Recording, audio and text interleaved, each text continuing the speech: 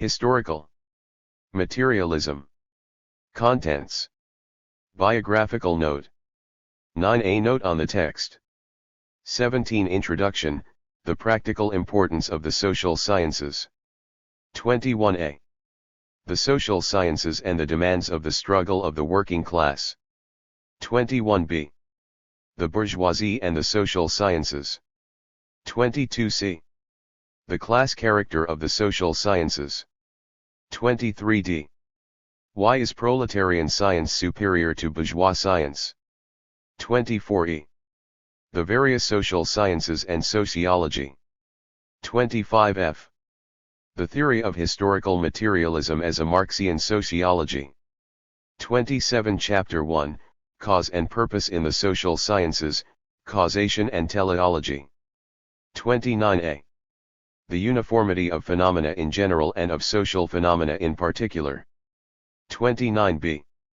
The nature of causation, formulation of the question. 31c. Teleology and objections to teleology, immanent teleology. 33d. Teleology in the social sciences. 38e. Causality and teleology, scientific explanations are causal explanations. 42. Chapter 2, Determinism and Indeterminism, Necessity and Free Will. 45a. The question of freedom or lack of freedom of the individual. 45b. The resultant of the individual wills in unorganized society. 50c. The collectively organized will, the resultant of individual wills in organized communist society. 54d. Accidentalism in general. 56e. Historical accident. 58f. Historical necessity. 60g. Are the social sciences possible? Is prediction possible in this field? 62 Chapter 3, Dialectical Materialism. 68a. Materialism and Idealism in Philosophy, the Problem of the Objective. 68b.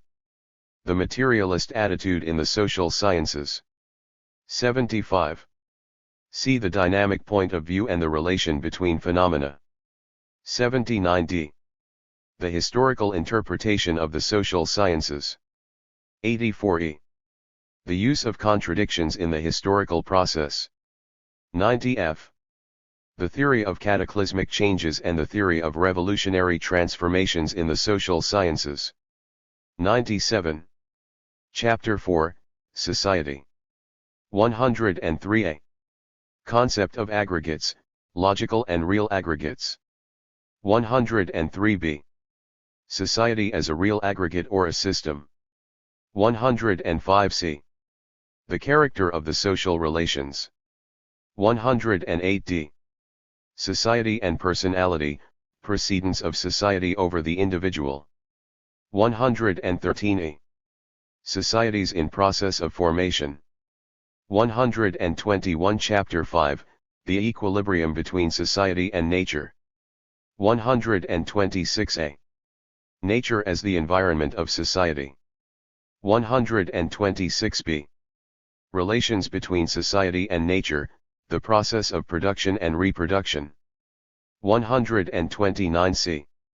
The productive forces as an indicator of the relations between society and nature. 135d. The equilibrium between nature and society, its disturbances and readjustments. 142e. The productive forces as the point of departure in sociological analysis. 144 Chapter 6, The equilibrium between the elements of society. 155a. Connection between the various social phenomena, formulation of the question. 155b. Things, persons, ideas. 158c. Social technology and the economic structure of society. 160d. The outlines of the superstructure. 177e. Social psychology and social ideology. 242f. The ideological processes considered as differentiated labor. 252. G. The significance of the superstructure. 259 H. The formative principles of social life. 266 I. Types of economic structure, types of various societies. 269 J. The contradictory character of evolution, external and internal equilibrium of society. 276 Chapter 7, Disturbance and Readjustment of Social Equilibrium. 280 A. The process of social changes and the productive forces. 280 B. The productive forces and the social economic structure. 283 C. The revolution and its phases. 295 D. Cause and effect in the transition period, cause and effect in periods of decline. 303 E. The evolution of the productive forces and the materialization of social phenomena, accumulation of civilization. 310 F. The process of reproduction of social life as a whole. 314 Chapter 8, The Classes and the Class Struggle. 318 A. Class, caste, vocation. 318 B. Class interest. 328 C. Class psychology and class ideology. 331 D. The class in itself, and the class for itself. 336 E. Forms of a relative solidarity of interests. 338 F. Class struggle and class peace. 342 G. The class struggle and the state power. 347 H. Class, party, leaders. 350 I. The classes as an instrument of social transformation. 353 J. The classless society of the future. 354 Endnotes. 359. Introduction, the practical importance of the social sciences. A. The social sciences and the demands of the struggle of the working class. Bourgeois scholars speak of any branch of learning with mysterious awe, as if it were a thing produced in heaven, not on earth. But as a matter of fact, any science, whatever it be, grows out of the demands of society or its classes. No one takes the trouble to count the number of flies on a window pane, or the number of sparrows in the street, but one does count the number of horned cattle. The former figures are useful to no one, it is very useful to know the latter. But it is not only useful to have a knowledge of nature, from whose various parts we obtain all our substances, instruments, raw materials, etc., it is just as necessary, in practice, to have information concerning society. The working class, at each step in its struggle, is brought face to face with the necessity of possessing such information. In order to be able to conduct its struggle with other classes properly, it is necessary for the working class to foresee how these classes will behave. For this it must know on what circumstances the conduct of the various classes, under varying conditions, depends.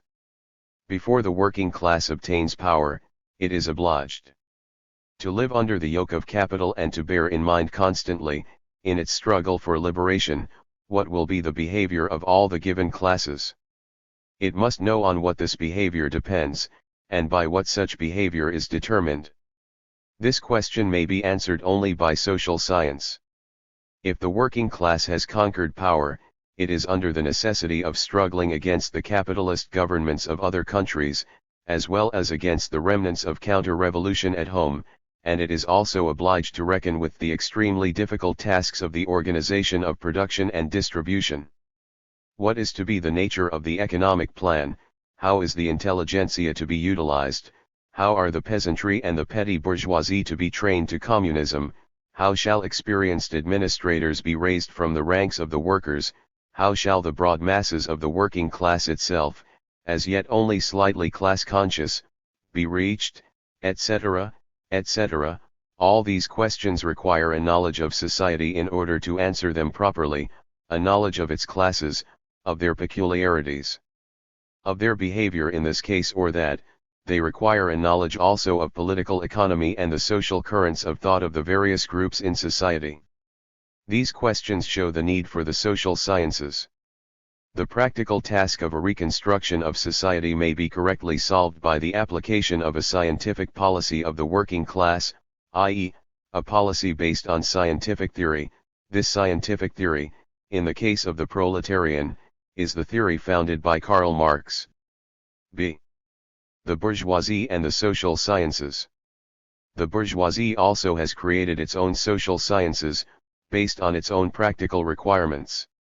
When the bourgeoisie is the ruling class, it must solve a great number of questions: how to maintain the capitalist order of things, how to secure the so-called normal development of capitalist society, which means a regular influx of profits, how to organize for this purpose its economic institutions, how to conduct its policy with regard to other countries, how to maintain its rule over the working class, how to eliminate disagreements in its own ranks, how to train its staffs of officials, priests, police, scholars, how to carry on the business of instruction so that the working class may not become savage and destroy the machinery, but may continue to be obedient to its oppressors, etc. For this purpose the bourgeoisie needs the social sciences. These sciences aid it in its adaptation to the complicated social life and in choosing a proper course in the solution of the practical problems of life. It is interesting, for example, to note that the first bourgeois economists were great practical merchants and government leaders, while the greatest theoretician of the bourgeoisie, Ricardo, was a very able banker. See the class character of the social sciences. Bourgeois scholars always maintain that they are the representatives of so-called pure science, that all earthly sufferings, all conflicting interests, all the ups and downs of life, the hunt for profit, and other earthly and vulgar things have no relation whatever with their science. Their conception of the matter is approximately the following: the scholar is a god, seated on a sublime eminence, observing dispassionately the life of society in all its varying forms. They think, and yet more loudly proclaim, that vile practice has no relation whatever with pure theory. This conception is of course a false one. Quite the contrary is true: all learning arises from practice. This being the case, it is perfectly clear that the social sciences have a class character. Each class has its own practice, its special tasks, its interests, and therefore its view of things. The bourgeoisie is concerned chiefly with safeguarding, perpetuating, solidifying, extending the rule of capital. The working class is concerned in the first place with the task of overthrowing the capitalist system and safeguarding the rule of the working class in order to reconstruct life. It is not difficult to see that bourgeois practice will demand one thing, and proletarian practice another, that the bourgeoisie will have one view of things, and the working class another, that the social science of the bourgeoisie will be of one type, and that of the proletariat unquestionably of a different type. 24. Historical materialism. D. Why is proletarian science superior to bourgeois science? This is the question we have now to answer. If the social sciences have a class character, in what way is proletarian science superior to bourgeois science? For the working class also has its interests, its aspirations, its practice, while the bourgeoisie has a practice of its own. Both classes must be considered as interested parties. It is not sufficient to say that one class is good, high-minded, concerned with the welfare of humanity, while the other is greedy, eager for profits, etc. One of these two classes has one kind of eyeglasses, red ones; the other class has a different kind, white ones. Why are red glasses better than white ones? Why is it better to look at reality through red ones? Why is there superior visibility through red ones? We must approach the answer to this question rather carefully. We have seen that the bourgeoisie is interested in preserving the capitalist system. Yet it is a well-known fact that there is nothing permanent under the sun. There was a slavery system, there was a feudal system, there was, and still is, the capitalist system. There also have been other forms of human society. It is evident and incontrovertibly so that we must infer the following: he who would understand social life on its present basis must also understand, at the outset, that all is changing, that one form of society follows upon another. Let us picture to ourselves, for example, the feudal serf owner, who lived in the period before the liberation of the peasants from serfdom. Such a man in many cases could not even imagine that there might exist an order of society in which it would be impossible to sell peasants or exchange them for greyhounds. Could such a serf owner really understand the evolution of society correctly? Of course not. Why not? For the reason that his eyes were covered not by glasses, but with blinders. He could not see further than his nose, and therefore was unable to understand even the things going on right under his nose. The bourgeoisie also wears such blinders. The bourgeoisie is interested in the preservation of capitalism and believes in its permanence and 25. Indestructibility. It is therefore blind to such phenomena and such traits in the evolution of capitalist society as point to its temporary nature, to its approaching ruin, even to the possibility of its destruction, to its being succeeded by any other organization of life. This is made most clear by the example of the World War and the Revolution. Did any one of the more or less prominent bourgeois scholars foresee the consequences of the world's slaughter? Not one. Did any one of them foresee the outbreak of revolution? Not one. They were all busily occupied in supporting their bourgeois governments and predicting victory for the capitalists of their own country. And yet, these phenomena, namely, the general destruction by warfare, and the unprecedented revolution of the proletariat, are deciding the destinies of mankind, are changing the face of the entire earth. But of all this, bourgeois science had not a single premonition. But the communists, the representatives of proletarian science, did foresee all this. The difference is due to the fact that the proletariat is not interested in the preservation of the old and is therefore more far-sighted. It is not difficult to understand now why proletarian social science is superior to bourgeois social science. It is superior because it has a deeper and wider vision of the phenomena of social life, because it is capable of seeing further and of observing facts that lie beyond the vision of bourgeois social science. It is therefore clear that Marxists have a perfect right to regard proletarian science as true and to demand that it be generally recognized. The various social sciences and sociology. Human society is a very complicated thing. In fact, all social phenomena are quite complicated and varied. We have, for instance, the economic phenomena, the economic structure of society and its national organization, and the fields of morality, religion, art, learning, philosophy, and the domain of family relations, etc. These are often interwoven into very peculiar patterns, constituting the current of social life. It is of course clear that for an understanding of this complicated social life it is necessary to approach it from various starting points, to divide science into a group of sciences. One will study the economic life of society, science 26. Of economics, or even the special universal laws of capitalist economy, political economy. Another will study law and the state and will go into special matters of detail. A third will study, let us say, morality, etc. And each of these branches of learning, in its turn, can be divided into two classes. One group of these sciences will investigate the past, a certain time in a certain place. This is historical science. For example, in the field of law, it is possible to investigate, and to describe precisely, how law and the state have developed, and how their forms have changed. This will be the history of law. But it is also possible to investigate and solve certain questions: what is law, under what conditions does it grow, or die out, on what do its forms depend, etc. This will be the theory of law. Such branches of learning are the theoretical branches. Among the social sciences there are two important branches which consider not only a single field of social life, but the entire social life in all its fullness. In other words, they are concerned not with any single set of phenomena, such as economic, or legal, or religious phenomena, etc., but take up the entire life of society, as a whole, concerning themselves with all the groups of social phenomena. One of these sciences is history, the other is sociology. In view of what has been said above, it will not be difficult to grasp the difference between them.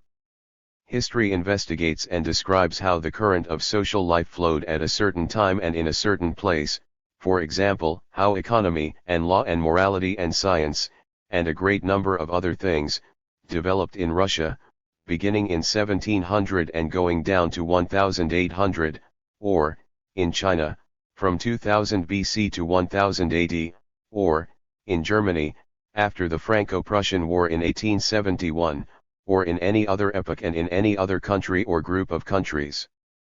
Sociology takes up the answer to general questions, such as, what is society? On what does its growth or decay depend?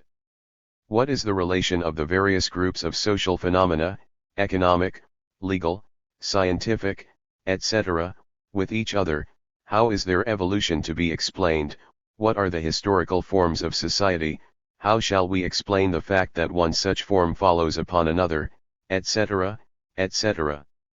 Sociology is the most general, abstract, of the social sciences. It is often referred to under other names, such as, the philosophy of history, the theory of the historical process, etc. It is evident from the above what relation exists between history and sociology. Since sociology explains the general laws of human evolution, it serves as a method for history.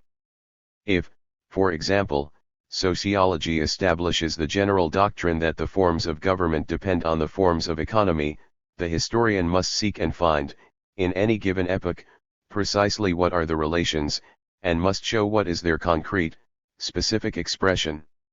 History furnishes the material for drawing sociological conclusions and making sociological generalizations, for these conclusions are not made up of whole cloth, but are derived from the actual facts of history. Sociology in its turn formulates a definite point of view, a means of investigation, or, as we now say, a method for history. F. The theory of historical materialism as a Marxian sociology. The working class has its own proletarian sociology, known as historical materialism. In its main outlines, this theory was elaborated by Marx and Engels. It is also called the materialist method in history, or simply economic materialism. This profound and brilliant theory is the most powerful instrument of human thought and understanding.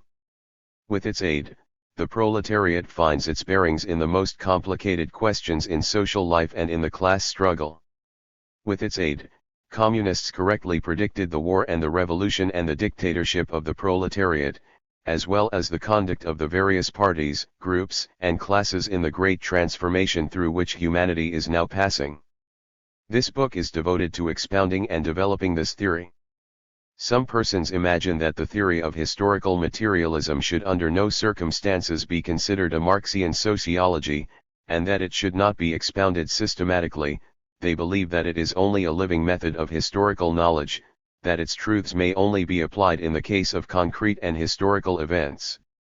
In addition, there is the argument that the conception of sociology itself is rather vague, that sociology signifies sometimes the science of primitive culture and the origin of the primitive forms of the human community, for instance, the family, and at other times extremely vague observations on the most varied social phenomena in general, and at still other times, an uncritical comparison of society with an organism, the organic, biological school of sociology, etc. All such arguments are in error. In the first place, the confusion prevailing in the bourgeois camp should not induce us to create still more confusion in our ranks. For the theory of historical materialism has a definite place. It is not political economy, nor is it history, it is the general theory of society and the laws of its evolution, i.e., sociology. In the second place, the fact that the theory of historical materialism is a method of history, by no means destroys its significance as a sociological theory. Very often a more abstract science may furnish a point of view, method, for the less abstract sciences. This is the case here also, as the matter in large type has shown. If we regard the phenomena of nature which surround us, as well as those of social life, we shall observe that these phenomena by no means constitute a confused mass in which nothing may be distinguished or understood or predicted. On the other hand, we may everywhere ascertain, by attentive observation, a certain regularity in these phenomena. Night is followed by day, and, just as inevitably, day is followed by night. The seasons regularly follow one upon the other, accompanied by a great number of concomitant phenomena, repeating themselves year after year. The trees put forth their leaves and shed them, various kinds of birds of passage fly into our country and out again, men sow or reap, etc. Whenever a warm rain falls, mushrooms grow up in profusion, and we even have a saying, to grow like mushrooms after a rain. A grain of rye, falling upon the ground, will strike root, and the plant under certain circumstances will ultimately produce an ear of grain. But we have never observed that any such ear grew, let us say, out of frogs' eggs or from bits of sandstone. Everything in nature. 30. Historical materialism, therefore, from the movements of the planets down to the little grain or mushroom, is subject to a certain uniformity, or, as it is generally put, to a certain natural law. We observe the same condition in social life also, i.e., in the life of human society. However complicated and varied this society may be, we nevertheless observe and discover in it a certain natural law. For example, wherever capitalism develops, in America or in Japan, in Africa or in Australia, the working class also grows and expands. Likewise the socialist movement, the theory of Marxism, is spread.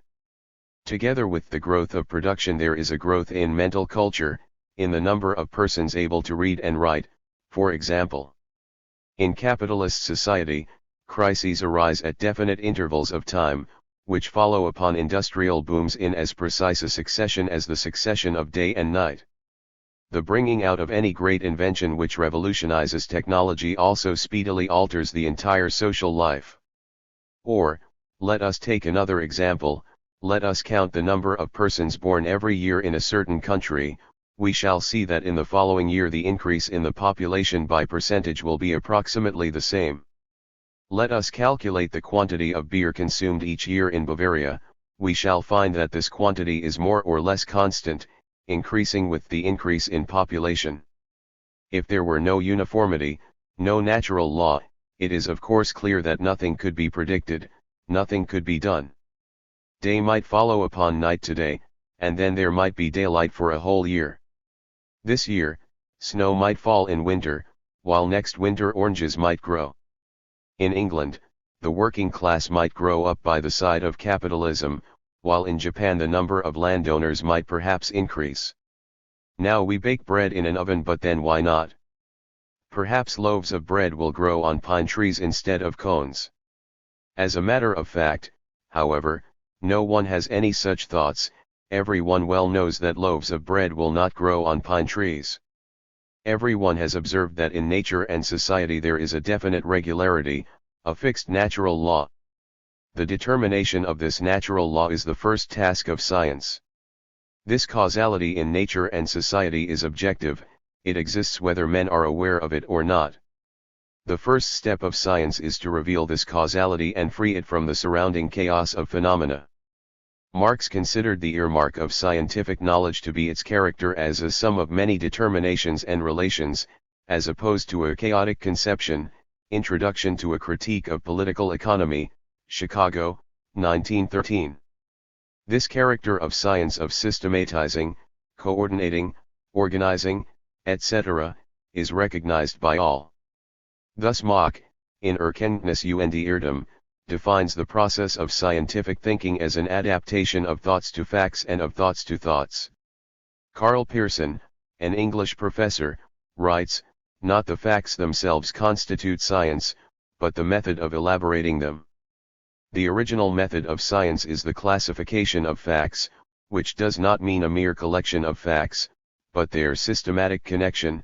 Karl Pearson, Grammar of Science, London, 1892, p. 15 and 92. Yet, the great majority of present-day bourgeois philosophers find the function of science to be not the discovery of those causalities that exist objectively, but the invention of such causalities by the human person. But it is clear that the succession of day and night, of the seasons, the uniform sequence of natural and social phenomena, are independent of whether the mind of the learned bourgeois will have it so or not. The causality of phenomena is an objective causality. b. The nature of causation, formulation of the question. If uniformity, as stated above, may be observed in the phenomena of nature and society, we may well ask, what is this uniformity? When we examine the mechanism of a watch and note its precise operation, when we observe how beautifully the little wheels have been adjusted one with regard to the other, each tooth meshing with another, we are fully aware why the mechanism works as it does. Watches are made on a definite plan, this instrument has been constructed for a definite end, each screw has been put in its place precisely for the attainment of this end. Similarly, in the great universe, the planets move regularly and smoothly in their courses, nature wisely preserves the specially developed forms of life. We have only to regard the construction of the eye of any animal in order to observe at once how cunningly and skillfully, with what practice. 32. Historical materialism planfulness. This eye has been constructed. And everything in nature seems informed with a plan. The mole, living under the surface of the ground, has little blind eyes, but very excellent hearing, while the deep-sea fish against whose body the weight of the water is pressing, resists this pressure by an equal pressure from within. If taken out of the water, the fish will burst, etc. And how is it in human society? Does not humanity propose a great goal for itself, namely, communism? Does not the entire evolution of history move toward this great goal? Therefore, if everything in nature and in society has an object, which may not in every case be known to us, but which consists in an eternal process of perfection, should we not consider all things from the point of view of these goals? In this case, the natural law condition of which we have spoken will appear to be a condition of purposeful natural law, or of teleological natural law, from the Greek telos, goal, purpose. This is one of two possibilities, one of the ways in which the question as to the character of natural law may be formulated. Another formulation of the question starts with the fact that every phenomenon has its cause. Humanity moves toward communism for the reason that the proletariat has grown up within capitalist society, and this proletariat cannot be accommodated in the framework of this society. The mole has poor sight and excellent hearing because in the course of thousands of years the natural circumstances have been exerting their influence on these animals, and the changes called forth by these circumstances have been handed down to their offspring, those animals which were more adapted to these circumstances, finding it easier to continue to live, to reproduce, and to multiply, than those less adapted to the changes. Day is followed by night, and vice versa, because the earth revolves about its axis and turns to the sun now one side and now the other. In all these cases we do not ask for the purpose, for what end, but we ask for the cause, why. This is the causal, from Latin causat, cause, formulation of the question. The natural law of phenomena is here represented as a law of cause and effect. Such is the nature of the conflict between causality and teleology. We must dispose of this conflict at once. 33. See teleology and objections to teleology, immanent teleology. If we consider teleology as a general principle, i.e., if we closely examine this view, according to which everything in the world is subject to certain purposes, it will not be difficult to grasp its complete absurdity. After all, what is a goal? The conception of a goal presupposes the conception of someone who sets this goal as a goal, i.e., who sets it consciously. There is no such thing as a purpose apart from him who conceives the purpose. A stone does not set any goals for itself, any more than does the sun, or any of the planets, or the entire solar system, or the Milky Way. A purpose is an idea which can be associated only with conscious living creatures, having desires, representing these desires to themselves as goals, and aspiring to the realization of these desires. In other words, to approach a certain goal. Only a savage may ask the purpose pursued by a stone lying by the wayside. The savage imputes a soul to nature and to the stone. Therefore, teleology is dominant in his mind, and the stone acts in the manner of a conscious human being. The advocates of teleology are similar to this savage, for in their minds the entire world has a purpose, this purpose having been set by some unknown being. It is clear from the above that the conception of purpose, of planfulness, etc., is absolutely inapplicable to the world as a whole, and that the natural law of phenomena is not a teleological natural law. It is not difficult to trace the roots of the conflict between the adherents of teleology and those of causality. Ever since human society has been divided into groups, some of which, the minority, rule, command, control, while the others are ruled, and obey them, men have been disposed to measure the entire world by this standard. As the earth holds kings, judges, rulers, etc., who make laws, pronounce judgments, impose punishments, so the universe has a celestial king, a celestial judge, his heavenly host, generals, arch-strategists. The universe has been conceived as a product of the creative will, which appropriately enough gives serious attention to fixing the goals it has in mind, its divine plan. The causality in phenomena has been taken to be an expression of this divine will. Aristotle went so far as 34. Historical materialism to say, nature is the goal, delta phi sigma iota tau lambda omicron sigma tau nu. Greek nomos, nu mu omicron law, meant both a natural law and a moral law, commandment, standard of conduct, as well as order, planfulness, harmony. As the omnipotence of the emperors was extended, the jurisprudence of ancient Rome also was transformed into a worldly study of divinity. Its further development proceeded hand in hand with dogmatic theology. Law now simply meant a standard, rule of conduct. N.B. Emanating from the supreme power, the celestial imperator, in theology, the terrestrial God, in jurisprudence, and prescribing a certain conduct for its creatures. E. Spektorsky, Sketches on the Philosophy of the Social Sciences, Series I, The Social Sciences and Theoretical Philosophy, in Russian, Warsaw, 1907, p. 158. The system of causalities in nature began to be regarded as a system of divine legislation. The famous Kepler thought the corporeal universe had its pandects. Emperor Justinian's codes of law were called pandects. Such conceptions are also found at later periods. For instance, the French physiocrats in the 18th century furnished the first masterful outline of capitalist society and confused the causality of natural and social phenomena with the laws of the state and the decrees of the divine powers. Thus, François Quesnay writes, the fundamental social laws are the laws of the natural order, which are most advantageous for the human race. These laws were fixed by the Creator for all time. Obedience to these, i.e., divine, immutable N.B. laws must be maintained by the tutelary authority, autorite tutelaire, F. Quesnay, Despotisme de la Chine, Chapter 8, par 1, 2, Overas, Frankfurt, 1888, p. 637.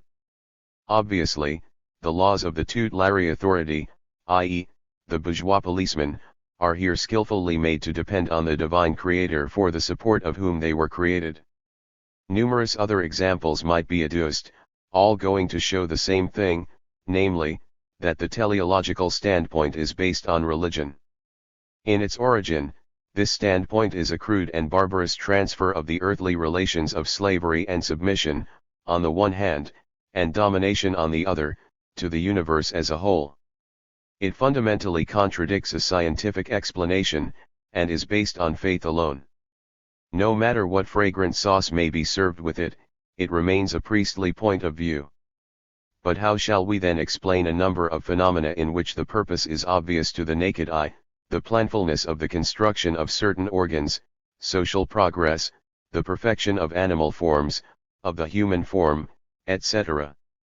If we assume a crudely teleological point of view and invoke God Almighty and His plan, the folly of this explanation will become at once apparent. Therefore, the teleological point of view 35 assumes a more attenuated form in certain persons. He form of the doctrine of the so-called immanent teleology, a purposefulness inherent in the phenomena of nature and society.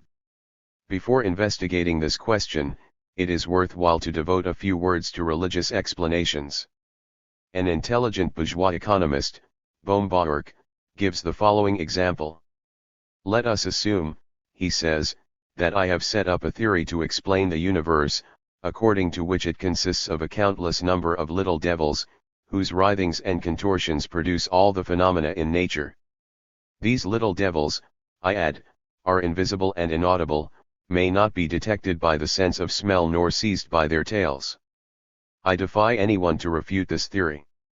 It cannot be refuted outright, for I have fortified it by assuming the invisibility and intangibility of these little devils, yet everyone will recognize that it is humbug, for the simple reason that there is no proof of the correctness of such a conception. Of like nature are all the religious pseudo-explanations. They are entrenched behind the intangibility of mysterious powers, or the essential insufficiency of our reason. A father of the Church has set up the following principle, I believe, because it is absurd, credo quid absurdum.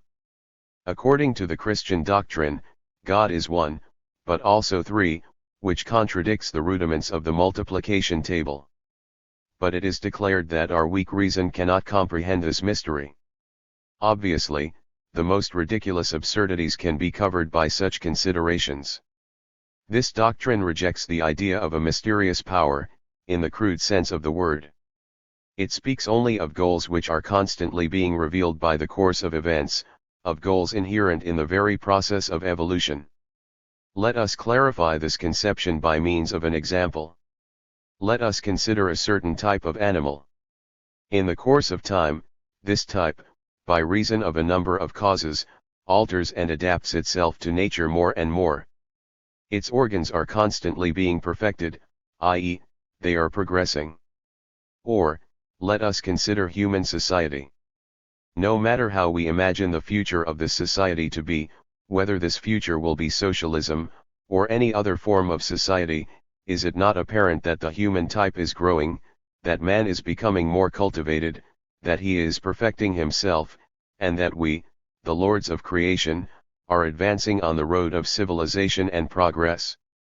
Precisely as the structure of the animal is becoming better adapted to its purpose, so also is society becoming more perfected in its structure.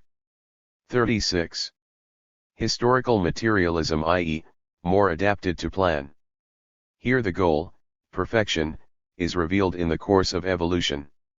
It is not designed in advance by divinity, but blows forth like the rose from its blossom, simultaneously the development of this blossom into the rose, by virtue of certain causes.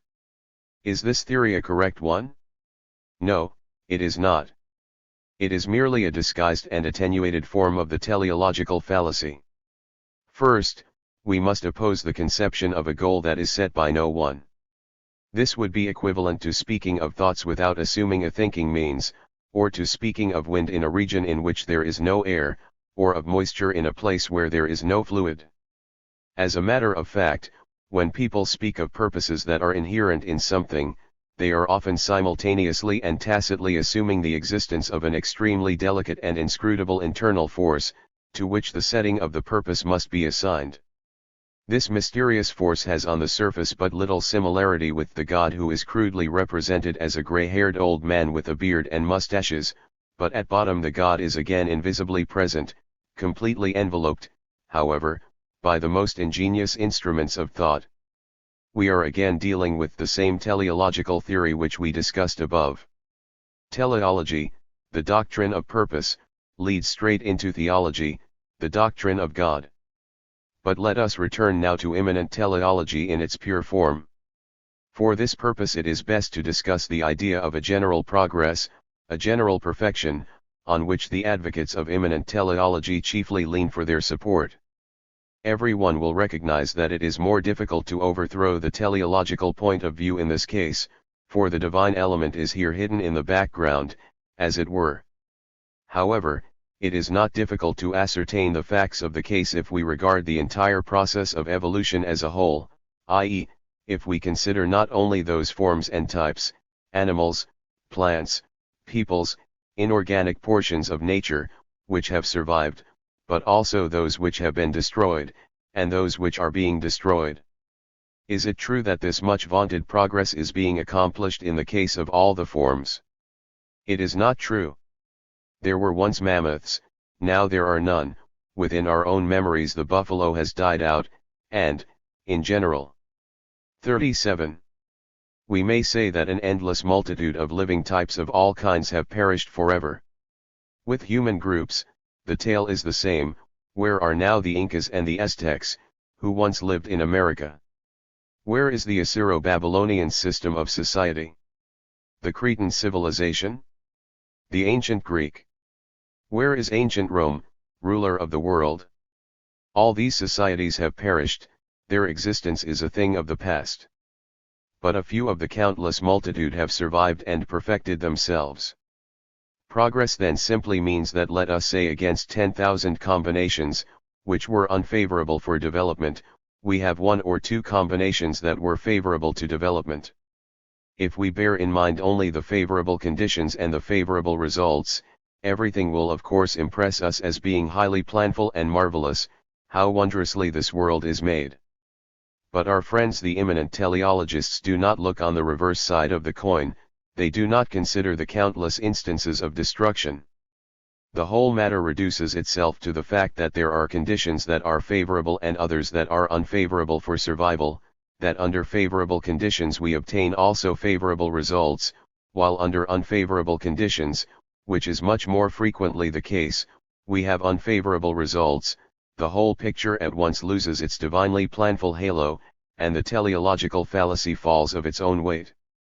One of the Russian teleologists, once a Marxist, later an Orthodox priest and preacher of pogroms under General Rajul, Sergei Bulgakov, writes, in the volume of collected essays called Problems of Idealism, in Russian, Moscow, 1902, pages 8, 9, by the side of the conception of evolution, as a colossal and directionless evolution, R italics, and B, there arises the conception of progress, of teleological evolution, in which causality and the gradual unfolding of the goal of this evolution overlap to the point of complete identity, precisely as in metaphysical systems. This clearly shows us the psychological roots of the seeking after a Weltanschauung that shows purpose.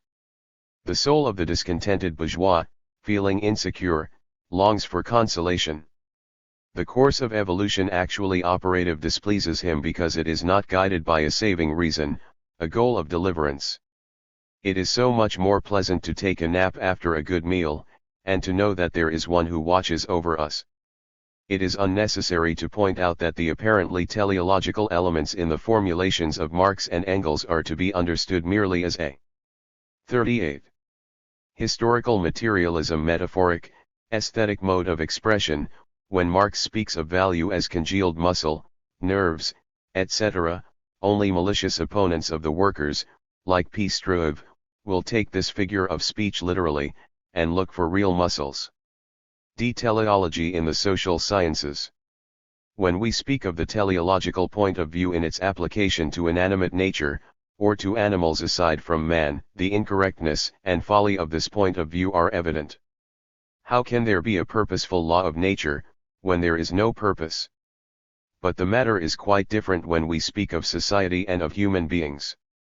The stone sets no goal for itself, the giraffe is doubtful on this point, but man differs from the other portions of nature precisely by virtue of the fact that he does pursue definite purposes. Marx formulates this difference as follows: a spider conducts operations that resemble those of a weaver, and a bee puts to shame many an architect in the construction of her cells. But what distinguishes the worst architect from the best of bees is this, that the architect raises his structure in imagination before he erects it in reality. At the end of every labor process, we get a result that already existed in the imagination of the laborer at its commencement. He not only effects a change of form in the material on which he works, but he also realizes a purpose of his own that gives the law to his modus operandi, and to which he must subordinate his will. And this subordination is no mere momentary act. Besides the exertion of the bodily organs, the process demands that, during the whole operation, the workman's will be steadily in consonance with his purpose. This means close attention. One Marx here draws a sharp line between man and the rest of nature, and he is right in doing this, for the thesis that man sets himself goals. Let us see what are the inferences drawn from this fact by the adherents of the teleological method in social science. For this purpose let us consider the views of our most prominent opponent, the German scholar Rudolf Stammeiler, who some time ago published a large book in opposition to Marxism under the title, Economics and Law from the Standpoint of the Materialistic Interpretation of History, Wirtschaft und Recht nach der materialistischen Geschichtsauffassung, 2nd edition. 39. What, asks Stammeiler, is the substance of the social sciences? He answers, the social sciences concern themselves with social phenomena. And social phenomena are distinguished by certain peculiarities which are not present in phenomena of any other kind. For this reason special, social, sciences are necessary. Now, what is the special characteristic, the special token, of social phenomena? Stammeiler answers as follows, the earmark of the social phenomenon is in the fact that it is regulated from an external standpoint, or, more definitely, by the norms of law, laws, decrees, ordinances, regulations, etc. Where there is no such regulation, no practice of law, there is no society. But where there is a society, this means that the life of such a society is conducted within a certain framework, and adapts itself to this framework as molten metal adapts itself to the mold. Stammeiler's precise words are, this, determining. And b, factor is the regulation by men of their intercourse and their life together. The external regulation of human conduct in mutual relations is the necessary prerequisite of a social life as a specific goal. It is the ultimate factor, to which all social thought must formally be traced back in its peculiarities as such, p. 83. But if it is the distinguishing characteristic of social phenomena that they are subject to regulation, says Stammeiler, it is perfectly clear that the law of nature in social life is a purposeful law of nature.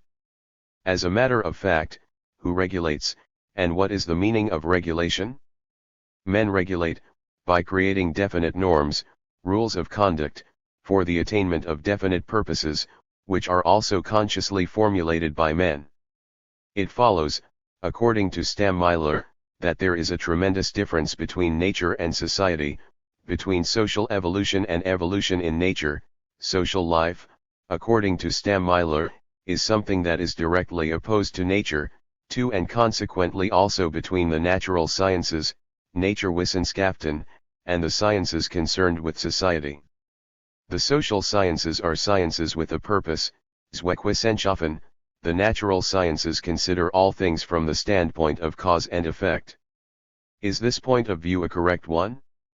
Is it true that there are two kinds of sciences, some of which are as remote from the others as the heavens from the earth? No, it is not true. And now for the reason. 40. Historical materialism.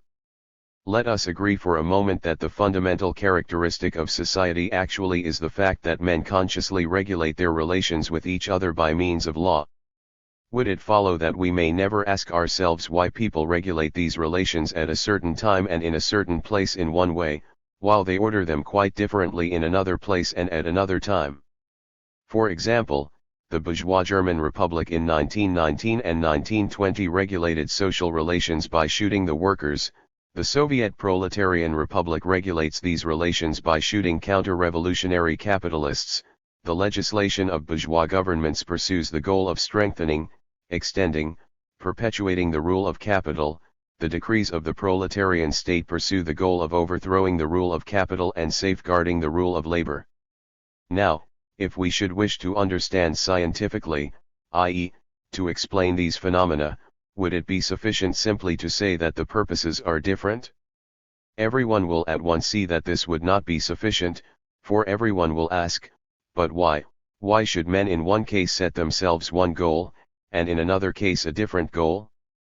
This brings us face to face with the answer, because in the one case the proletariat is in power, in the other case the bourgeoisie desires one thing, because the conditions of its life cause it to have one set of desires, but the conditions of the life of the workers cause them to have a different set of wishes, etc. In a word, as soon as we wish really to understand social phenomena, we immediately find ourselves asking the question, why, i.e., we ask concerning the causes of these phenomena, in spite of the fact that these phenomena may be the expressions of certain human purposes.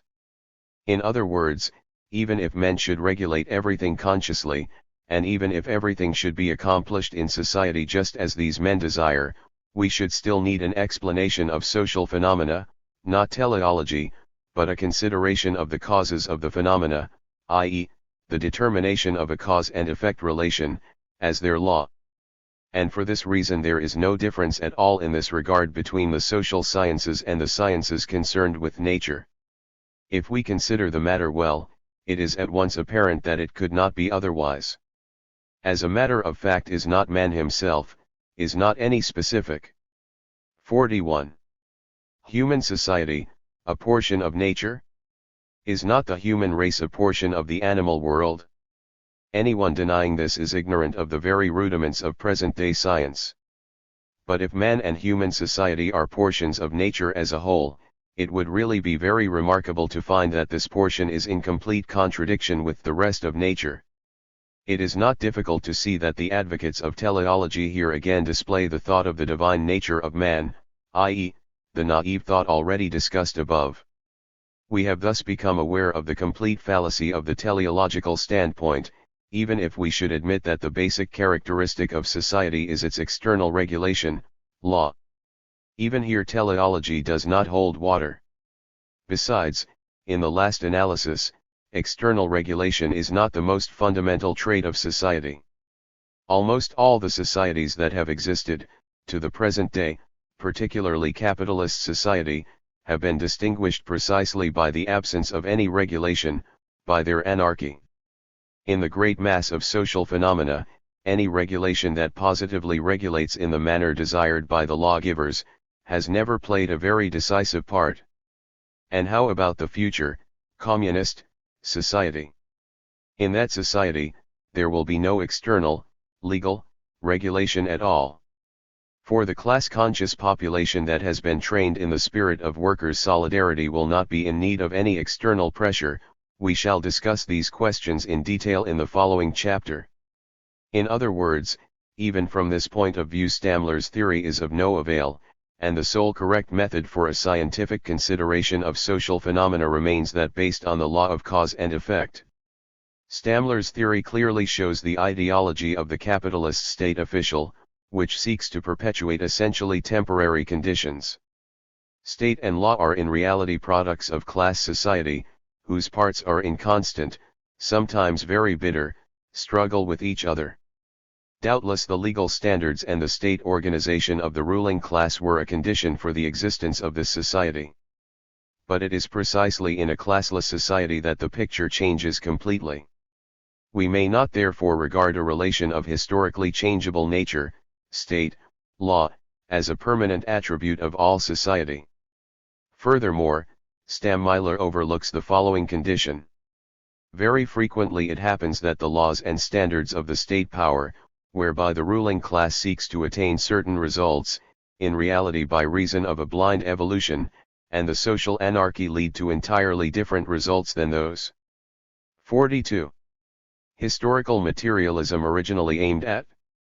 The World War is an excellent example, with the aid of state measures, mobilization of army and navy, military actions under the leadership of the state authority, etc., the bourgeoisie of the various countries imagined it would attain certain definite goals. But the actual outcome was the revolution of the proletariat against the bourgeoisie. Apparently, Stammler's pious teleological point of view will not work here. His basic error is in overestimating the element of regulation, and underestimating the elemental course of evolution, and all his lucubrations are therefore devoid of any foundation. Causality and teleology, scientific explanations are causal explanations. It follows from the above that whenever we wish to explain a certain phenomenon, and this includes any phenomenon of social life, we must inevitably seek its cause. All the efforts of the teleological pseudo-explanation are at bottom only expressions of religious belief and cannot explain anything. We may therefore answer the fundamental question as to whether the inherent law in the phenomena of nature and society, the uniformity which we observe in these fields, is teleological or causal. Both in nature and in society there exists subjectively, i.e., regardless of whether we wish it or not, whether we are conscious of it or not, a law of nature that is causal in character. What constitutes such a law of cause and effect? Such a law is a necessary, inevitable, invariable, and universal relation between phenomena. If, for example, the temperature of a body rises, its volume will increase. If fluids are heated to a sufficient extent, they will be transformed into vapors. If immense quantities of paper money are issued, far exceeding normal requirements, they will become worthless. If capitalism exists, there will necessarily be wars from time to time. If in any country there is a small-scale production by the side of a large-scale production, the large-scale production will ultimately be the victor. If the proletariat launches an attack on capital, capital will defend itself with all its might. If the productivity of labor increases, prices will fall. If a certain amount of poison be introduced into the human organism, it will die, etc., etc. In a word. 43. It may be said that any law of cause and effect may be expressed by the following formula: if certain phenomena are actually present, there must necessarily be also present certain other phenomena corresponding to them. The explanation of any phenomenon means the finding of its cause, in other words, the finding of a certain other phenomenon on which it depends, i.e., the explanation of the cause and effect relation between the phenomena. As long as this relation is not determined, the phenomenon has not been explained.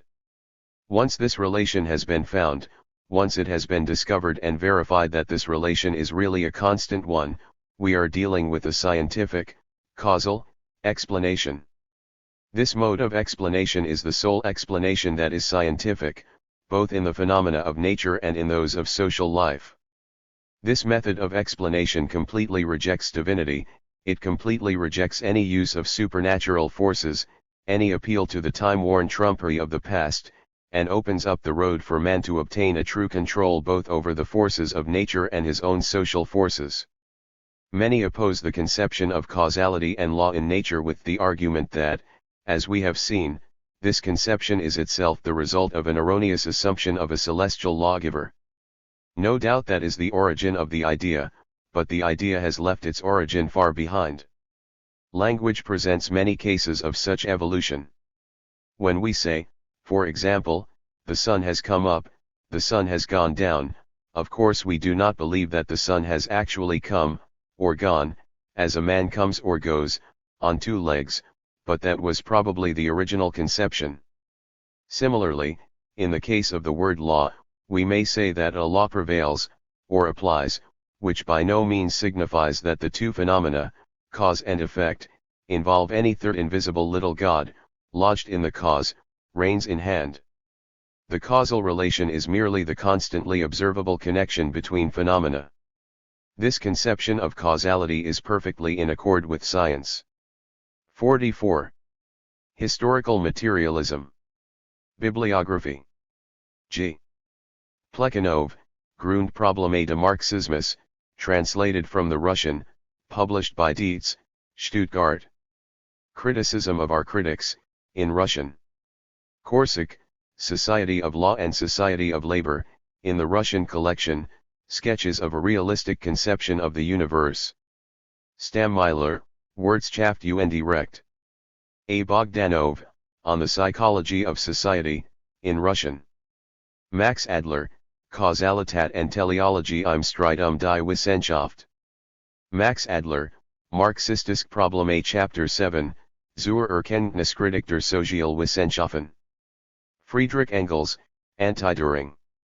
Friedrich Engels, Feuerbach, translated into English by Austin Lewis, Chicago, 1906.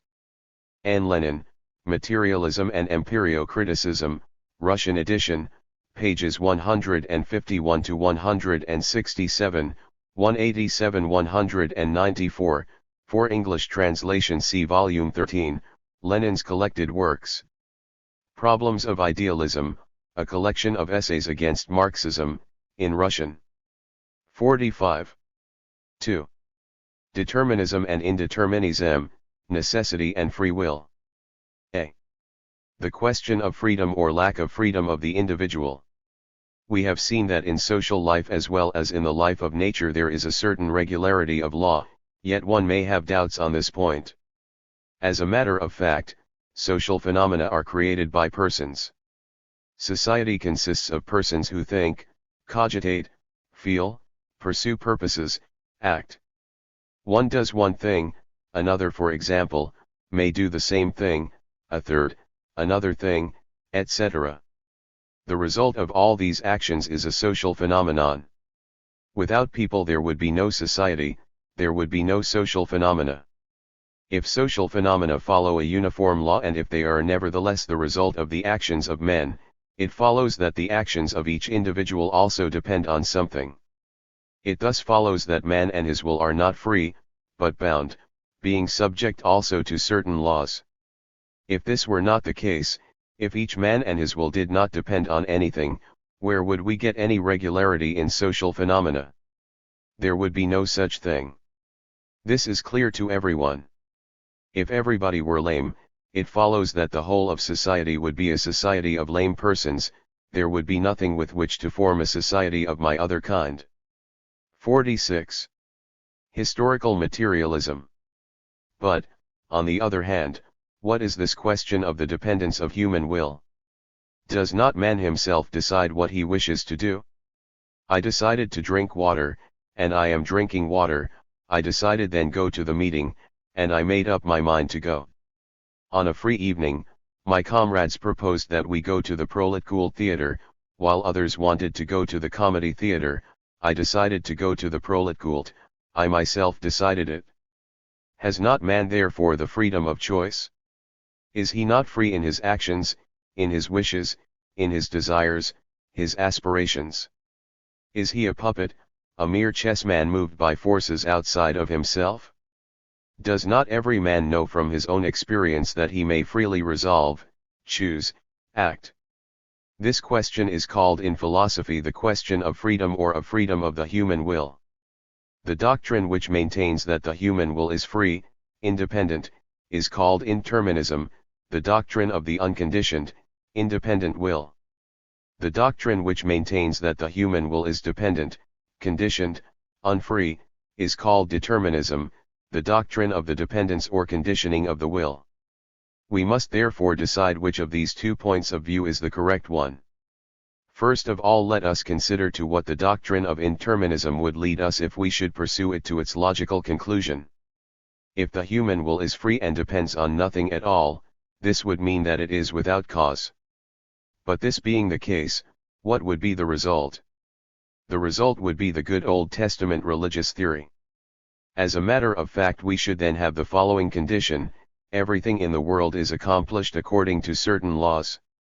Everything, from the multiplication of fleas to the motions of the solar system, has its causes, only the human will is not subject to this rule. It constitutes the sole exception.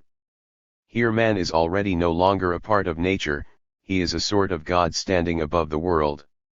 Consequently, the doctrine of freedom of the will leads straight to religion, which explains nothing, for in religion there is no knowledge but only blind belief in the practices of the devil, in the mysterious, in the supernatural, in bugbears of all kinds. Of course this is unreasonable. In order to crack this little nut, we must dwell on this point for a bit. Often, almost always, there is a confusion between the feeling of independence, and real objective in. 47. Dependence. Let us take an example. Let us suppose that at a meeting you are looking at the speaker. He takes a glass of water from the table and empties it thirstily. What does he feel when he reaches for the glass? He is fully conscious of his freedom. He himself has decided that he should drink the water and not, let us say, dance a jig. He feels his freedom. But does this mean that he is really acting without cause, and that his will is truly independent? By no means. Every sensible man will at once recognize the nature of the case. He will say, "The speaker's throat is dry." What does this mean? Simply, that the exertion of speaking has brought about such changes in the speaker's throat as to call forth in him a desire to drink water. That is the cause. An alteration in his organism, physiological cause, has brought about a certain desire. It therefore follows that we must not confuse a sense of freedom of the will, the feeling of independence, with causelessness, with an independence of human desires and actions. These are two entirely different things. And yet, the confusion of these two things is very frequent in all the reasonings of the indeterminists, who wish at any price to rescue the special divinity of the human spirit.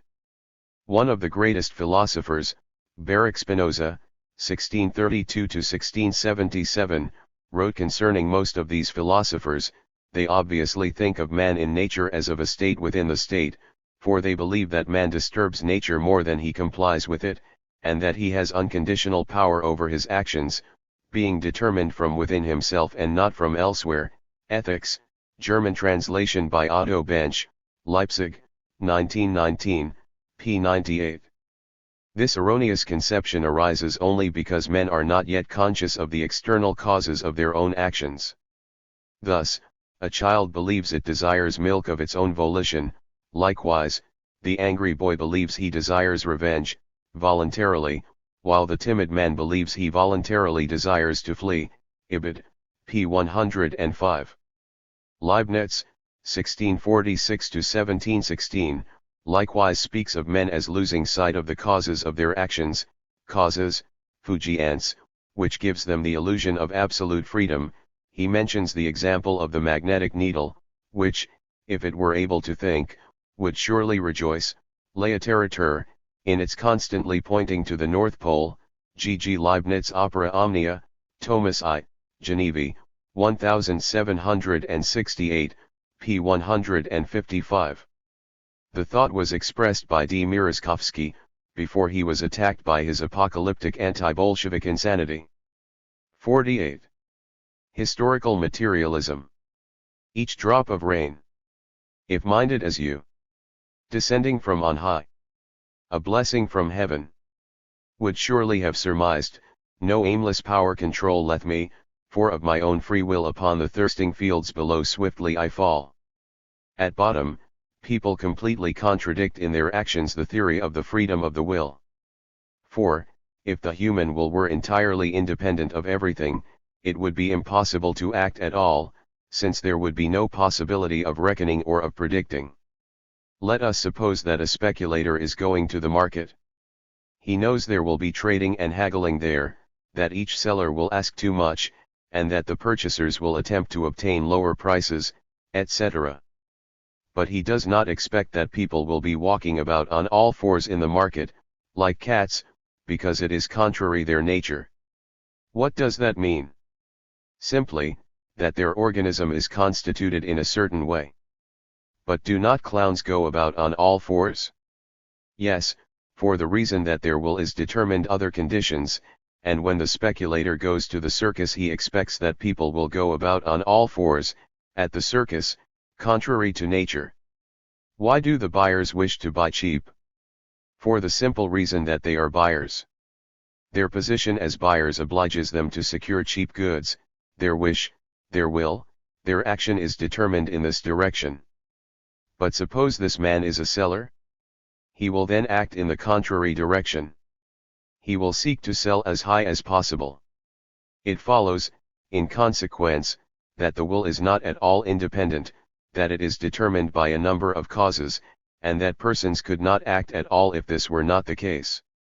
Let us now approach the subject from another standpoint. Everyone knows that a drunken man will develop stupid desires and that he will perform stupid actions. His will acts in a different manner from that of the sober man. The reason is to be found in alcoholic poisoning. Simply introduce a certain quantity of alcohol into the human organism, and the divine will begins to indulge in pranks that will surprise the saints. The 49. Reason is obvious. Or, let us take another example: feed salt to a man, he will necessarily begin freely to desire to drink much more than usual, the cause is quite obvious. And suppose we feed the man normally. He will then drink a normal quantity of water, he will feel like drinking as any other man would feel like drinking. In other words, in this case also, the will is precisely as dependent as in the unusual cases. Man will fall in love when his organism has developed to that point. Man in a condition of extreme exhaustion surrenders to black despair. In a word, man's feeling and will are dependent on the condition of his organism and on the circumstances in which he finds himself. His will, like all the rest of nature, is conditioned by certain causes, and man does not constitute an exception to all the rest of the world. Whether he desire to scratch his ear, or accomplish heroic deeds, all his actions have their causes. To be sure, in some cases these causes are very difficult to ascertain. But that is another matter. We have by no means succeeded in ascertaining all the causes in the domain of inanimate nature. But this does not mean that these things cannot be explained at all. We must bear in mind that, as we have seen, not only the normal cases are subject to the law of cause and effect. All phenomena are subject to this law. The mental diseases may serve as the clearest example. Is it possible that the incoherent, stupid, strange, and peculiar desires and actions of the mentally deranged, the insane, can have any law of cause and effect, any order? Even these have their causes. Under the influence of certain causes the insane behave in a certain way, under certain other influences, they will behave in another way, under a third set of causes, in still another way, etc. In other words, even in the case of the insane, law of cause and effect remains in full force. This is the basis of the classification of mental diseases, all of which may be traced back along certain lines. 1. Heredity, syphilis, tuberculosis, etc. 2. Lesions, traumata. 3. Intoxications, poisons. 4. Various destructive influences and commotions, cf. Mental diseases in Granit's Russian Encyclopedia.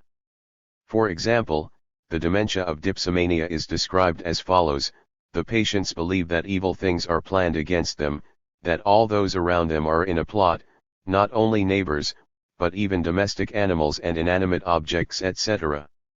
A. Bernstein, same article. Dipsomania is a result of alcoholic intoxication. In progressive paralysis, due to syphilis, we have different symptoms. First stage, mental disturbance, levity.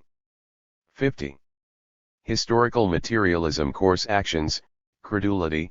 Second stage, hallucinations, ideas of grandeur, the patient becomes a millionaire, a king, etc. Third stage, general collapse, P. Rosenbach, Progressive Paralysis, in Brockhaus Russian Encyclopedia, Volume 49. In the case of certain lesions, diseased condition of certain portions of the brain or nervous system, the will is determined in certain directions, in other lesions, in other directions, etc. The entire practice of medicine in nervous diseases is based on the dependence of the mental life on certain causes. We have purposely chosen examples of the most varied kind. A consideration of these examples has shown that under all conditions, both usual and unusual, both normal and abnormal, the will, the feeling, the actions, of the individual man always have a definite cause, they are always conditioned, determined, defined. The doctrine of freedom of the will, interminism, is at bottom an attenuated form of a semi-religious view which explains nothing at all, contradicts all the facts of life, and constitutes an obstacle to scientific development. The only correct point of view is that of determinism. B. The resultant of the individual wills in unorganized society. There is no doubt that society consists of individual persons, and that a social phenomenon is composed of a numerous aggregation of individual feelings, moods, wills, actions. A social phenomenon is, in other words, the result, or, as is sometimes said, the resultant, the sum total, of the individual phenomena. Prices are an excellent example. Buyers and sellers go to market. The sellers have the goods, the buyers have the money. Each of the sellers and buyers is aiming at a certain object, each of them makes a certain estimate of goods and money, ponders, calculates, scratches and bites. The result of all this commotion in the market is the market price. This price may not represent the idea of any individual buyer or seller, it is a social phenomenon arising as a result of a struggle of the various wills. The same phenomenon as in price fixing is also observable in all other social relations. Let us take, for example, the epoch of the revolution. Some 51 persons proceed more energetically, others less so, some are pushing in one direction, others in another. From this struggle between persons there finally, after the victory of the revolution, arises a new social structure, a new order of things. A certain order of social relations, wrote Marx, is as much a product of human beings as is canvas, linen, etc.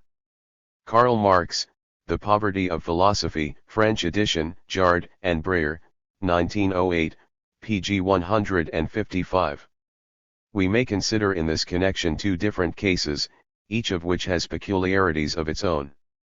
These two cases are, that of unorganized society, or a simple commodities or capitalistic society, and that of organized communist society. In the former case, let us take the extremely typical example mentioned above, namely the example of price fixing. What will be the relation of the price which is fixed on the market, with the desires, with the estimates and intentions which were present in the mind of each individual who came to market? It is obvious that the price will not coincide with these wishes. For many persons this price will be outright ruinous, namely, for those who simply cannot buy anything at such prices, and who leave the spot, their pennies in their pockets and their stomachs empty, also for those who are wiped out by the fact that the price is too low for them.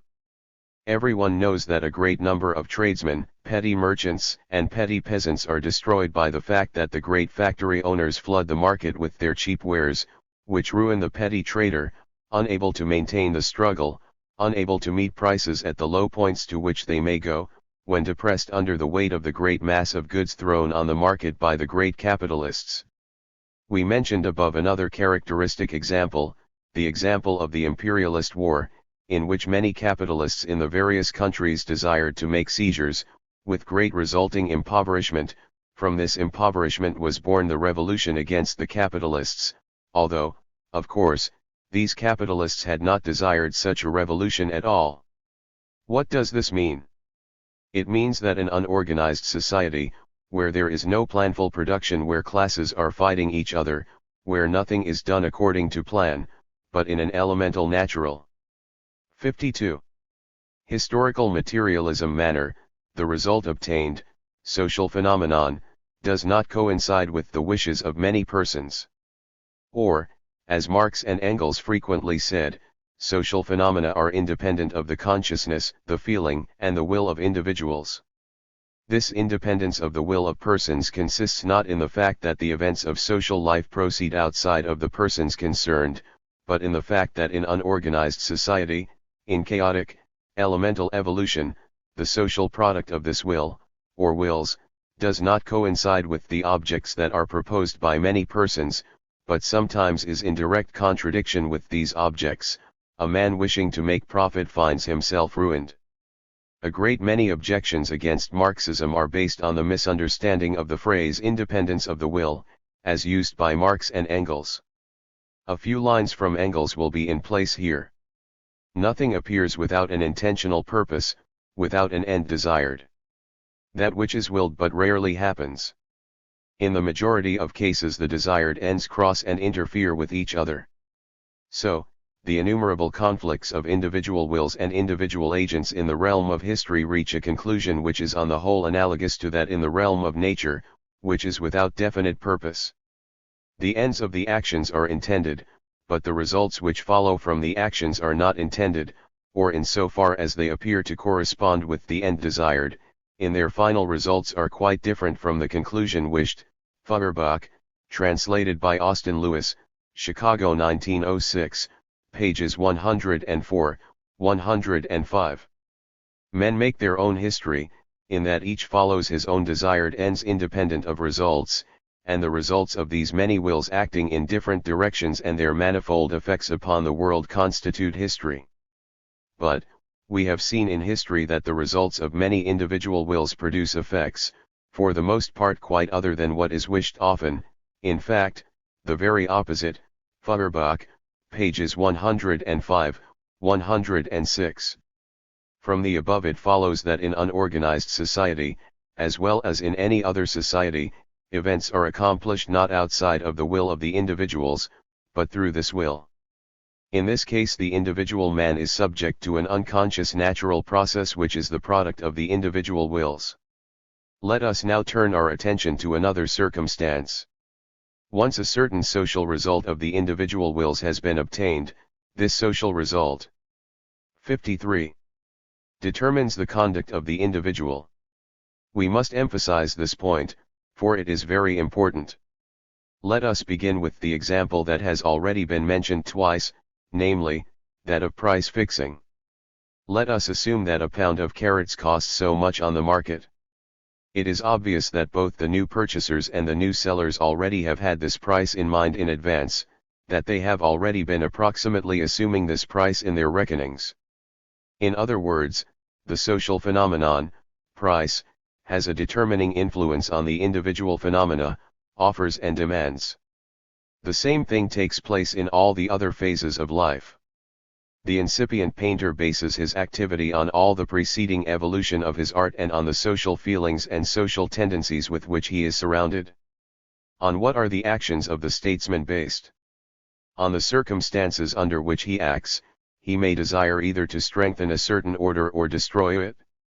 This will depend in turn on the side on which he stands, on the environment in which he lives, on the social class and on the social aspirations from which he draws his strength. In other words, his will also is determined by social conditions. We have seen above that in unorganized society the final consequence very often is different, sometimes quite different from the original desires of the persons involved. It may here be said that the social product, social phenomenon, dominates the persons. And this, not only in the sense that it determines the conducts of these persons, but even in the sense that it directly contradicts their desires. Thus, in unorganized society we may set up the following laws. 1. Social phenomena are the resultant of the conflict of individual wills, feelings, actions, etc. 2. Social phenomena determine at any given moment the will of the various individuals. 3. Social phenomena do not express the will of individual persons, but frequently are a direct contradiction of this will. They prevail over it by force, with the result that the individual often feels the pressure of social forces on his actions. Example, the ruined merchant, the capitalist, who has stood for war, is disestablished by the revolution, etc. 54. Historical materialism. C. The collectively organized will, the resultant of individual wills in organized communist society. Let us now consider the state of affairs in organized society. In such a society there is no anarchy in production, there are no classes, no class struggles, no oppositions of class interests, etc. There are not even contradictions between personal and social interests. We are now dealing with a friendly brotherhood of workers with a common plan for production. What now is the situation of the individual will? Of course, society will continue to consist of persons, and social phenomena will continue to be the product of the individual wills. But the character of this aggregation, the method by which this resultant is obtained, are completely different from those obtaining in unorganized society. In order to grasp this difference clearly, let us take a little preliminary example. Let us suppose that we have a little society or circle of persons who have organized to sing together. All propose the same goal for themselves, propose to solve the questions involved, to evaluate the difficulties with which they are faced, in short, they make resolutions in common and carry them out in common. Their common action, their common resolution, these are already a collective product. But this product is not an external, crude, elemental force flying in the face of the individual desires. On the contrary, it constitutes an enhanced possibility of each individual's attaining his desire. 5 men resolve to lift a stone together. Alone, none of them could lift it; together, they do so without difficulty. The general resolution does not differ by a hair's breadth from the desire of each individual. On the contrary, it aids in the realization of this desire. The case will be the same but on a more magnificent scale, and in more intricate form in communist society, by which we mean not the period of proletarian dictatorship, nor the first steps of communism, but the fully developed communist society in which there are no remnants of classes, no state, and no external legal norms. In such a society, all the relations between men will be obvious to each, and the social volition 55 will be the organization of all their wills. It will not be a resultant obtained by elemental accident, independent of the will of the individual, but a consciously organized social decision. We therefore cannot have the same result as in capitalist society. Under communism, the social product will not dominate over men, but men will control their own decisions, for the very reason that it is they who make the resolve, and who make it consciously. It will be impossible to observe social phenomena whose effect on the majority of the population will be harmful and ruinous. But it by no means follows from the above that in a communist society the social will and the will of the individual will be independent of everything, or that there will be freedom of the will under communism, with man suddenly becoming a supernatural creature who is not subject in any way to the law of cause and effect. Under communism, man will remain a portion of nature, subject to the general law of cause and effect. Will not each individual continue to depend on the circumstances surrounding him? He will not act as a savage in Central Africa or as a banker belonging to the trading firm of J. Pierpont, Morgan and Company, or as a hussar in the period of the imperialist war. He will act as a member of the communist society. The circumstances of life will determine man's will. Everyone, for example, understands that it will be necessary for a communist society to struggle with nature, and consequently the conditions of this struggle will of themselves define the conduct of men, etc. In a word, the deterministic theory will remain in full force in communist society also. Therefore, we may set up the following laws in the case of organized society. 1. Social phenomena are the resultant of the conflict of individual wills, feelings, actions, etc. But here this process does not proceed with elemental confusion, but in the decisive instances in an organized manner. 2. Social phenomena determine at any given moment the will of the various individuals. 3. Social phenomena are an expression of the will of men and usually do not fly in the face of this will. Men control their own decisions and do not feel. 56. Historical materialism any pressure of blind social forces upon them, since these forces have been replaced by a national social organization. Engels wrote that humanity, in its transition to communism, makes a leap from the realm of necessity into the realm of freedom. Some bourgeois scholars inferred that Engels meant that determinism would lose its validity in communist society. This view is based on a crude distortion of Marxism. Engels meant and rightly that in the communist society evolution would assume a consciously organized character, as opposed to the unconscious, blind, elemental stage. Men will know what they are doing and how they must operate under the given circumstances. Freedom is the recognition of necessity. De-accidentalism in general. In order to understand fully the general interdependence of phenomena, we must continue to dwell here on the discussion of so-called accidentalism. As a matter of fact, we very frequently encounter accident in everyday life, as well as in social life. Certain scholars have even taken up special investigations of the role of accident in history. We very frequently speak of accident, Persons chanced to be walking in the street, a brick, falling from the roof, killed a man. By chance I purchased an extremely rare book. Accidentally, in a strange city, I met a man I had not seen for 20 years, etc. Further examples: playing heads or tails, or dice. By accident, heads came out, I won. By accident, it was tails, I lost. How shall we explain this accident in terms of natural law, or, in other words, where does causal necessity enter here? Let us examine this question. Let us first consider the case of heads and tails. Why, for example, should heads come out on top? Is it true that there were no reasons, no causes? There must have been causes. Heads came out on top, because, with a coin of given shape, I made certain motions with my hand, with a certain force, in a certain direction. Result, the coin fell with a certain surface down, etc. If all these conditions should be repeated, inevitably heads would again appear. And if the experiment should be made a third time, the result would be the same. But the fact is that in tossing the coin, it is simply impossible to dis. 57. Count all the circumstances in advance. A slight inclination of the hand, a flip of a finger, a change of the force with which the coin is tossed, all these will influence the result. The causes leading to the result, obverse or reverse appearing on top, cannot there be calculated in practice.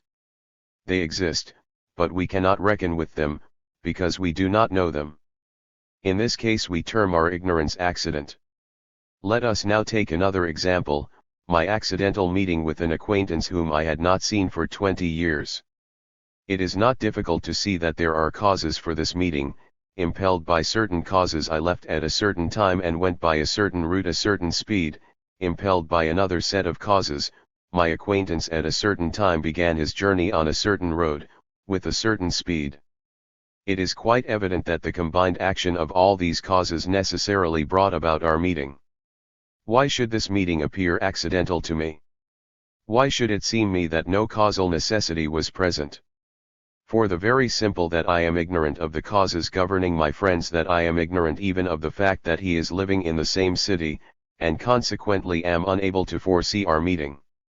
If, of two or more causal chains, series, of intersecting actions, we know only one, the phenomenon obtained by their intersection will appear accidental to us, though in reality it is in accordance with law. I know one of the chains, one series, of causes, those resulting in my own passing through the street, of the other chain, series, of causes, those impelling my friend, I am ignorant. For this reason, this intersection strikes me as an accidental phenomenon. Strictly speaking, therefore, there are no accidental, i.e., causeless phenomena. But phenomena may impress us as accidental when their causes are insufficiently clear to us. Spinoza already knew this.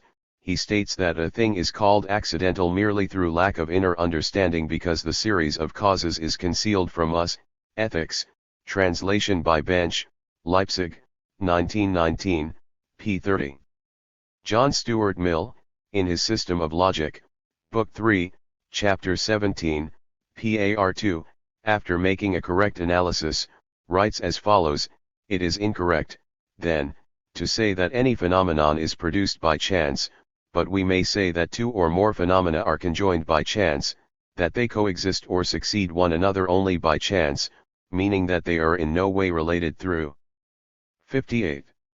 Historical materialism causation, that they are neither cause and effect, nor effects of the same cause, nor effects of causes between which there subsists any law of coexistence, nor even effects of the same original collocation of primeval causes. We have italicized the incorrect statements.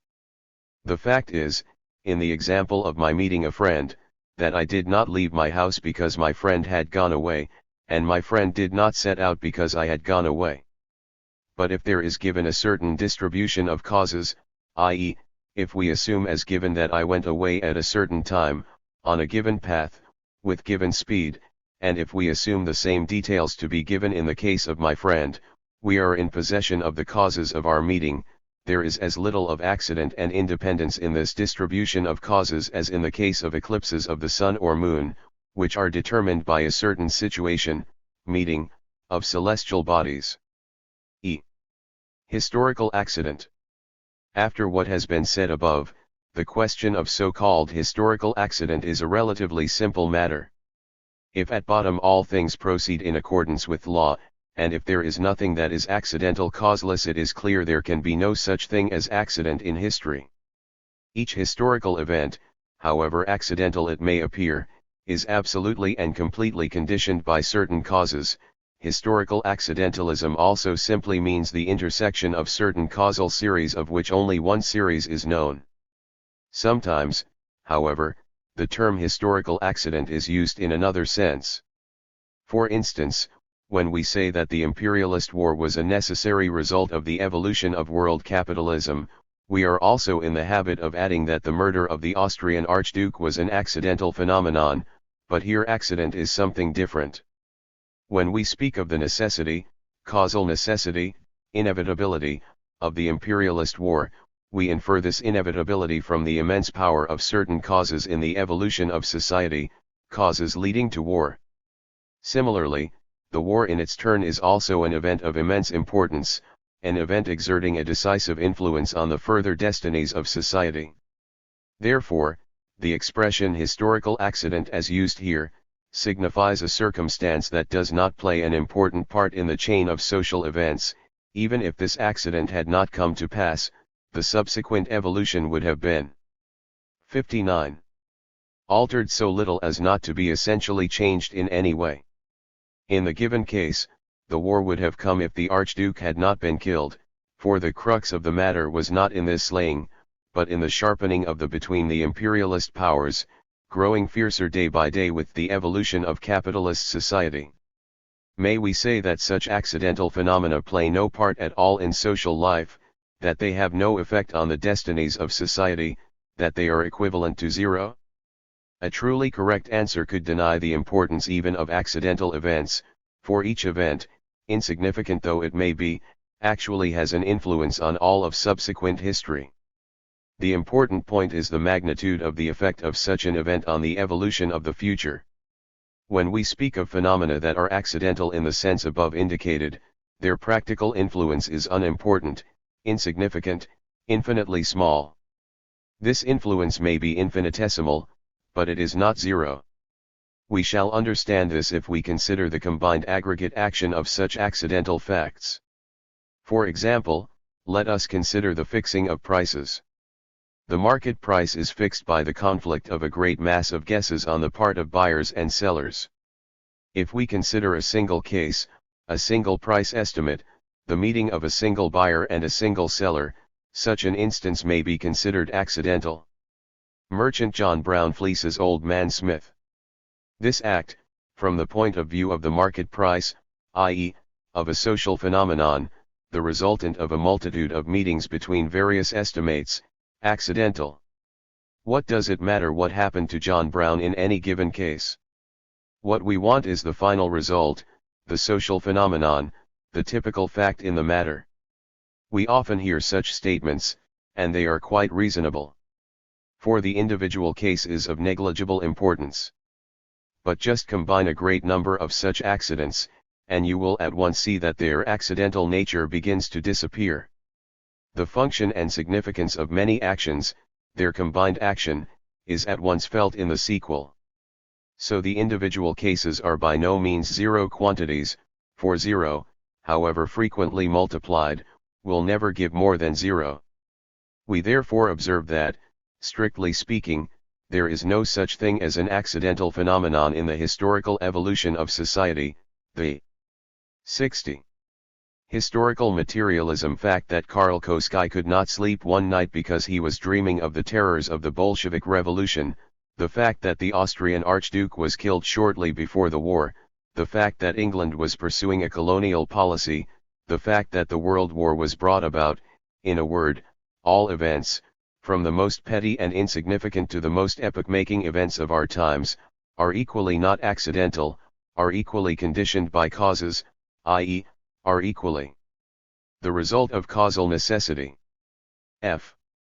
Historical necessity. It follows from the above that the conception of accident must also be banished from the social sciences. Society and its evolution are as much subject to natural law as is everything else in the universe. Characteristically enough, the doctrine of accident, when it seriously admits accidentalism as a fact, leads directly into a faith in the supernatural, a faith in God. This is the basis of the so-called cosmological proof of the existence of God. If the cosmos is not subject to the law of cause and effect, it is evident that there must be a special cause for its existence and evolution. This alleged reasoning is also designated as a proof of the accidental nature of the universe, e contingentia mundi, and may be found in Aristotle, Cicero, Leibniz, Christian Wolff, etc. In the present period of decline and disintegration of bourgeois society, the doctrine of accident is again being widely accepted, for instance, by the French philosophers Boutroux, Bergson, etc. The conception of accidentalism is directly opposed to that of necessity, causal necessity. A thing is necessary when it follows inevitably from certain causes. When we say that a certain phenomenon was a historical necessity, we mean that it necessarily had to follow, without regard to whether it would be good or bad. When we speak of causal necessity, we are not giving the slightest indication of our opinion of the event, of its desirability or undesirability, we are considering only its inevitability. But we must not, as is often done, conuse two entirely different conceptions, necessity in the sense of great desirability, and causal necessity. No two things could farther apart. And when we speak of historical necessity, we not mean desirability from the 61. standpoint of, let us say, progress, but the inevitable result of the course of social evolution. In this sense, we may speak of the historical necessity of the rapid growth of the productive forces at the end of the 19th century, or of the disappearance of the so-called Cretan civilization. Necessary means only, conditioned by cause. We now are brought to a rather difficult question, still connected with this difficult matter of necessity. Let us suppose that we have before us a human society which has doubled in population in the course of 20 years. We may rightly infer that production has grown in this society. If it had not grown, the society could not have doubled its population. If this society has increased in numbers, production must also have increased. This example would not seem to require further explanation. But what does it involve? We are here seeking by a special method the cause of social growth, the cause that constitutes the necessary condition of this growth. If this condition is not present, there will be no growth. If there is a growth, as a consequence, this condition must also be present. This example might lead to conflicts of the following nature. At the beginning of this book we mercilessly cast out teleology. Now it looks as if we were ourselves restoring it, drive nature out by the door, and she will fly in through the window. But does our formulation of this question permit this inference? For the growth of society, for the doubling of its numbers, it was necessary that production should increase. The growth and increase of society is the goal, the telos. The increase of production is the means for realizing this goal. The natural law of growth is therefore a teleological natural law. But this would be equivalent to a violation of scientific method, and to falling into the open arms of the priests. As a matter of fact, we are dealing with an entirely different at all teleological in its nature. We are here proceeding from the assumption that society has grown. In a concrete case, we may proceed from the fact that society has grown. But then, society may not grow. And if it should not grow, but let us say should decrease by 1/2, and if, furthermore, the decrease should be due to insufficient food, it is clear that production must have been curtailed. No man can be prevailed upon to. 62. Historical materialism. Behold purpose in the destruction of society. No one can be induced, in this case, to reason as follows: the goal is the decrease in the numbers of society by insufficient food, the means for realizing this goal is a curtailment of production.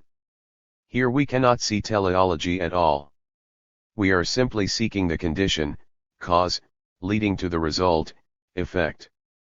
The necessary condition for further evolution is also frequently called historical necessity. In this sense of the term historical necessity, we may speak of the necessity of the French Revolution, without which capitalism could not have continued to grow, or of the necessity of the so-called liberation of the serfs in Russia in 1861, without which Russian capitalism could not have developed. In this sense we may also speak of the historical necessity of socialism, since without it human society cannot continue to develop. If society is to continue to develop, socialism will inevitably come. This is the sense in which Marx and Engels speak of social necessity. The method of finding the necessary conditions from the given or accepted facts was very often used by Marx and Engels, although but little attention has been given to their use of this method. The whole of capital is built up on it. Given a commodities-producing society with all its elements, how explain its existence? Answer: it can exist only under the condition that the law of value exists. Countless commodities are exchanged against each other. How may we explain this? It is possible only if we assume the existence of a money system, social necessity of money. Capital is accumulated on the basis of the laws of commodities circulation. This is possible only because the value of the labor power is lower than that of the product turned out, etc. G. Are the social sciences possible? Is prediction possible in this field? From what has been said above, it follows that prediction is possible in the domain of the social sciences as well as in that of the natural sciences. Such prediction is not of the kind practiced by the charlatan or faker, but is of scientific nature. We know, for example, that astronomers are able to predict with the utmost precision the time of an eclipse of the sun or 63 moon. They can predict the appearance of comets or of great numbers of falling stars. Meteorologists can predict the weather: sunshine, wind, storm, rain. There is nothing mysterious about these predictions, as we may see from the example of the astronomer, who knows the laws of motion of the planets, the path followed by sun, moon, earth, and also the velocities with which they move, and at what points they will be in their paths at a certain time. There is nothing miraculous in the fact that under these conditions it can be precisely calculated when the moon will come between the earth and the sun and hide the light of heaven from our sight. Now, let us ask whether there is anything similar to this in the social sciences. The answer is in the affirmative. If we know the laws of social growth, the paths along which society necessarily travels, the direction of this evolution, it will not be difficult for us to define the future society. In social science we have had many instances of such predictions which have been fully justified by the outcome. On the basis of our knowledge of the laws of social evolution, we predicted economic crises, the devaluation of paper money, the World War, the social revolution as a result of the war. We predicted the behavior of the various groups, classes, and parties in the time of the Russian Revolution. We predicted, for example, that the social revolutionists would be transformed, after the proletarian coup d'état, into a counter-revolutionary party of rich peasants, of whites, of lawless bands, long before the revolution. As early as the 90s of the last century, Russian Marxists were predicting the inevitable growth of capitalism in Russia and with it the inevitable growth of the workers' movement. We might give hundreds of examples of such predictions, in none of which is there anything miraculous, once we know the laws of the social historical process. We cannot predict the time of the appearance of any such phenomenon, for we do not yet possess sufficient information regarding the laws of social evolution to be able to express them in precise figures. We do not know the velocity of the social processes, but we are already in a position to ascertain their direction. Bulgakov, in his Capitalism and Agriculture, in Russian, 1900, volume pages 457 to 458, says, Marx considered it possible to measure and 64. Historical materialism dict the future in accordance with past and present, whereas each epoch furnishes new facts and new forces of historical evolution. The creative power of history never runs dry.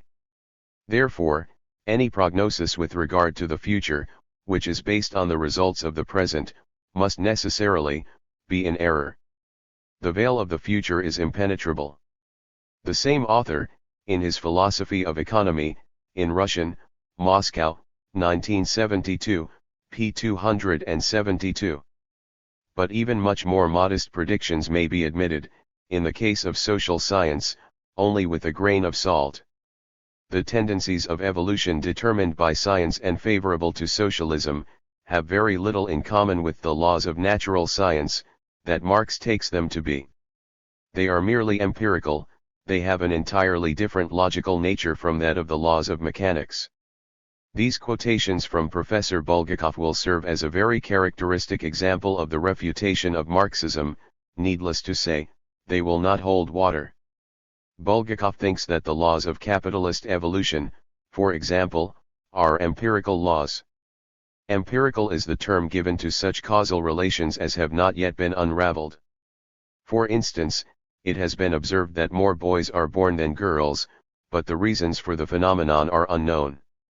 Such laws are truly different in their logical nature. But this is not the case with the laws of evolution of socialism, which have a causal thread. The law of the centralization of capital, for instance, is not an empirical law, but a real law of natural science. If small production units are competing with large ones, the victory of the latter is inevitable. We know the causal connections, we may predict the victory of large-scale production in Japan or in Central Africa. Our first quotation from Bulgakov is merely superficial literary drivel. History furnishes new facts, the creative power of history does not run dry, etc. But the evolution of nature also furnishes new facts. Such new facts are not unknown to the natural sciences, or to mathematics, with their different logical nature. Bulgakov is right only in his statement that we never know everything, but that is no reason for inferring that science is an insufficient instrument. It is also quite characteristic that Bulgakov, in his Philosophy of Economy, dwells frequently and very seriously on angels, the lust of the flesh, man's fall from grace, Saint Sophia, etc. This stuff, to be sure, is of a different logical nature, one that much resembles the charlatanry and quackery attacked by Bulgakov. The theory of determinism in the field of social phenomena, and of the possibility of scientific prediction, has called forth a number of replies, of which we shall consider one, from the mouth of R. Stammeiler. 65. Stammeiler asks the Marxists who maintain that socialism must come with the same degree of certainty as does an eclipse of the sun why the Marxists should attempt to bring about socialism in that case. One of two things is true, says Stammeiler, either socialism will come, like an eclipse of the sun, in which case there is no reason for effort, for struggle, for a party organization of the working class, etc., for no one would think of organizing a party to support an eclipse of the sun, for, in organizing a party, in conducting the struggle, etc., you are admitting that it is possible that socialism may not come, but you desire it, and consequently are struggling for it. But such is not the nature of the necessity of socialism. It is easy, in view of our foregoing exposition, to detect Stammler's error. An eclipse of the sun does not depend either directly or indirectly on human desires, in fact, it does not depend on men at all. All humans might die, without distinction of class, sex, nationality, and age, and yet the sun would be eclipsed at a certain moment. The case with social phenomena is entirely different, for they are accomplished through the will of men. Social phenomena without humans, without society, would be something like a round square or burning ice. Socialism will come inevitably because it is inevitable that men, definite classes of men, will stand for its realization, and they will do so under circumstances that will make their victory certain. Marxism does not deny the will, but explains it. When Marxists organize the Communist Party and lead it into battle, this action is also an expression of historical necessity, which finds its form precisely through the will and the actions of men. Social determinism, i.e., the doctrine that all social phenomena are conditioned, have causes from which they necessarily flow, must not be confused with fatalism, which is a belief in a blind, inevitable destiny, a fate, weighing down upon everything, and to which everything is subjected. Man's will is nothing. Man is not a quantity to be considered among causes, he is simply a passive substance. This teaching denies the human will as a factor in evolution, which determinism does not.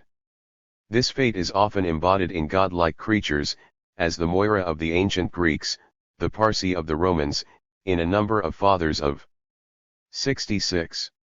Historical materialism. The Church, for instance, Saint Augustine, the doctrine of predestination plays the same role, the reformer Calvin illustrates the same phenomenon, cfr Whipper, Church and State in Geneva in the 16th century. In Russian, we have a particularly striking expression of fatalism in Islam. But we cannot help calling attention to this fatalistic tendency among the Social Democrats.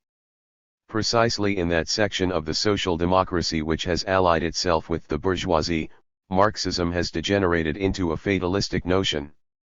Kuhnau, whose whole philosophy is expressed in the thesis that history is always right, and that therefore no one should oppose either the world war or imperialism, is the best example of this fatalistic distortion of Marxism.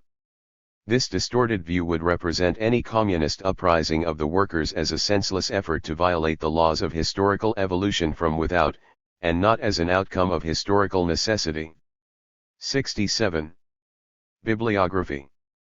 Karl Marx, A Contribution to a Critique of Political Economy, Introduction. Friedrich Engels, Anti-Düring. Friedrich Engels, Feuerbach, translation by Austin Lewis, Chicago, 1906. Plekhanov, Beltov on the question of the development of the monistic standpoint in history. Plekhanov, Criticism of our critics. Plekhanov, Fundamental Problems of Marxism, all three in Russian. N. Lenin, Materialism and Empirio-Criticism, translated. V. Bazarov, Authoritarian Metaphysics and the Autonomous Personality, in Russian, Sketches Contributing to a Realistic Weltanschauung. A. Labriola, Aufsätze. 68. 3. Dialectical Materialism. A. Materialism and Idealism in Philosophy, the Problem of the Objective. In our consideration of the question of the human will, the question whether it is free, or determined by certain causes, like everything else in the world, we arrived at the conclusion that we must adopt the point of view of determinism. We found that the will of man is not divine in character, that it depends on external causes and on the conditions of the human organism. This brought us face to face with the most important question that has troubled the human mind for thousands of years, the question as to the relation between matter and mind, which in simple parlance is often spoken of as the relation between soul and body. In general, we distinguish between two kinds of phenomena. Phenomena of the one kind have extension, occupy space, are observed through our external senses, we may see them, hear them, feel them, taste them, etc., such we call material phenomena. Others have no place in space and cannot be felt or seen. Such, for example, are the human mind, or will, or feeling. But no one can doubt their existence. The philosopher Descartes considered just this circumstance to be the proof of man's existence. Descartes said, cogito, ergo sum, I think, therefore I am. Yet, man's thought cannot be felt or smelt, it has 69. No color and cannot be directly measured in yards or meters. Such phenomena are called psychical, in simple language, spiritual. We have now to consider the question of the relation between these two kinds of phenomena. Is the mind the beginning of all things, or is it matter? Which comes first, which is the basis, does matter produce mind or does mind produce matter? What is the relation between the two? This question involves the fundamental conception of philosophy, on the answer to which depend the answers to many other questions in the domain of the social sciences. Let us try to consider it from as many standpoints as possible. First of all, we must bear in mind that man is a part of nature. We cannot know for certain whether other more highly organized creatures exist on other planets, although it is probable that such do exist, for the number of planets seems endless. But it is clearly apparent to us that the being called man is not a divine creature, standing outside of the world, projected from some other, unknown, mysterious universe, but, as we know from the natural sciences, he is a product and a portion of nature, subject to its general laws. From the example of the world as we know it, we find that psychic phenomena, the phenomena of the so-called spirit, are an infinitesimal portion of the sum of all phenomena. In the second place, we know that man has sprung from other animals, and that, after all, living creatures have been in existence on earth only for a time. When the earth was still a flaming sphere, resembling the sun today, long before it had cooled, there was no life on its surface, nor thinking creatures of any kind. Organic nature grew out of dead nature, living nature produced a form capable of thought. First, we had matter, incapable of thought, out of which developed thinking matter, man. If this is the case, and we know it is, from natural science it is plain that matter is the mother of mind, mind is not the mother of matter. Children are never older than their parents.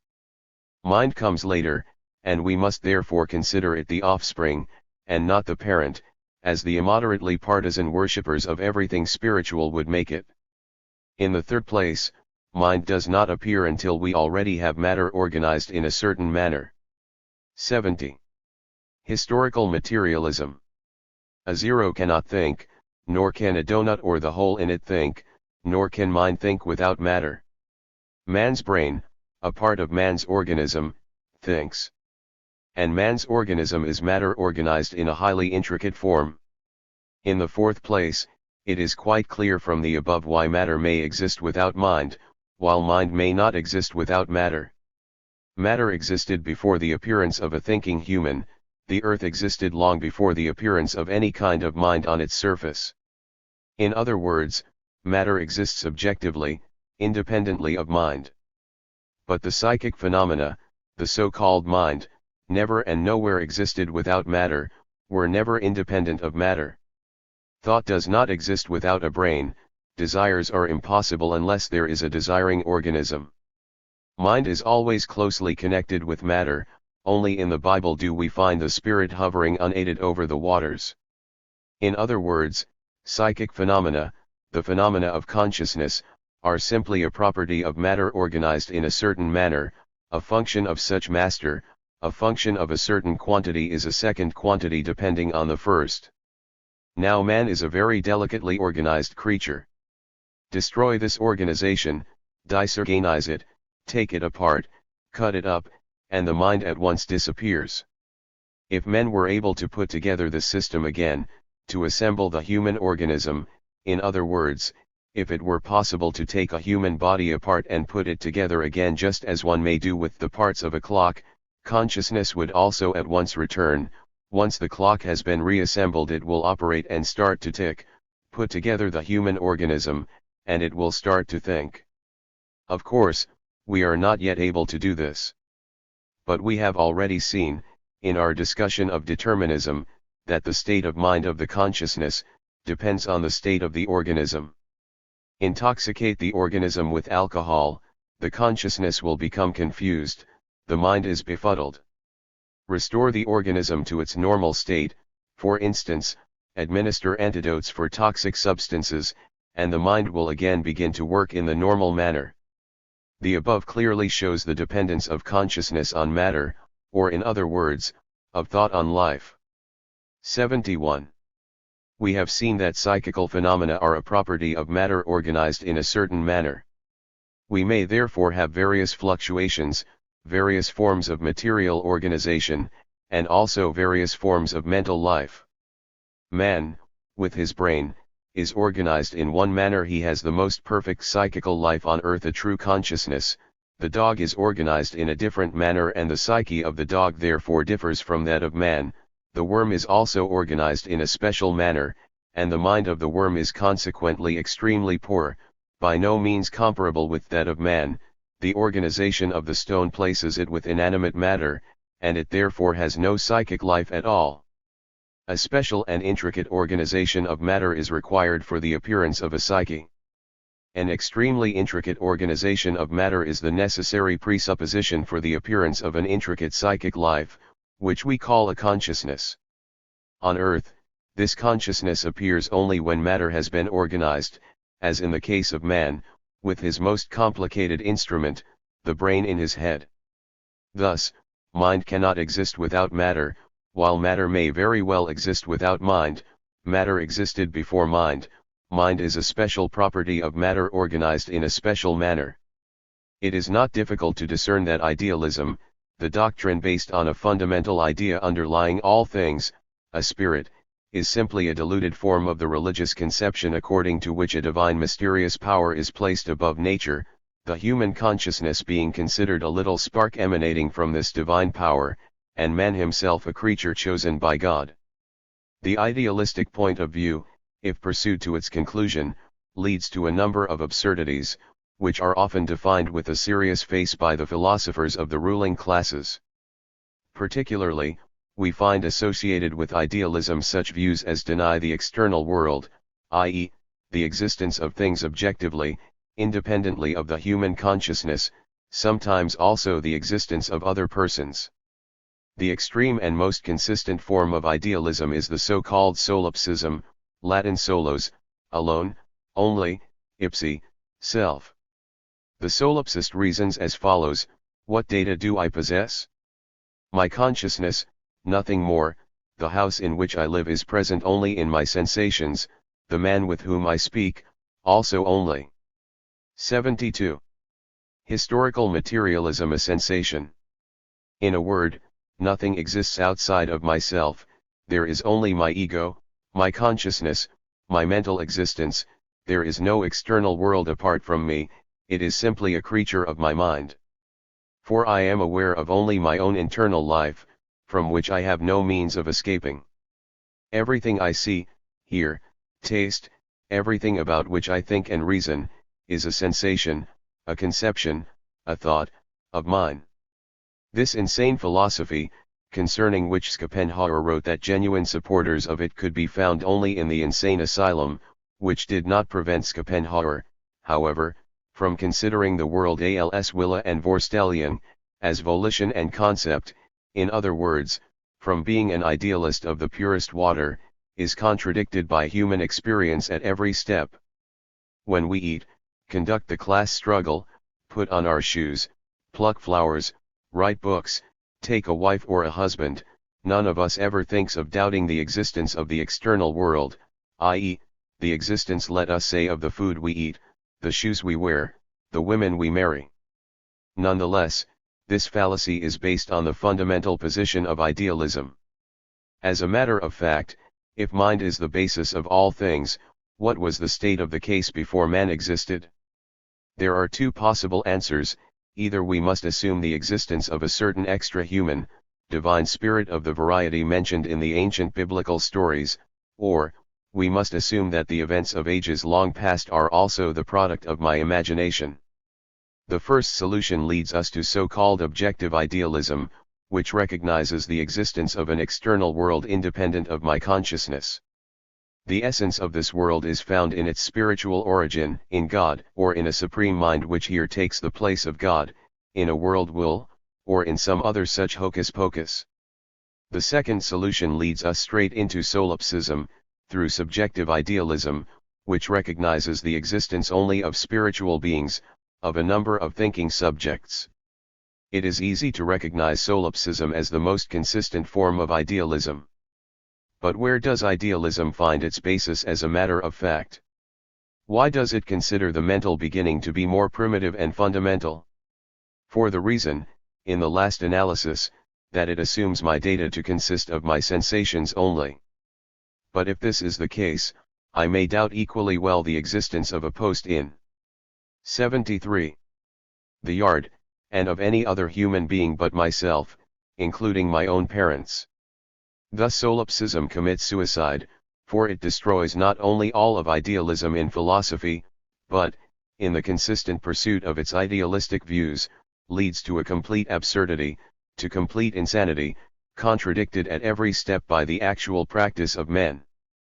Theoretical materialism and idealism must not be confused with practical idealism and materialism, for the latter have nothing to do with the former.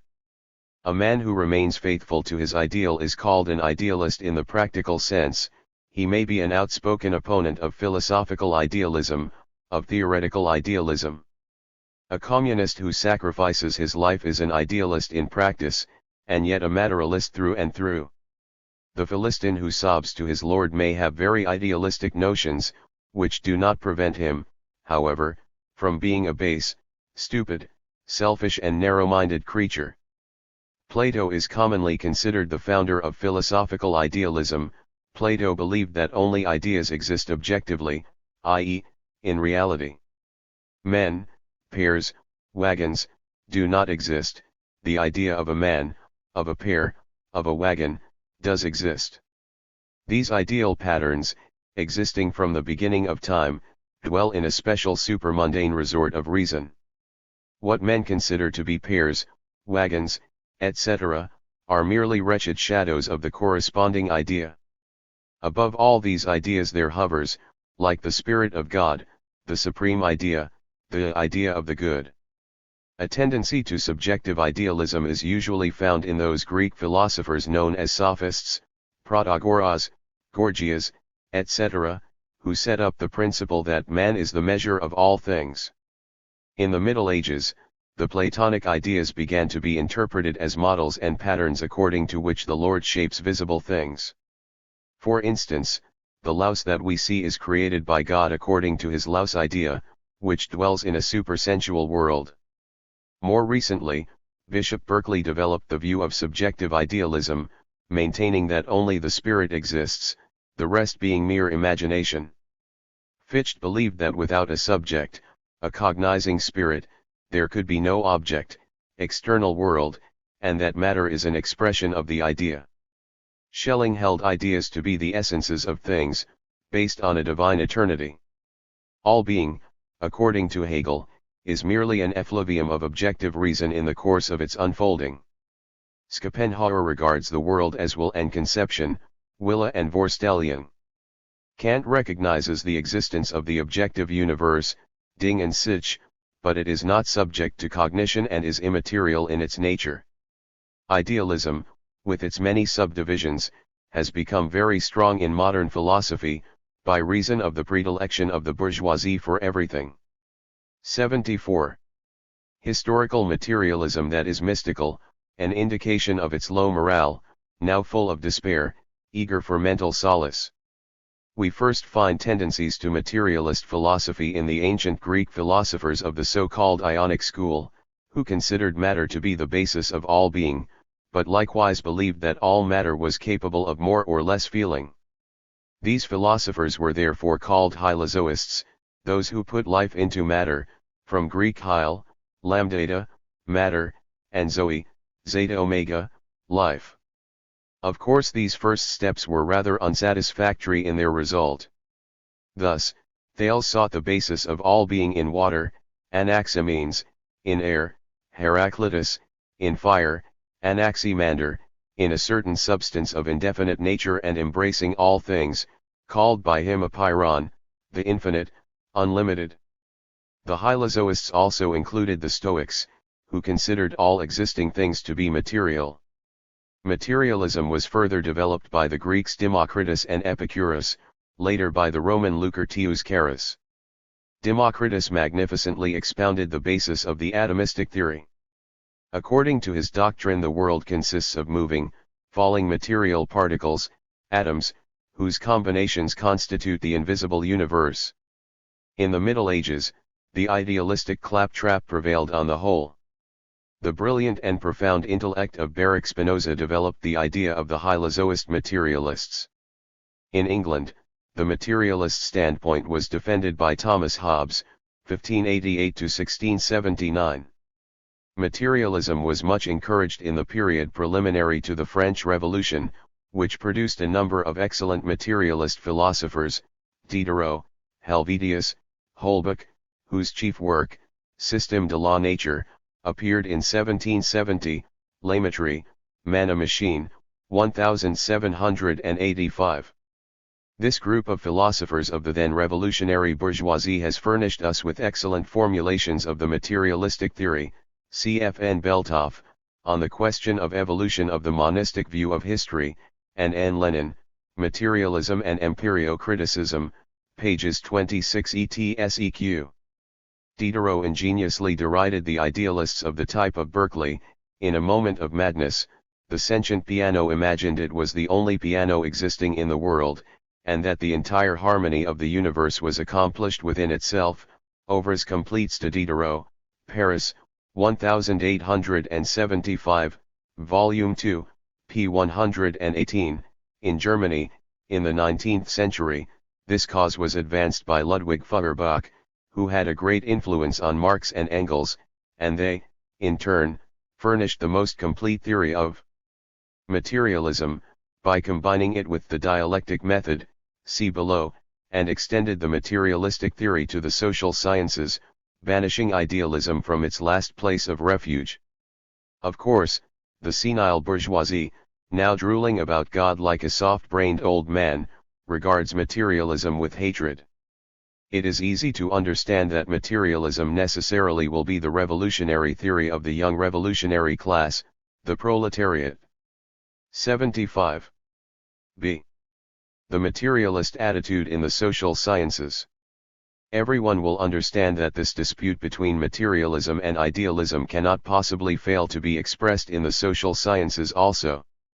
In fact, human society presents a number of phenomena of various kinds.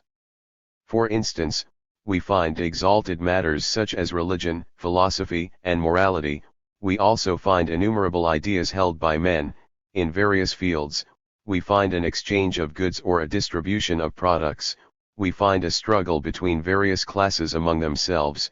There is a production of products, wheat, rye, shoes, machinery, varying with the time and place. How shall we proceed to explain this society? From what angle shall we approach it? What shall we consider its fundamental element, and what its secondary, or resulting element? All these are obviously the same questions that have been faced by philosophy and that have necessarily divided the philosophers into two great camps, that of the materialists and that of the idealists. On the one hand, we may imagine persons approaching society in approximately the following manner. Society consists of persons, who think, act, desire, are dominated by ideas, thoughts, opinions, from which they infer. Opinion dominates the world. An alteration of opinion, a change in the views of men, is the fundamental cause of everything that goes on in society. In other words, social science must in the first place investigate precisely this phase of the matter, namely, the social consciousness, the mind of society.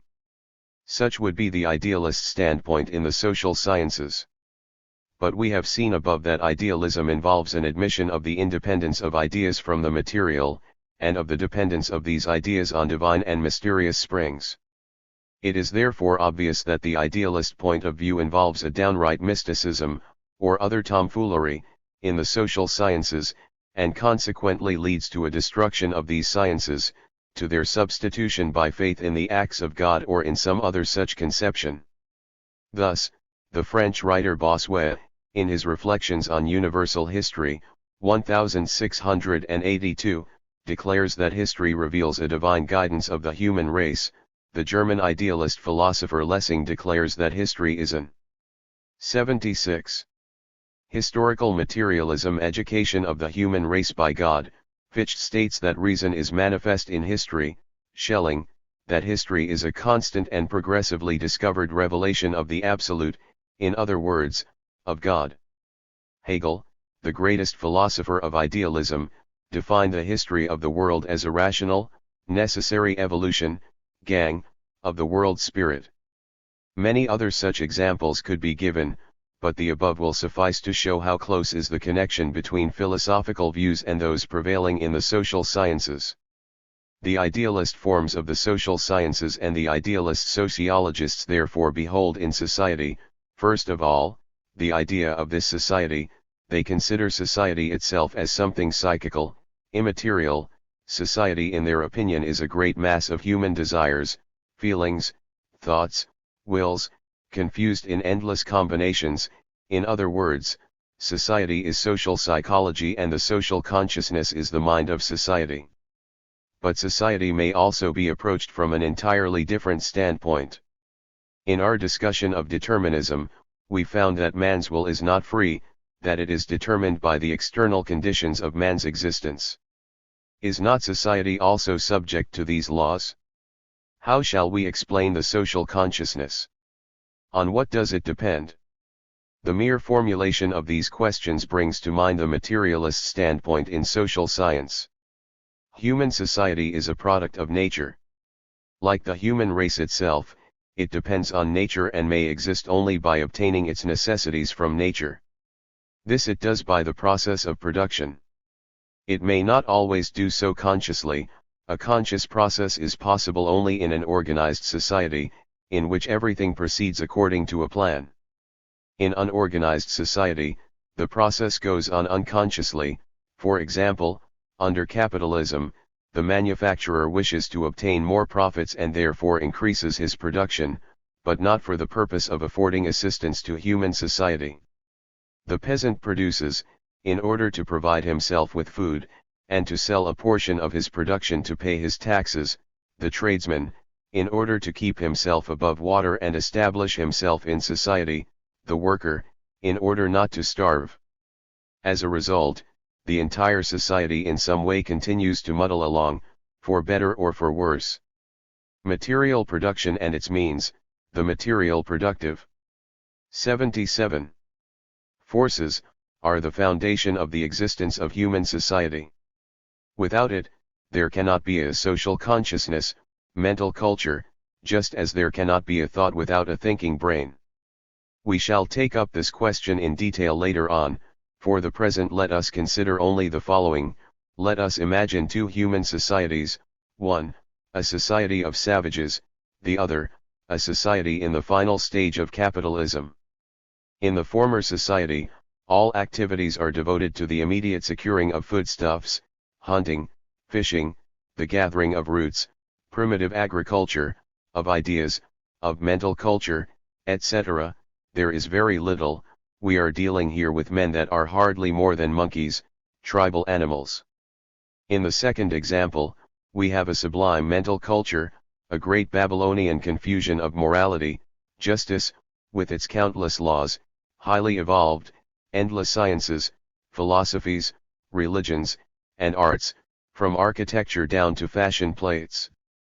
And yet, this Babylonian confusion is of one type where the bourgeoisie rules. It is quite different where proletarians rule, different again for the peasants, etc. In a word, in this case, as we usually put it, the sublime mental culture, the mind of society, the sum of ideas, is extremely developed. How was it possible for this mind to develop? What were the conditions of its growth? The growth of material production, the increase in the power of man over nature, the increase in the productivity of human labor. 4. When not all the available time is consumed in exhausting material labor, people are free a portion of the time, which affords them an opportunity to think, reason, work with a plan, create a mental culture. As everywhere else, so in society also, matter is the mother of mind and not mind the mother of matter. It is not the social mental culture, social consciousness, that produces the substance of society, i.e., above all, material production, the obtaining of all kinds of useful objects from nature by society, but it is the evolution of this social substance, i.e., the evolution of material production, that creates the foundation for the growth of the so-called mental culture. In other words, the spiritual life of society must necessarily depend on the conditions of material production, on the stage that has been attained in the growth of the productive forces in human society. The mental life of society is a function of the forces of production. 78. Historical materialism. What this function is, just how the mental life of society grows out of the productive forces, that is a subject that will be discussed later. For the present we may only observe that this view of society naturally makes us consider it not as an aggregate of all possible kinds of opinions, particularly in the domain of the sublime and beautiful, the elevated and pure, but first of all as a working organization. Marx sometimes called it a productive organism. Such is the materialist point of view in the domain of sociology. This point of view, as we know, by no means denies that ideas have their effects. Marx even said distinctly, in discussing the highest stage of consciousness, which is scientific theory, every theory becomes a force when it secures control over masses. But materialists cannot be satisfied with a mere reference to the fact that people thought so. They ask, why did people in a certain place, at a certain time, think so, and think otherwise under other conditions? In fact, why do people think such an awful lot anyway in civilized society, producing whole mountains of books and other things, while the savage does not think at all? We shall find the explanation in the material conditions of the life of society. Materialism is therefore in a position to explain the phenomena of mental life in society, which idealism cannot, for idealism imagines ideas developing out of themselves, independently of the base earth. For this very reason the idealists, whenever they wish to construct any real explanation, are forced to resorting to the divine. This good, wrote Hegel in his Philosophy of History, this reason in its most concrete conception, is God. God rules the world, the content of his government Regierung, the execution of his plan, is universal history. 3. To drag in this poor old man who constitutes perfection, according to his worshippers, and who is obliged to create, together with Adam, lice and prostitutes, murderers and lepers, hunger and poverty, syphilis and vodka, as a punishment for sinners whom he created and who commit sins by his desire, and to continue playing this comedy forever in the eyes of a delighted universe. To drag in God is a necessary step for idealist theory. But from the point of view of science it means reducing this theory to an absurdity. 79. In other words, in the social sciences also, the materialist point of view is the correct one. The consistent application of the materialist point of view to the social sciences is the work of Marx and Engels.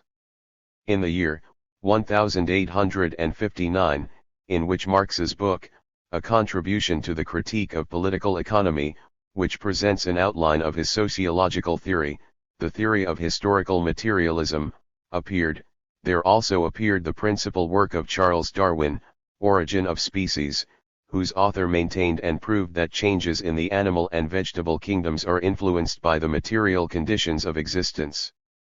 But it by no means follows that the Darwinian laws may be applied without further ado to society.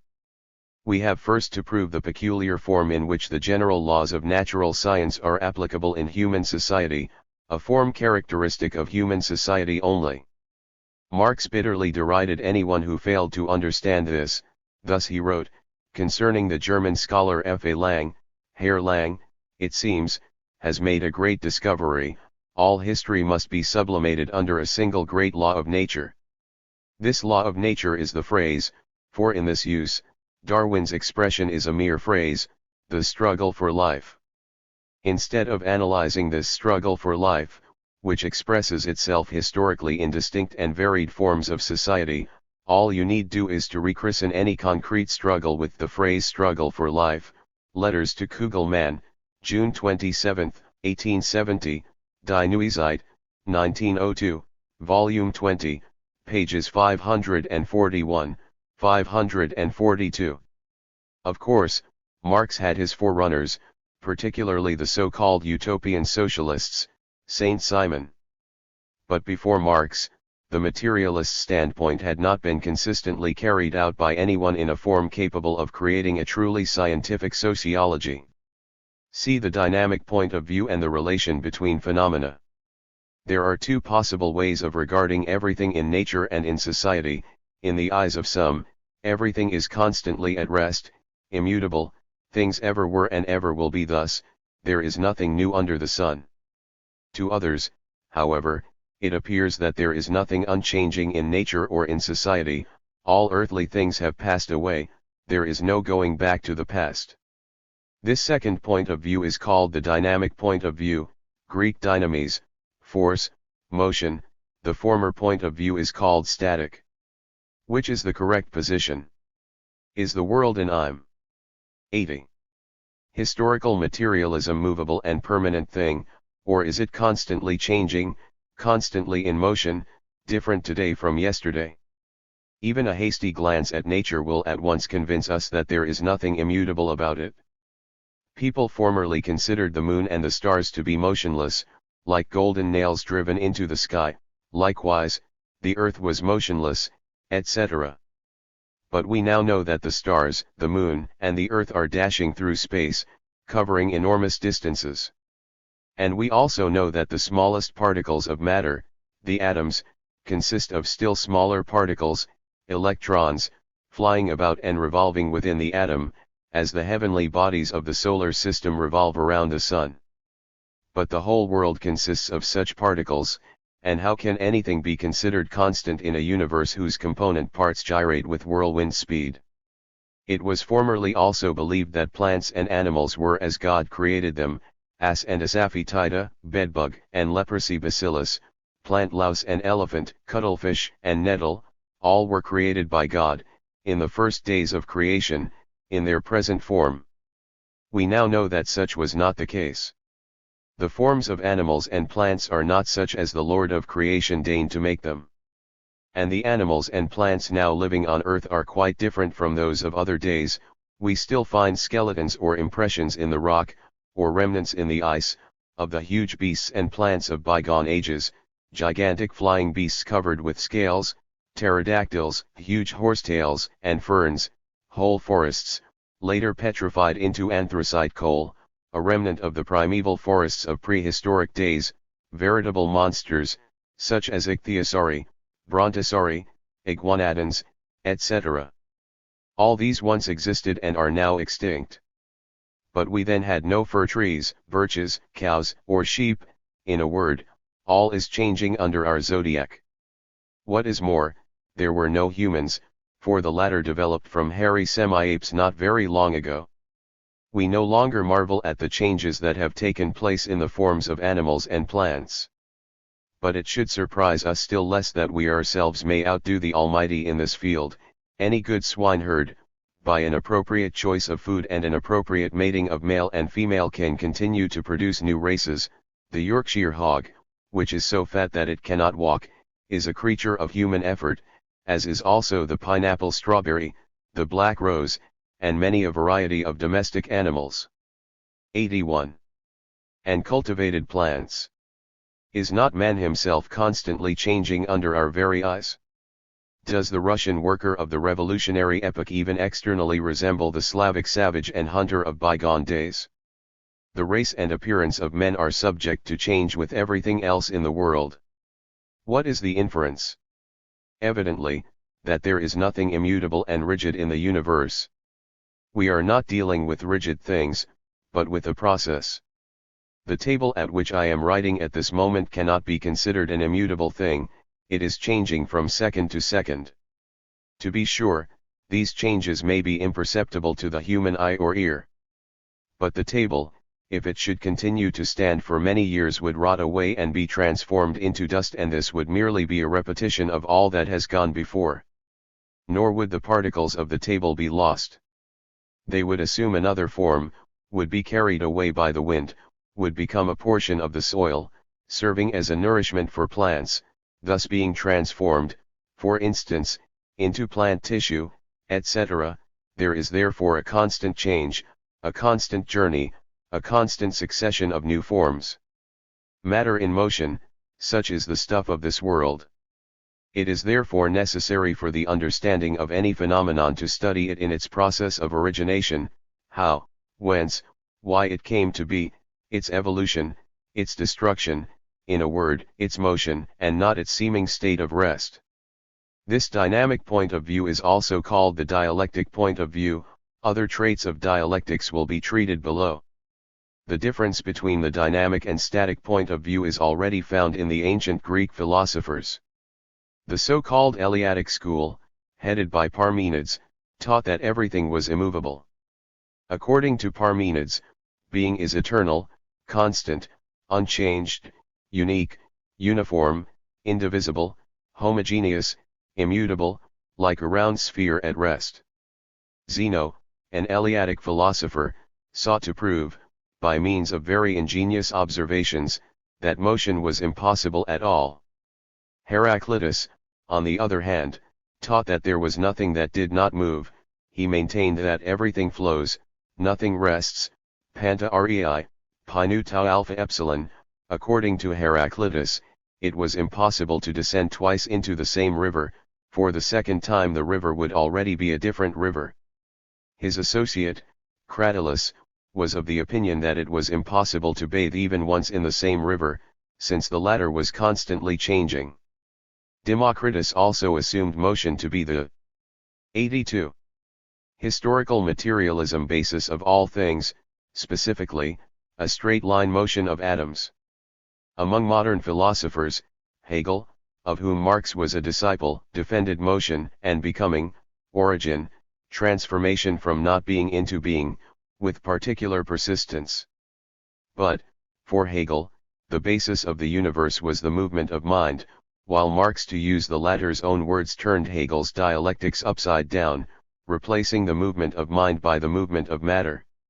In the natural sciences, the view still prevailed at the beginning of the 19th century, which was expressed by the famous scientist Linnaeus: there are as many species as the Supreme Being has created. Theory of the persistence of species. The most important advocate of the opposite view was Lamarck, and later, as already indicated, Charles Darwin, who finally refuted the old conceptions. The world being in constant motion, we must consider phenomena in their mutual relations, and not as isolated cases. All portions of the universe are actually related to each other and exert an influence on each other. The slightest motion, the slightest alteration in one place, simultaneously changes everything else. The change may be great or small, that is another matter. At any rate, there is a change. For example, let us say the Volga forests have been cut down by men. The result is that less water is retained by the soil.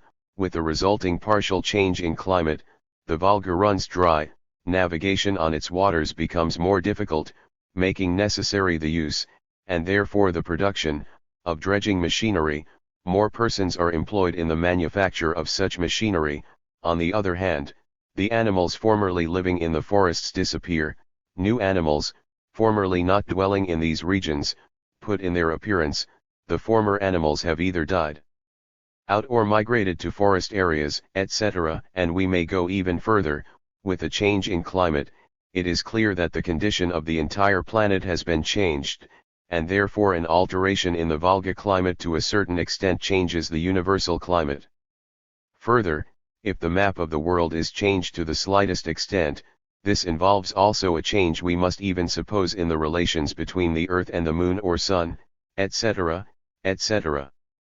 I am now writing on paper with a pen. I thus impart pressures to the table presses upon the earth, calling forth a number of further changes.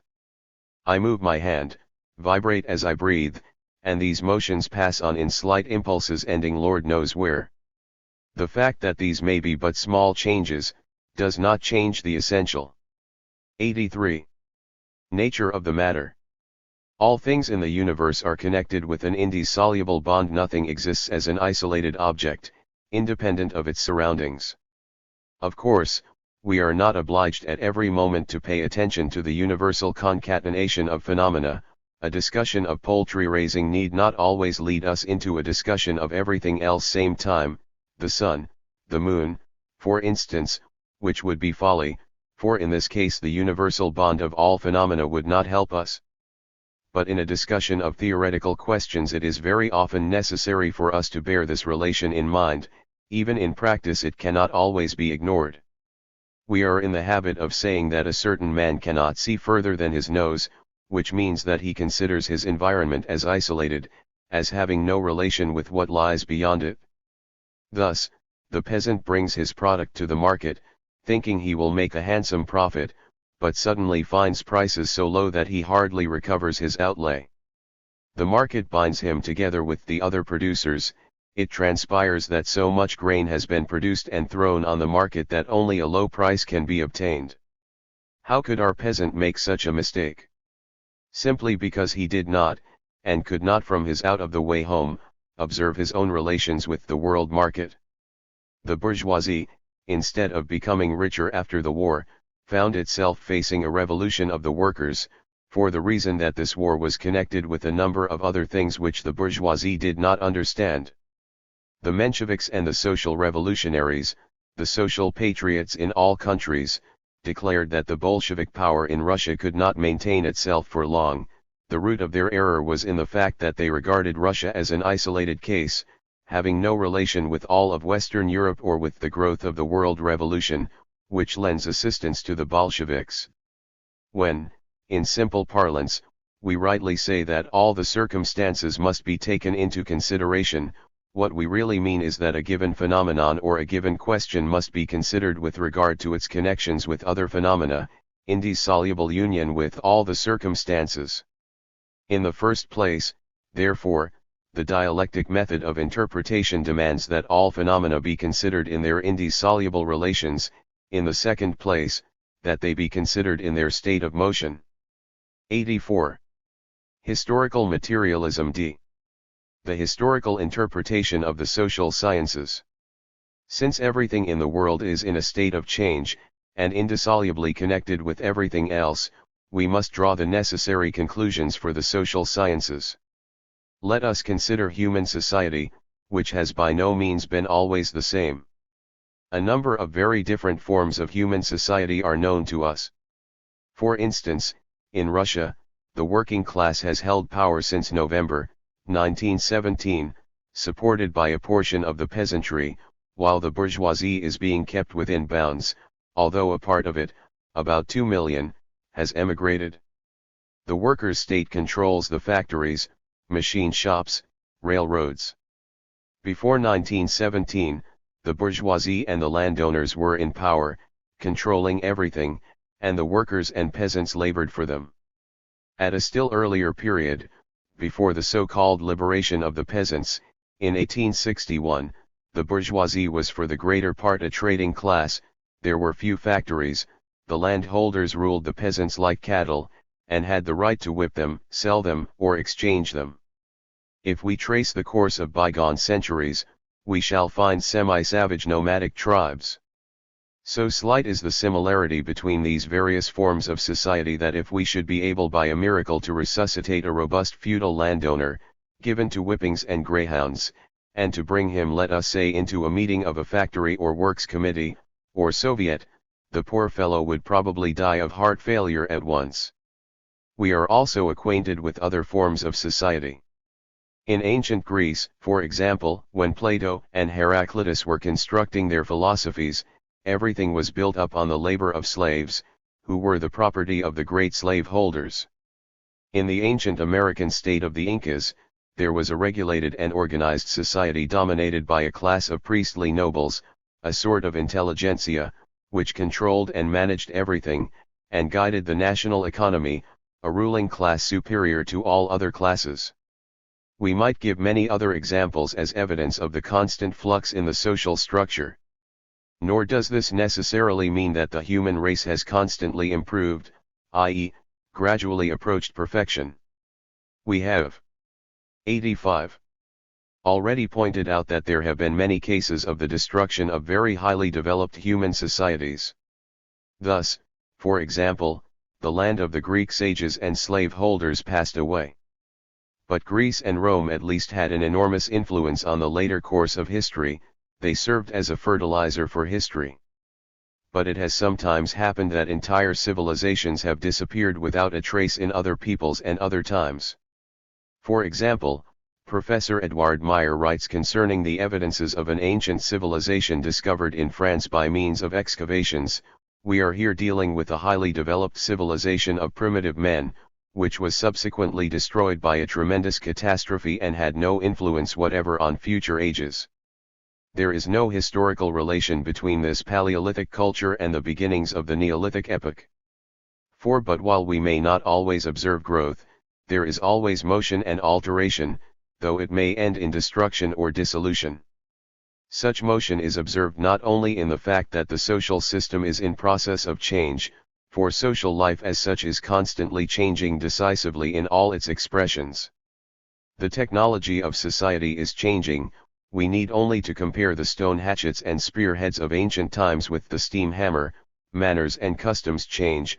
For instance, we know that certain races of man take pleasure in eating the captives they have taken, which even a French imperialist of the present day would not do himself, but he will have his black troops, in the process of serving civilization, cut the ears off dead bodies. Certain tribes had the habit of killing their old men or young girls, and this practice was considered highly moral and holy. The political system is changing. We have seen with our own eyes how the autocracy yielded to a democratic republic, then to a Soviet republic. Scientific views, religion, everyday life, and all the relations between these, change. Even the things we consider essential, fundamental, were by no means always as they are. We have not always had newspapers, soap, clothing. We have not even always had a state, faith in God, capital, firearms. Even the conception of what is beautiful and not beautiful is subject to change. The forms of family life are not immutable. We are aware of the existence of polygamy, polyandry, monogamy, and promiscuous co. 86. Historical materialism habitation. In other words, social life suffers constant change together with everything else in nature. Human society therefore passes through different stages, different forms, in its evolution or decline. It follows, in the first place, that we must consider and investigate each form of society in its own peculiar terms. We cannot throw into a single pot all epochs, periods, social forms. We cannot consider under a single head, and recognize no differences between the feudal, the slave-holding, and the proletarian workers' systems of society. We cannot afford to overlook the differences between the Greek slaveholder, the Russian feudal landowner, the capitalist manufacturer. The slave-holding system is one thing, it has its special traits, its earmarks, its special growth. Feudalism is another type, capitalism, a third, etc. And communism, the communism of the future, also has its special structure. The transition period preceding it, the period of proletarian dictatorship, is also a special system. Each such system has peculiar traits that require special study. By this means only, can we grasp the process of change. For, since each form has its special traits, it also must have its special laws of growth, its special laws of motion. For instance, Marx says, in Capital, concerning the capitalist system, that the main object of his study is to discover the laws of motion of capitalist society. For this purpose, Marx had to explain all the peculiarities of capitalism, all its characteristic traits. Only thus could he discover its law of motion and predict the inevitable absorption of petty production by large-scale production, the growth of the proletariat, its collision with the bourgeoisie, the revolution of the working class, and, together with this, the transition to the dictatorship of the proletariat. Most bourgeois historians do not proceed thus. They are inclined to confuse the merchants of ancient times with the present-day capitalists, the parasite lumpen proletariat of Greece and Rome with the proletariat of the present day. This confusion is useful to the bourgeoisie in its effort to demonstrate the enduring power of capitalism and the futility of the slave uprisings in Rome, from which it augurs the futility of present-day proletarian uprisings. And yet, the Roman proletarians had nothing in common with the present-day workers, and the Roman merchants had 87. Very little similarity with the capitalists of our time. The whole structure of life was different. It is therefore easy to see that the course of change must then have been different. Marx says, every historical period has laws of its own. As soon as society has outlived a given period of development, and is passing over from one given stage to another, it begins to be subject also to other laws. 5. For sociology, which is social science in its most general form, dealing not with the individual forms of society, but with society in general.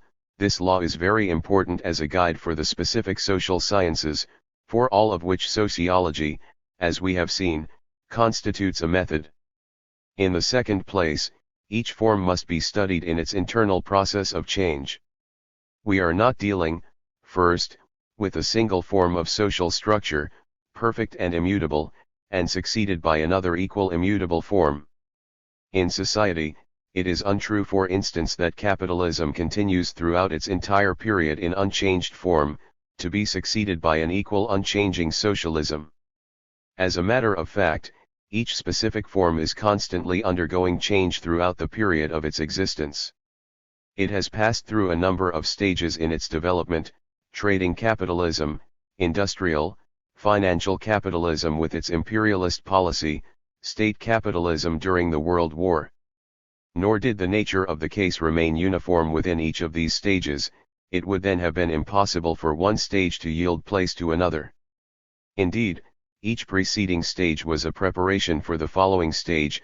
During the period of industrial capitalism, for example, the process of concentration of capital was going on.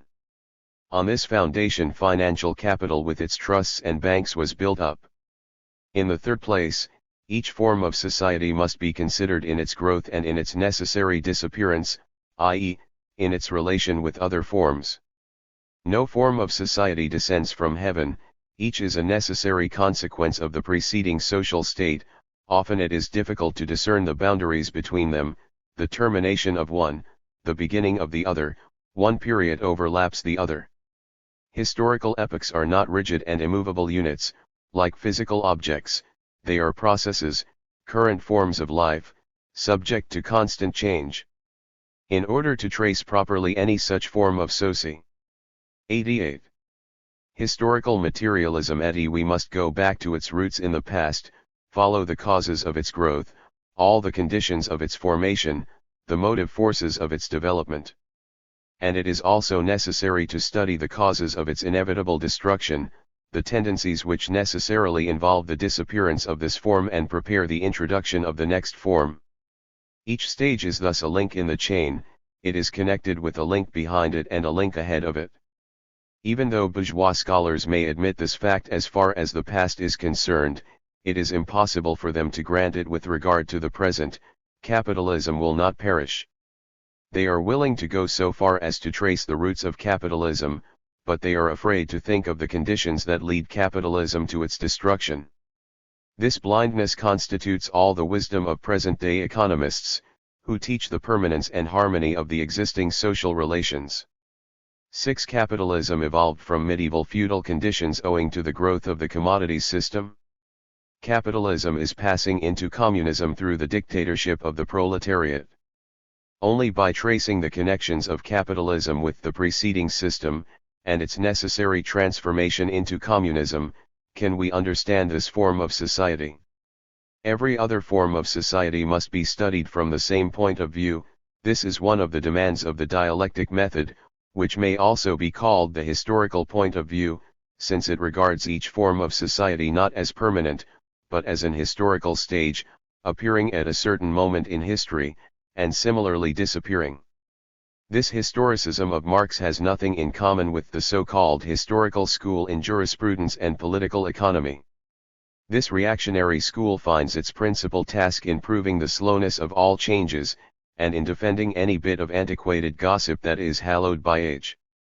Heinrich Heine already said concerning this school, "Beware of that king in Thule, avoid the north and its lurking dangers, police, gendarmes, whole historic school you and they are better strangers." Heinrich Heine, Germany, A Winter's Tale, Caput XXVI, in Collected Works, translated by Margaret Armour, London 1905, Volume 11, p. 89.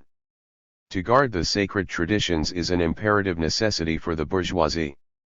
It is for this reason, particularly, that phenomena that owe their 89.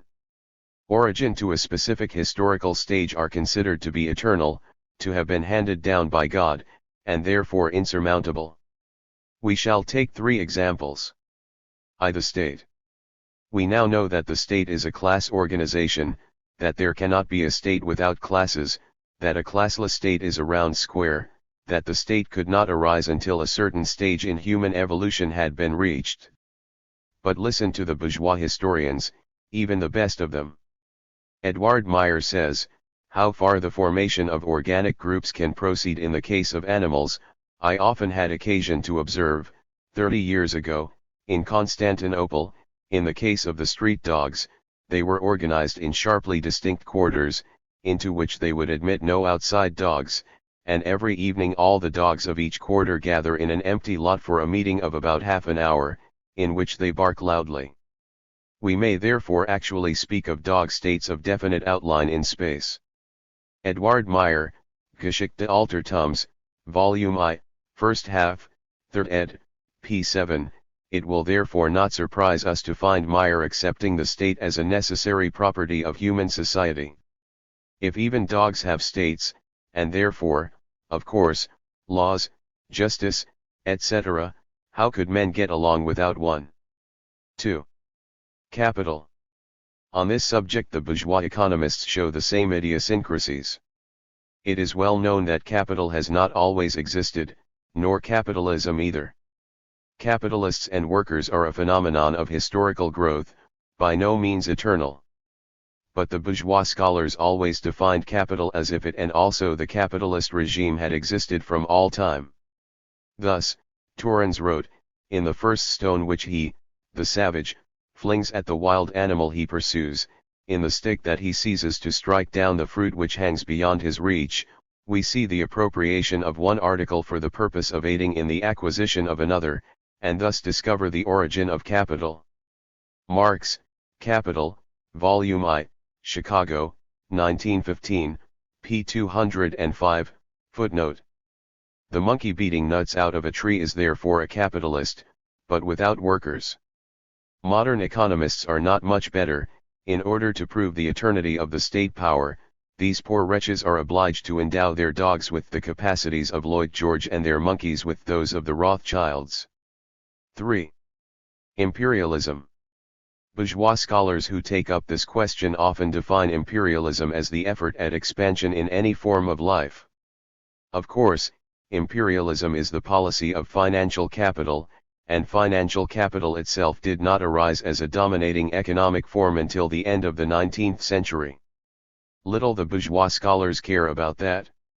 In order to show that things have ever been thus, they elevate the chicken which picks up kernels into an imperialist, since it annexes these kernels. The dog state, the capitalist ape and the imperialist chicken are an excellent indication of the level of modern bourgeois science. 90. Historical materialism. The use of contradictions in the historical process. The basis of all things is therefore the law of change, the law of constant motion. Two philosophers particularly, the ancient Heraclitus and the modern Hegel, as we have already seen, formulated this law of change, but they did not stop there. They also set up the question of the manner in which the process operates. The answer they discovered was that changes are produced by constant internal contradictions, internal struggle. Thus, Heraclitus declared, conflict is the mother of all happenings, while Hegel said, contradiction is the power that moves things. There is no doubt of the correctness of this law. A moment's thought will convince the reader. For, if there were no conflict, no clash of forces, the world would be in a condition of unchanging, stable equilibrium, i.e., complete and absolute permanence, a state of rest precluding all motion. Such a state of rest would be conceivable only in a system whose component parts and forces would be so related as not to permit of the introduction of any conflicts, as to preclude all mutual interaction, all disturbances. As we already know that all things change, all things are in flux, it is certain that such an absolute state of rest cannot possibly exist. We must therefore reject a condition in which there is no contradiction between opposing and colliding forces, no disturbance of equilibrium, but only an absolute immutability. Let us take up this matter somewhat more in detail. In biology, when we speak of adaptation, we mean that process by which one thing assumes a relation toward another thing that enables the two to exist simultaneously. An animal that is adapted to its environment is an animal that has achieved the means of living in that environment. It is suited to its surroundings, its qualities are such as to enable it to continue to live. The mole is adapted to conditions prevailing under the Earth's surface, the fish, to conditions in the water. Either animal transferred to the other's environment will perish at once. A similar phenomenon may be observed also in so-called inanimate nature. The Earth does not fall into the sun, but revolves around it with 91. Out mishap. The relation between the solar system, and the universe which surrounds it, enabling both to exist side by side, is a similar relation. In the latter case we commonly speak, not of the adaptation, but of the equilibrium between bodies, or systems of such bodies, etc. We may observe the same state of things in society. Whether we like it or not, society lives within nature, is therefore in one way or another in equilibrium with nature. And the various parts of society, if the latter is capable of surviving, are so adapted to each other as to enable them to exist side by side. Capitalism, which included both capitalists and workers, had a very long existence. In all these examples it is clear that we are dealing with one phenomenon, that of equilibrium. This being the case, where do the contradictions come in? For there is no doubt that conflict is a disturbance of equilibrium. It must be recalled that such equilibrium as we observe in nature and in society is not an absolute, unchanging equilibrium, but an equilibrium in flux, which means that the equilibrium may be established and destroyed, may be re-established on a new basis, and again disturbed. The precise conception of equilibrium is about as follows: we say of a system that it is in a state of equilibrium when the system cannot of itself, i.e., without supplying energy to it from without, emerge from this state. If, let us say, forces are at work on a body, neutralizing each other, that body is in a state of equilibrium. An increase or decrease in one of these forces will disturb the equilibrium. If the disturbance of equilibrium is of short duration and the body returns to its former position, the equilibrium is termed stable. If this does not ensue, the equilibrium is unstable. In the natural sciences we have mechanical equilibrium, chemical equilibrium, biological equilibrium. C.F.H. von Halban, Chemisches Gleichgewicht, in Handwörterbuch der Naturwissenschaften, Volume 2, Jena, 1912, pages 470 to 519, from which we take the above quotation. In other words, the world consists of forces, acting in many ways, opposing each other. These forces are balanced for a moment in exceptional cases only. We then have a state of rest, i.e., their actual conflict is concealed.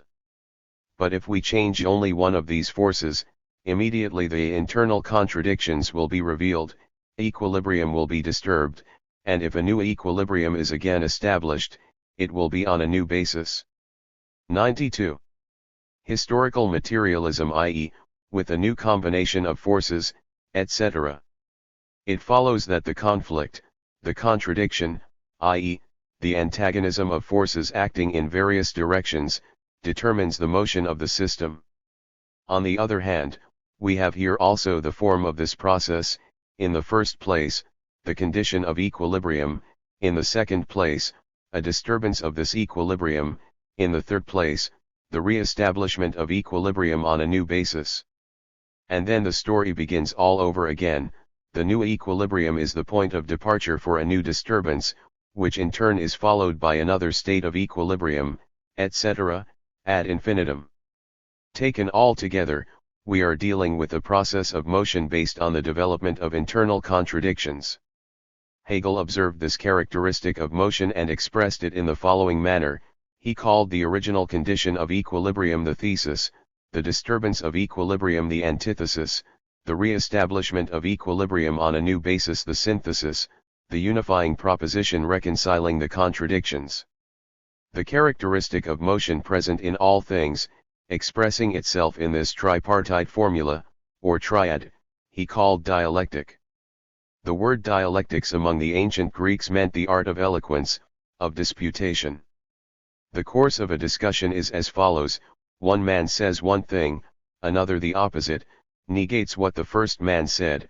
Finally, truth is born from the struggle, and includes a part of the first man's statement and a part of the second man's, synthesis. Similarly, in the process of thought. Since Hegel, being an idealist, regards everything as a self-evolution of the spirit, he of course did not have any disturbances of equilibrium in mind, and the properties of thought as a spiritual and original thing were therefore, in his mind, properties also of being. Marx wrote in this connection, "My dialectic method is not only different from the Hegelian, but is its direct opposite." To Hegel, the life process of the human brain, i.e., the process of thinking, which, under the name of the idea, he even transforms into an independent subject, is the demiurgos of the real world, and the real world is only the external phenomenal form of the idea. With me, on the contrary, the ideal is nothing else than the material world reflected by the human mind, and translated into forms of thought. With him, Hegel, dialectics, is standing on its head. It must be turned right side up again, if you would discover the rational kernel within the mystical shell. Capital, Chicago, 1915, Volume I, p. 25. For Marx, dialectics means evolution by means. 93. Of contradictions, particularly, a law of being, a law of the movement of matter, a law of motion in nature and society. It finds its expression in the process of thought.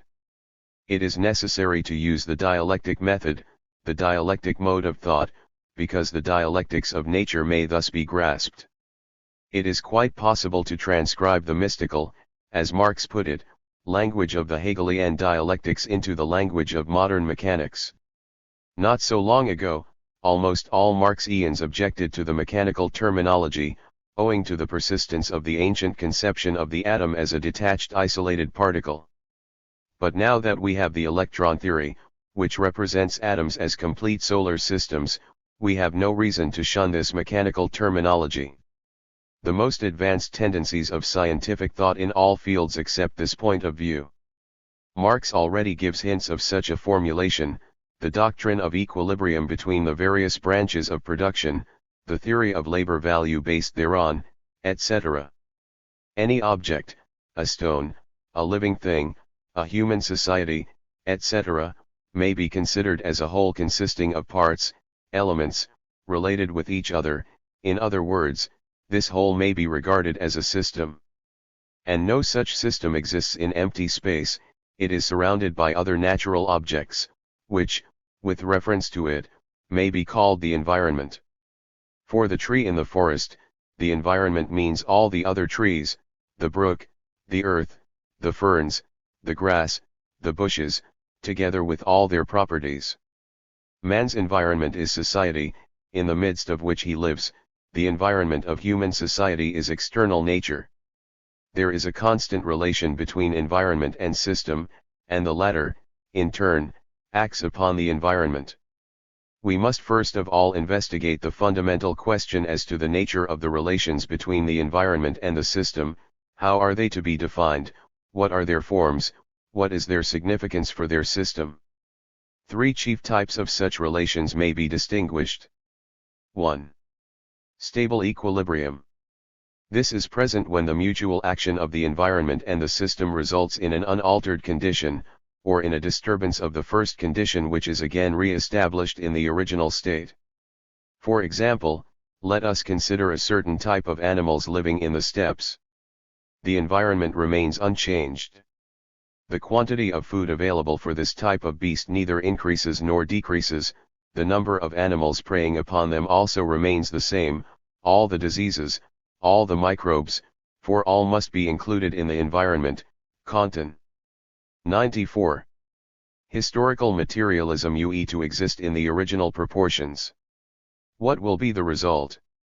Viewed as a whole, the number of our animals will remain the same, some of them will die or be destroyed by beasts of prey, others will be born, but the given type and the given conditions of the environment will remain the same as they were before. This means a condition of rest due to an unchanged relation between the system, the given type of animals, and the environment, which is equivalent to stable equilibrium. Stable equilibrium is not always a complete absence of motion. There may be motion, but the resulting disturbance is followed by a re-establishment of equilibrium on the former basis. The contradiction between the environment and the system is constantly being reproduced in the same quantitative relation. We shall find the case the same in a society of the stagnant type. We shall go into this question more in detail later. If the relation between society and nature remains the same, i.e., if society extracts from nature, by the process of production, precisely as much energy as it consumes, the contradiction between society and nature will again be reproduced in the former shape. The society will mark time, and there results a state of stable equilibrium. 2. Unstable equilibrium with positive, favorable, indication, an expanding system. In actual fact, however, stable equilibrium does not exist. It constitutes merely an imaginary, sometimes termed the ideal, case. As a matter of fact, the relation between environment and the system is never reproduced in precisely the same proportions. The disturbance of equilibrium never actually leads to its re-establishment on exactly the same basis as before, but a new equilibrium is created on a new basis. For example, in the case of the animals mentioned above, let us assume that the number of beasts of prey opposing them decreases for some reason, while the available food increases. There is no doubt that the number of our animals would then also increase, our system will then grow. A new equilibrium is established on a better basis. This means growth. In other words, the contradiction between the environment and the system has become quantitatively different. If we consider human society, instead of these animals, and assume that the relation between it and nature is altered in such manner that 95. Society by means of production extracts more energy from nature than is consumed by society. Either the soil becomes more fruitful, or new tools are devised, or both.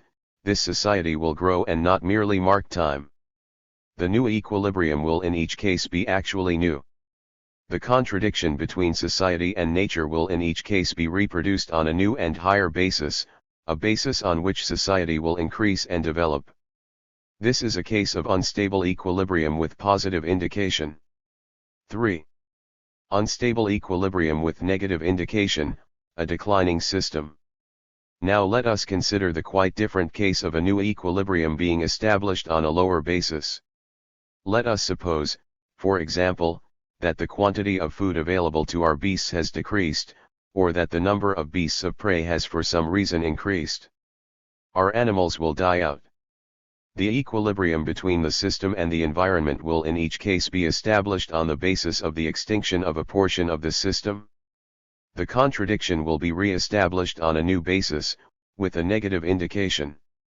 Or, in the case of society, let us assume that the relation between it and nature has been altered in such manner that society is obliged to consume more and more and obtain less and less, the soil is exhausted, technical methods become poorer, etc.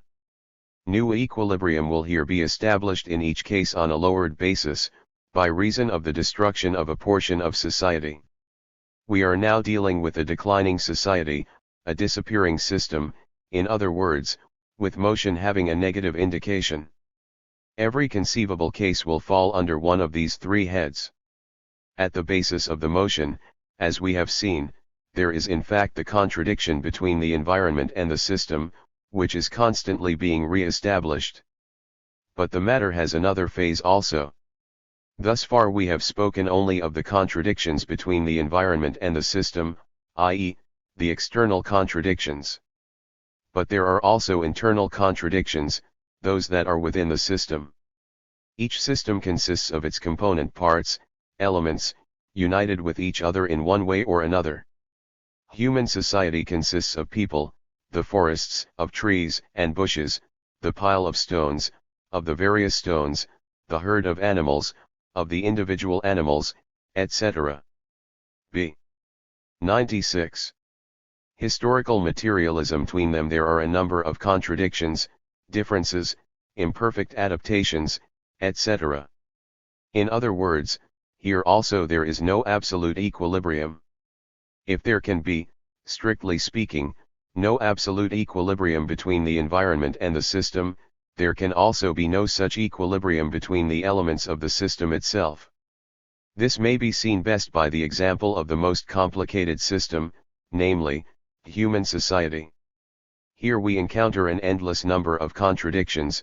We find the struggle between classes, which is the sharpest expression of social contradictions, and we know that the struggle between classes is the motive force of history. The contradictions between the classes, between groups, between ideals, between the quantity of labor performed by individuals and the quantity of goods distributed to them, the planlessness in production, the capitalist anarchy in production, all these constitute an endless chain of contradictions, all of which are within the system and grow out of its contradictory structure, structural contradictions. But these contradictions do not of themselves destroy society. They may destroy it, if, for example, both opposing classes in a civil war destroy each other, but it is also possible they may at times not destroy it.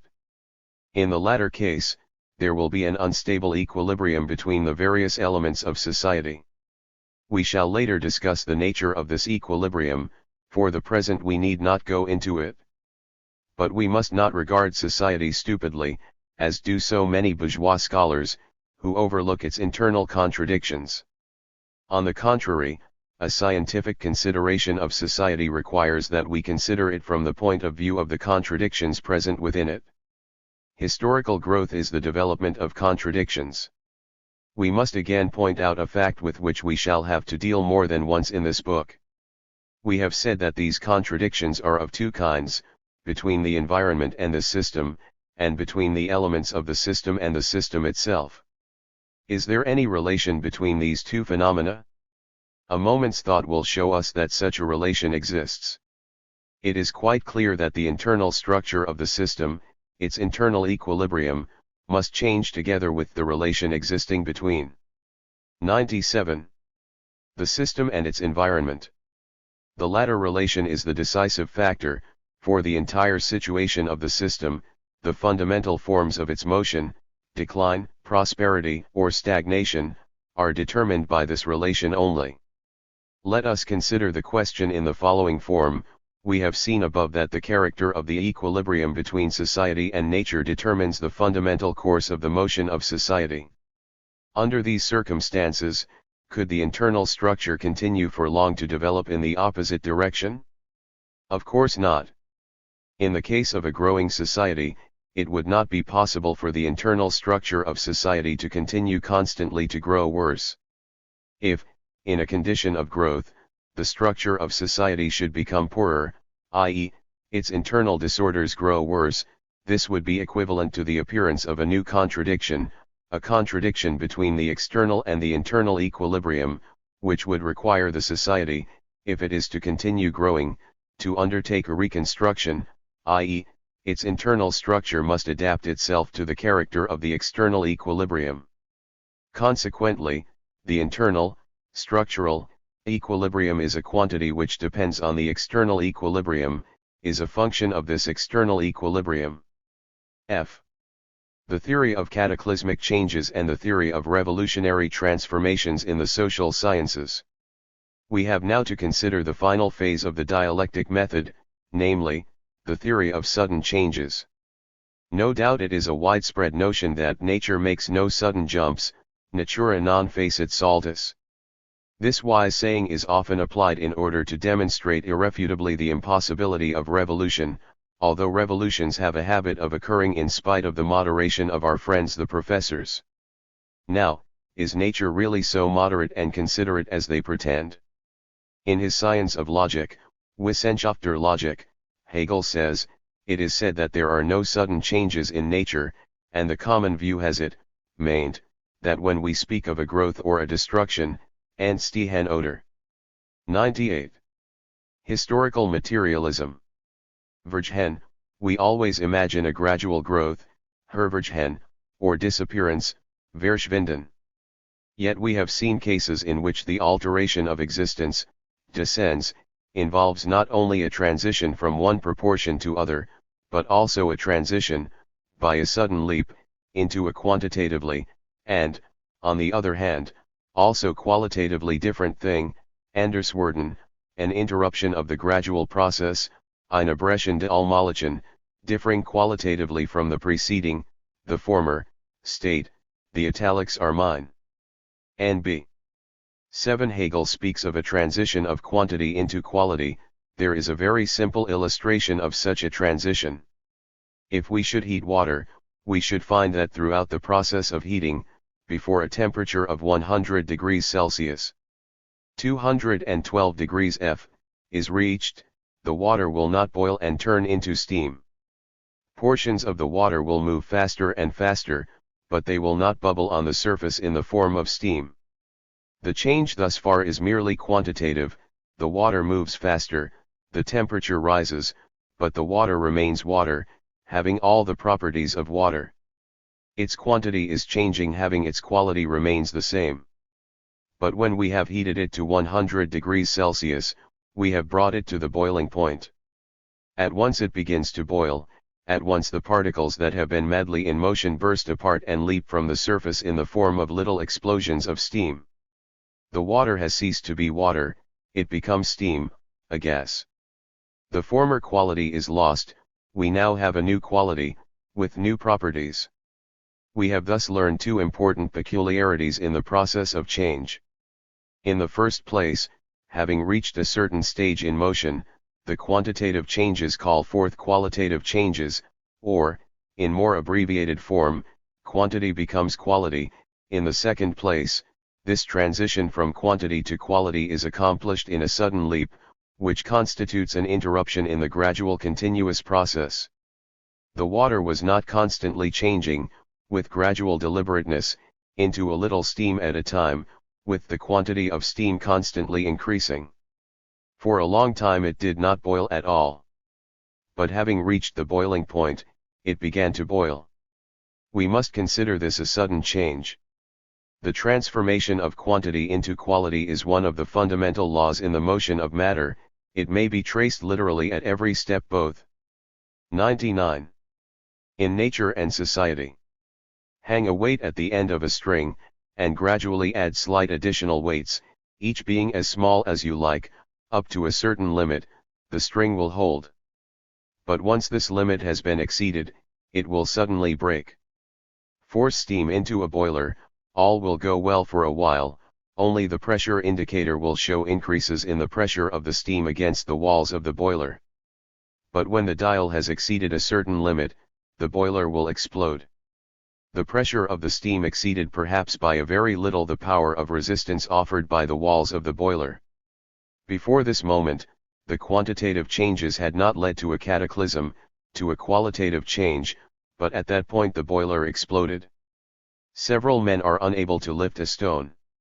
Another joins them, they are still unable to do it. A weak old woman joins them and their united strength raises the stone.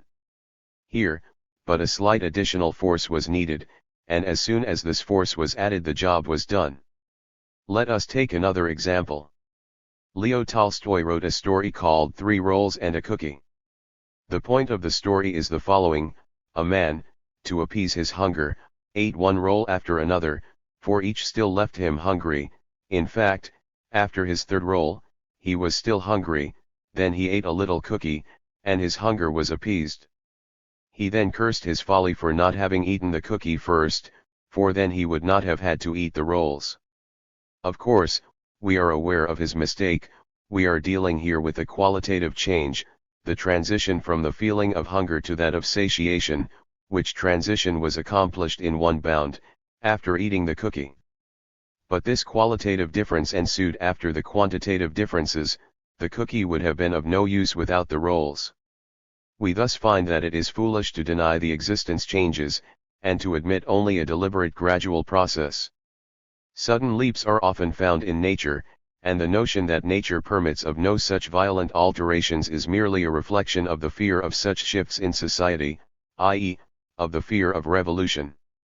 It is a characteristic fact that the earlier theories of the bourgeoisie, touching the question of the creation of the universe, were catastrophic theories, though naive and wrong ones. Such, for instance, was Cuvier's theory. This was displaced by the evolution theory, which introduced many 100. Historical materialism knew elements, but one-sidedly denied cataclysmic changes. Of such nature are the works of Lyell, Principles of Geology, in the field of geology. But at the end of the last century there again arose a theory which recognized the importance of sudden changes. For instance, the botanist de Vries, the so-called mutation theory, maintained that from time to time, on the basis of previous changes, sudden alterations of form ensue, which later fortify themselves and become the starting paints of new courses of evolution. The older views, which were hostile to sudden changes, are now no longer sufficient. Such notions, Leibniz, for instance, says, everything in nature goes step by step, never by leaps and bounds. Tout vapar degrés dans la nature et rien par saut, evidently arose on a conservative social soil. The denial of the contradictory character of evolution by bourgeois scholars is based on their fear of the class struggle and on their concealment of social contradictions. Their fear of sudden changes is based on their fear of revolution. All their wisdom is contained in the following reasoning: there are no violent changes in nature, there cannot be any such violent changes anywhere, therefore, you proletarians, do not dare make a revolution. Yet here it becomes exceptionally evident that bourgeois science is in contradiction with the most fundamental requirements of all science. Everybody knows that there have been many revolutions in human society. Will anyone deny that there was an English Revolution, or a French Revolution, or a revolution of 1848, or the Revolution of 1917? If these violent changes have taken place in society, and are still taking place, science should not deny them, refusing to recognize facts, but should understand these sudden shifts, and explain them. Revolutions in society are of the same character as the violent changes in nature. They do not suddenly fall from the sky. They are prepared by the entire preceding course of development, as the boiling of water is prepared by the preceding process of heating, or as the explosion of a steam boiler is prepared by the increasing pressure of the steam against its walls. A revolution in society means its reconstruction, a structural alteration of the system. Such a revolution is an inevitable consequence of the contradictions between the structure of society and the demands for its development. We shall discuss the nature of this process below. For the present we need only to know the following: in society, as in nature, violent changes do take place; in society, as in nature, these sudden 101 changes are prepared by the preceding course of things. In other words, in society as in nature, evolution, gradual development, leads to revolution. Sudden change, the violent changes presuppose a preceding evolution, and the gradual changes lead to violent changes. These are two necessary factors in a single process. 8. The contradictory nature of evolution, the question of cataclysmic changes, is one of the most essential theoretical questions. Though a great number of bourgeois schools and tendencies oppose teleology and favor determinism, etc., they nevertheless stumble on these questions. The Marxian theory is not a theory of evolution but of revolution. For this very reason it is inacceptable to the ideologists of the bourgeoisie, and they are therefore ready to accept the whole theory except its revolutionary dialectics. Objections to Marxism usually assume the same form. Thus, Werner Sombart, a German professor, treats Marx with great respect where evolution is involved, but at once attacks him as soon as he scents theoretically the revolutionary elements of Marxism. Entire theories are even built up, showing that Marx was a scholar in his evolutionary point of view, but ceased to be a scholar when he became even theoretically a revolutionist. He then leaves the sphere of science and gives himself up to revolutionary passions. P. Struve, once a Marxian, author of the first manifesto of the Russian Social Democracy, a man later metamorphosized into a protagonist of pogroms and a prime counter-revolutionary ideologist, also began by attacking Marxism in its theory of cataclysmic changes. Plekhanov, then a revolutionist, wrote, "Mr. Struve wants to show us that nature makes no sudden leaps, and that the intellect, reason, will not bear such leaps. The fact is, Struve means his own intellect, which indeed tolerates no leaps, for the simple reason, as is said, that he cannot bear a certain dictatorship." The italics are Plekhanov's, Criticism of Our Critics, p. 99. The so-called organic school, the positivists, Spencerians, evolutionists, etc., all oppose cataclysmic changes because they cannot bear a certain dictatorship. 102. Historical Materialism. Bibliography. As with chapters I and II, adding the following: Bukharin, Introduction to the Philosophy of Dialectic Materialism, in Russian. G. Plekhanov, and Beltov, Criticism of Our Critics, in Russian. Karl Marx, Introduction to a Critique of Political Economy, Chicago, 1913. G. Plekhanov, Fundamental Problems of Marxism, translated. J. Berman, Dialectics in the Light of the Modern Theory of Cognition, in Russian, not orthodox, but critical. A. Bogdanov, General Science of Organization, in Russian, an ingenious attempt to dispense with philosophy. L. Orthodox, Axelrod, Philosophical Sketches, in Russian. Karl Kosky, Anti-Bernstein, in German. N. Bukharin, The Economic Theory of the Leisure Class, Chapter 1. The critical literature written in opposition to dialectic materialism is exceedingly voluminous. The most important Russian writers in this field are Karayev and Tagan Baranovsky, The Theoretical Foundations of Marxism. 103. 4. Society. A. Concept of aggregates, logical and real aggregates. We encounter not only simple bodies, which at once impress us as constituting units, for example, a sheet of paper, a cow, John Smith, but also meet with compound units, intricate quantities. When considering the movement of the population, we may say the number of male infants born within a certain interval of time has increased so much. We then regard this number of male infants as a total quantity, existing apart from the various units, and considered as a unit in itself, a statistical aggregate. We also speak of a forest, a class, human society, and at once find that we are dealing with compound quantities. We regard these quantities as individual quantities, but we likewise know that these wholes consist of elements having a certain degree of independence. The forest consists of trees, bushes, etc., the class, of the various persons constituting it, etc.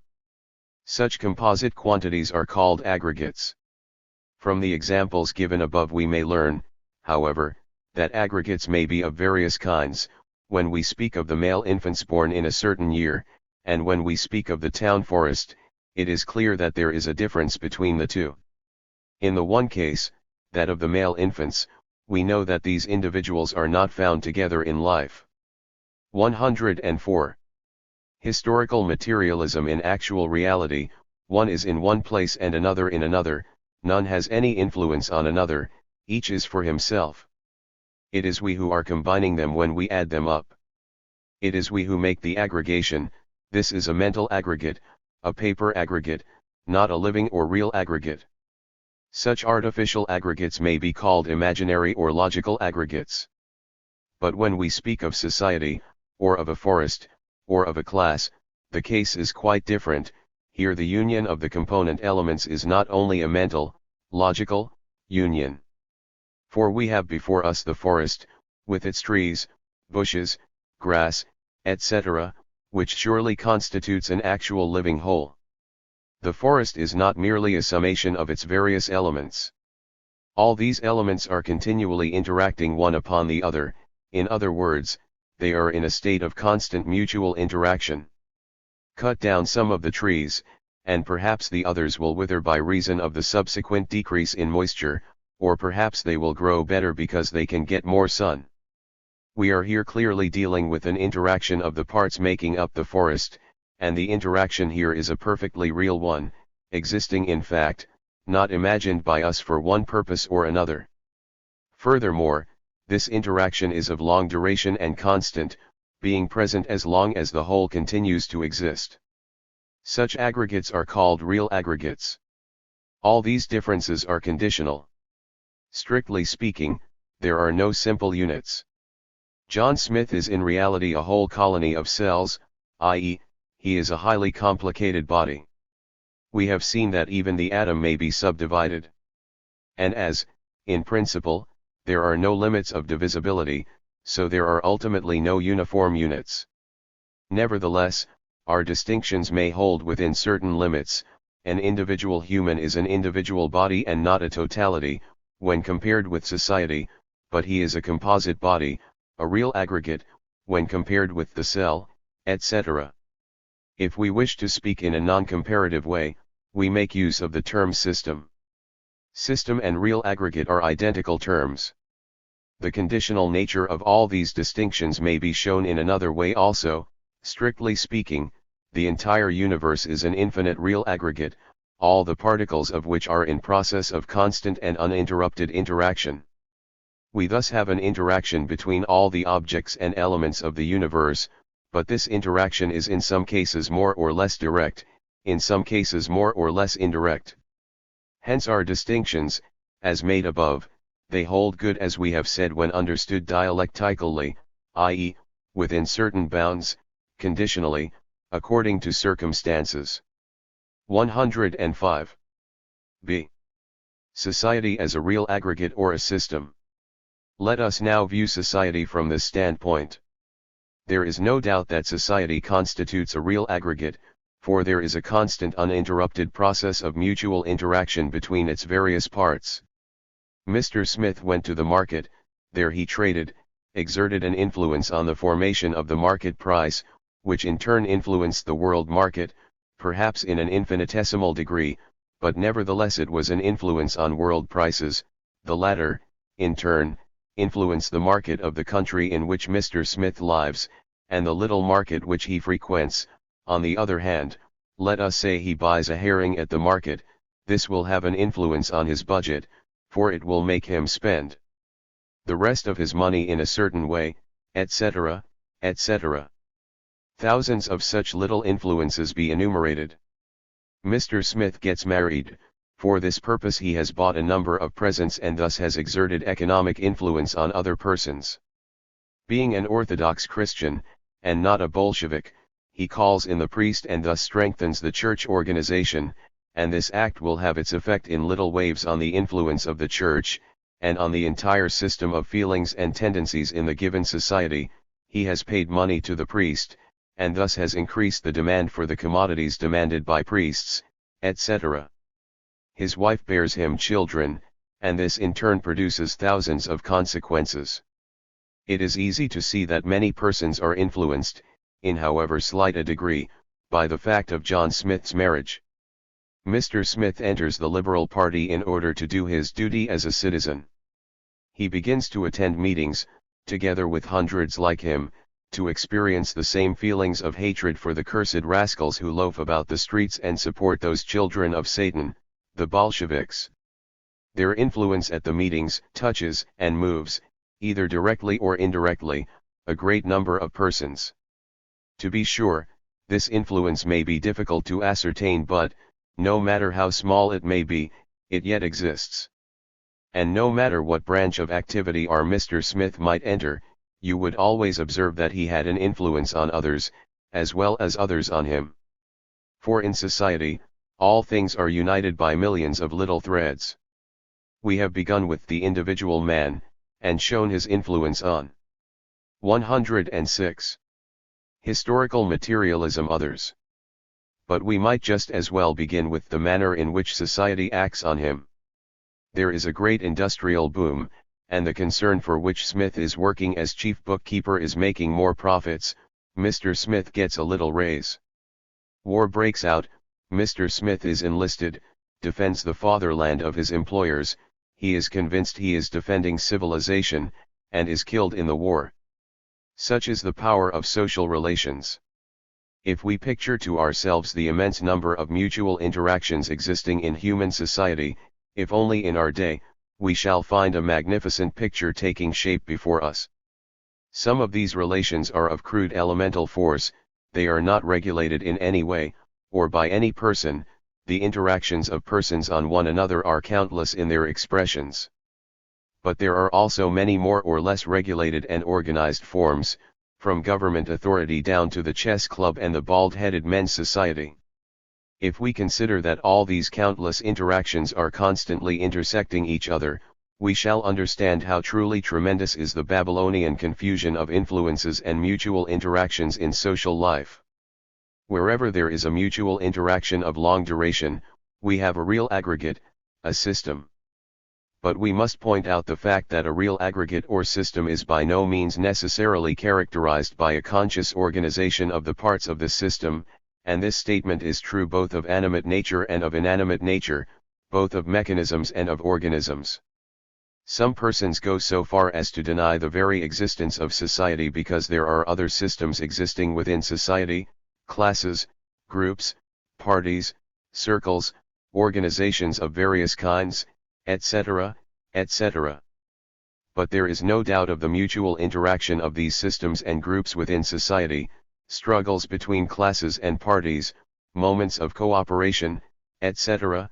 Furthermore, the persons constituting these groups may be influencing the remaining persons in other connections in an entirely different way, the capitalist and the worker, who purchases from the same capitalist goods for his own consumption.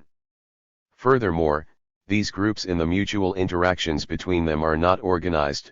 We here have an elemental social product, a social resultant. See our discussion of determinism, in Chapter 2, is nevertheless obtained in this unorganized and elemental process, which will continue until a commu. 107. Nis society is realized. Yet, there is such a social product.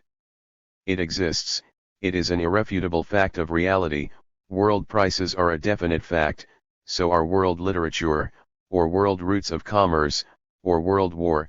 These facts are sufficient to show that human society, embodied in the systems of the various nations, really does exist at the present time. In general, whenever we have a sphere of constant mutual interaction, we also have a special system, a special real aggregate. The broadest system of mutual interactions, embracing all the more permanent interactions between persons, is society. We define society as a real aggregate, or as a system of interactions, rejecting all the attempts of the so-called organic school to interpret society in terms of an organism. The official object of the organic theory is perfectly expressed in the fable of Menenius Agrippa, a Roman patrician who used the following organic arguments to conciliate the rebellious plebeians: the hands may not rebel against the head, for otherwise the entire human body would be ruined. The social interpretation of the organic theory is the following: the ruling class is the head, the workers, or slaves, are the arms and legs. As arms and legs may not in nature replace the head, it is well for subordinates to hold their peace. This wise humility on the part of the organic theory has made it quite popular among the bourgeoisie. The founder of sociology, Auguste Comte, considered society as a collective organism, organisme collectif. Herbert Spencer, the most popular of bourgeois sociologists, considered society to be something self-organic, without consciousness to be sure, but possessing organs, tissues, etc. René Worms even endows society with consciousness, as in the case of the individual, and Lilienfeld declares outright that society is an organism as much as a crocodile or the inventor of this theory. No doubt society has much in common with an organism, but it also has much in common with a mechanism. These traits, precisely, are the traits of any true totality, any system. But as we have no intention to take up such childish problems as to what constitutes the liver or the vermiform appendix of society, or what social phenomena are equivalent to ulcers, we shall not dwell on this point at all, the more since the adherents of the organic theory seem themselves to be ready to fall into the arms of mysticism, and to reconstruct society as a huge fabulous beast. Society thus exists as a true aggregate of the persons composing it, as a system of mutually interacting elements. As we have seen, the number 108. Historical materialism of mutual interactions in this system is endless. But the very existence of society suggests that all these numberless forces, acting in the most various directions, do not constitute a mere insane whirl, but move, as it were, through certain channels, in obedience to an internal law. If there were an outright and complete chaos, there would be no possibility of even an unstable equilibrium in society. In other words, there would be no society at all.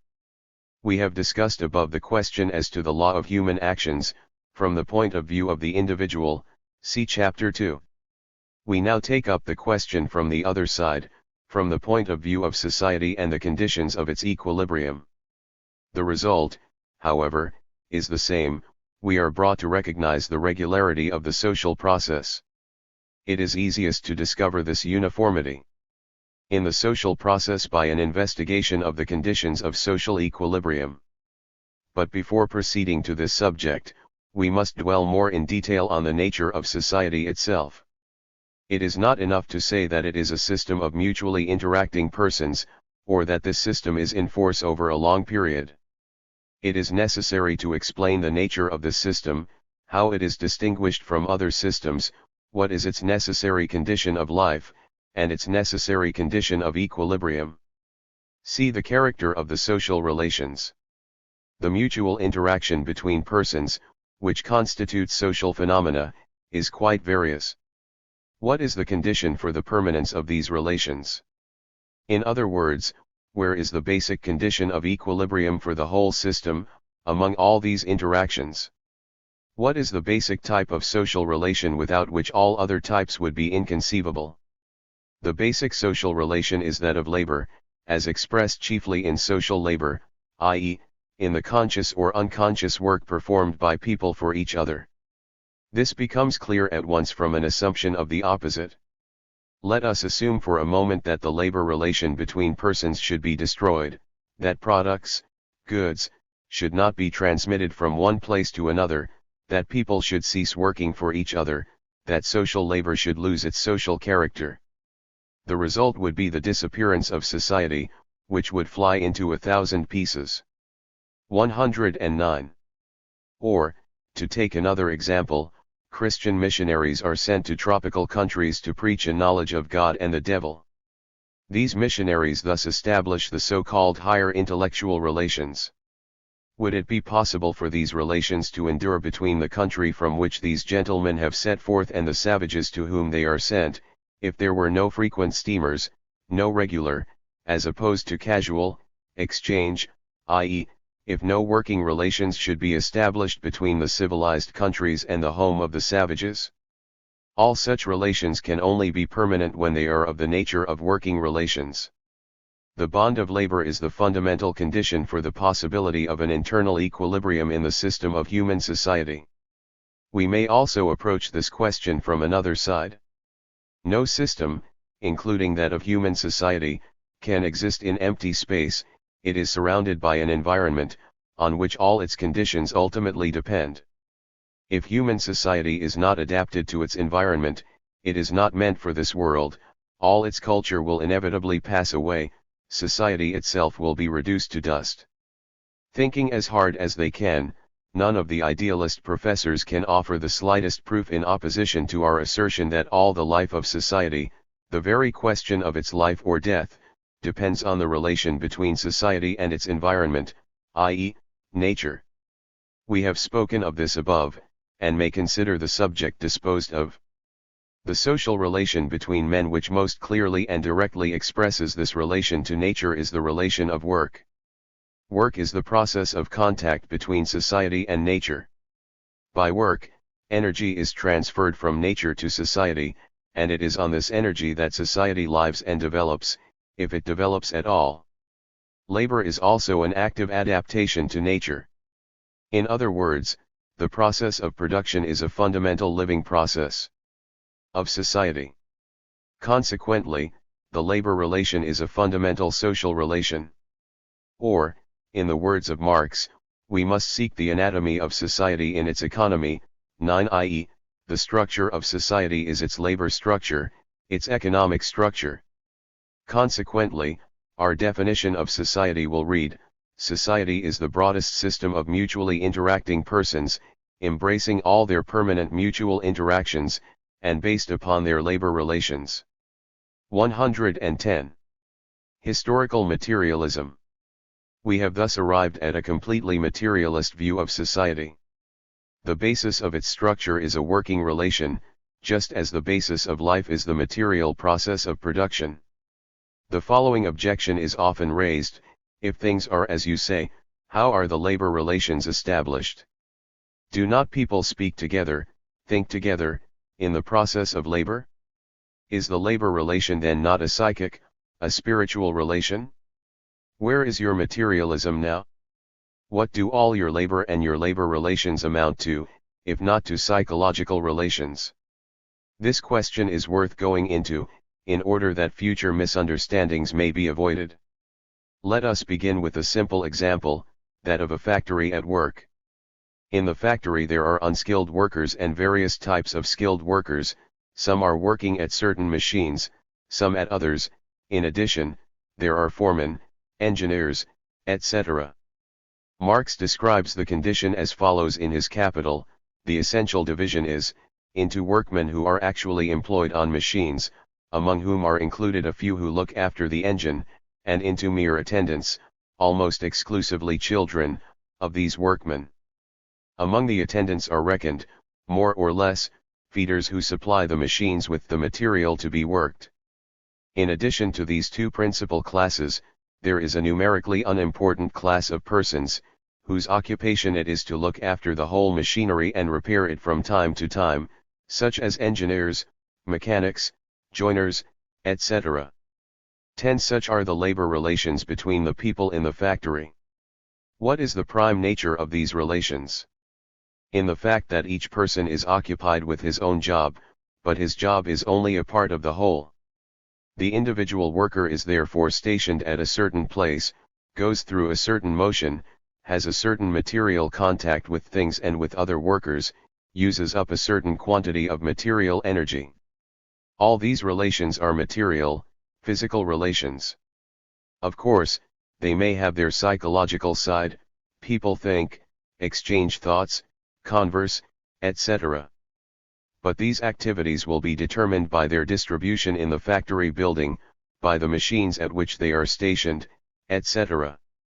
In other words, they are distributed through the factory as distinct physical bodies. They are therefore in certain physical, material relations in time and in space. Such is the material, working organization of the workers in 111. A factory, which Marx calls the collective worker. We are now dealing with a material human working system. When in operation, we have the process of material labor, men give out energy, and turn out a material product. This is also a material process, also having its psychological aspect. What we have just observed in the factory is also applicable on a more intricate and far vaster scale in human society as a whole. For all of society constitutes a peculiar human working apparatus, in which the overwhelming majority of persons or groups of persons occupy a certain place in the working process. For instance, in present-day society, which includes all of so-called civilized mankind, and perhaps even more, wheat, as we have seen, is chiefly produced in certain countries, cacao, in certain other countries, metal products, in still another group of countries, etc. And within the various countries, certain factories produce one group of products, other factories other products. All these workers, peasants, colonial slaves, and even the engineers, overseers, foremen, organizers, etc., who are placed in the various corners of the earth, distributed over the various quarters of the globe, are all actually, although perhaps not consciously, working for each other. And when masses of commodities pass from one country to another, from factory to market, from market through tradesman to consumer, all this constitutes a material bond between all these persons. They are a part of the material skeleton, the working apparatus of a single social life. When we read of the life of the bees, we do not consider it remarkable to find the writer beginning with the discussion of the kinds of bees, the work they perform, the relations between them, both in time and in space, in a word, the material working apparatus of the society of the bees. No one would think of considering the bees as a psychical aggregate, a spiritual brotherhood, although he might speak of the instincts and the psychic life of the bees, of their manners and customs, etc. But man, with his divine nature, must not be subjected to the same treatment as the bees. It is self-evident that psychical interactions of the most varied kinds are inestimably more numerous in human society than even in a herd. 112. Historical materialism of the most highly developed apes. The mind of human society, i.e., all its psychic interactions, are as far superior to the mind of the herd of apes, as the mind of the individual man is superior to the mind of the individual ape. But the infinitely varied, complicated, exceptionally rich patterns of these mental and spiritual interrelations, presenting all the colors of the rainbow, and constituting the mind of present-day society, also have their body, without which they cannot exist, any more than the mind of the individual man can exist without his sinful earthly body. This body is the labor skeleton, the system of material relations between persons in the process of labor, or, as Marx puts it, the production relations. Sentimental petty bourgeois dames may think it terrible to explain the divine fragrance of the narcissus as due to an excitation of so prosaic an organ as the nasal mucous membrane, and these ladies are not much different from most bourgeois scholars. Some of the latter will venture to deride the organic theory, as does an Italian professor. A Loria, who plagiarized Marx and could not digest him, the German scholar Schaffel goes to grotesque lengths in his enumeration of social strata, organs, segments, blood vessels, motor centers, nerves, and ganglia, but the other sociologists of the same school are not much more moderate than he. They have already gone so far as to describe the social thigh, the social solar plexus, the social lungs. They already point to the vascular system of society, represented by the savings banks. A professor at the Sorbonne describes the clergy as a fatty nervous tissue. Another sociologist compares the nerve fibers with telegraph wires, and the human brain with a central telegraph office. One writer goes so far as to distinguish male nations from female nations. In his opinion, the conquering states are males, who subjugate the defeated nations, while the defeated nations are female nations. Achille Laurier, Die Sociologie, Jena, 1901, p. 39. This is all very well, but even the best of the bourgeois scholars become quite timid when they reach the confines of materialism. Professor E. Durkheim, in his book on the division of labor, having emphasized the conception of moral density, by which he means the frequency and intensity of psychical interactions between men, goes on to say, the moral density cannot become greater unless the material density simultaneously becomes greater. La densité morale me put dans escroître sans que la densité matérielle escroisse en même temps. This simply means that the mental turnover between men is based on the material turnover, i.e., the 113. Density and frequency of the material, physical interactions is the condition for the corresponding density and frequency of their mental interactions. After making this correct statement, M. Durkheim is frightened at having expressed so materialist a thought and beats a retreat, but it is useless to attempt to show which of the two phenomena determines the other. It is sufficient to have stated that they are indissoluble. E. Durkheim, De la division du travail social, Paris 1893, p. 283. Useless, I suppose, because people are afraid to appear in decent bourgeois society as materialists. Most modern bourgeois sociologists consider society to be a certain psychical system, a psychical organism, or the like, which is quite in accord with the idealist view of the universe. The fundamental error of these theories is in their separating mind from matter, and then declaring this mind to be incapable of explanation, i.e., their deifying it. In some societies, the psychical interactions are different from those of other societies.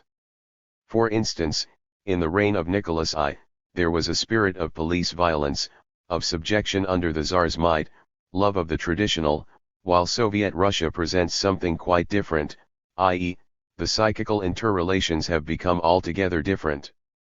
Psychological theories of society cannot explain this difference. Here again the only scientific conception is that of materialism. Marx speaks of an organism of production, cf. Capital, Volume 3. D. Society and personality, precedence of society over the individual. Society consists of individual persons, it could not exist without them, as we may assume without further discussion. But society is not merely an aggregate of persons, constituting their sum. Society is more than a mere summation of its various Jacks and Jills. We have already seen that society is a real aggregate, a system. We have seen that it is a very complicated system of mutual interactions between the various persons, which interactions are extremely varied in quality and quantity. This means that society, as a whole, is greater than the sum of its parts. It cannot in any way be reduced to these parts, which is also true of many systems of various kinds, both living organisms and dead mechanisms. For instance, let us take the case of any machine, a simple watch, let us. 114. Historical materialism say. Take any such machine apart and lay its component parts in a heap. This heap will constitute their sum, but it will not be the machine, it will not be the watch, for the heap lacks the definite relation, the definite mutual interaction of the parts which transforms them into a mechanism. What makes these parts a whole? A certain arrangement of them. The same is true in society. Society consists of people, but if these people, in the labor process, should not be at their posts at each given moment, if they were not connected by the labor bond between them, there would be no society. We must here point out another phenomenon observed in society, namely, society consists not only of various persons mutually interacting, either directly or indirectly, it also consists of mutually interacting groups of persons, also constituting real aggregates, standing as it were between society and the individual. For instance, present-day society is exceedingly large, already people in the most remote countries have been brought into relation, are being drawn in further and further, by a labor bond. There is practically a world society. But this society of almost 1,500,000,000 persons mutually interacting, united by the fundamental tie, of labor, as well as countless other ties, includes within it partial systems of persons united in some way or other, classes, states, church organizations, parties, etc. This subject will be discussed in detail later.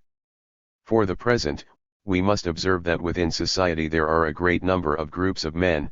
These groups, in turn, also consist of individual persons. The mutual interrelations between these persons usually become more frequent and intimate in their own circle than between men in general. The German philosopher and sociologist, G. Simmel, rightly observes that the narrower the circle of mutually interacting persons, the more intimate the relations between them, in general. Besides, all these groups come into contact among themselves. In other words, the various individuals constituting society do not always influence each other directly, but through groups, through partial systems within the single great system of human society. Let us consider, for instance, an individual worker in capitalist society. Whom does he meet most frequently, with whom does he talk, discuss questions, etc.? Most often, it is with 115 workers. Very rarely does he meet artisans, or peasants, or bourgeois. This is an illustration of the existence of the class relation. This worker most frequently comes into contact with other classes, not simply as an individual personality, but as a member of his class, sometimes even as a member of a consciously organized body, a party, a trade union, etc. The same case applies also to the other groups in society, not only to classes. Scholars associate mostly with scholars, journalists with journalists, priests with priests, etc. In the material field, we find that society is not a mere aggregate of persons, that it is more than their sum, that their grouping and definite disposition, Marx calls it their distribution, in the labor process amounts to something new, something greater than their sum or aggregate. The same holds good also in the psychological, mental, life, which plays a very important part. We have already several times made use of the example of the fixing of a market price as a result of various individual guesses. The price is a social phenomenon, a social resultant, a product of the mutual interactions of persons. The price is not an average of the guesses, nor does it in every case approximate the individual guesses, for the individual guesses are a personal matter, concerning one man only, existing only in his mind, while the actual price is something that influences all. It is an independent fact which all must count on, an objective fact though it be immaterial. See chapter 2 of this book. The price, in other words, is something new, something that leads its own social life, is independent more or less of individual persons, although it is created by them. The case with the remaining evidences of the psychical life is the same. Languages, the political system, science, art, religion, philosophy, and a great number of less important phenomena and subdivisions, such as fashions, customs, good behavior, etc., etc., all are products of social life, a result of the mutual interaction of persons, of their constant association with each other. Just as society is not merely a sum of the persons composing it, so the mental life of society is not merely a sum of the ideas and feelings of the individual persons composing it, but is a product of the association with each other, is to a certain extent something apart, new, not to be. 116. Historical materialism explained as a mere arithmetical sum, it is a new element resulting from the mutual interactions of persons.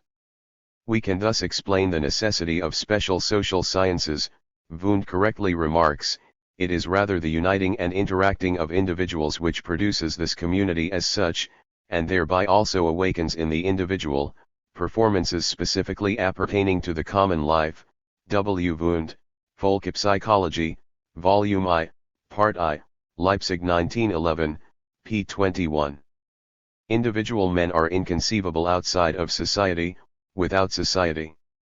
Nor can we imagine societies having been established by the various persons, living, as it were, in their natural state, coming together and uniting in order to form a society. This conception was at one time quite widespread, but it is entirely erroneous. If we trace the development of human society, we shall find that it was originally composed of a herd, and not at all of individual creatures of human shape, living in various places, who suddenly discovered, one fine day, that it would be a fine thing, bright savages that they were, to live together, and, having talked the thing over to the general satisfaction in their meetings, got together for the construction of a society. The starting point, of science, N.B., wrote Karl Marx, is the individual, producing in society, and thence comes the socially conditioned production of these individuals. The individual and isolated hunter and fisher, belongs to the insipid illusions of the 18th century. Production by isolated individual persons outside of society, is as great an absurdity, undying, as would be the growth of language without the assumption of persons living together and talking with each other. 11. The doctrine of the individual man entering into contractual relations with others was expressed with particular crassness in J. Rousseau's work, Le Contrat Social, 1762. Man is born free in a state of nature. To assure his liberty, he enters into relations with others. Society, as a state form, arises on the basis of the social contract. Rousseau draws no distinction between state and society. The object of the social contract, writes Rousseau, Book 2, Chapter 5, is to protect the signatory parties. As a matter of fact, Rousseau does not investigate the true origin of the society or the state, but merely states what must be, what is the conception of society from the standpoint of reason, i.e., how a decent society should be constructed. Anyone violating the contract is subject to punishment. It fall. 117. Load logically that kings abusing their power must be deposed. Therefore, Rousseau's doctrine, in spite of its entirely erroneous conceptions, played an important revolutionary role during the French Revolution. Man's social qualities could develop only in society. It is an absurdity to suppose that man, in the savage state, could have recognized the advantages of society without ever having seen a society. This would really be equivalent to assuming the growth of language among persons not in contact with each other, and distributed in various places. Man always was, as Aristotle puts it, a social animal, i.e., an animal living in society, never out of society. We cannot imagine that human society was established. A merchant, who has himself established a corporation, may imagine that human society was brought about in the same way. Human society has existed as long as there have been humans. Humans have never existed outside of society. Man is a social animal by his nature is a social nature, changing with society. He lives in society by his nature, and not by agreement or contract with other persons. Man having always lived in society, i.e., having always been social man, it follows that the individual has always had society as his environment. Since society has always constituted this environment for the individual, it is natural to infer that this environment has also determined the various individuals. One society, or environment, has produced one kind of individual, another society, another kind of individual. A man is known by the company he keeps. An interesting question which has been a source of many disputes, is that of the role of the individual in history. This question is not as difficult as it may seem. Does the individual play a part, or is he a mere zero in the course of events? Of course, since society consists of individuals, the action of any individual will have its influence on social phenomena. The individual does play a part. His actions, feelings, desires enter into the social phenomenon as a component part. Men make history. Social phenomena are composed of the mutual interactions of the forces of the various individuals, as we have seen. Furthermore, if the various individuals influence society, is it possible to determine how the actions of the various individuals are brought about? 118. Historical materialism. Yes, for we know that the will of man is not free, that it is determined by external circumstances. Since the external circumstances, in the case of the individual, are social circumstances, the conditions of life of the family, the group, the given occupation, the class, the situation of the entire society at a certain moment, his volition will be determined by external conditions.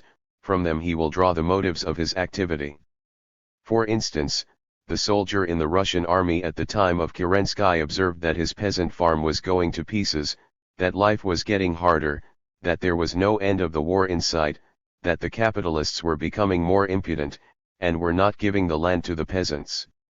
Thence arose the motives of his action, to put a stop to the war, seize the land, and, for this purpose, overthrow the government. Social circumstances therefore determine the individual's motives. These circumstances set the limits for the realization of the goals proposed by the individual person. Milyukov, in 1917, wished to strengthen the influence of the bourgeoisie and to lean for support on the Allies, but his desire was not realized. Circumstances shifted so that Milyukov obtained nothing of what he wished. Furthermore, if we examine each individual in his development, we shall find that at bottom he is filled with the influences of his environment, as the skin of a sausage is filled with sausage meat. Man is trained in the family, in the street, in the school. He speaks a language which is the product of social evolution. He thinks thoughts that have been devised by a whole series of preceding generations. He is surrounded by other persons with all their modes of life. He has before his eyes an entire system of life, which influences him second by second. Like a sponge he constantly absorbs new impressions. And thus he is formed as an individual. Each individual at bottom is filled with a social content. The individual himself is a collection of concentrated social influences, united in a small unit. Another circumstance is worthy of attention. Often the role of the individual is quite large by virtue of his specific place and the specific work which he performs. For instance, the general staff of an army consists of a small number of persons only, while the army itself counts hundreds. 119. Of thousands, perhaps millions of persons. It is apparent to anyone that the significance of the few persons in the general staff far exceeds that of the great number in the army, soldiers or officers. If the enemy should succeed in taking the general staff, this might be equivalent, under certain circumstances, to a defeat of the entire army. The importance of these few persons is therefore very great. But what would the general staff amount to without its telephone system, its reports, its announcements, its maps, its opportunities to issue orders, the discipline in the army, etc.? Very little. The persons constituting the general staff might be no more than the rest of the army. Their strength, their significance is the result of a special social connection, of the organization within which these persons are working. To be sure, they may be capable of discharging their duties, they may have sufficient training or natural aptitude, the latter developed by experience, as was the case with many of Napoleon's generals, or with the commanders of the Red Army. But apart from this special connection, they lose their significance entirely. The opportunity on the part of the general staff to exert a powerful influence on the army is conditioned by the army itself, by its structure, its dispositions, by the aggregate of mutual interactions that have here been brought together. In society the case is the same. The role of political leaders, for instance, is much larger than the role of the average man of a certain class or party. Of course, it is necessary to have certain aptitudes, mental qualities, experience, etc., in order to become a political leader. But it is also clear that in the absence of the necessary organizations, parties, unions, a proper approach to the masses, etc., the leaders could not play such an important part. It is the strength of the social bonds that gives strength to the individual persons of prominence.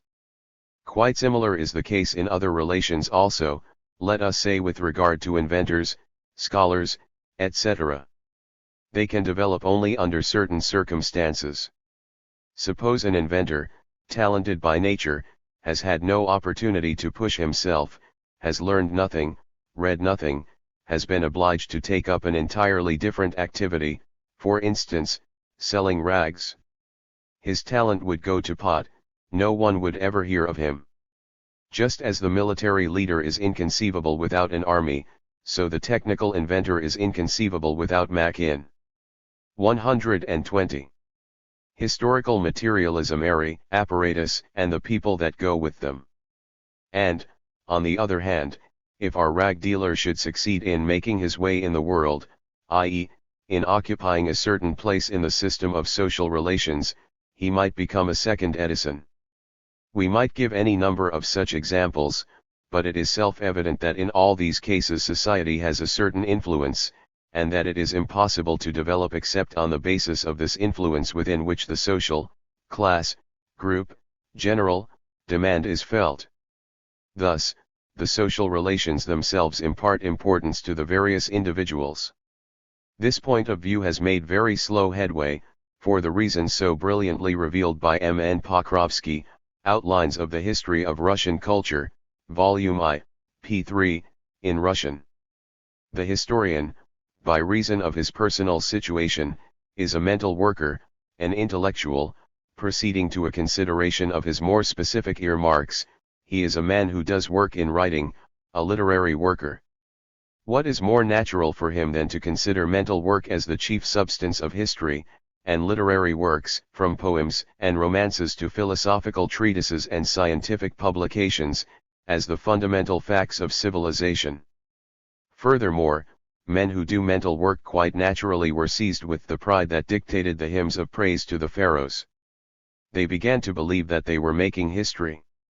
It should be added that this professional standpoint fully coincided with the class standpoint of the ruling classes, the minority that dominated the great majority.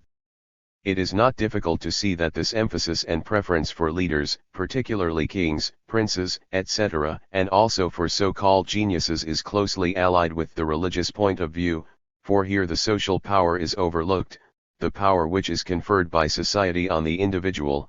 In its stead, the historian visualizes the inscrutable, i.e., actually, divine power of the individual person. This is excellently expressed by the Russian philosopher, V.S. Solovyov, in his Justification of the Good, Chapter 4, the providential persons who have enabled us to share the heights of religion and of human enlightenment were originally by no means the creators of these possessions. That which they gave us was taken by them from earlier world historic geniuses, heroes, and martyrs, all of whom we must bear gratefully in mind. We must attempt to restore the full line of our mental ancestors, the men through whom Providence has been impelling mankind forward on the path to perfection. In these chosen vessels, we worship that which He, the Heavenly Father, has imbued them with. In these visible counterfeits of invisible divinity, the divinity itself is recognized and worshipped. This balderdash speaks for itself, it requires no refutation. 121. It follows from the above that the individual always acts as a social individual, as a component part of a group, a class, a society. The individual is always filled with a social content, for which reason it is necessary, in an effort to understand the growth of society, to begin with a consideration of the social conditions, and to proceed from them, if that be necessary, to the individual. The contrary process is worthless. By means of the social relations, by an investigation of the conditions of the entire social life, the life of a class, of a trade group, the family, the school, etc., we may more or less explain the development of the individual, but we could never explain the development of society by means of the development of the individual. For each individual, whatever be his activity, always has in mind what has already taken place in society. For example, when the buyer goes to market to buy shoes or bread, his price estimates are based on his personal approximation to prices now prevalent or formerly prevalent on the market. When the inventor devises a new machine, he proceeds on the basis of what is already in existence, on the basis of existing technique or existing science, on the problems presented by the science, on the demands of practical work, etc. In a word, if we should attempt, as do certain bourgeois scholars, to explain social phenomena on the basis of individual phenomena, on the individual psychology, we should have not an explanation, but an absurdity. The social phenomenon, for instance, the price, cannot be explained by the individual phenomenon, for instance, the value put upon the goods by Smith, Jones, or Robinson, but their estimates can be explained by the price which Smith, Jones, or Robinson had in mind from some previous occasion. We have therefore seen that the individual draws his motives from the generality, the social environment. The conditions under which the social environment develops provide the limits for the individual's activity. The individual's role is determined by social conditions. Society takes precedence over the individual. Societies in process of formation. The fact that man has always existed in society by no means signifies that new societies may not be formed or that old societies may not grow. 122. Historical materialism. Let us assume that at a certain time various human groups are in existence at various points on the Earth's surface, and that these human organizations have no relation whatever with each other. They are divided by mountains, rivers, and oceans, and have not yet attained a stage of cultural development that would enable them to overcome these obstacles. If they succeed in coming into contact with each other at all, it is only at the rarest intervals, and with no regularity. A permanent relation does not exist between them. Under these circumstances, we cannot speak of a single great society embracing these various groups. Instead of a universal society, we have as many societies as there are groups of the kind mentioned.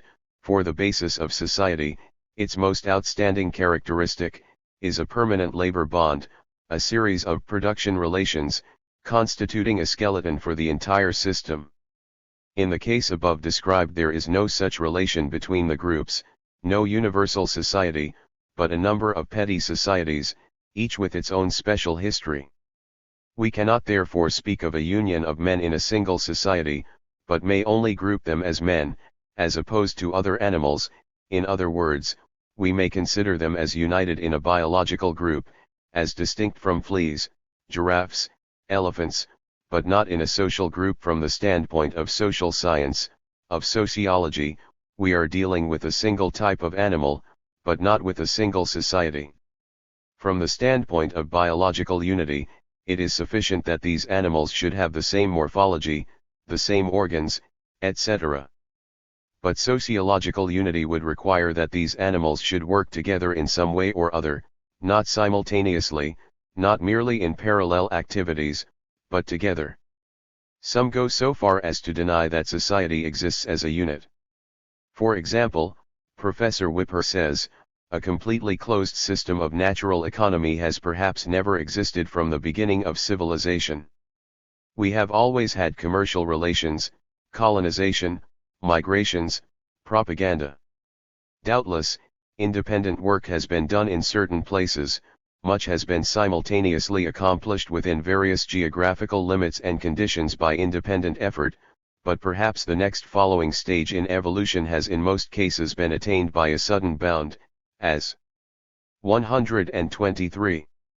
A sort of premature lesson, crudely and imperfectly taught, but nevertheless repeated by others and later learned. 12. But while there may never have been an absolute, complete system, there is no doubt whatever that the exchange relations existing between various human societies were once extremely slight. For instance, what relations existed between the European peoples and America before Columbus? Even among the European peoples themselves, let us say in the Middle Ages, relations were very weak. It is therefore impossible in such cases to speak of a single human society. Humanity was then a unit only from the biological standpoint. Let us now suppose that contacts begin between our various societies, first, military contacts, then commercial relations. These commercial relations become more and more permanent. Finally a time comes when one society cannot exist without the other. Certain societies produce chiefly one thing, while others produce another thing. These products are exchanged and thus the societies work upon each other, this work now having a regular and not merely accidental character, which is necessary for the existence of both groups of societies. We now already have a single society on a large scale, formed by the union of societies once distinct from each other. The opposite process may also take place. Under certain conditions, society may dissolve into a number of societies, usually under conditions of decline. It follows that society is not a permanent thing, existing from time immemorial, for we may trace the process of its formation. For example, we have seen such a process going on in the second half of the 19th century and the beginning of the 20th century. In various ways, through colonial wars, the increase in exchanges of goods, export and import of capital, movement of population from one country to another, and the like, closer and closer mutual relations have been built up between countries. All countries have been joined by permanent economic bond, which means, in the last analysis, labor bond. A world economic system has resulted, world capitalism has grown up, all of whose parts are interrelated with each other. Together with the international move. 124. Historical materialism meant of things and people, commodities, capital, workers, merchants, engineers, traveling salesmen, etc. A tremendous current of ideas has also been moving from country to country, scientific ideas, artistic ideas, philosophical ideas, religious ideas, political ideas, etc., etc. The world trade in material things has brought with it a world exchange of mental products. A single human society has begun to exist, having a single history. V. The equilibrium between society and nature. A. Nature as the environment of society. A consideration of society as a system involves the recognition of external nature as its environment, i.e., chiefly the terrestrial globe with all its natural properties. Human society is unthinkable without its environment. Nature is the source of foodstuffs for human society, thus determining the latter's living conditions. But nothing could be more incorrect than to regard nature from the teleological point of view, man, the lord of creation, with nature created for his use, and all things adapted to human needs. As a matter of fact, nature often falls upon the lord of creation in such a savage manner that he is obliged to admit her superiority. It has taken man centuries of bitter struggle to place his iron bit in nature's mouth. Now man, as an animal form, as well as human society, are products of nature, parts of this great, endless whole. Man can never escape from nature, and even when he controls nature, he is merely making use of the laws of nature for his own ends. It is therefore clear how great must be the influence of nature on the whole development of human society. Before proceeding to a study of the relations existing between nature and man, or of the forms in which nature operates on human society. 127. We must consider first of all with what phases of nature man comes chiefly in contact. We have only to look about us in order to perceive the dependence of society on nature, the soil, and this, economically speaking, includes water, in the virgin state in which it supplies man with necessaries or the means of subsistence ready to hand, exists independently of him, and is the universal subject of human labor. All those things which labor merely separates from immediate connection with their environment, are subjects of labor spontaneously provided by nature. Such are fish which we catch and take from their element water, timber which we fell in the virgin forest, and ores which we extract from their veins. As the earth is his original larder, so too it is his original tool house. It supplies him, for instance, with stones for throwing, grinding, pressing, cutting, etc. 13. Nature is the immediate object of labor in the acquisitive industries, mining, hunting, portions of agriculture, etc. In other words, nature determines what raw materials are to be manipulated. Man, as we have seen above, is constantly making use of the laws of nature in his struggle with her. He makes use of the mechanical, physical, and chemical properties of some bodies in order to make other substances subservient with his aims. 14. Man makes use of the power of steam, electricity, etc., the attraction of the earth for bodies, law of gravitation, etc. It is impossible, therefore, for the state of nature at a certain place and at a certain time not to act upon human society. Climate, quantity of moisture, winds, temperature, etc., configuration of surface, hills or valleys, distribution of water, character of rivers, presence of metals, minerals, all the resources buried in the earth, the character of the shore, in the case of a maritime community, the distribution of land and water, the presence of various animals and plants, etc., such are the chief elements of nature that influence human society. Whales and fish may not be caught on land, agriculture may not be pursued on rocky mountains, deserts are a poor place for forestry, you cannot live in tents in cold countries during the winter, nor do you heat your hut in hot weather, if no metals are in the ground, you cannot conjure them down from heaven or suck them out of your fingertips, etc. 128. Historical materialism. In detail, the influence of nature is found expressed in the following conditions: distribution of land and water.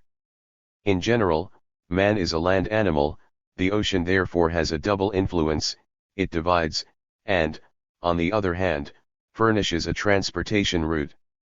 The former influence is earlier than the latter. The influence of the coastline is chiefly in its possessing or not possessing good harbors. With few exceptions, Cherbourg, for instance, modern seaports are established where the natural curves of the seacoast provide natural harbors. The surface of the earth, whose influence on man is felt through the animal and vegetable kingdoms, has also a more direct influence varying greatly in accordance with the stage in evolution by determining the nature and direction of transportation routes, paths, highways, railroads, tunnels, etc. Stones and minerals. Construction work depends on the nature of the available stone quarries. In mountainous regions, the hard varieties, for instance, porphyry, basalt, etc., predominate. In valleys, softer varieties. The importance of minerals and metals has increased particularly in recent days: iron, coal. Certain minerals furnish the principal reason for the migration of nations, as well as colonization. The presence of tin lured the Phoenicians northward, gold drew them to South Africa and East India, gold and silver brought the Spaniards to America. The centers of modern heavy industry are determined by the location of deposits of iron ore and coal. The character of the soil, together with the climate, have their influence on the vegetable kingdom. Continental bodies of water. Water is of value, in the first place, for drinking purposes, therefore it is so precious in the desert. Second, we have its significance for agriculture. The soil, depending on the amount of water in it, must be drained or irrigated. It is well known how significant are the inundations of the great rivers, Nile, Ganges, etc., for agriculture, and how great was the influence of this circumstance on the ancient Egyptians and East Indians. Water is also important as motive power. Water mills are among the earliest inventions, therefore, cities arose in close proximity to regions rich in water. More recently, the utilization of water power in electrification may be mentioned. The so-called white coal, now widely exploited in America, Germany, Norway, Sweden, and Italy. Finally, there is the fact that water furnishes transportation routes, which some scholars consider its most important function. The climate's influence is chiefly through its effect on production. The species of plants to be cultivated depend on the climate, which also determines the length of the agricultural season, very short in Russia, lasting nearly a year in southern countries. Labor forces are therefore liberated in 129 northern climates, becoming available for industry, etc. Climate also has an influence on transportation, traffic by sleigh in winter, harbors frozen up or open in winter, also rivers, etc. A cold climate requires a greater quantity of labor devoted to nourishment, clothing, housing, artificial heating, etc. In the north, more time is spent indoors; in the south, more in the open air. The flora has a varying influence. At lower levels of culture, the paths depended on the nature of the forests. Inaccessible primeval forests, the species of trees determine the character of construction, fuel, etc., also the chase, agriculture, even the specific variety of agriculture. The same is true of cattle breeding. The fauna, for primitive tribes, constitutes a powerful hostile element, serving chiefly for nutrition, in other words, as the object of the chase and of fishery.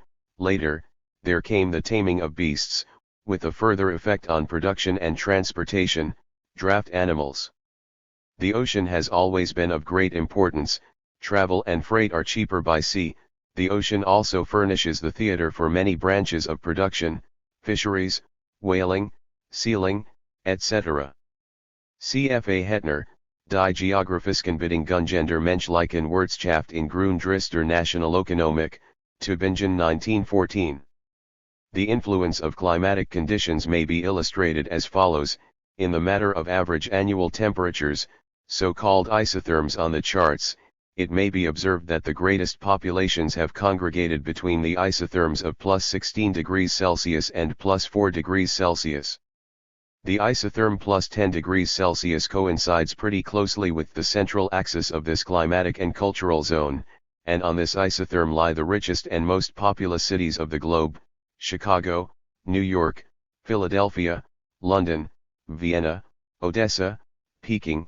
On isotherm plus 16 degrees we find St. Louis, Lisbon, Rome, Constantinople, Osaka, Kyoto, Tokyo.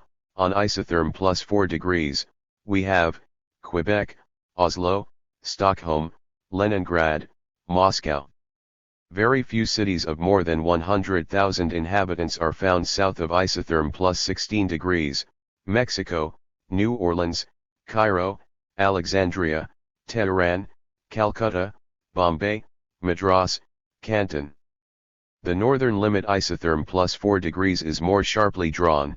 North of it, the only important cities are Winnipeg, Canada, and the administrative centers of Siberia, Mekhnikov, civilization and the great historical rivers, quoted from the Russian edition, Petersburg, 1898, pages 38, 39. B. Relations between society and nature, the process of production and reproduction. We already know that in any system the cause for alterations in the system must be sought in its relations with its environment, also, that the 130. Historical materialism fundamental direction of growth, progress, rest, or destruction of the system, depends precisely on what the relation is between the given system and its environment. An alteration in this relation impels us to seek a cause producing a change in the system itself. Where shall we seek the constantly changing relations between society and nature? We have already seen that this changing relation is in the field of social labor. As a matter of fact, how does the process of adaptation of human society to nature express itself? What is the character of the unstable equilibrium between society and nature? Human society, ever since it began, has had to abstract material energy from external nature. Without these loans it could not exist. Society best adapts itself to nature by abstracting, and appropriating to itself, more energy from nature. Only by increasing this quantity of energy does society succeed in growing.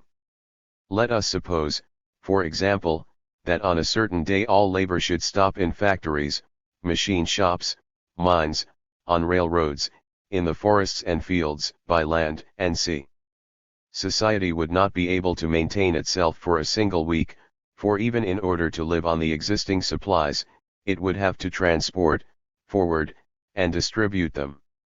Every child knows that any nation would perish of hunger if it should stop work, I shall not say for a year, but only for a few weeks. 15 men cultivate the ground, raise wheat, rye, maize, they breed and graze animals, they raise cotton, hemp, and flax, they cut down trees, break stone in quarries, and thus satisfy their demands for food, clothing, and shelter. They seize coal and iron ore in the bowels of the earth and create great machines of steel, with the aid of which they dig down into nature in various directions, changing the entire earth into a gigantic workshop, in which men beat with hammers, work at the benches, dig holes underground, see to it that the great engines run smoothly, cut tunnels through the mountains, cross the oceans in huge ships, bear burdens through the air, trace a great network of rails over the earth, lay cables at the bottom of the sea and everywhere, from the noisy city centers to the remote country nooks on the earth's surface. They work like beavers for their daily bread, always by adapting themselves to nature and adapting nature to themselves. One part of nature, external nature, the part that we are calling the envy. 131. Raiment, is opposed to another part, which is human society. And the form of contact between these two parts of a single whole is the process of human labor. Labor is, in the first place, a process in which both man and nature participate, and in which man of his own accord, starts, regulates, and controls the material reactions between himself and nature. He opposes himself to nature as one of her own forces. 16. The immediate contact between society and nature, i.e., the abstraction of energy from nature, is a material process. Man sets in motion his arms and legs, head and hands, the natural forces of his body, in order to appropriate nature's productions in a form adapted to his own wants. 17. This material process of metabolism between society and nature is the fundamental relation between environment and system, between external conditions and human society. In order that society may continue to live, the process of production must be constantly renewed. If we assume that at any moment a certain amount of wheat, shoes, shirts, etc., have been produced, and that all these are eaten, worn, used up, in the same period, it is clear that production must at once repeat its cycle. In fact, it must be constantly repeated, each cycle following immediately upon the other. The process of production, viewed from the point of view of a repetition of these productive cycles, is called the reproductive process. For a realization of the reproductive process, it is necessary that all its material conditions be repeated. For example, for the production of textile fabrics, we need looms, for looms we need steel, for steel we need iron ore and coal, for transporting the latter substances we need railroads and therefore also rails, locomotives, etc., also highways, steamers, etc., warehouses, factory buildings, etc. In other words, we need a long series of material products of the most varied nature. Of course, all these material products deteriorate some faster than others in the process of production. The foodstuffs obtained by the weavers are eaten up, the weaving looms wear out, the warehouses become old, need overhauling, locomotives get out of repair, cars, the ties, must be replaced. In fact, a constant replacement, by new production, of worn out, used up, consumed objects, in all their various material forms, is a necessary condition of the process of reproduction. At any give. 132. Historical materialism and moment. Human society requires for continuing the progress of reproduction a certain quantity of foodstuffs, buildings, mining products, finished industrial products, replacement parts for transportation units, etc. All these things must be produced if society is not to lower its standard of living, beginning with wheat and rye, coal and steel, and ending with microscopes and chalk for schools, bookbindings, and newsprint paper. All these things are a necessary part of the material turnover of society, they are the material components of the social process of reproduction. We therefore regard the metabolism between society and nature as a material process, for it deals with material things, objects of labor, instruments of labor, and products obtained as a consequence. All are material things. On the other hand, the process of labor itself is an expenditure of physiological energy, nerve energy, muscular energy, whose material expression is in the physical motions of those engaged at work. If we examine the whole process from the point of view of its result, of the product, it is plain that both the instruments and the subject of labor are means of production, and that the labor itself is productive labor. 18. Even bourgeois professors, sticking to their specialty, reluctantly recognize the material character of the process of production.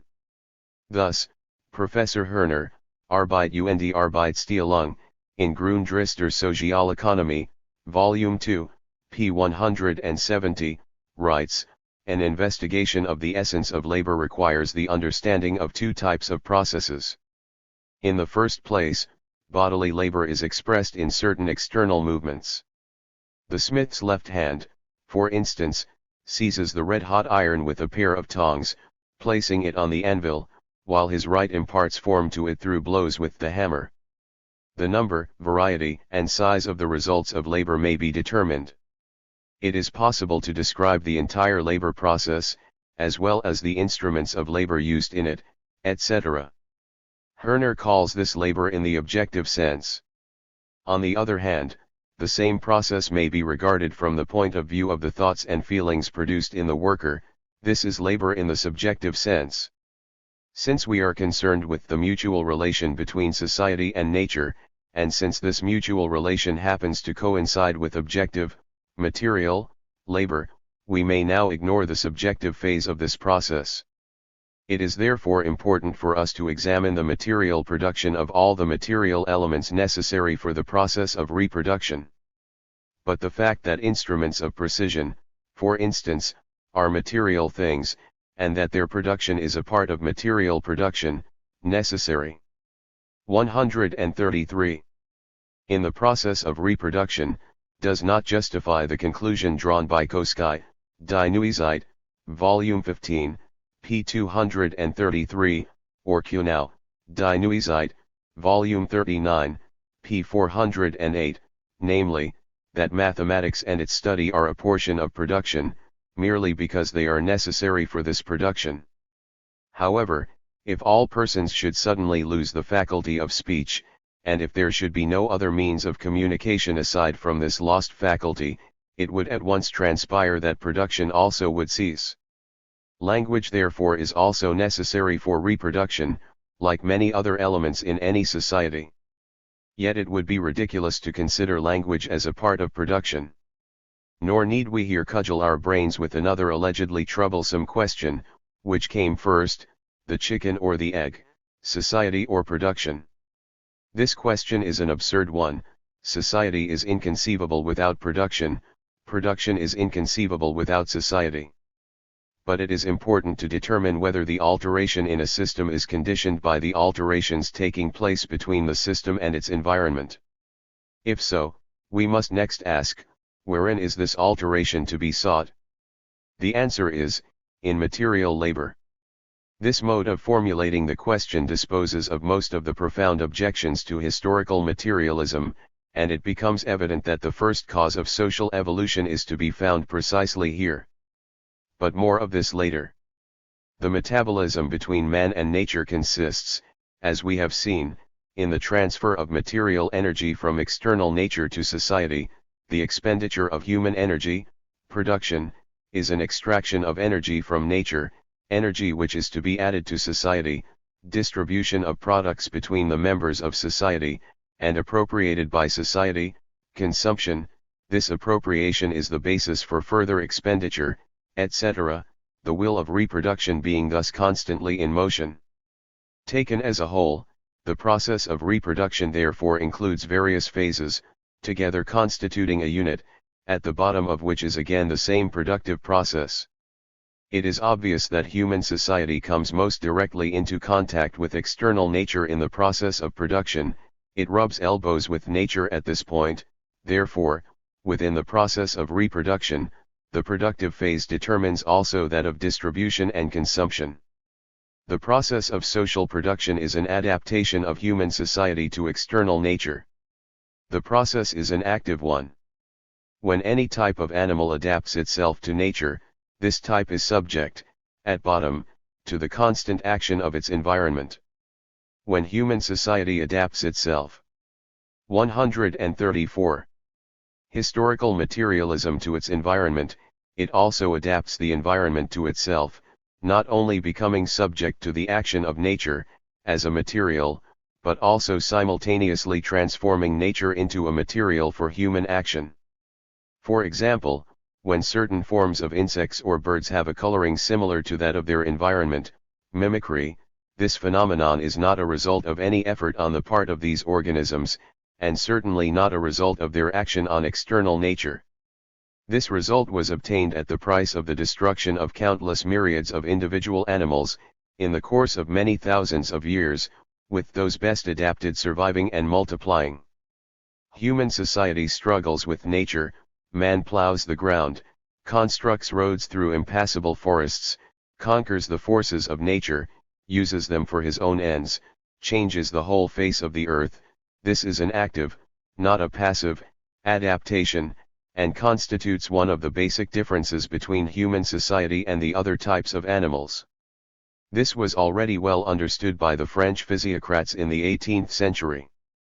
Thus, we find in Nicolas Baudot, Premier Introduction à la Philosophie économique, ou Analyse d'états polices, 1767, Collection d'économistes et de réformateurs sociaux de France, published by Dubois, Paris, 1910, p. 2. All animals are daily attempting to find products produced by nature, i.e., food furnished by the earth itself.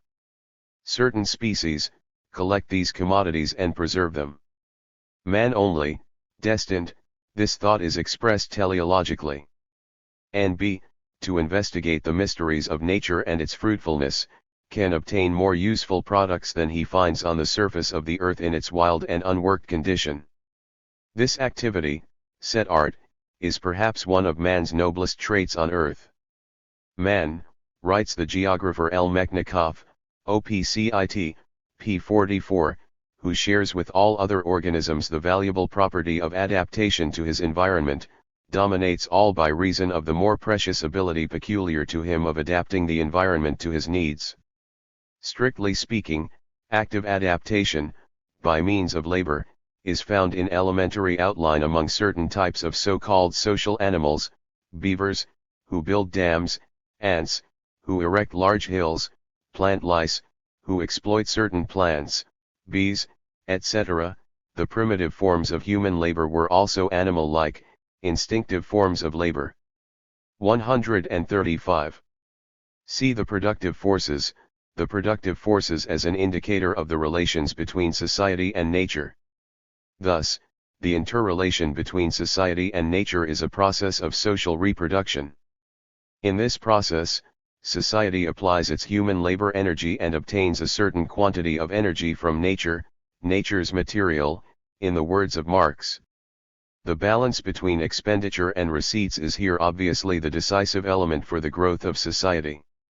If what is obtained exceeds the loss by labor, important consequences obviously follow for society, which vary with the amount of this excess. Let us suppose a certain society must devote all its working time to covering its most rudimentary needs. It is obvious that the products obtained will be consumed as rapidly as new products are produced. This society will therefore not have enough time to produce an additional quantity of products, to extend its requirements, to introduce new products. It will hardly be able to make ends meet, will live from hand to mouth, will eat up what it produces, consuming just enough to keep on working. All its time will be spent in the production of an unvarying quantity of products. This society will remain at the same low level of existence. It will be impossible for its demands to increase, it will have to suit its wants to its resources, and both will remain unchanged. Now let us suppose that for some reason the same quantity of necessary products is obtained with an expenditure, not of all of society's time, but of only one half of this time. For example, the primitive tribe has migrated to a place where there is twice as much game, twice as many beasts of all kinds, or where the earth is twice as fruitful, or, the tribe has improved its method of working the soil, or devised new tools, etc. In such a case, society will be free for one half of its former working time. It may devote this free time to new branches of production, to the manufacture of new tools, to the obtaining of new raw materials, etc., and also to certain forms of mental labor. Here the growth of new demands becomes possible. For the first time we have an opportunity for the birth and development of so-called mental culture. If the free time now avail. 136. Historical materialism is used only partly in perfecting the former types of labor. It follows that in the future the former demands may be satisfied by devoting to them even less than one half the entire labor time. New perfections in the labor process arise. In the next cycle of reproduction, still less time is required, etc., and the time thus rendered available will be devoted in greater and greater measure to the manufacture of more and more improved tools, instruments, machines, on the one hand, and, on the other hand, to new branches of production, satisfying new wants, and, in the third place, to mental culture, beginning with those phases that are more or less connected with the process of production. Let us now suppose that the same quantity of necessary objects which formerly demanded the expenditure of the entire labor time, now require not one half this time, but twice the time. For instance, owing to an exhaustion of the soil, it is clear that unless new modes of labor are resorted to, or new lands settled, this society will decline, a portion of its numbers will die out. Let us further suppose that a highly developed society, with a rich mental culture, with the most varied wants, an infinite number of different branches of production, with arts and sciences in full bloom, suddenly finds difficulty in satisfying its needs. Perhaps, owing to certain reasons, the society is not able to manipulate its technical apparatus. For example, there may be constant class war, with no class gaining the upper hand, and the productive process, with its highly developed technique, dies out. It is then necessary to return to an older stage of labor, in which, for covering the former demands, a much greater period of time would be required. At present an impossibility. Production will be curtailed, the standard of living will go down, the flourishing arts and sciences will wither, mental life will be impoverished. Society, unless this lowering of its standard is the result of merely temporary causes, will be barbarianized, will go to sleep. The most noteworthy feature in all these cases is the fact that the growth of society is determined by the yield or productivity of social labor. The productivity of labor means the relation between the quantity of product obtained and the quantity of labor expended. In other words, the productivity of labor is the quantity of product per unit of working. 137. Time, for example, the amount of product turned out in 1 day, or in 1 hour, or in 1 year. If this amount of product obtained per working hour is doubled, we say the productivity of labor has increased 100%, or if it is halved, we say it has gone down 50%. Obviously, the productivity of labor is a precise measure of the balance between society and nature. It is a measure of the mutual interaction between the environment and the system by which the position of the system in the environment is determined, and an alteration of which will indicate inevitable changes throughout the internal life of society. In considering the productivity of social labor, we must also consider among labor expenditures the amount of human labor which is devoted to the production of suitable instruments of labor. If, for example, a certain product has hitherto been manufactured by human hands only, practically without tools, and now begins to be made with the aid of complicated machinery, and if the application of this machinery makes possible the manufacture of twice the quantity of products in the same time as formerly, this will not mean that the productivity of labor of the entire society will be doubled. For we have not counted the expenditure of human labor that went into the manufacture of the machines, or, more correctly, we have not counted the labor that is indirectly involved in the product because it went directly into the machines. The total productivity of labor will therefore be found to have somewhat less than doubled. Those who love to harp on petty things may object to the conception of the productivity of social labor, and its adaptation to society as a whole, as does P.P. Maslov, Capitalism, in Russian. For example, one may raise the objection that the conception of the productivity of labor is valid only as applied to single branches of production. In a certain year, in so many working hours, so many pairs of boots were turned out. In the following year, twice as many in the same time. But how may we compare and add together the productivity of labor in the fields, let us say, of pig breeding and orange culture? Is this not as silly as the comparison between music, bills of exchange, and sugar beets, of which Marx spoke so scornfully? Such objections may be answered in two ways. In the first place, all the useful products appropriated by society may be measured comparatively, as useful energies. We already express rye, wheat, sugar beets, and potatoes, in calories, if we have not yet advanced so far. 138. Historical materialism. As to be able to express these other things in actual practice, we must not attach too much importance to this inability. We must recognize that such a process will ultimately be possible. In the second place, we are already able to compare with each other, by indirect and complicated methods, quantities of quite varied objects. This is not the place for indicating the method pursued, but we shall adduce a simple case. If, for example, in a certain year, in a certain number of hours of labor, there were produced 1,000 pairs of boots plus 2,000 packages of cigarettes plus 20 machines, and in another year, in the same labor period, 1,000 pairs of boots plus 1,999 packages of cigarettes plus 21 machines plus 100 woolen sweaters, we may maintain without error that the productivity of labor has increased on the whole. Of course, we can also imagine the objection that not only products of consumption are produced, but also instruments of production.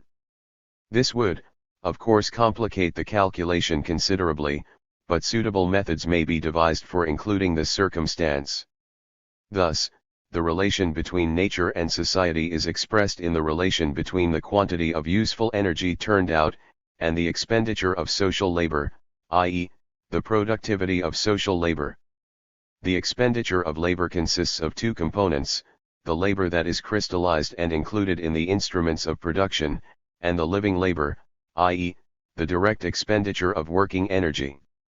If the productivity of labor as a quantity be regarded from the point of view of the component material factors of this quantity, we find we are dealing with three quantities: first, the quantity of products obtained; second, the quantity of instruments of production; third, the quantity of the productive forces, i.e., living workers. All these quantities are mutually dependent. For, if we know what workers are involved, we shall also know what they will produce in a given length of time. These two quantities determine the third quantity, the product turned out. Taken together, these two quantities constitute what we call the material productive forces of society. If, in the case of a certain society, we know what instruments of production it controls, how many such instruments, what kinds of workers and how many, we shall also know what will be the productivity of social labor, and what will be the degree to which the society has conquered nature, etc. In other words, the instruments of production and the working forces give us a precise material measure for the stage attained in the social evolution. We may also glance a little deeper. We may go so far as to say that the 139 instruments of production determine even the nature of the worker. For example, when the linotype machine is added to the system of social labor, workers will be found to run the machine. The elements acting in the labor process are therefore not merely an aggregation of persons and things, but a system in which all things and all persons stand, as it were, at their posts, having become adapted to each other. The existence of certain means of production implies also the existence of workers to manipulate them. Furthermore, the means of production themselves may be distinguished into two great groups: raw materials and instruments of labor. Even the instrument of labor, tool, performs an active part. With it, the worker works the raw material. The existence in a certain society of certain tools necessarily implies the existence of the raw material for which these tools are intended, of course, in the normal course of reproduction.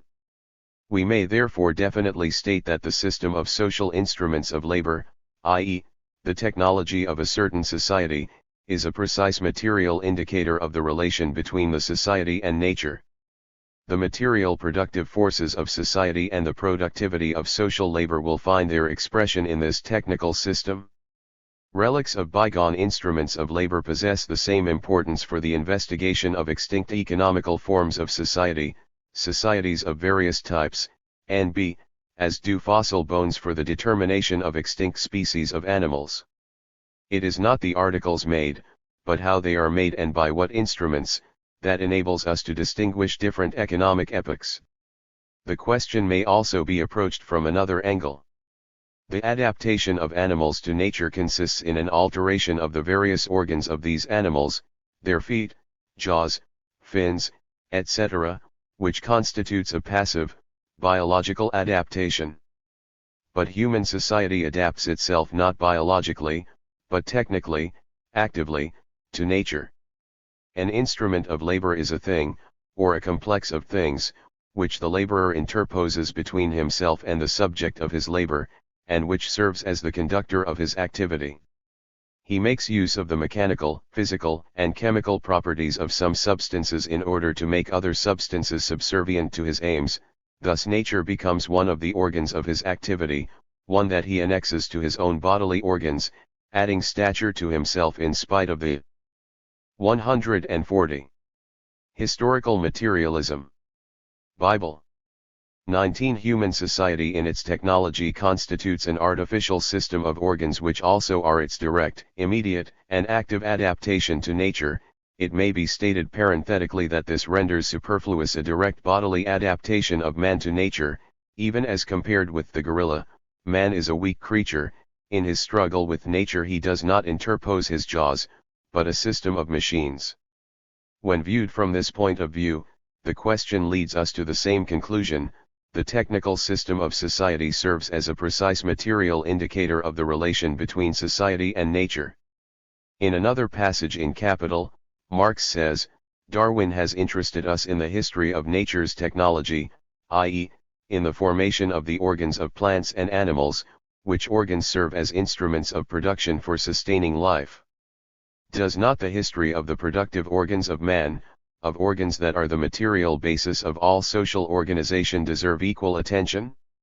Technology discloses man's mode of dealing with nature, the process of production by which he sustains his life, and thereby also lays bare the mode of formation of his social relations, and of the mental conceptions that flow from them. Capital, Volume I, Chicago, 1915, p. 406, footnote. The use and fabrication of instruments of labor, although existing in the germ in certain species of animals, is specifically characteristic of the human labor process, and Franklin therefore defines man as a tool-making animal, Ibid, Volume I, p. 200. It is interesting to observe that the earliest tools were actually constructed according to the image of the organs of the human body. Utilizing the objects found at hand in the immediate environment, the first tools put in their appearance as a prolongation, expansion, or reduction of bodily organs. Ernst Kapp, Grundlinien einer Philosophie der Technik, Braunschweig, 1877, p. 42. Blunt tools are anticipated in the human fist, while edged tools are anticipated in the fingernails and the incisor teeth. The hammer, with its peen, gives rise to the various forms of axe and hatchet. The index finger, held rigid, with its sharp nail, is imitated in the borer. A single row of teeth is duplicated in file and saw, while the gripping hand and the closing jaw are expressed in the head of a pair of tongs and in the jaws of the vise. Hammer, axe, knife, chisel, borer, saw, tongs, all are primitive tools. Ibid, pages 43, 44. The finger, crooked, becomes a hook, the hollow of the hand, a bowl, sword, spear, rudder, shovel, rake, plow, trident, represent the various directions and postures of arm, hand, and fingers. Ibid, p. 45.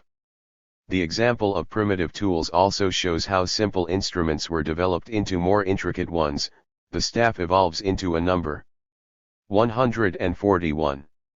Of different forms, it becomes a club for purposes of vigorous aggression, a pointed stick for turning over the ground, a spear for palings and for throwing at game. Friedrich von Gottlob Lilienfeld, Wirtschaft and Technik in Grundrisse der Nationalökonomie, Volume 2, p. 228. The close connection between technology and the so-called cultural wealth is obvious. We need only to compare present-day China and Japan. In China, by virtue of a number of circumstances, the productivity of social labor, and the social technology, developed very slowly, and China may therefore be considered, for the moment, a stagnant civilization. The new capitalist technology will here exert a revolutionizing influence. In Japan, on the other hand, great advances in technical evolution have been made in recent decades, and Japan's culture has correspondingly developed rapidly. A glance at the state of Japanese science will show this. In the early Middle Ages, culturally at a lower level than so-called antiquity, technology made a great retrogression as compared with antiquity, and many methods and mechanical inventions of the ancient world were forgotten. The sole exception was the technique of warfare and the metallurgy of iron connected with that technique. W.K. Agafonov, Modern Technology, in Russian, Volume 3, p. 16. Obviously, no cultural accumulation was possible on this technical foundation. Society's living sap was too poor to make a full life possible. The swift growth of Europe coincides with the capitalist machine technology. The century 1750 to 1850 witnessed a revolution in technology: steam engine, steam transportation, coal, machine methods in obtaining iron, etc. There followed the application of electricity, turbine engines, diesel motors, the automobile, aviation. The technical basis of society, and its productive forces, rose to unprecedented heights. Under these circumstances, of course, human society was capable of developing a very intricate and versatile mental life. If we examine the ancient civilizations, with their comparatively intricate mental life, the backwardness of even their technology as compared with the capitalist technology of modern Europe and America is very striking. More or less complicated machines were used chiefly for construction work, water supply systems, and mining. Even the greatest establishments came into being not by reason of their perfect instruments, but owing to their use of an immense number of living labor forces. Herodotus reports that 100,000 men carried stones for 3 months for the pyramid of Cheops, 2800 BC, and 10 years had to be spent in the preliminary work of making a road leading from the quarries down to the Nile, Agathonov, Ibid, p. 5. The comparative poverty of ancient technology is apparent from the definition of a machine, given by the ancient Roman engineer Vitruvius. A machine is an articulated connection of 142. Historical materialism would, affording great advantages in lifting weights, Ibid, p. 3. These wooden machines were used chiefly for raising weights, but they had to be supplied with much human or animal labor. D. The equilibrium between nature and society, its disturbances and readjustments. Considered as a whole, we find that the process of reproduction is a process of constant disturbance and re-establishment of equilibrium between society and nature. Marx distinguishes between simple reproduction and reproduction on an extending scale. Let us first consider the case of simple reproduction. We have seen that in the process of production, the means of production are used up, the raw material is worked over, various auxiliary substances are required, such as lubricating oil, rags, etc., the machines themselves, and the buildings in which the work is done, as well as all kinds of instruments and their parts, wear out. On the other hand, labor power is also exhausted. When people work, they also deteriorate, their labor power is used up, and a certain expenditure must be incurred in order to re-establish this labor power. In order that the process of production may continue, it is necessary to reproduce in it and by means of it the substances that it consumes. For example, in textile production, cotton is consumed as a raw material, while the weaving machinery deteriorates. In order that production may continue, cotton must continue to be raised somewhere, and looms to be manufactured. At one point the cotton disappears by reason of its transformation into fabrics, at another point, fabrics disappear, workers, etc., use them, and cotton reappears. At one point, looms are being slowly wiped out, while at another they are being produced. In other words, the necessary elements of production required in one place must be produced somewhere else. There must be a constant replacement of everything needed in production. If this replacement proceeds smoothly and at the same rate as the disappearance, we have a case of simple reproduction, which corresponds to a situation in 143, which the productive social labor remains uniform, with the productive forces unchanging, and society moving neither forward nor backward. It is clear that this is a case of stable equilibrium between society and nature. It involves constant disturbances of equilibrium, disappearance of products in consumption and deterioration, and a constant re-establishment of equilibrium. The products reappear, but this re-establishment is always on the old basis, just as much is produced as has been consumed, and again just as much is consumed as has been produced, etc., etc. The process of reproduction is here a dance to the same old tune. But where the productive forces are increasing, the case is different. Here, as we have seen, a portion of the social labor is liberated and devoted to an extension of social production, new production branches, extension of old branches.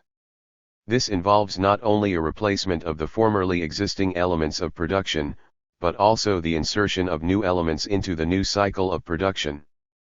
Production here does not continue on the same path, moving in the same cycle all the time, but increases in scope. This is production on an extending scale, in which case equilibrium is always established on a new basis.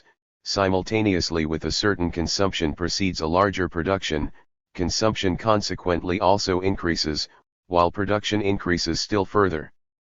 Equilibrium results in each case in a wider basis. We are now dealing with unstable equilibrium with positive indication. The third case, finally, is that of a decline in the productive forces. In this case, the process of reproduction falls asleep, smaller and smaller quantities are reproduced.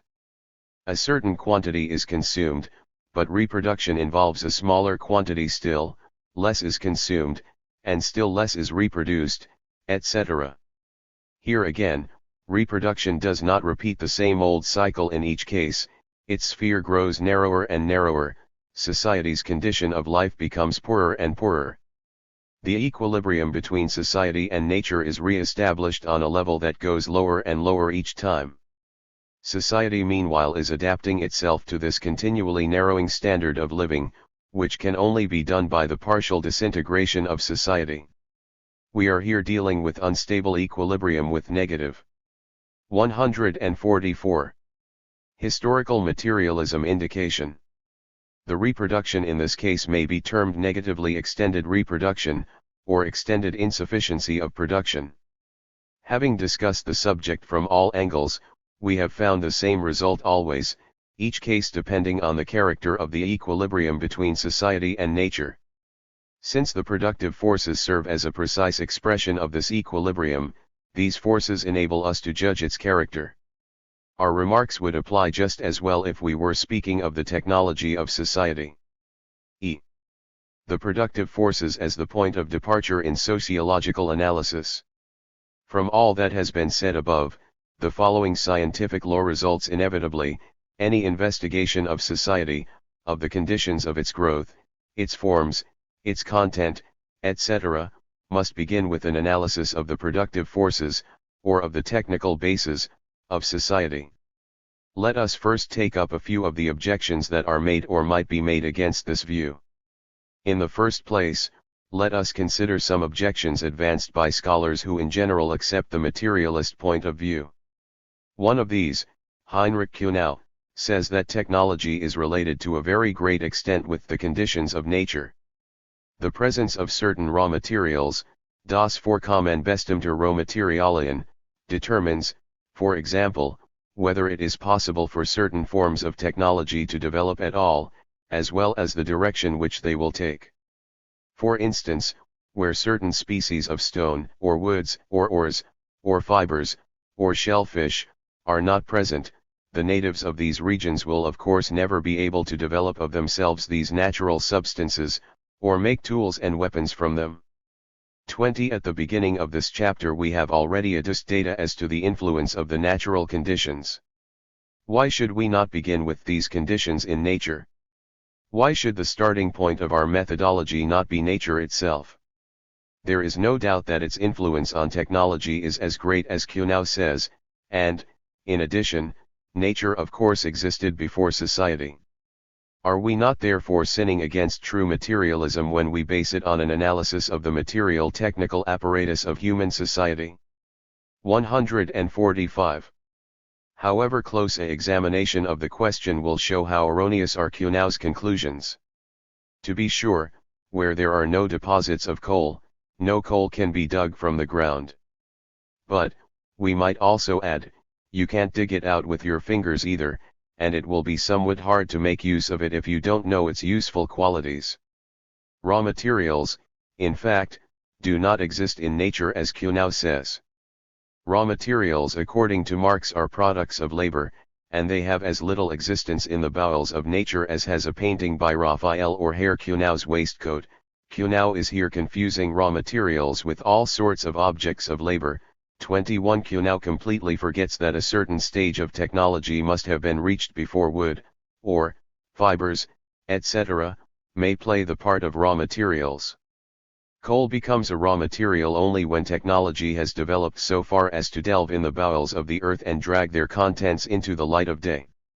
The influence of nature, in the sense of providing materials, etc., is itself a product of the development of technology. Before technology had conquered coal, coal had no influence at all. Before technology with its feelers had reached the iron ore, this iron ore was permitted to sleep its eternal slumber, its influence on man was zero. Human society works in nature and on nature, as the subject of its labor. But the elements existing as such in nature are here more or less constant and therefore cannot explain changes. It is the social technology which changes, which adapts itself to that which exists in nature. There is no possibility of adapting oneself to empty space. It is the canon, and not the whole, that is manufactured. Technology is a varying quantity, and precisely its variations produce the changes in the relations between society and nature. Technology therefore must constitute a point of departure in an analysis of social changes. 22 L. Mechnikov expresses this idea very stupidly. Far be it from me to give support to the theory of geographical fatalism, which is often opposed as a propagating principle of the all-determining influence of the environment in history. In my opinion, the changes must be sought not in the environment itself, but in the mutual relations arising between the environment and the natural capacities of its inhabitants for cooperation and teamwork of a social order. My italics, N.B. It follows that the historical value of one geographical environment or another, even assuming that it remain physically unchanged under all circumstances, can and must vary with the degree of capacity of its inhabitants for voluntary teamwork. Mechnikov, Ibid, pages 27, 28. All of 146. Historical materialism, which does not prevent Mechnikov himself from overestimating geography. Cf. Plekhanov's criticism in the collection Criticism of Our Critics. The passive character of the influence of nature is now recognized by almost all geographers, although bourgeois scholars of this type of course know nothing of historical materialism. Thus, John Macfarlane, Economic Geography, London, writes concerning the natural conditions of economic activity, Chapter I: these physical factors do not determine the economic life absolutely, but they do have an influence upon it, which is unquestionably more noticeable in the earlier stage of human history, but which is just as real in the advanced civilizations, after man has learned to adapt himself to his environment and to draw, more and more, an increased benefit from it. The role played by coal, and the dependence of our industry upon it, are well known. As the technique of winning and working peat changes, the significance of coal may decrease, and this would involve an immense dislocation of the industrial centers. The progress of electrification assigned a more important role to aluminium, formerly of subsidiary importance. Water as a form of power was once of great importance, the mill wheel, then declining, and now again rising, turbines, white coal. Space relations in nature remain the same, but distances are decreased for men by the use of transportation devices.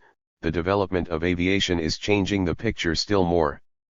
This influence of transportation, a very variable quantity, depending on technology, is of decisive importance even in the geographic location of industry. Extremely interesting observations on this point are to be found in Alfred Weber's theory of the location of industry, in his Industrielle Standardslehre in Grundriss, pages 58, 59, etseq, section 6, also in Weber's Über den Standort der Industrien, Part I, Reine Theorie des Standorts, 1909. A poetic expression of the growing power of man over nature, his active power, is given by Goethe in his poem Prometheus: cover thy spacious heavens, Zeus, with clouds of mist, and, like the boy who lops the thistles' heads, disport with oaks and mountain peaks, yet thou must leave my earth still standing, my cottage, too, which was not raised by thee, leave me my hearth, whose kindly glow by thee is envied. Translated by Edgar Alfred Boring, The Poems of Goethe, New York, 1881, pages 191, 192. 147. It is therefore obvious that the differences in the natural conditions will explain the different evolution of the different nations, but not the course followed by the evolution of one and the same society. The natural differences, when these nations combine into a society, later become a basis for the social division of labor. It is not the absolute fruitfulness of the soil, but its differentiation, the manifoldness of its natural products, which constitutes the basis of the social division of labor, and which spurs man on, to the multiplication of his own needs, abilities, instruments, and modes of labor, owing to changes in the natural circumstances in which he dwells. Marx, Capital, Volume I. Another group of objections to the conception of social development that we have advanced above is based on the decisive and fundamental importance of the growth of population. For the tendency to multiplication is ineradicably present in human nature, where it has existed since before the beginnings of history. This tendency is of animal, biological nature, it is older than human society. Does not this process stand at the beginning of the entire evolution? Does not the increasing fruitfulness and density of the population determine the course of social evolution? Actually, this would be reasoning backward along a law of nature, for it is on the stage of development of the productive forces, or, what amounts to the same thing, on the stage of technical development, that the very possibility of a numerical growth of population depends. A more or less continuous increase in population is nothing more nor less than an extension and growth of the social system, which is possible only when the relation between society and nature has been altered in a favorable direction. It is not possible for a greater number of persons to live unless the bases of life are widened. On the other hand, an impoverishment of these bases of life will inevitably express itself in a smaller population. The question of how this happens is another matter, whether it is by a lowering of the birth rate, or by its artificial regulation, or by a process of dying out, by an increase in the mortality from diseases, by a premature exhaustion of the organisms and a decrease in the average length of life. The fact remains that this fundamental relation between the bases of the life of society and the quantity of its population will express itself in one way or another. 148. Historical materialism. Besides, it is entirely erroneous to represent the growth of population as a purely biological, natural, process of multiplication. This process depends on any number of social conditions, on the division into classes, the position of these classes, and consequently, on the forms of the social economy. Now, the forms of society, its structure, as we shall show below, depend on the level reached in the evolution of its productive forces. It is quite clear that the relation between the growth of technology and the movement of population, i.e., alterations in its number, are not at all simple. Only naive persons could imagine that the process of multiplication proceeds as primitively and simply among human beings as among animals. For example, for an increase of population, in society, it is always necessary that the productive forces should be increased, otherwise, as we have already shown, the excess population will have nothing to eat. And, on the other hand, an increase in material well-being does not always and in all classes produce a more rapid multiplication. While the proletarian family may be artificially limiting the number of its children because of the hard conditions of life, a society lady may be renouncing motherhood in order not to spoil her figure, while a French peasant wishes to have no more than 2 children because he does not want his farms to be divided up. The movement of population is therefore a result of a number of social conditions, and is dependent on the form of society and on the situation of the various classes and groups within society. We may therefore make the following statement with regard to population: an increase in the population indisputably presupposes an increase in the productive forces of society. In the second place, each epoch, each form of society, the varying situations of the various classes, result in special laws for the movement of population. An abstract law of population exists for plants and animals only, and only in so far as man has not interfered with them. Every special historic mode of production has its own special laws of population, historically valid within its limits alone. 23. But the historic mode of production, i.e., the form of society, is determined by the development of the productive forces, i.e., the development of technology. We thus see that the absence of natural law. 149. In the movement of population is a decisive factor, while the growth of the productive forces, and the uniformity of this growth, or decline, of themselves determine the movement of population. The bourgeoisie has repeatedly attempted to replace the social laws by means of laws showing the necessity of the divinely ordained poverty of the masses, and that this condition is independent of the social order. It is to this effort that we must trace the overestimating of geography, etc., in the doctrine of environment, natural phenomena being dragged in by the ears in order to explain historical events. Thus, Ernst Miller proved the dependence of historical evolution on terrestrial magnetism, Jevons explained industrial crises by means of sunspots, etc. Here belongs also the famous attempt of the English clergyman economist, Robert Malthus, to explain the discomforts of the working class on the basis of man's sinful desire for multiplication. Malthus' abstract law of population is formulated in the thesis that population grows more rapidly than the means of subsistence, the latter increase in arithmetical progression while the population increases in geometrical progression. Among modern scientists, the conceptions of bourgeois scholars are undergoing radical changes, and Malthus' theory is now in disfavor. This is due to the fact that, first in France, then in other countries also, the increase in population is so slow that the bourgeoisie fears a lack of able-bodied soldiers, cannon fodder, and therefore attempts to encourage the working class to produce more children. The physiocrats were already aware of the dependence of population increases on the stage reached by the productive forces. Le Mercier de la Rivière, L'ordre naturel et essentiel des sociétés politiques, 1767, pages 5, 6, says, if men should nourish themselves with products furnished by the earth itself, without any preliminary labor, an immense extent of area would be required for the subsistence of even a small number of persons, but we know from experience that by reason of our natural constitution, l'ordre physique de notre constitution, we tend to multiply considerably. This natural property would be a contradiction, a discord in nature, if the natural order of reproduction of the means of subsistence did not permit them to multiply to the same extent as we do, my italics, N.B.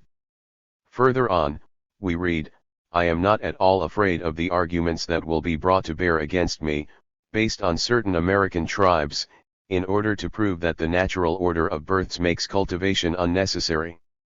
I know there are some tribes that have practically no cultivation, ne cultivant point ou presque point, of the soil, yet, though soil and climate are equally favorable to them, they destroy their children, kill their old, and make use of medicaments to prevent the natural course of birth. Ernst Gross. 150. Historical Materialism, Vormender Family and Vormender Wirtschaft, 1896, p. 36, says among other things, the Bushmen and the Australians are accustomed, for a good cause, to wear hunger belts. The Patagonians suffer need practically always. And in the tales of the Eskimos, famine plays a great role. A population limited to such imperfect production can of course never become very numerous. Therefore, primitive hunters usually see to it themselves that their numbers shall not exceed what can be fed with the available foodstuffs. Infanticide with this purpose is very common in Australia. A large child mortality takes care of the rest. We even hear, of tribes in the Polynesian Islands, that they have regulations permitting only a minimum of children to each family, a fine being imposed for violations. P. Mombert, Bevolkeringsleerij in Grundrister Sociaal-Economie, Part 2, Tübingen, 1914, p. 62. Mombert mentions the following facts after describing the economic advance in the Carolingian era, transition to the three-field system, etc. As a consequence of this great expansion in the production of foodstuffs, we meet with an exceptionally large increase of population in Germany, p. 64. In the 19th century, Europe presents an immense advance in the field of agricultural production, accompanied by a great increase in the European population, far exceeding any such increase in the past, p. 64. There ensues a period in which the increase in population, due to the above cause, moves faster than the increase in the means of subsistence. The result is, emigration to America. The same law may be observed in Russia, cf. the studies of M. N. Pokrovsky. We must finally point out a number of other objections to the theory of historical materialism, namely, those theories that are known as racial theories. These theories may be described as follows: society consists of men, these men do not appear always the same in history, but different. They have different skulls, different brains, different skin and hair, different physical structure, and consequently, different abilities. It is clear that at the banquet of history there will be many called but few chosen. Some races have shown themselves to be historical, for the names of these races re-echo over the world, and the professors of all the universities concern themselves with them. Other races, the lower races, are by nature capable of nothing, they cannot produce anything of note, at bottom, they constitute a historical nonentity. These races are not worthy of the name historical races. They may serve at best as a fertilizer for history, as the peoples of colonies, as savages of various kinds, tilling the 151 soil for European bourgeois civilization. It is this difference of race that is the true reason for the differing evolution of society. Race must be the point of departure in the discussion of evolution. Such, in broad outline, is the race theory. On the subject of this theory, G.V. Plekhanov made the following perfectly correct observation: in considering the question of the cause of a certain historical phenomenon, sensible and serious people often content themselves with solutions which solve nothing at all, being merely a repetition of the question in other forms of expression. Suppose you put one of the above-mentioned questions to a scholar, ask him why certain races develop with such remarkable slowness, while others advance rapidly on the path of civilization. Your scholar will not hesitate to reply that this phenomenon is to be explained by racial qualities. Can you see any sense in such an answer? Certain races develop slowly because it is a racial quality with them to develop slowly, others become civilized very rapidly, because their principal racial characteristic is the ability to become civilized very rapidly. 24. In the first place, the race theory is in contradiction with the facts. The lowest race, that which is said to be incapable, by nature, of any development, is the black race, the Negroes.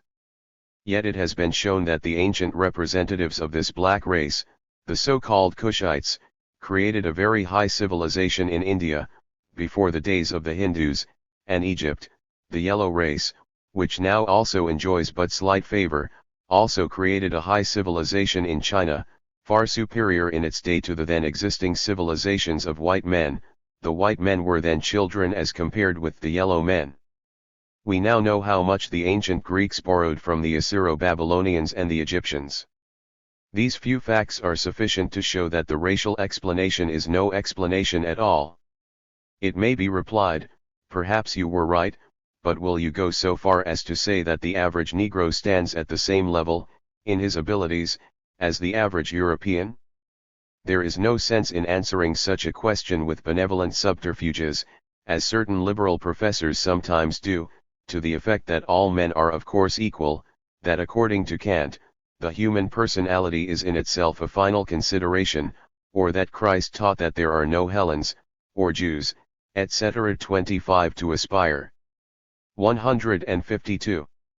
Historical materialism. To equality between races is one thing, to admit the similarity of their qualities is another. We aspire to that which does not exist, otherwise we are attempting to force doors that are already open. We are now not concerned with the question, what must be our aim? We are considering the question of whether there is a difference between the level, cultural and otherwise, of white men and black men, on the whole. There is such a difference. The white men are at present on a higher level, but this only goes to show that at present these so-called races have changed places. This is a complete refutation of the theory of race. At bottom, this theory always reduces itself to the peculiarities of races, to their immemorial character. If such were the case, this character would have expressed itself in the same way in all the periods of history. The obvious inference is that the nature of the races is constantly changing with the conditions of their existence. But these conditions are determined by nothing more nor less than the relation between society and nature, i.e., the condition of the productive forces. In other words, the theory of race does not in the slightest manner explain the conditions of social evolution. Here also it is evident that the analysis must begin with the movement of the productive forces. There is great disagreement among scholars concerning race and race subdivisions. Topinard, quoted by Mechnikov, Ibid, p. 54, correctly remarks that the designation race is being used for quite subsidiary purposes. For instance, we hear of an Indo-Germanic, Latin, Teutonic, Slavic, English, race, although all these designations mark accidental aggregates of the most varied anthropological elements. In Asia, the races were mixed so often and so thoroughly that the race which is characteristic of original Asiatic conditions is perhaps to be sought beyond the Pacific Ocean or at the Arctic Circle. In Africa, the same process was frequently repeated. In America, where a similar condition may be observed in historical times, we find no primitive races, but only the results of endless mixtures and crossbreedings. Edward Meyer very convincingly observes, as for the question of race, it is of course possible that the human race appeared at its origin in a number of varieties, or was subdivided into such at an early epoch. I am incompetent to judge of this. But it is absolutely certain that all the human races are constantly mingling, that a sharp line may not be drawn between them. The tribes of the Nile Valley are a typical example, and that so-called pure racial types may be found only in places. 153. Where certain tribes have been kept in a condition of artificial isolation owing to external circumstances, as, for example, on the islands of Borneo and Australia. But there is no justification for the assumption that we are dealing with primitive natural conditions of the human race even here. It seems far more probable that this homogeneity, on the contrary, is the result of isolation. Ibid, pages 74, 75. Professor R. Michaels, Wirtschaft und Rasse, in Grundrister Sozialökonomie, Part 2, p. 98 ETSEQ, gives a number of interesting examples, excellently showing the mutability of so-called race traits, in the field of labor. For example, the power of resistance of Chinese workers is very high, enabling them to bear heavy burdens, thence the widespread use of Chinese coolies. But it is quite clear that the burdens imposed upon the coolies are a result, in part, of a semi-colonial enslavement. Negroes are considered poor workers, but a French proverb says, "I have worked like a Negro, j'ai travaillé comme un nègre."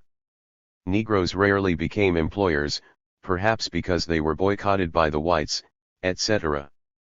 The examples in the domain of national differences are even more interesting. When the first railroads were built in Germany, a German uttered the warning that railroads were of no value in view of the German national character, which, thank God, was expressed in the splendid principle of festina lente, make haste slowly. Railroads could be of use perhaps to a different race, a different mode of life, a different mode of thought. Kant rebuked the Italians for their practical mindedness, for their highly developed banking system, yet today we know that other regions take precedence of Italy in this respect, etc. Michaels draws the absolutely correct conclusion that the degree of economic utility of any people is about equivalent to the degree of technical and moral intellectual civilization attained by it at the given moment, p. 101. The adherents of the race theory succeeded in making their most absurd statements during the World War, which they attempted to explain as a race conflict, although the absolute ridiculousness of this notion was manifest to any person in his sound mind, for the Serbs, allied with the Japanese, were fighting the Bulgarians, the English, allied with the Russians, were fighting the Germans. Gumplaus is considered the principal advocate of the race theory in sociology. 154. Historical Materialism. Bibliography. The books named after the previous chapters, also, L. Mechnikov, Civilization and the Great Historical Rivers, in Russian. P. Maslov, Entwicklungstheorie der Volkswirtschaft. P. Maslov, Die Agrarfrage, Volume I. P. Maslov, Kapitalismus. N. Bukharin, Die Ökonomik der Transformationsperiode, Chapter 6. Kunau, Die Stellung der Technik in der Marxistischen Wirtschaftsverfassung, Die Neuzeit, Volume 39, Part 2, Number 15. Rosa Luxemburg, Die Accumulation de Capitals, on the Process of Reproduction. Karl Koski, Entwicklung und Vermehrung in Natur und Gesellschaft. Karl Koski, Are the Jews a Race? 155. 6. The equilibrium between the elements of society. A. Connection between the various social phenomena, formulation of the question. In our discussion of the equilibrium between society and nature, we found that this equilibrium is being constantly disturbed and constantly re-established, that there it is subject to contradictions which are constantly overcome and then set up anew, and then again overcome, and that this constitutes the fundamental course of social evolution or social decline. We must therefore give some attention to this internal life of society. In discussions as to the relative standard of social evolution, we often hear such judgments as, the degree of social evolution is determined by the quantity of soap used, others measure the stage of this advance by the extent of the ability to read and write, still others, by the number of newspapers, a fourth group, by the state of technical progress, a fifth group, by the stage of development of the sciences, etc. A German professor, Schulzgevernitz, see his book Volkswirtschaft like Study NAUS Russland, has advanced the proposition that the stage of civilization is best indicated by the manner of constructing toilet conveniences. We find that beginning with the latter and rising to the most sublime. 156. Historical materialism products of the human mind, everything has been used as a standard by which to measure the stage of social development. Where is the truth? Whose yardstick is the true yardstick? Why have there been so many different answers to this single question?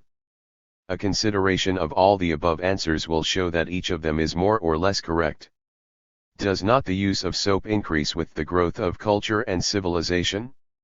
It does, so does the number of newspapers, or the social technology, or science. At any given time, the social phenomena of the period are always related with each other. Just what this relation is another question, which we shall discuss very soon. But that there is such a relation no one can doubt, that is why all of the above answers are right.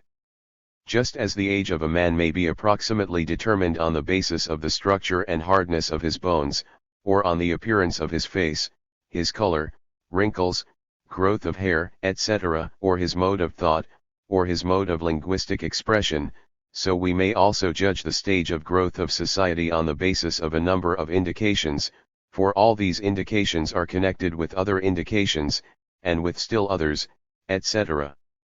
If we stand face to face with beautiful products of art, or complicated systems of science, we rightly declare that these things could not be produced except in a highly developed society. We should make the same remark in the presence of a rich and complicated technology, and our remark would be just as correct. The fact that the most varied social phenomena are connected, are mutually conditioned, is almost self-evident.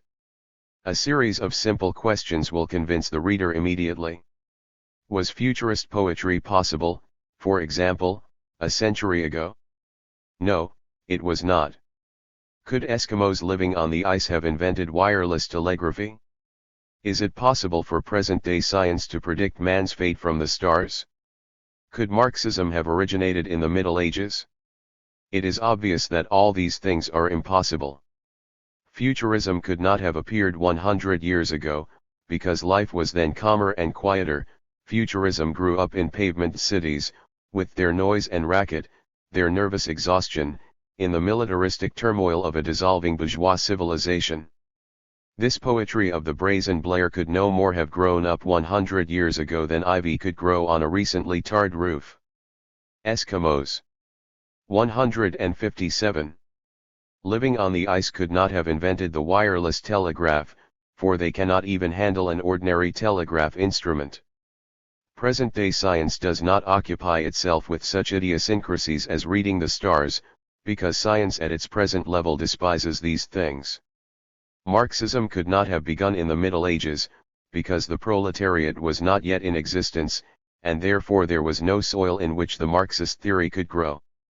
Now we have a highly developed technology, a proletariat, a great number of newspapers, advertising on a tremendous scale, trusts, futurism, aeroplanes, the electron theory, Mr. Rockefeller's dividends, strikes of coal miners, the Communist Party, the League of Nations, the Third International, electrification projects, armies consisting of millions, Lloyd George, Lenin, etc., and all these things are manifestations of the same period, the same epoch, just as we may also regard as manifestations of another epoch, the Middle Ages, all of the following: the power of the popes at Rome, a comparatively low level of technology, compulsory labor of peasant serfs, science in the hands of priests, scholastic philosophy, the search for the philosopher's stone, which would turn base metals into gold, etc., the Inquisition, poor roads,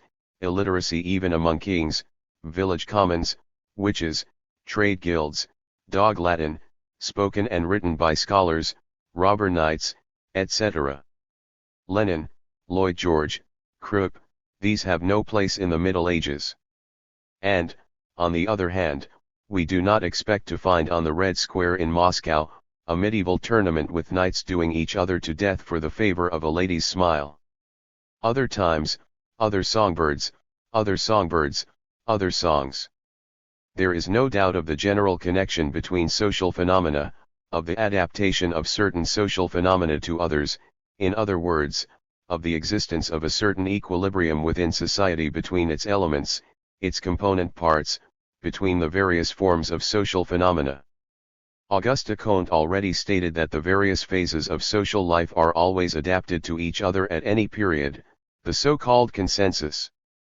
Müller-Lehrer, Phasen der Kultur, München, p. 344, states this even more clearly: any sociological function, any cultural phenomenon, for instance, art, science, manners, economy, state organization, freedom of the individual, philosophy, the social position of woman, etc., down to the use of soap, and the like, may be taken as the measure of the cultural level. And, if all the 158 historical materialism cultural phenomena should develop parallel to each other and at the same rate, it would not matter which of these criteria should be applied. One of the latest writers of the hard-pressed German bourgeoisie, Oswald Spengler, Der Untergang des Abendlands, München, 1920, Volume I, p. 8, writes, "How many people know that there is a profound relation in form between the differential calculus and the dynastic state principle of the epoch of Louis XIV, between the ancient state form of the polis, in Greece, and Euclidean geometry, between the perspective drawing of Western painting and the conquest of space by railroads, telephones, and long-range guns, between contrapuntal instrumentation in music and the economic credit system." Spengler's formulation may be disputed, but there is no doubt of the correctness of his thought, that the most varied social phenomena are interrelated. b. Things, persons, ideas. We define society above as an aggregation of persons. In the broader sense, however, society also includes things. Present-day society, for instance, with its vast stone cities, its giant structures, its railroads, harbors, machines, houses, etc., all these things are material technical organs of society. Any specific machine will at once lose its significance as a machine outside of human society, it becomes merely a portion of external nature, a combination of pieces of steel, wood, etc.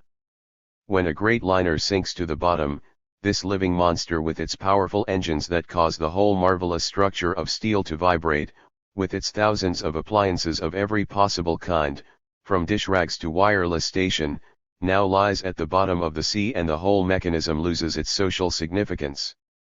Barnacles will attach themselves to its body, its wood constructions will rot in the water, crabs and other animals will live in the cabins, but the steamer ceases to be a steamer, having lost its social existence.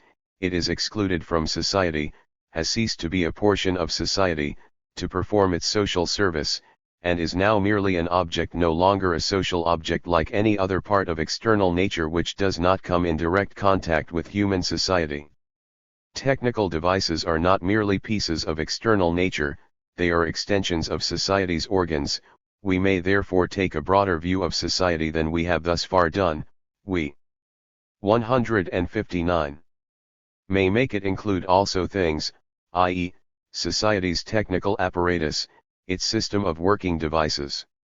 Strictly speaking, not all things are included among the means of production.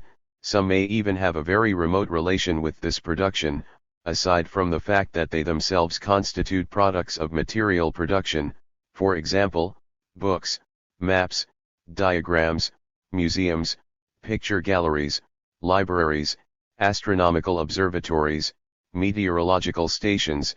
We always speak of their physical equipment, laboratories, measuring instruments, telescopes and microscopes of every kind, test tubes, retorts, etc.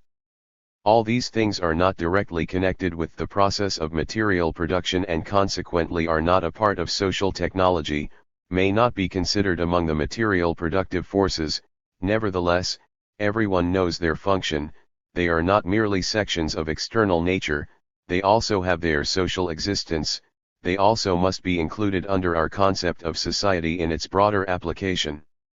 We have seen in Chapter 4 that society constitutes a system of persons considered together. Now we see that things must also be so considered. But, in the narrower sense of the word, we understand by society not merely the aggregate of persons involved, but the connected system. We first regarded these persons as material bodies at work. Society, therefore, as we have explained, is above all a working organization, a human working apparatus. But we know very well that human beings are not merely physical bodies. They think, feel, wish, pursue goals and are constantly changing in their thoughts and desires. The relations between persons are not only material working relations, but also psychical relations, mental relations. Society produces not only material objects, it also produces the so-called cultural values, art, science, etc. In other words, it produces ideas in addition to things. These ideas, once they have been produced, may be developed into large systems of ideas. The trinity of elements in society therefore includes things, persons, ideas. We must by no means assume that these are independent elements. It is, of course, clear that if there were no people there would be no ideas, that ideas exist only in people and do not swim about in space like oil on the surface of water. But this does not prevent us from 160. Historical materialism distinguishing these three elements. It is likewise clear that there must be a certain equilibrium between the three elements. Roughly speaking, society could not exist, unless the system of things, the system of persons, and the system of ideas were adapted each to the other. We shall have to go into this more in detail. We shall then understand the relation between phenomena that is so manifest on the surface, and concerning which we spoke in the preceding paragraph. See Social Technology and the Economic Structure of Society.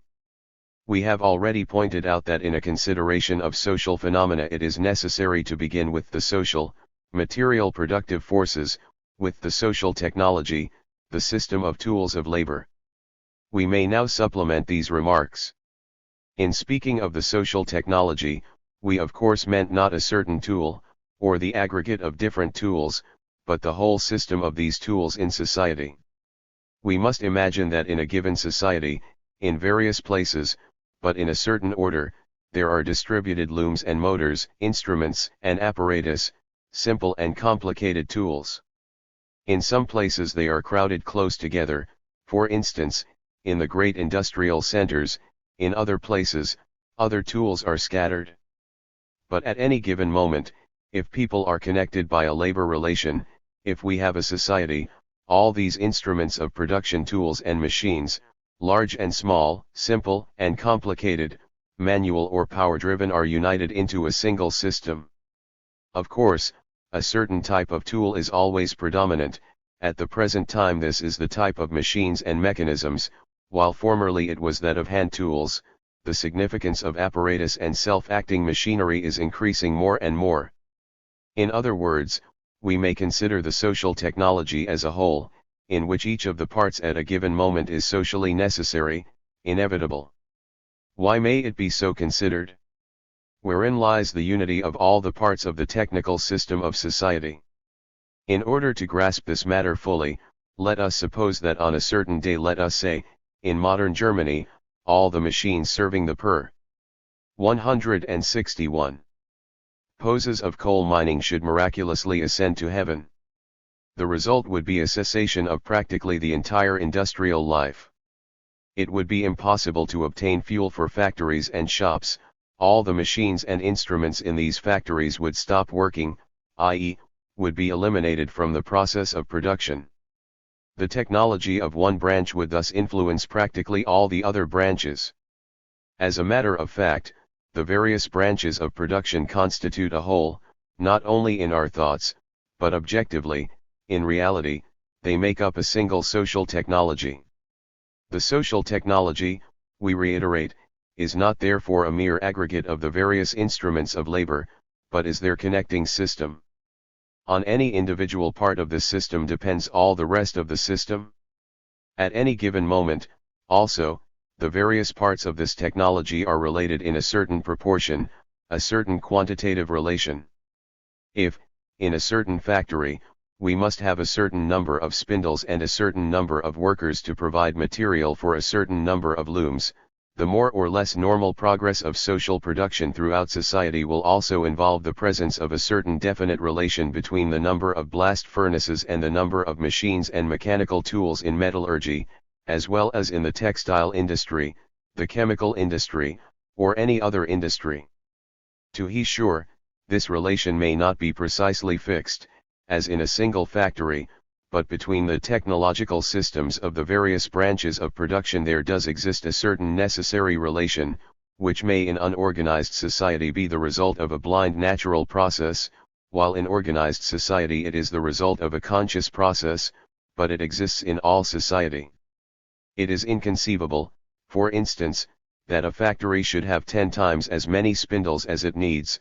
It is likewise inconceivable that 10 times as much coal should be mined as is needed, and that the machines and appliances used in mining coal should be 10 times as numerous as is required in order to supply the other branches of production.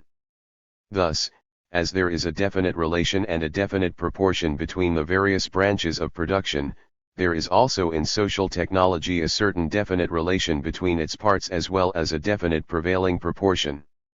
This circumstance changes the mere aggregate of tools, machines, instruments, etc., into a system of social technology. 162. Historical materialism. This being the case, it is also clear that each given system of social technology also determines the system of labor relations between persons. Is it conceivable, for instance, that the technological system of society, the structure of its tools, should be along certain lines, while the structure of human relations should be along entirely different lines? More concretely, is it possible that the technological system of society should be based on machines, while the productive relation, the actual labor relation, should be based on petty industry working with hand tools?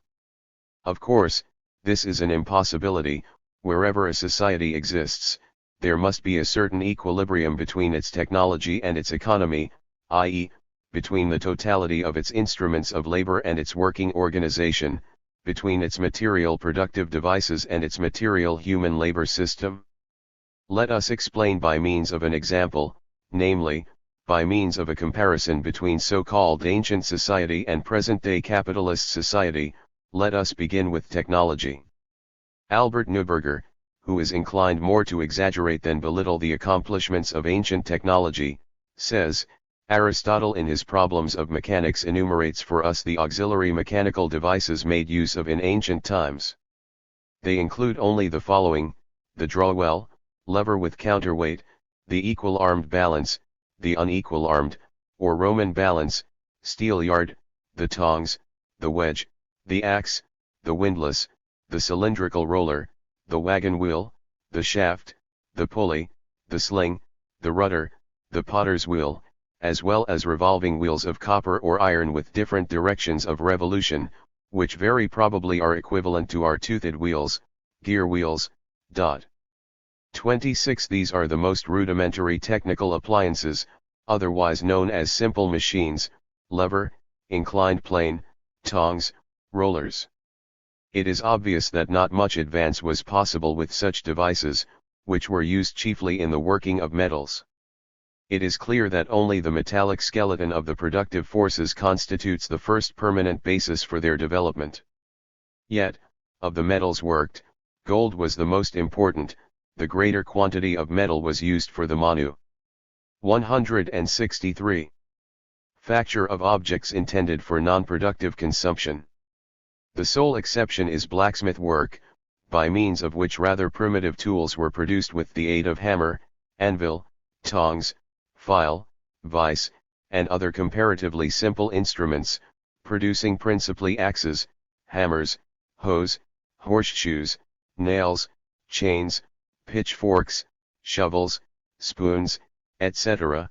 The casting of metals stood chiefly in the service of turning out statues and other non-productive objects. It is therefore not surprising to learn that Vitruvius defines a machine as a device made of wood. For whole centuries technology stood still, says Salvioli, 27, of course not meaning an absolute stagnation, but an extremely slow development of ancient technology. These technical devices naturally also determine the type of worker, the degree of his skill, and also the working relations, the productive conditions. There could only be one type of worker under such a technology: a hand worker, a petty artisan. Blacksmiths, carpenters, masons, weavers, goldsmiths, miners, wagon builders, saddlers, harness makers, lathe workers, silversmiths, potters, dyers, tanners, glassmakers, locksmiths, etc., etc., such are the types of productive workers. 28 Thus, the social technology conditioned the character of the living working machinery, i.e., the type of worker, his labor skill. But this technology also conditioned the relation between the persons at work.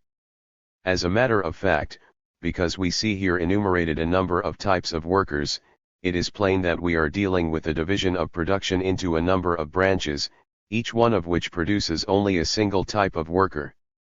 This is called the division of labor. The cause of this division of labor was the existence of corresponding labor tools. But this division of labor was of a peculiar kind. The division of labor could not here lead to the results which it has had in modern societies, for in ancient times this division was not a function of the machine process. It was not an outgrowth of a system of great factories, de grandes usines, but of petty and medium-sized industry. 29 Large-scale production was foreign to the ancient world, which never advanced beyond the stage of petty artisanry. 30 Here is a different form. 164. Historical materialism of productive labor conditions, also based, as we have seen, on the system of technology. Even when we learn of great structures being raised, we must remember that they were often accomplished by means of petty labor. Thus, in the case of the construction of one of the great aqueducts at Rome, the government signed a contract with 3,000 master masons. These worked together with their slaves. And in cases where production was on a comparatively large scale, it could, under the prevailing system of technology, exist only by making use of forces lying outside the economic system, for instance, slave labor, whole armies of slaves being imported after the conclusion of victorious wars, who were sold and distributed to the great estates and the slave-operated factories, ergastula. Under a different system of technology, slave labor would have been impossible. The slaves spoil delicate machinery, and slave labor does not pay. Thus, even such a phenomenon as the labor of imported slaves can be explained, under the given historical conditions, by the tools with which social labor works. Or, to take another example, we know that, in spite of the rather high development of commercial capitalist conditions in ancient times, the economy of that period was on the whole a natural economy, payments in commodities, in kind, rather than in money. People were not in close economic relations, the exchange of commodities was much less developed than in our day, great quantities of products were turned out in the great estates, latifundia, and in jail-like shops, for their own consumption. This is also a definite stage of labor, a form of productive relation, and again the explanation is evident.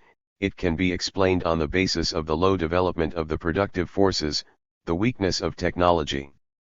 Under such a technical system, it was difficult to attain a great excess production. In a word, it is evident that the relations between people in the labor process are determined by the stage of advance in the evolution of technology. The ancient economy was, as it were, adapted to the ancient technology. Let us compare this condition with that under capitalist society. Taking up, in the first place, the matter of technology, it is sufficient to cast a glance over a list of some of the branches of production. Let us consider only two of the groups of capitalist industry, the construct. 165. Of machinery, instruments, and apparatus, as one branch, and the electrotechnical industry, as another branch. Here is the picture that presents itself.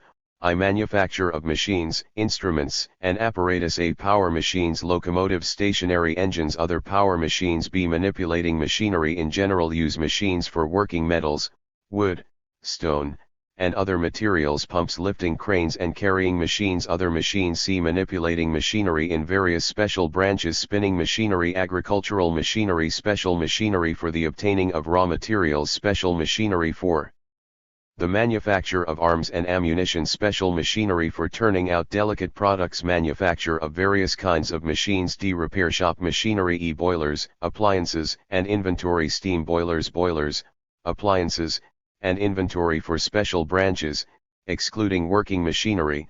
F machine instruments and machine parts, machine tools, machine parts. G mill construction. H shipbuilding and the construction of marine machinery. I the construction of airships and aeroplanes, and their parts. J gas tanks.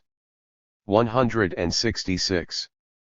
Historical materialism. K production of vehicles, bicycles, and their parts, motor cars, railroad cars, wagon building and carriage building. Production of other means of transportation, not including water and air transportation. L manufacture of clocks and watches, and their parts. M production of musical instruments, production of pianos, production of other musical instruments. N optical and other delicate mechanical devices, also the preparation of zoological and microscopical specimens. The preparation of optical and delicate mechanical instruments, including cameras and other photographic apparatus. The production of surgical instruments and apparatus. The production of zoological and microscopical apparatus. O the production of globes and lamps, except such as are connected with the electrical industry.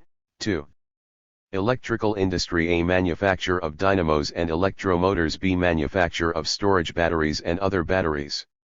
C manufacture of cables and insulated wire. D manufacture of electrical measuring instruments, counters and clocks. E manufacture of electrical apparatus and installation inventory. F manufacture of lamps and searchlights. G manufacture of electrical medical machinery. H manufacture of weak current apparatus. I manufacture of electrical insulating devices. J manufacture of electrical products of great establishments. K repair stations for electrical products of all kinds.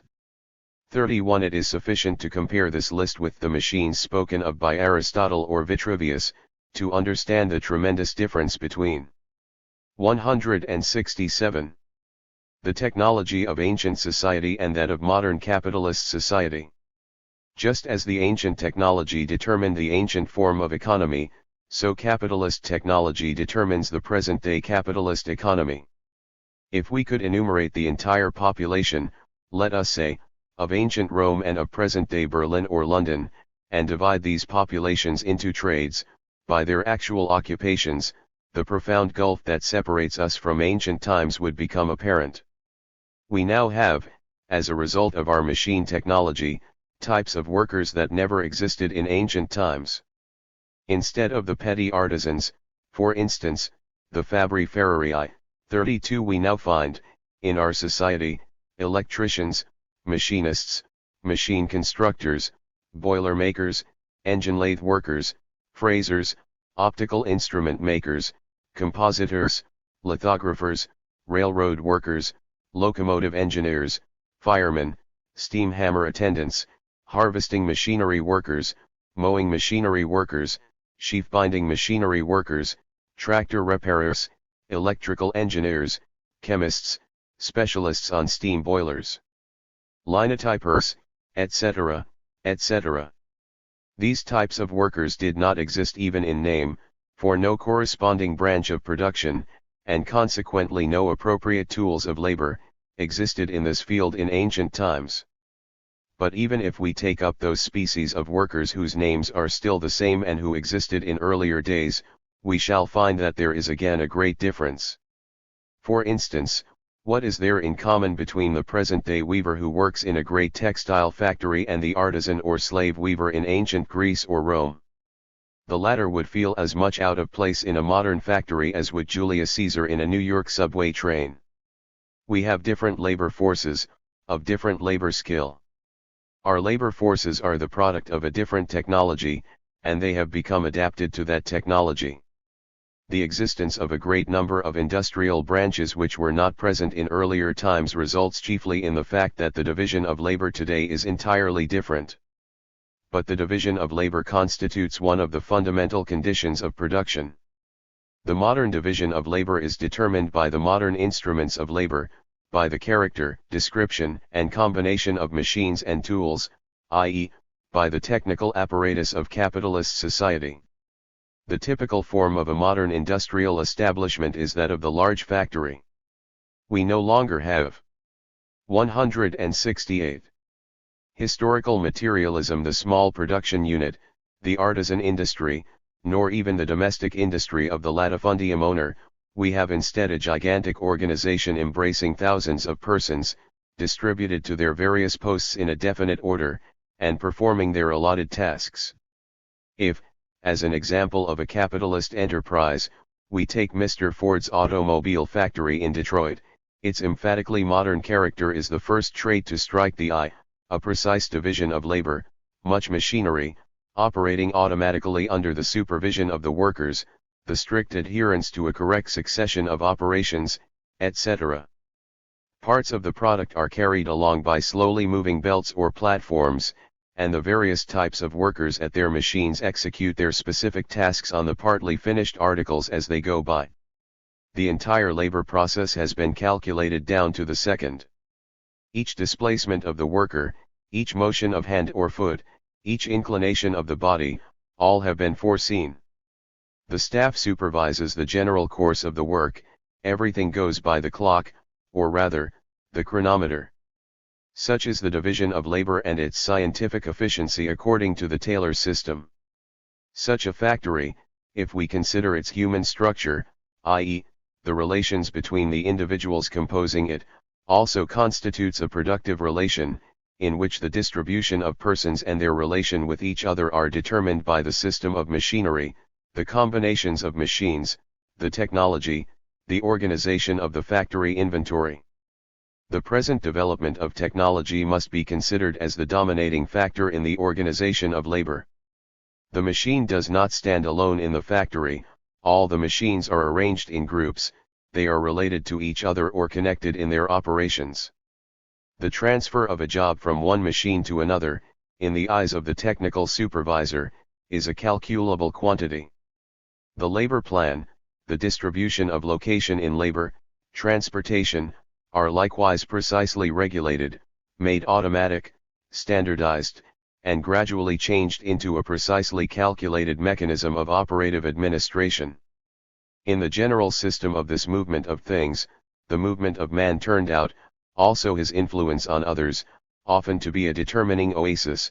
There arose a system of scientific movement, a GASDEF, our tasks labor organization, in the Annual of the Labor Institute, No. I, Moscow, 1921, pages 12, 13, in Russian. An idea of the many branches of work in the great metal factories will be given by the branches found in Russian. 169.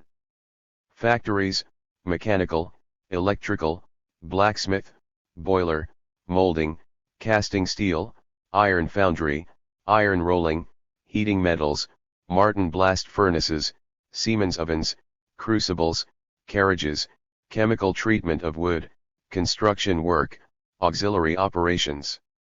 The following categories of workers were found in the Putiloff works in 1914, 1916, locksmiths, lathe workers, milling machine workers, planers, chiselers, borers, welders, stampers, assemblers, blacksmiths, hammerers, pressers, pointers, stokers, furnace foremen, rollers, machinists, cutters, potters, molders, smelting furnace workers, paperers, joiners, carpenters, painters, tinsmiths, plumbers, cable workers, unskilled workers, men and women. Cf. Metal Workers Gazette, St. Petersburg, 1917. p. 13, in Russian. Many of the names of these occupations show that they are bound to a specific instrument, tool, or machine.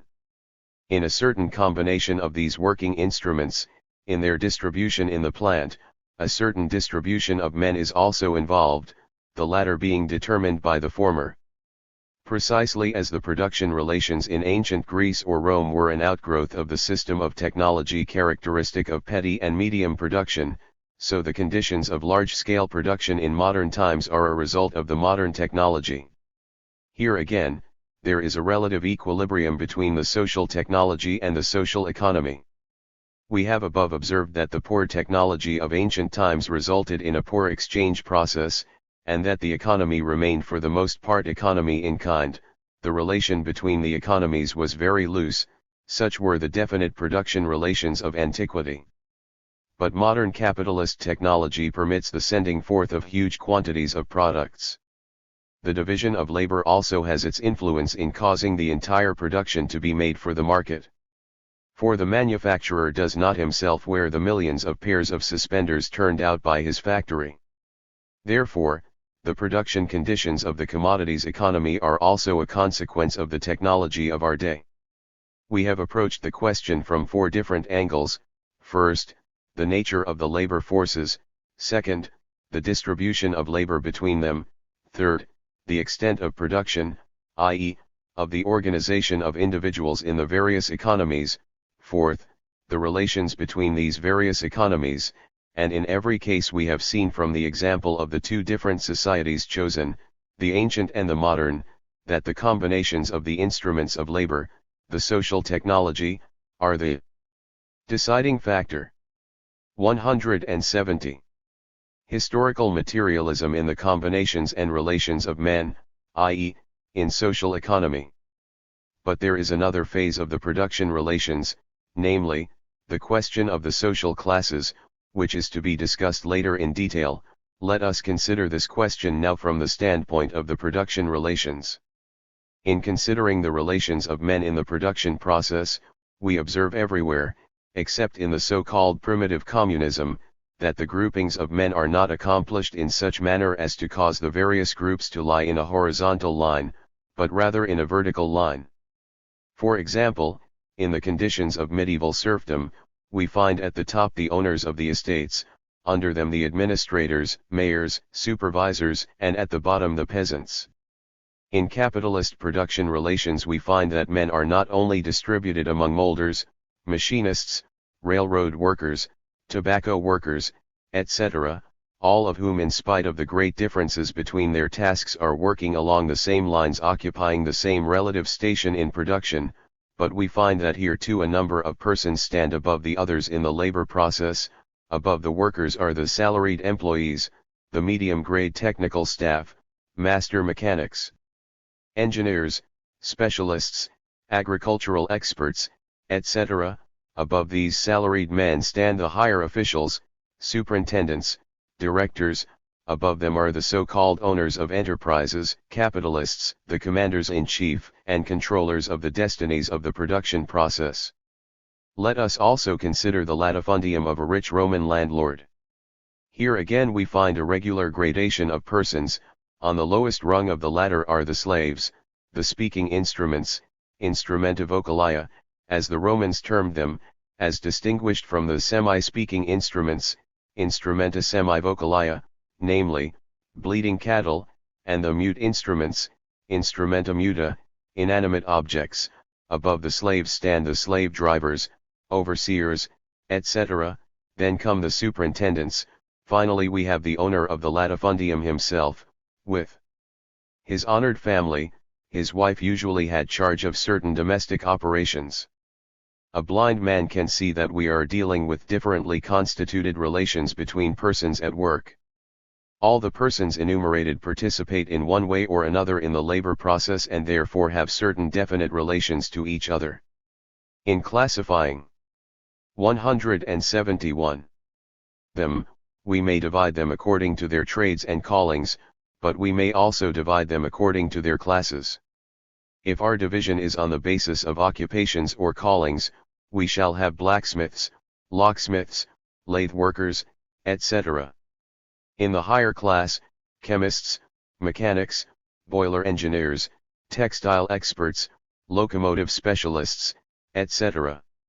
It is obvious that the locksmiths, lathe workers, machine workers, stevedores, are in one class, while the engineer, the specialist, etc., are in another class. The capitalist, who has control of all, is again in another class. These persons cannot all be thrown into the same pot. In spite of the division between the work performed by the locksmith, the turner, and the compositor, they all stand in the same relation to each other in the general labor process. Quite different is the relation between locksmith and engineer, or between locksmith and capitalist. Furthermore, the locksmith, turner, linotyper, individually and as a body, are in the same relation to all the engineers and in the same remoter relation to all superintendents, captains of industry, capitalists. The greatest differences here are in the productive function, in the productive significance, in the character of the relations between men. The capitalist in his factory distributes and arranges his workers as he might things or tools, but the workers do not distribute the capitalists. Under the capitalist system of society, they are distributed by these capitalists. This is a relation of master and servant, as Marx says, with capital in command. It is their different function in the production process that constitutes the basis for the division of men into different social classes. An important point to be noted here is the nature of the relation between the process of production and that of distribution, since we have seen that the latter is, so to speak, the reverse side of the social process of production. Concerning this subject of the process of distribution, Marx says the following: in the most shallow conception of distribution, the latter appears as a distribution of products and to that extent as further removed from and quasi-independent of production. But before distribution means distribution of products, it is, first, a distribution of the means of production, and, second, what is practically another wording of the 172. Historical materialism. Same fact, it is a distribution of the members of society among the various kinds of production, the subjection of individuals to certain conditions of production. The distribution of products is manifestly a result of this distribution, which is bound up with the process of production and determines the very organization of the latter. To treat of production apart from the distribution which is comprised in it, is plainly an idle abstraction. Conversely, we know the character of the distribution of products the moment we are given the nature of that other distribution which forms originally a factor of production, a contribution to the Critique of Political Economy, Chicago, 1913, p. 286. These sentences of Marx deserve more of our attention. We find, first of all, that the process of the production of products determines the process of the distribution of products. If, for example, production is carried on in independent establishments, by various capitalist enterprises, or by individual artisans, each establishment no longer producing all of its requirements, but turning out some special product, watches, grain, iron locks, hammers, tongs, etc., as the case may be, it is obvious that the distribution of the product will take the form of exchange. Persons producing locks cannot clothe themselves in such locks or consume them for dinner, nor can persons producing grain lock their barns with grain. They must have locks and keys for this purpose. The manner of production which is followed also determines the manner of distributing the product. This distribution may not be considered as independent of production. On the contrary, it is determined by production and, together with it, constitutes a section of material social reproduction. But production itself involves two further distributions. First, the distribution of persons, their arrangement in the production process, depending on their function, as already discussed. Second, the distribution of production tools among these persons. These distributions are a part of production or, in the words of Marx, are involved in production. We have seen, for example, in one of the systems of society discussed, namely, capitalist society, that its distribution of persons also includes a division into classes, based on the difference of function in the productive process. But this varying distribution of persons, depending on their 173. Varying assignment in production is also connected with the distribution of the means of labor. The capitalist, the owner of the latifundium, and the estate owner control these means of labor, factory and machinery, the estate and the compulsory shops, the soil and structures, while the worker has no instruments of production aside from his own labor power. The slave does not even own his own body, nor does the peasant serve. It is therefore obvious that the varying function of classes in production is based on the distribution of instruments of production among them. In his review of Marx's book, A Contribution to the Critique of Political Economy, Engels says, "Economy deals not with things but with relations between persons and in the last analysis between classes, but these relations always are bound up with things and appear as things." 33. For example, the current class relations in capitalist society, namely, the relations between capitalists and workers, are bound up with a thing, the instruments of production in the hands of the capitalists, controlled by the latter, not owned by the workers. These instruments of production serve the capitalists as tools for the obtaining of profits, as means of exploiting the working class. They are not mere things, they are things in a special social significance, in that they here serve not only as means of production, but also as a means of exploiting wage laborers. In other words, this thing expresses the relation between classes, or, in the words of Engels, these class relations are bound up with the thing. In the last analysis, this thing, in our example, is capital. The special form of production relations, therefore, existing in the relations between classes, is determined by the varying function of these groups of persons in the production process, and the distribution of the means of production among them. This fully conditions the distribution of the products. The capitalist obtains profit because he owns instruments of production, because he is a capitalist. The class relations in production, i.e., the relations bound up with the varying distribution of the means of production, are particularly important in society. It is they which determine in the first place the outline of society, its system or, in the words of Marx, its economic structure. 174. Historical materialism. Now, the production relations are extremely numerous, and varied.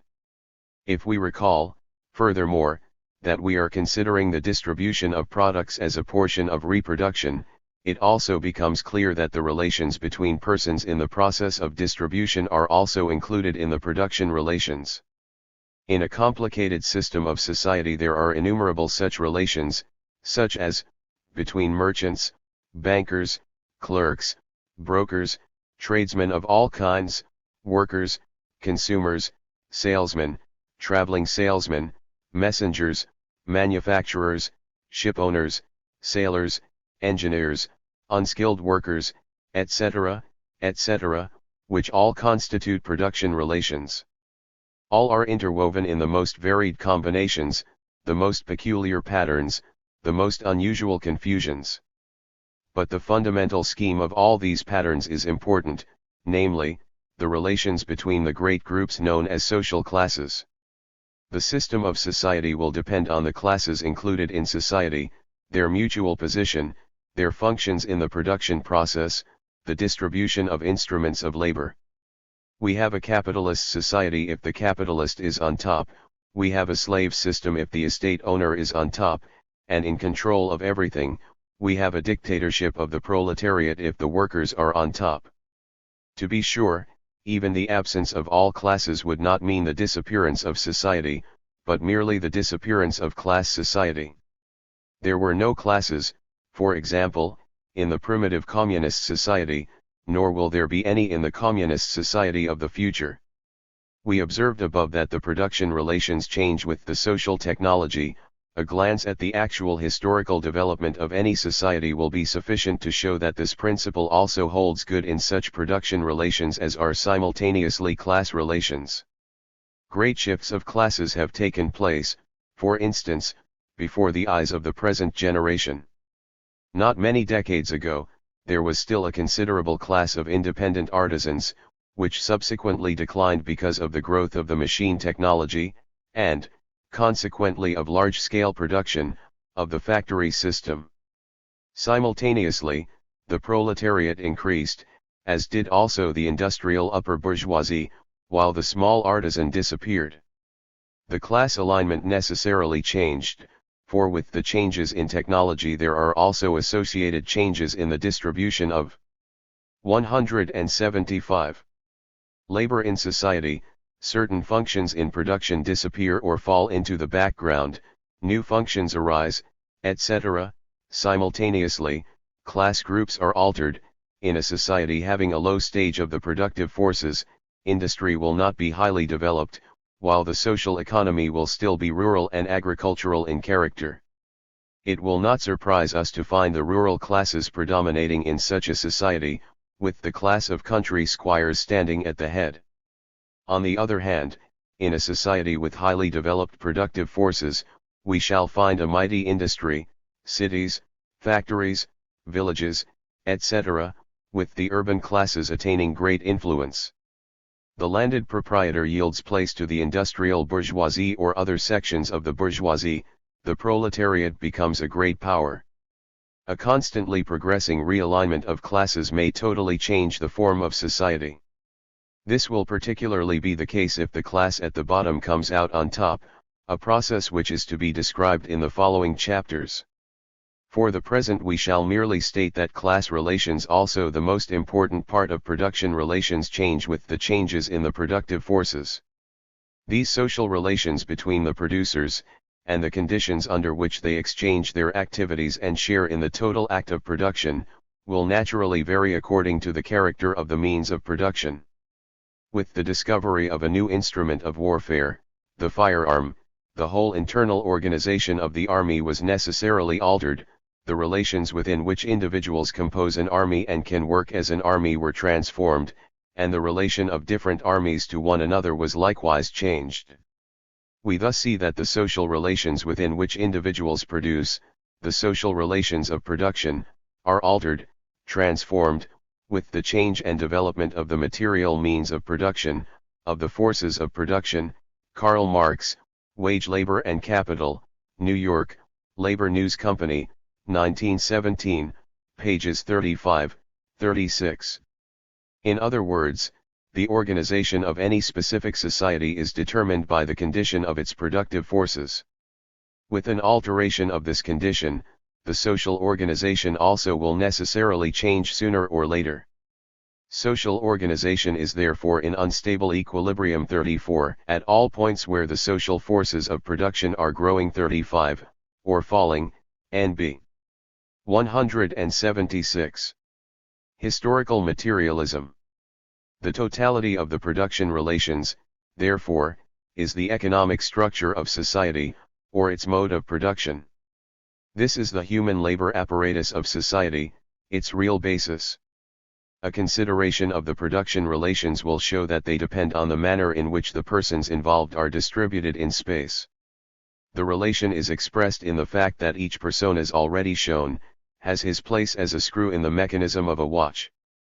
It is precisely this definite situation in space, in the theater of labor, that makes of this arrangement, this distribution, a social relation of labor. No doubt, every object is situated in space, moves in space, but here men are joined, particularly, by the definiteness of their working positions, as it were. This is a material relation like that of the parts in the mechanism of a watch. We must not overlook the fact that the critics of historical materialism are constantly confusing terms because the word material has a number of meanings. Thus, the historical process, for instance, is traced back to material needs or interests, whereupon the refutation of historical materialism is proclaimed, since it has been rightly shown that interest is not a material thing in the philosophical sense of the word, but obviously psychical. We admit that interest is not matter, but it is too bad that even certain advocates of historical materialism, who usually associate Marx with some bourgeois philosopher, since they are opposed to philosophical materialism, are guilty of such a confusion in terms. Max Adler, for instance, who weds Marx to Kant, regards society as a totality of psychical interactions. For him everything is psychical. Here is a specimen of this nature. A relation is, however, by no means matter in the sense of philosophical materialism, which puts matter on the same level with psychic substances. It is always difficult to find a relation between the economic structure, the material element of historical materialism, and the matter of the former theory, no matter how this theory be understood, and what is true of the cause is also true of the effect. Instruments of production are rather products of the human mind. Max Zetterbaum, Zur materialistischen Geschichtsauffassung in die Neuzeit, Volume 21, Part 2, p. 403. Zetterbaum is confused by the fact that machines are not made by soulless men. But as men themselves are not begotten by corpses, he considers everything in society to be a product of spirit without body, a very virtuous spirit therefore.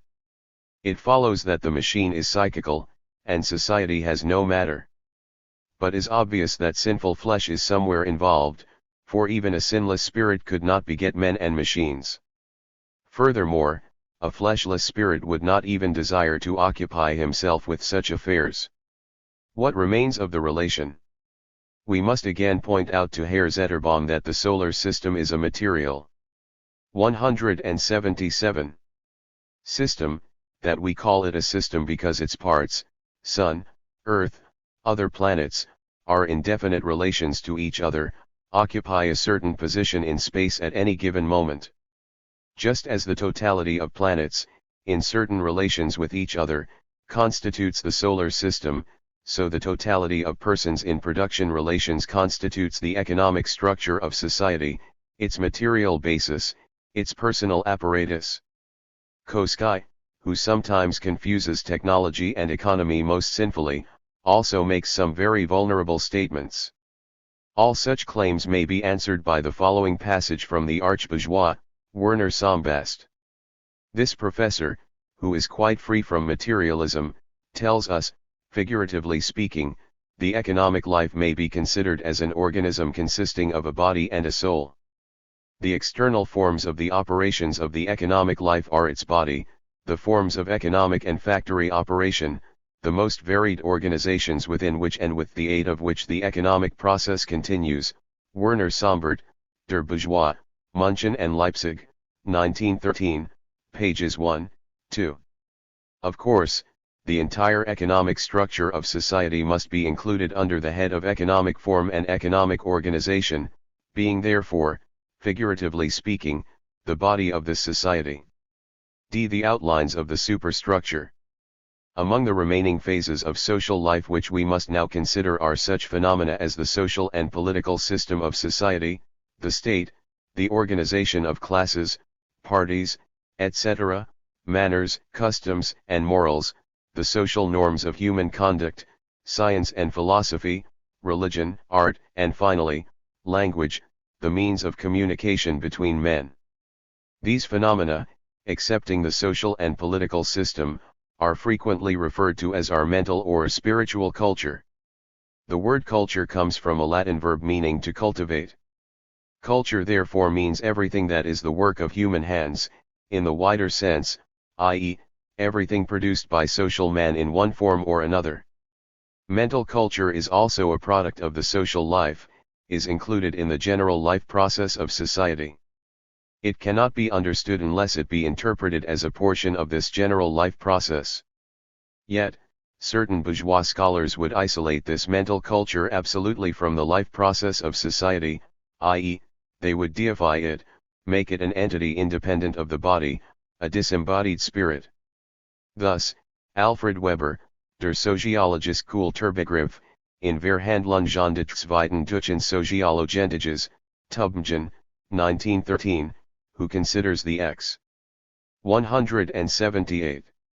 Historical materialism pantheon of social life, its intricacy and wealth, as a process of external civilization, writes, but we feel today that culture is superior to all these things, that culture means something different to us.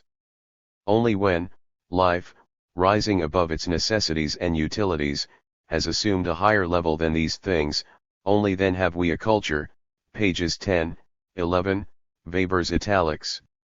In other words, culture is a portion of life, but is not determined by the necessities and utilities of life, i.e., it transcends the bounds of society, is not conditioned by the society.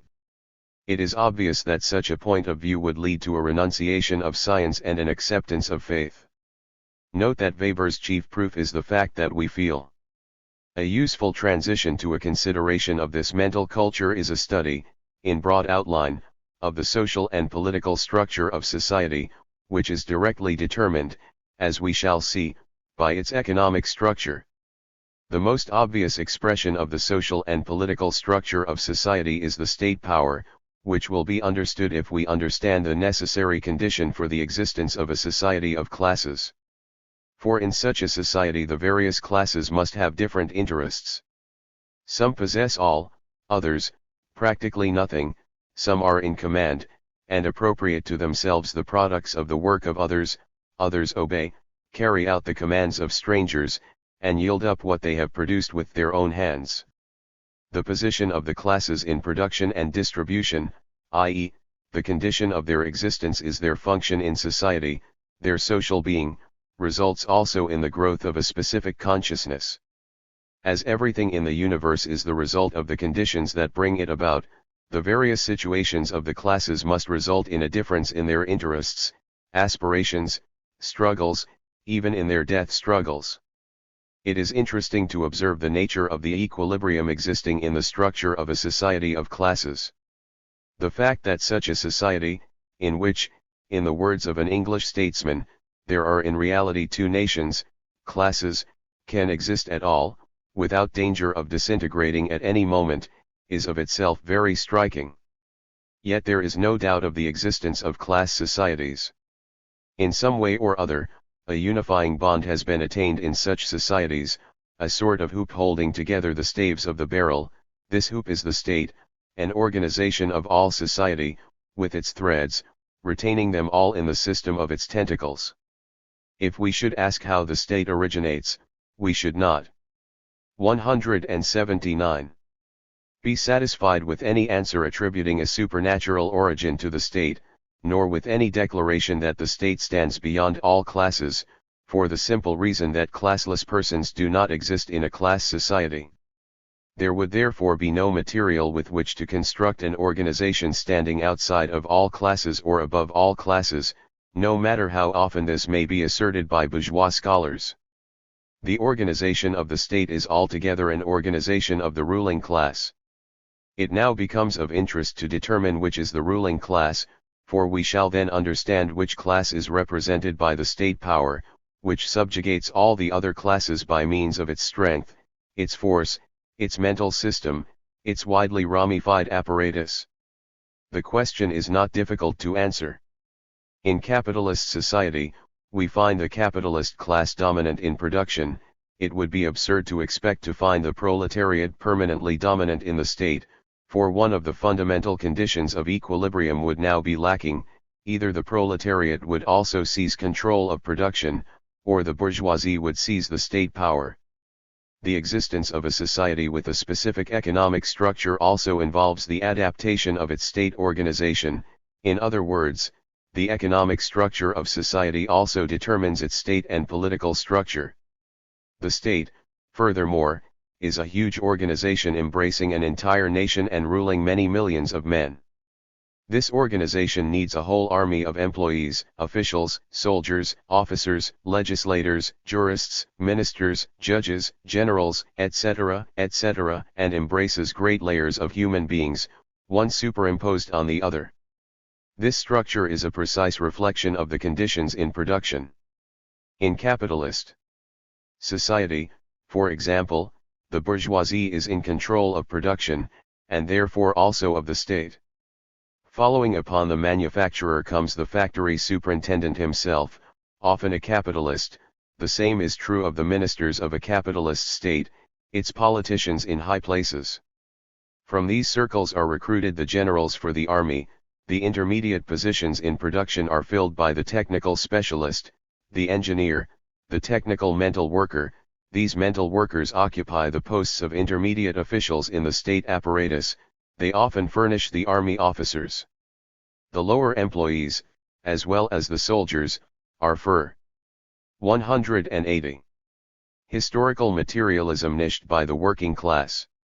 Of course, there are many fluctuations, but the structure of the state authority corresponds closely, on the whole, to the structure of society. If we should assume, for a moment, that by a miracle the lower employees had raised themselves above the higher employees, our assumption would involve a loss of equilibrium in the whole of society, i.e., a revolution. But such a revolution also cannot take place unless corresponding alterations have already been accomplished in production. Here also it is apparent that the structure of the state apparatus itself reflects the economic structure, i.e., the same classes occupy relatively the same positions. Let us give a few examples from various times and places. In ancient Egypt, the administration of production was practically identical with that of the state, the great landlords heading both. An important fraction of production was that turned out by the landlord state. The role of the social groups in production coincided with their caste, with whether they were higher, middle, or lower officials of the state, or slaves.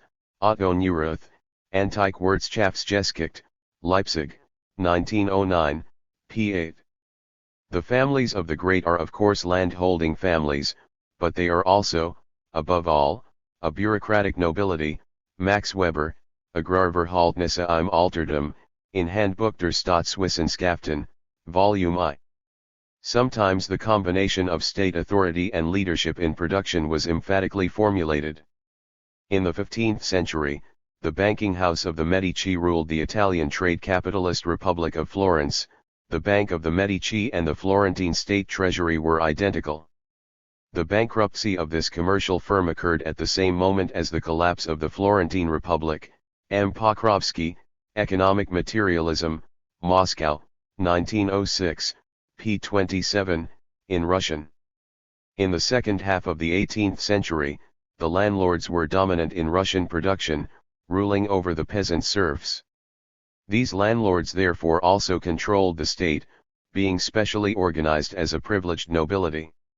When the peasants rose under Pugachev, the landlord Empress Catherine II served as an incarnation of the existing state power, when she aided as landholder of Kazan in forming a cavalry regiment for putting down this rabble, wherewith she aroused a veritable storm of imperial fidelity among the Kazan landlords.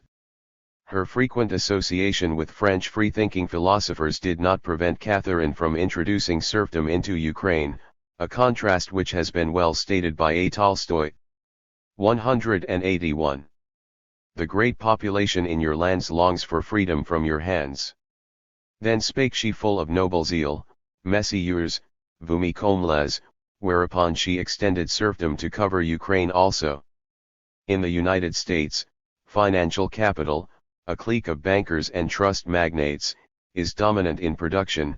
They also control the state power to such an extent that congressional decisions are not made before they have been most thoroughly discussed behind the scenes by combined capital. But the social and political structure of society is not limited to the state authority. The ruling class, as well as the oppressed classes, present the most varied organizations and forms of common action. Each class usually has its vanguard, consisting of its most class-conscious members, and constituting the political parties competing for domination in society. Usually, the ruling class, the oppressed classes, and the middle classes, each have their specific party. Since there are various groups existing within each class, it is obvious that a class may have a number of parties, though the most permanent and fundamental of its interests can be expressed only in one party. Besides the regularly organized bodies, there may be a number of other bodies. The present-day American capitalists, for example, have not only organizations to combat the workers, but also special organizations for election manipulations, Tammany Hall, for example, and organizations for recruiting strike breakers, organizations of industrial spies, the Pinkerton and other detective agencies, the secret groups of the most influential capitalist firms and the most powerful politicians. Following strictly conspirative methods, the official state organs always carry out the will of these bodies. In Russia, there was an auxiliary organization of the state of the landed proprietors, namely, the semi-criminal band of the Black Hundred, which had affiliations with the reigning Romanov dynasty. This role was played in Italy, in 1921, by the Fascisti, and in Germany by the Orges. 36. The oppressed classes also have a number of economic organizations in addition to their parties. 182. Historical materialism, for instance, the trade unions, not to mention fighting organizations and clubs, in which we may include such bodies as the bands of Stenka-Razin or Pugachев. 37. In short, all organizations waging the class war, from the jeunesse dorée of the German student fraternities up to the state power itself, on the one hand from the party to the club, on the other hand, all these are a portion of the social and political structure of society. Their basis is as clear as day, their existence is a reflection and an expression of classes. Here also economy conditions politics. In our consideration of this political superstructure, we cannot afford to lose sight of the fact that, as the above examples alone would show, this political superstructure is not merely a personal apparatus. It consists, for all society, of a combination of things, persons, and ideas. For instance, in the state apparatus, we have a specific apparatus of things, a specific hierarchy, a certain specific system of ideas, procedure, laws, ordinances, etc., etc. In the case of the army, which is a portion of the state, we have a special technology, cannons, rifles, machine guns, commissary supplies, its specific arrangement of men, distributed in a certain way, and its own ideas, which have been insinuated into the minds of all the members of the army by means of a complicated military drill and a special educational apparatus, spirit of subordination, discipline, etc. Viewed from this angle, the picture of the army will suggest the following inferences. The technology of the army is determined by the general technology of productive labor in the given society. Cannons cannot be manufactured before the casting of steel has been learnt, i.e., before the necessary means of production have been obtained. The distribution of persons, the structure of the army, depends on the military science and also the class alignment of society. On the existence of weapons, and on the nature of these weapons, depends the division of the army into artillery, infantry, engineers, cavalry, sappers, etc. On this will depend what types of soldiers, superiors, persons with special functions, for example, telephone operators, are present in the army. On the other hand, the class alignment of society will determine from what social layer the staff of officers is recruited, by the representatives of what class the actions of the army are controlled, etc. Finally, the 183 specific mental attitudes with which the army is imbued are conditioned, on the one hand, by the army structure, memorizing regulations, cadavre obedience, etc., and on the other hand by the class structure of society. In the Tsar's army the slogan was "Obey the Tsar, for God, Emperor, and Fatherland." In the Red Army the slogan is "Preserve discipline in order to protect the workers against the imperialists." These examples are sufficient to show that the social and political superstructure is a complicated thing, consisting of different elements, which are interrelated. On the whole, this structure is determined by the class outline of society, a structure which in turn depends on the productive forces, i.e., on the social technology.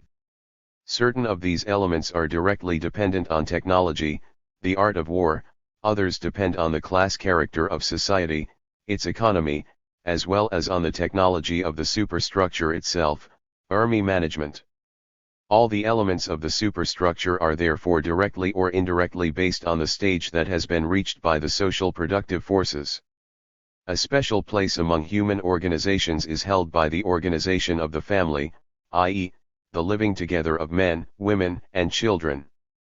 This clan organization, which was constantly changing, was based on certain economic conditions.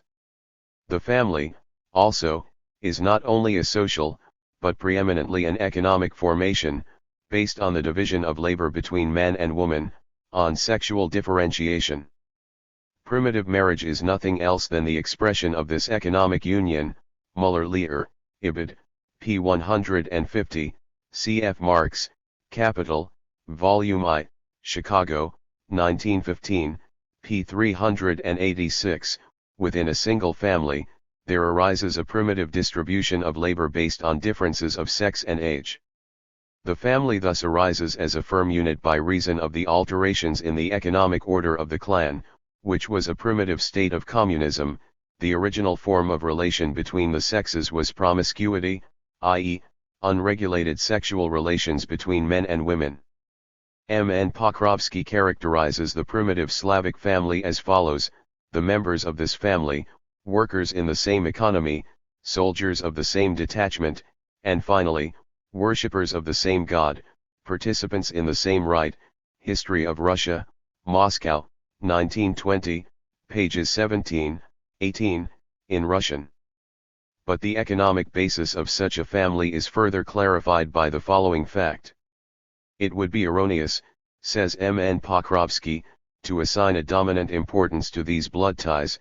They are customary, but not inevitable.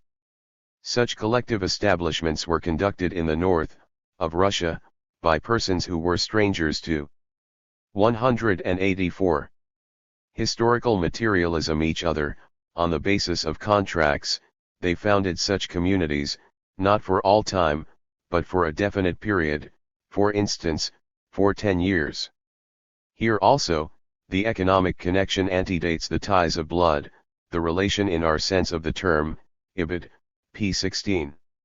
The changed forms of family relations, in accordance with the economic conditions, may be traced even in modern times. We need only to compare the peasant family, the worker's family, and the modern bourgeois family.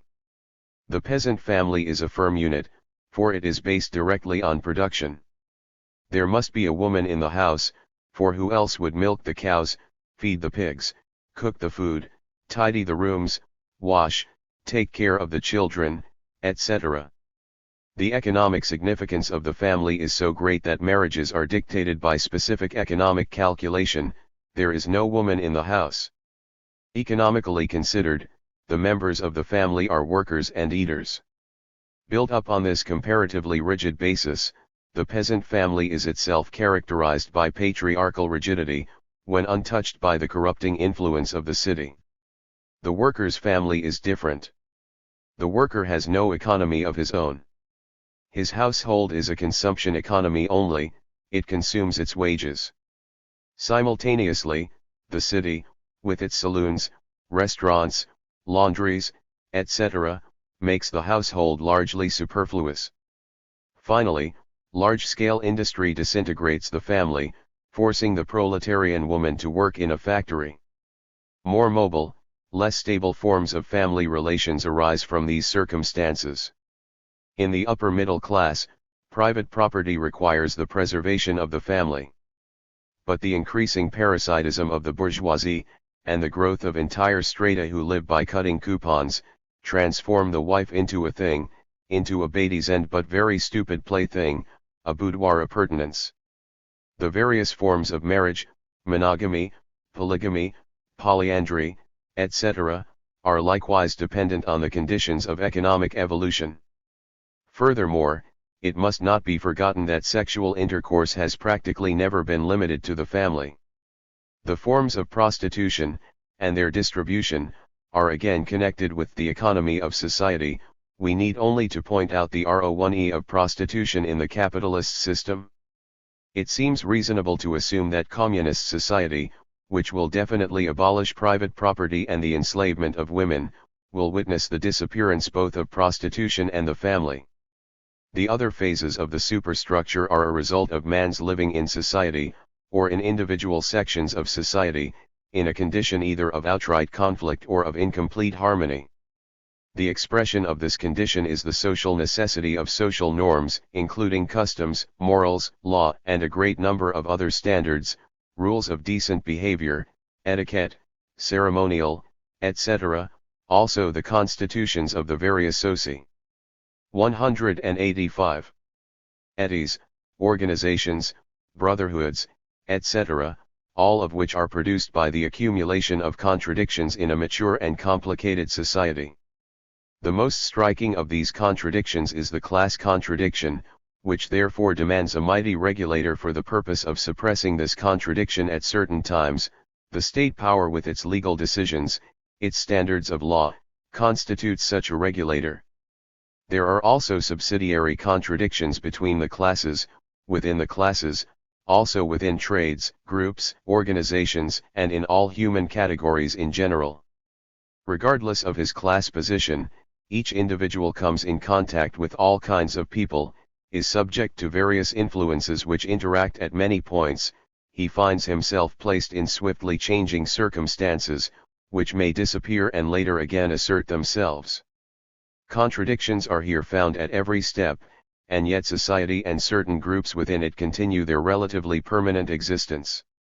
The capitalists, owners of enterprises, traders, merchants, compete in the market, yet they rarely resort to armed conflict with each other within the same state, and their class does not collapse because of the competitive struggle between its members.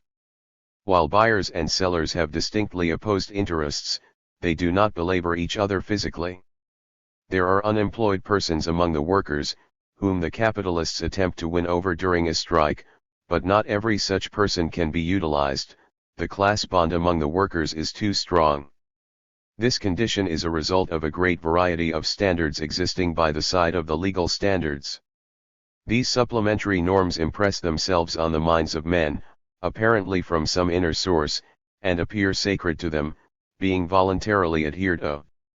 Of such nature, for example, are the rules of morality, which are represented in a commercial society as eternal and immutably sacred laws, radiating their own light and binding on all decent people. Similar is the case with customs, duties to the great departed, rules of decency, courtesy, etc. In spite of the alleged supernatural character of these laws, their earthly roots may easily be traced, regardless of the pious awe of all their submissive adherents. A closer observation forces us to recognize two fundamental conditions: first, that these laws are subject to change; second, 186. Historical materialism, that they are connected with class, group, occupation, etc. It is also obvious that in the last analysis they are likewise conditioned by the level attained by the productive forces. In general, these rules indicate the line of conduct conducive to a preservation of the society, class, or group in question, and requiring a subordination of the individual to the interests of the group. These norms are therefore conditions of equilibrium for holding together the internal contradictions of human social systems, whence it results that they must more or less coincide with the economic structure of society. It is impossible, for instance, in any society, for the system of its dominant manners and customs to be in permanent contradiction with its fundamental economic structure. Such an opposition would mean the complete absence of the fundamental condition for social equilibrium. It is on the basis of the economic conditions that law, customs, and morals are evolved in any society. They change and disappear with the economic system. Thus, in capitalist society, the capitalist controls things, instruments of production, a condition which is reflected in the laws of the capitalist state, in the so-called right to private property, which is protected by the entire apparatus of the state power.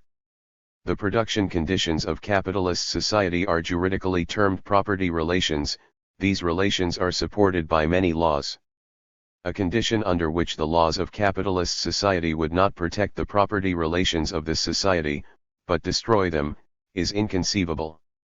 Similarly, the moral consciousness of capitalist society reflects and expresses its material being. Thus, in the field of private property, morality teaches that theft is to be condemned, honesty and the inviolability of the property of others are inculcated. And quite naturally, for without this moral law which has embedded itself in the minds of men, capitalist society would at once disintegrate. Apparent contradictions to the above can be easily disposed of. While communists do not believe in the sacredness of private property, they do not approve of stealing. It may be urged that this indicates the presence of something that is sacred for all men, that cannot be explained by earthly causes. The facts of the case are quite different. It is true that communists by no means recognize the inviolability of private property. The nationalization of factories is an expropriation of 187. The bourgeoisie, the working class, appropriates the property of others, transgresses the right of private property, undertakes a despotic intervention in the right of property. Karl Marx, The Communist Manifesto. But communists condemn stealing, for the reason that individual thefts by each worker from the capitalists, for his own advantage, would not result in a common struggle, but would make the worker a petty bourgeois. Horse thieves and swindlers will not fight in the class struggle, even though they may be offspring of the proletariat.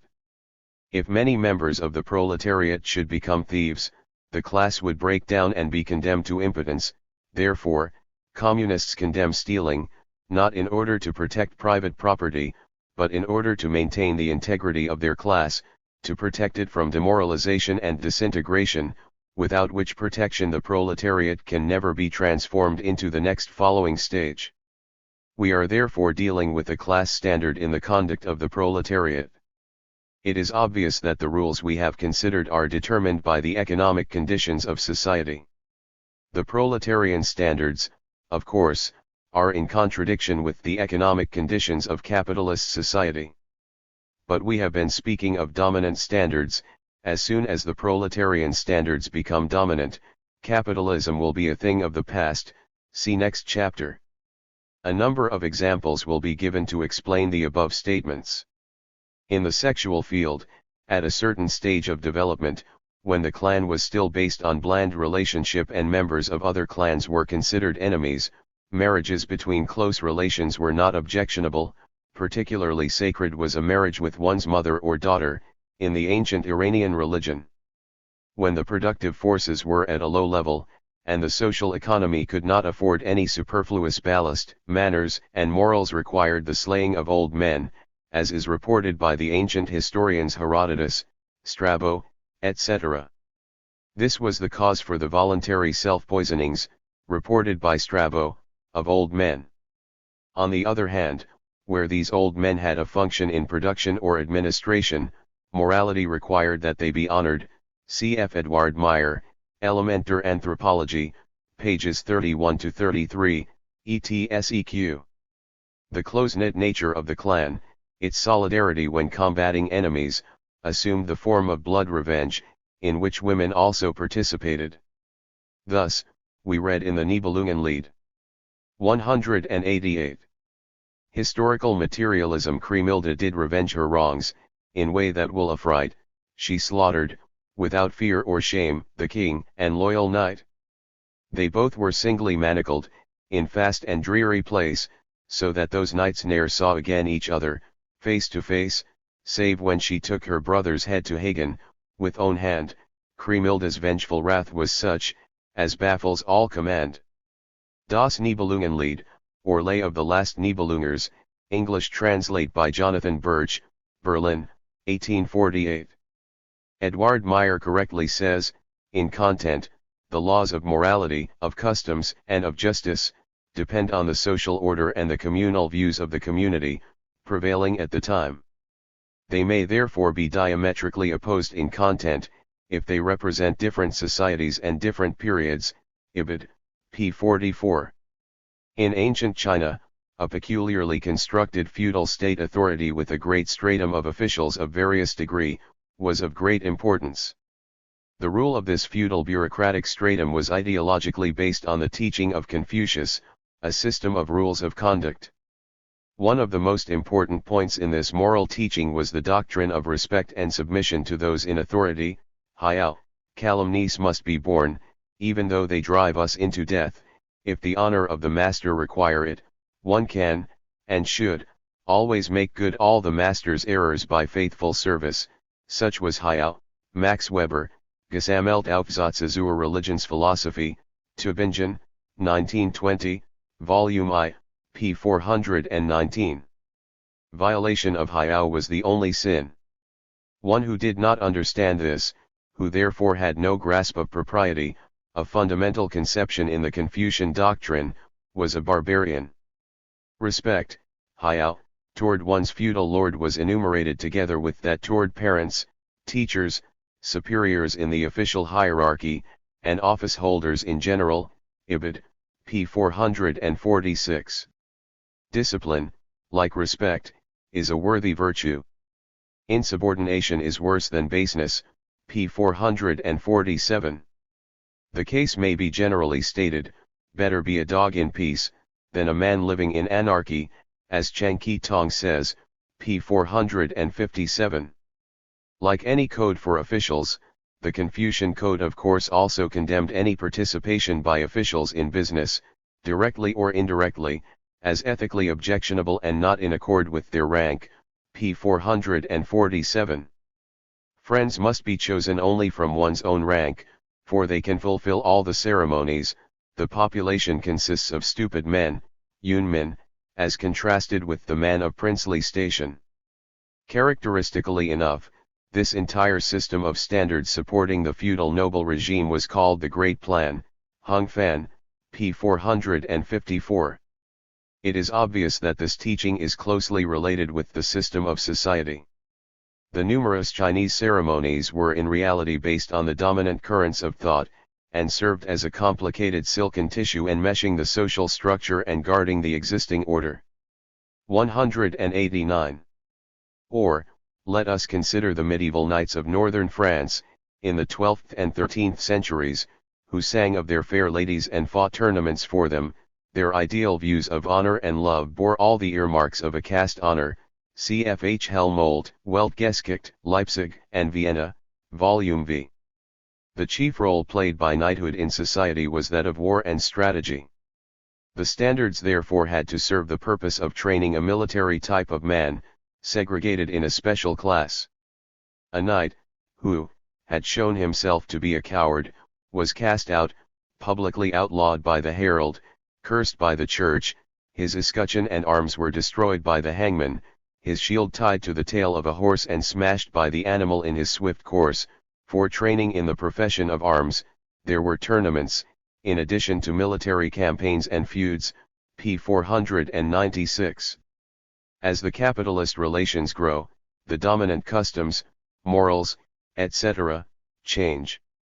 Generous wastefulness is replaced by a desire for accumulation and the corresponding virtues.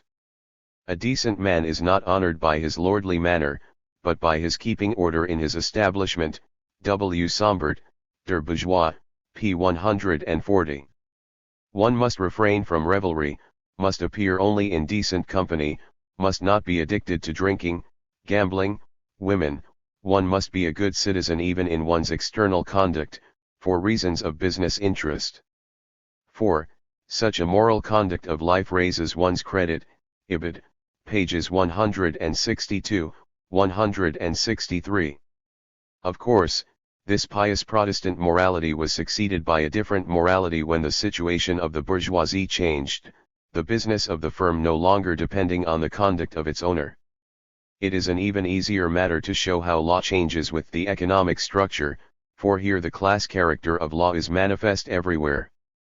But even such intangible standards as those of fashion depend, as may be easily proved, on social conditions. For a bourgeois it is indecent not to dress in accordance with his standing, for this class trait of clothing indicates persons of quality. Even revolutionists are subject to the caprices of fashion. A party fashion in the Revolution of 1905 was the wearing of black blouses by the Social Democrats, a sign of the proletariat, while the social revolutionists preferred red ones. Revolutionary peasantry. You could hardly find a dozen intellectuals in any big city who had participated in the revolution and yet ignored these passively accepted party fashions. In addition to a class morality, we also have subdivisions of this morality, for example, professional ethics, the vocational morals of physicians, lawyers, etc. There is also a thief morality. There is honor among thieves, which is rather strictly complied with. All the standards above mentioned constitute firm bonds emphasizing the unity of a society, a class, a vocational group, etc. 190. Historical materialism. Science and philosophy are also a category of social phenomena. We shall see that the latter is based on all the accomplishments of the former. Any fairly advanced science is a very complicated thing, not limited to systems of ideas alone. The sciences have their technique, their physical apparatus, instruments, appliances, charts, books, laboratories, museums, etc. Any laboratory or any scientific expedition, to the North Pole or to Central Africa, will serve as an illustration. They also have their personal apparatus, sometimes highly organized, for example, scientific congresses, conferences, academies, and other organizations, with their periodical and other publications, and finally, there is the system of ideas, of thoughts in orderly arrangement, constituting the science in the proper sense of the word. The following principle is of fundamental importance: every science is born from practice, from the conditions and needs of the struggle for life on the part of social man with nature, and of the various social groups, with the elemental forces of society or with other social groups. The savage has had the most varied experiences. He can distinguish venomous and edible plants, pursue the traces of game and protect himself from beasts of prey and venomous serpents. He can make use of fire and water, select stones and wood for his weapons, smelt and work metals. He can count and calculate with his fingers, make measurements with his hands and feet like a child. He sees the firmament, observes its motions and the changed positions of sun and planets. All or most of his observations are made casually or for the purpose of a useful application. These primitive observations are the germ of the various sciences. The latter can only exist when freedom from material cares has resulted in a sufficient quantity of comfort and leisure, and when the intellect has been sufficiently strengthened by frequent use, to make observations per se, a matter of interest. 38. Science therefore can begin only when the growth of the productive forces has left free time for scientific observation. Also, the original material of science is material taken from the field of production. It should therefore not surprise us that the immediate maintenance of life by production, i.e., the interests of production, gave the first impulse to the growth of science. Practice created theory and impelled it onward. 191. Astronomy arose from the need of finding one's bearings by the stars in desert plains, from the significance of the seasons in agriculture, the need of a precise division of time, astronomical control of clocks, for instance, etc. Physics was intimately connected with the technique of material production and warfare. Chemistry arose on the basis of an expanding industrial production, particularly mining. The beginnings of chemistry are already found in Egypt and China, in the manufacture of glass, dyeing, enameling, the production of paints, metallurgy, etc. The word chemistry is derived from chemi, black, thus suggesting its Egyptian origin. Alchemy is found among the ancient Egyptians, the outgrowth of the desire to find the law of transmutation of metals into gold. In the 15th century, chemistry was much aided by medicine. Mineralogy arises from the use of metals in production, and their study for purposes of production. Botany originally consisted of a knowledge of healing plants, later of useful plants, still later, of plants in general. Zoology developed from the necessity of understanding the useful and harmful qualities of animals. Anatomy, physiology, pathology, started from practical medicine. The first specialists in this field were Egyptian, East Indian, Greek, and Roman physicians, such as the Greek Hippocrates, the Roman Claudius Galenus, etc. Geography and ethnography were developed by trade and colonial warfare. The ablest commercial peoples of antiquity, for instance, the Phoenicians, Carthaginians, etc., were also the best geographers. Geography was neglected in the Middle Ages, a great renewal of interest in the subject coming in modern times, beginning with the 15th century, in the era of the colonial wars waged by the trade capitalist nations, and the half-commercial, half-predatory, half-scientific voyages connected with these wars. The voyages and discoveries were performed chiefly by the predatory commercial nations, Portugal, Spain, England, Holland. Ethnology was also encouraged by colonial policy, the practical question being the learning of a method of utilizing savages for labor for the advantage of the civilized bourgeoisie. Mathematics, the science that is apparently most remote from practice, was nevertheless of practical origin. Its original tools were those first used in material production, the fingers, hands, feet, counting on one's fingers, the quinary, decimal, vicinary systems, the original designations for the angles, etc., after the bend in the knee, units of length, the ell, foot, etc. C.F. Cantor, Vorlesungen über die Geschichte der Mathematik, Leipzig, 1907, Volume I. The material basis of mathematics was the needs of production, surveying, geometry means earth measurement, the erection of buildings, measuring the content of vessels, shipbuilding, still earlier, the number of cattle, in the commercial period, commercial arithmetic, inventory, balance sheet, etc. The Egyptian and Greek geometers, the Roman agrimensaries, the Alexandrian engineers. 192. Historical materialism, for instance, Hero of Alexandria, who invented a sort of steam engine, were simultaneously the first mathematicians. Rudolf Isler, Geschichte der Wissenschaften, Leipzig, 1906. The case of the social sciences, as already discussed in our introduction, is in no way different. History arose from the need of knowing the destinies of nations, for purposes of practical politics. Legal science began with the collection and codification of the most important laws, again for practical purposes. Political economy arose with capitalism, originally as a science of merchants, serving the needs of their class policy. The philological sciences arose in the form of grammars of the various languages, as a result of commercial relations and the requirements of intercourse. Statistics began with merchants' tables, each dealing with a specific country. Likewise, the first beginnings of political economy, one of the earliest economists, William Petty, calls one of his works, Political Arithmetic, etc., etc.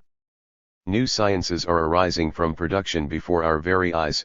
For instance, the technical experiences acquired in the application of the Taylor system give rise to so-called psychotechnics, the psychophysiology of labor, the theory of the organization of production, etc.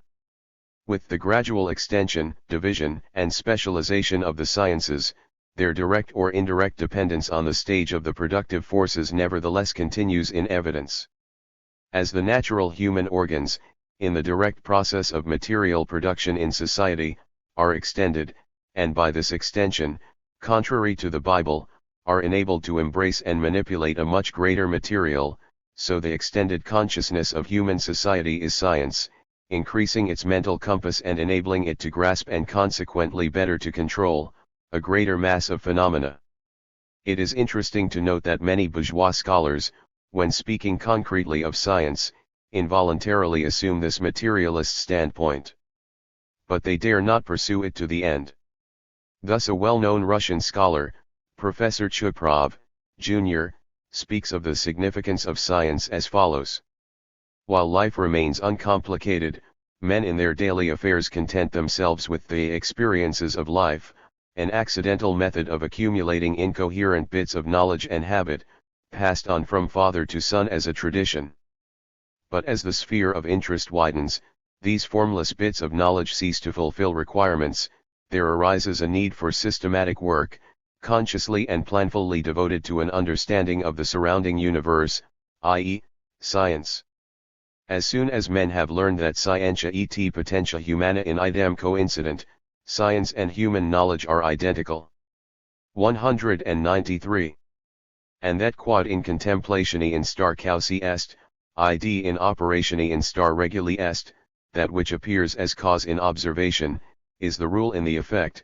They grasp the thought that ignoratio causi destituit effectum, failure to recognize the cause destroys the result, and learn to appreciate science as the basis of practical labor. Outlines of the Theory of Statistics, St. Petersburg, 1909, pages 21, 22, in Russian. The connection between the state of science and the productive forces of society is of manifold nature. This connection must be studied from a number of angles, for it is not as simple as may first appear. We shall therefore have to turn our attention, in our consideration of science, to its technique, its special organization of work, its content, its method, or alleged method, for all these components interact mutually and produce the level of the given science at a given time. Each of these elements will lead back directly or indirectly to the social technology. In the first place, the very existence of society is possible only after the productive forces have attained a certain level in their development. If the labor surplus is absent or limited and not increased, the growth of science is impossible. This desire for science could not be displayed before man had satisfied his other appetites. Certain very old observations are handed down to us from China, India, Egypt, but it is interesting to note that they were but imperfectly developed in those countries. A Bordeaux, Histoire des sciences physiques, Chimiques et géologiques au 19e siècle, Paris, and Liege, 1920, p. 11. The content of science is determined in the last analysis by the technical and economic phase of society. These are the practical roots, which explain why an identical scientific discovery, invention, or study, may be achieved simultaneously in different places, perhaps quite independently. The ideas are said to be in the air, meaning that they grow out of the existing stage of life that has been produced by the level of the productive forces. In his Histoire, A. Bordeaux mentions the following discoveries resulting, as he puts it, from the presence of ideas in the air, and from the conditions of life. Par l'existence des idées dans l'air et par les circonstances de la vie. The discovery of the relation between heat and mechanical work, induction. 194. Historical materialism. The induction coil, the Gramme ring, the infinitesimal calculus, mentioned not only by Leibniz and Newton, but also by their predecessors Fermat, Cavalieri, etc., as far back as Archimedes. Bordeaux concludes, as for science, it shows how difficult it is to determine which person really made a certain discovery. Ibid, p. 8. Let us note that the practical object of a science by no means presupposes that each scientific principle directly influences practice.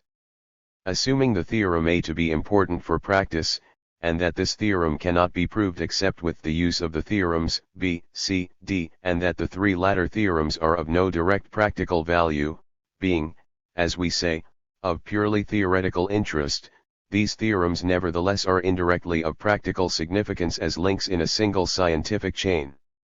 There are no useless or worthless scientific systems, just as there are no useless mechanical tools.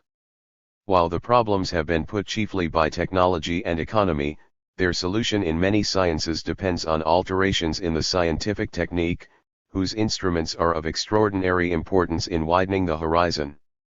The microscope, for example, was invented in the first half of the 17th century and of course, had an immense influence on the evolution of science by favoring the development of botany, zoology, anatomy, in creating a new branch of science, bacteriology, etc. Equally obvious is the role of technique in astronomy, equipment of observatories, varieties of telescopes, devices for photographing stars, etc. In its turn, scientific technique depends on the material production in general, is a product of material labor. In scientific work, we usually find a corresponding organization of this work, also influencing the state of scientific knowledge.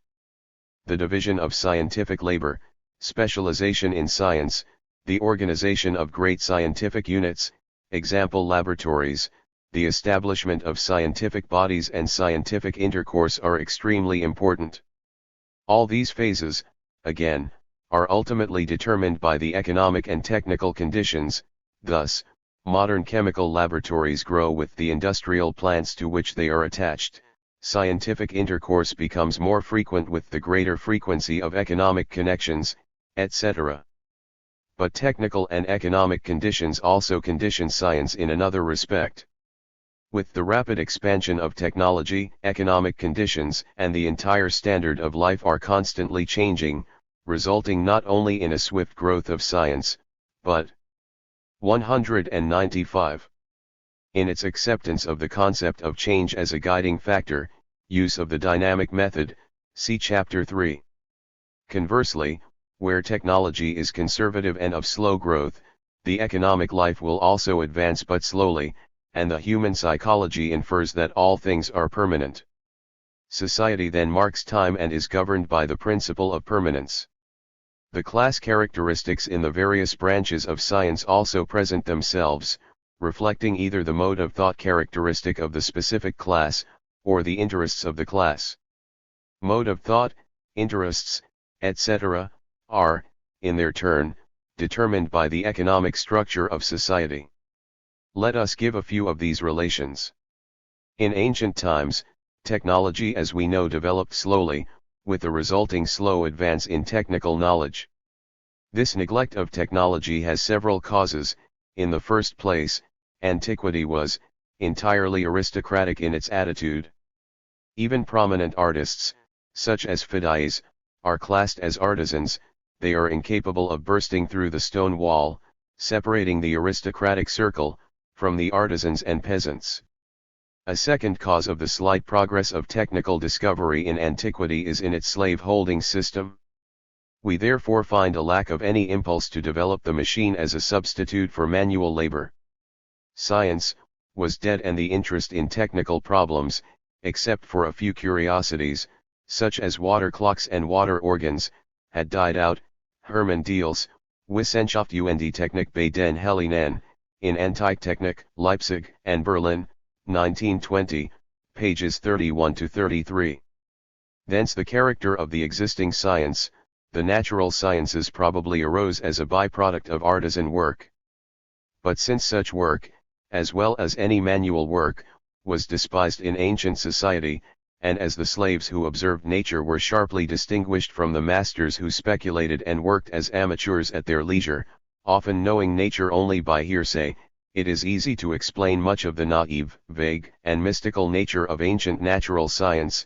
Ernst Mach, Erkenntnis und Irrtum, Leipzig, 1905, p. 95, Mach's italics.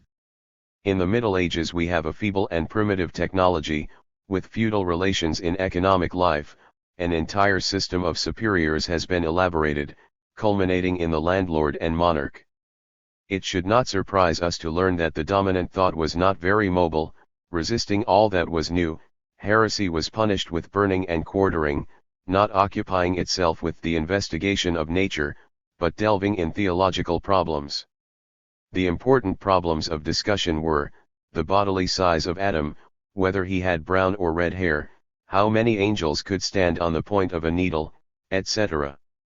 This immobile, conservative theological, formal, scholastic, character of the science of the time, entirely opposed to experimental in 196.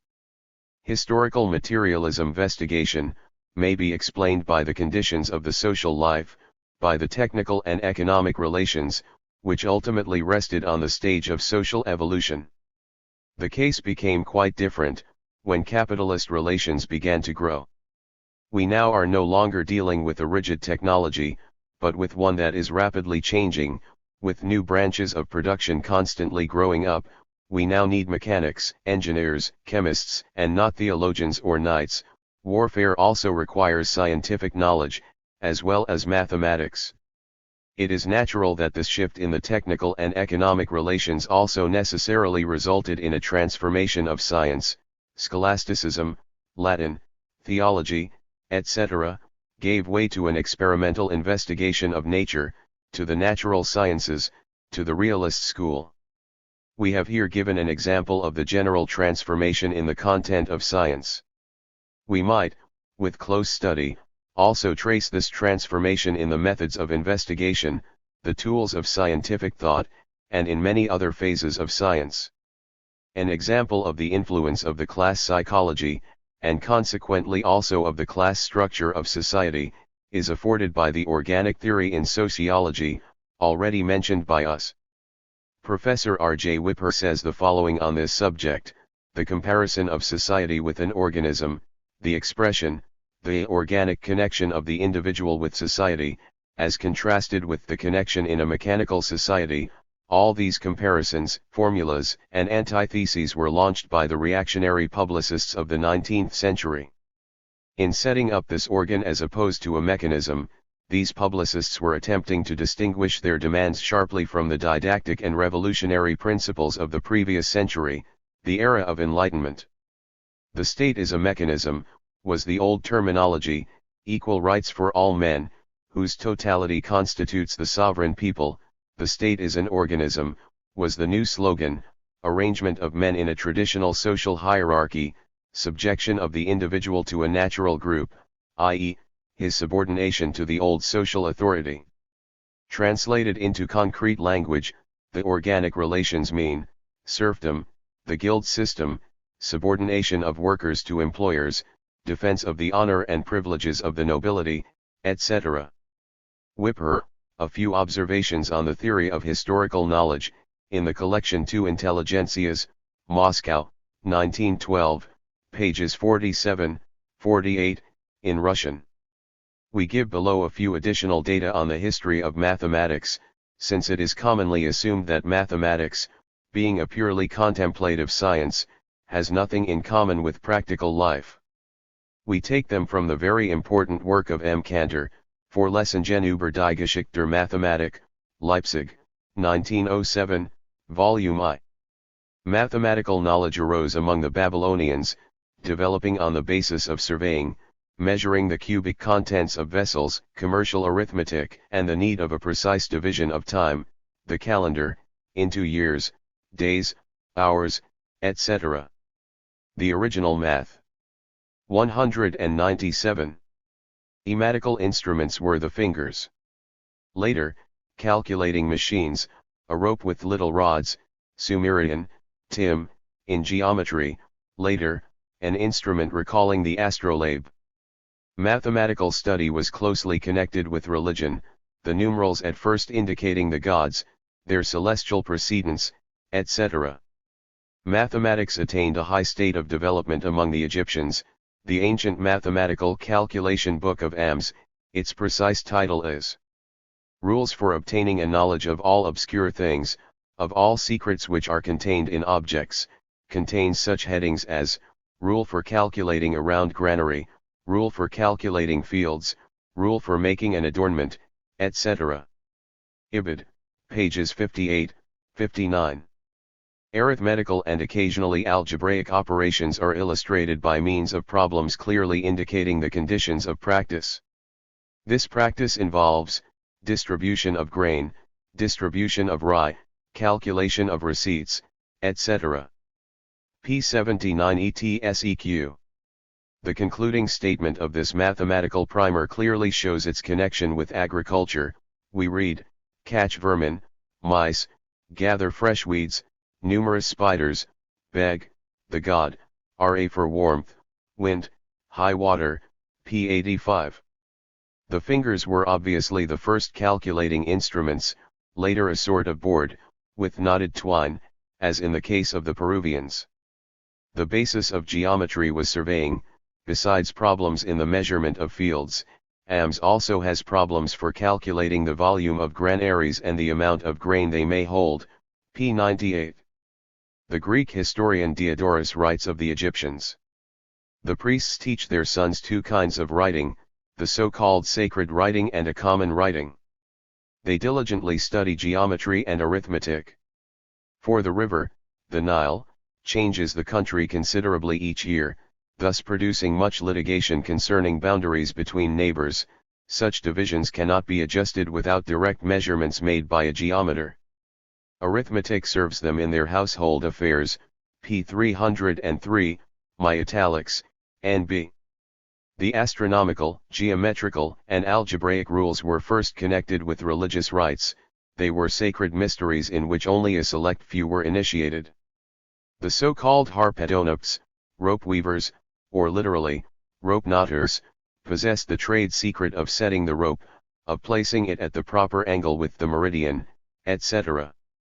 In fact, in general, the angles and sides of pyramids, the arrangement of their parts, had a certain sacred astronomical scientific meaning, which was probably imparted to the sons of the priests. Among the Romans, geometry advanced with the needs of landed property, which was so holy that even the gods possessed it. Mathematics attained its highest development, exceptional period, according to Cantor. This exceptional condition of development was due to the presence of two practical problems: the construction of the calendar, the so-called Julian calendar. Julius Caesar himself wrote a book on the stars, De Astris, and 198. Historical materialism, the great survey of the Roman Empire. The latter problem was solved under Augustus, the great Greek engineer and mathematician, hero of Alexandria. Being invited to conduct the work, for the first time a complete map of the entire empire was compiled. We later find, in Columella, a consideration of mathematics in its relations with agriculture, in Sextius Julius Frontinus, a treatment of mathematics as applied to the calculation of aqueduct tubes, the important mathematical symbol p, to represent the ratio between circumference and diameter of the circle. In the so-called Codex Arcerianus, a legal scientific reference work for administrative officials of the Roman Empire, in the 6th and 7th centuries, AD, we find a number of articles on field surveying for purposes of taxation. Cantor, Ibid, p. 454. The development of arithmetic was due chiefly to the demands of trade. Interest calculations, according to Horace, an accomplishment of daily use, calculations of inheritance bequests, in accordance with the complicated Roman legislation, merchants' calculations, they were the motives underlying the evolution of arithmetic. Among the ancient East Indians, we find astronomy, algebra, and the beginnings of trigonometry. The conditions in this country resemble those found among other ancient peoples.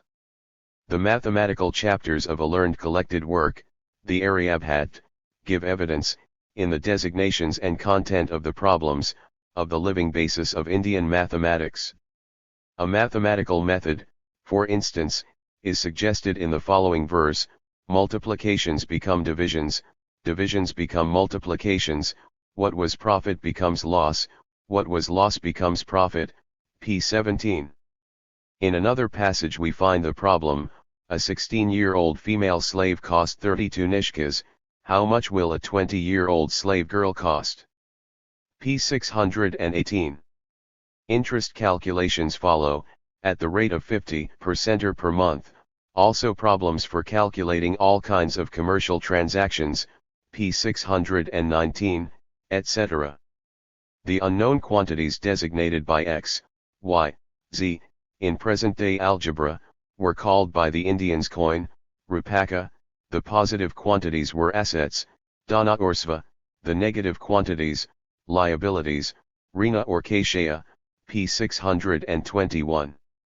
Architecture and its mathematical rules were here also enveloped in mystery, having a specific astronomic and divine significance. The measurement of fields, the construction of palaces and temples, the calculation of contents, were the moving impulse in Indian geometry. Among the ancient Chinese, the evolution of mathematics proceeded along the same general lines, with the class character of science, its monopoly. More sharply expressed, there were three sets of numerals, one for state officials, one for science, one for civilian merchants. In a collection of laws, Chioli, we find the following mathematical offices: the hereditary dignity of court astronomer, Fengshanxi, and court astrologer, Pouchhangxi, followed by the head geometer. 199. Liang Jin, to whom was entrusted the laying out of the walls and palaces of cities, below him a special official for the measuring apparatus, Tu Fangxi, who performed measurements with an instrument called Tukai, namely, a shadow indicator, making the necessary calculations, etc. p. 676. It is easy to conclude from the above, 1. That the content of science is given by the content of technology and economy, 2. That its development was determined among other things by the tools of scientific knowledge, 3. That the various social conditions now encouraged, now retarded progress, 4. That the method of scientific thought was determined by the economic structure of society, the religious, divinely mysterious character of ancient mathematics, in which even a number sometimes designated a divinity, is a reflection of the feudal slave-holding order of society with its inaccessible ruler, its priestly officials, etc. 5. That the class structure of society impressed its class stamp on mathematics, in part merely on the mode of thought, in part on the form of material interest, excluding ordinary mortals from the sacred mysteries. In modern times we find the same causal relations, but they are more complicated and, of course, different in form. The technology and the economic conditions have changed entirely. Religion and philosophy. Religion and philosophy are the next forms of the superstructure to which we shall devote our attention. The thoughts and observations accumulated by human society give rise to the need of grouping and classifying them. Science has resulted from this need. But science began, at a very early stage, to be subdivided into various branches, and within these special sciences there proceeded an adaptation of thoughts to thoughts, i.e., a systematization. But, in addition, a need was felt for something that would hold together all these knowledges and errors, that would realize an equilibrium between them. Religion and general science had to provide this uniting principle. It is that which had to furnish the answers to the most abstract and general questions, as to the cause of all existence, the nature of the universe, whether the universe is as it seems, or otherwise, the nature of mind and matter, the possibility of a knowledge of the universe, the nature of truth, the ultimate causes of all phenomena, the nature of truth, ultimate causes of all phenomena, the existence of limits to human knowledge, the defining of these limits, and a host of similar questions. Of course, our answer to these questions will influence our conception of any specific phenomenon. If, for instance, all depends on the will of God, who guides the 200. Historical materialism world according to his divine plan, all our knowledge must be arranged in teleological or theological order, and at certain epochs science actually assumed this form. All phenomena then required us to seek the so-called hand of God, the divine purpose. But if the gods are not involved, if a causal relation is the only element of importance, our attitude toward the phenomena of the universe becomes quite different. If philosophy and religion, therefore, are the spectacles through which all facts are viewed at a certain stage in evolution, a study of the conditions underlying the construction of these spectacles is very important. As for religion, we already know that its essence is a faith in supernatural powers, in miraculous spirits. This faith may be in one or more such forces, may be crude, or more intangible and ethereal. This notion of spirit, soul, etc., was a reflection of the particular economic structure of society at the time when the eldest of the clan and later, the patriarch arose. In the patriarchate, the case is essentially the same in the matriarchate, in other words, when the division of labor led to the segregation of administrative work. The eldest of the clan, the guardian of its accumulated experience in production, administers, commands, outlines the plan of labor, represents the active creative principle, while the rest obey, execute commands, submit to the plan handed out by their superior, act in accordance with another's will. This mode of production became a pattern for the interpretation of all phases of existence, particularly man himself. Man was divided into body and spirit. The spirit guides the body, and is as much superior to the body as the organizer and administrator is superior to the simple executant. In one passage, Aristotle compares the soul with the master and the body with the slave. All the rest of the world began to be considered in accordance with the same scheme of things. Behind each thing, man saw the spirit of this thing. All nature became animated with a spirit, a scientific conception which is known as animism, from the Latin anima, soul, or animus, spirit. This conception, once established, necessarily led to the origin of religion, beginning with the worship of ancestors, of the elders of the clan, of supervisors and organizers in general. Their spirits or souls were naturally considered to be the most intelligent, most 201. Perienst, most powerful spirits, capable of giving aid, and on whom all things depended. Here we already have a religion, showing in its origin that it also is a reflection of production relations, particularly those of master and servant, and the political order of society conditioned by them. The whole world was explained in accordance with the pattern used to explain life in society. In all its later history, religion shows alterations proceeding parallel with the alterations in the production relations and the social political relations. In a society consisting of loosely connected clans, each with its own elders and princes, religion assumes the form of polytheism. Should a centralized monarchy arise, it will be found paralleled in heaven, where a single God will mount the throne. As cruel as the ruler of the earth, the religion of a slave-holding commercial republic, for instance, the Athens of the 5th century BC, will show the gods organized as a republic, even though the goddess of the victorious city, Pallas Athena, may be given unusual prominence. And, parallel with the hierarchy of officials found in any respectable state, we also find a corresponding organization of saints, angels, gods, etc., in heaven, arranged in accordance with their dignity, rank, and order. 39. Furthermore, a division of labor is instituted among the gods, as among mundane superiors, one is made a specialist for military affairs. Mars in the Roman mythology, Saint George or the Archangel Michael, the Archistrategus, in the Greek Catholic Church, another for commercial matters, Mercury, a third, for agriculture, etc.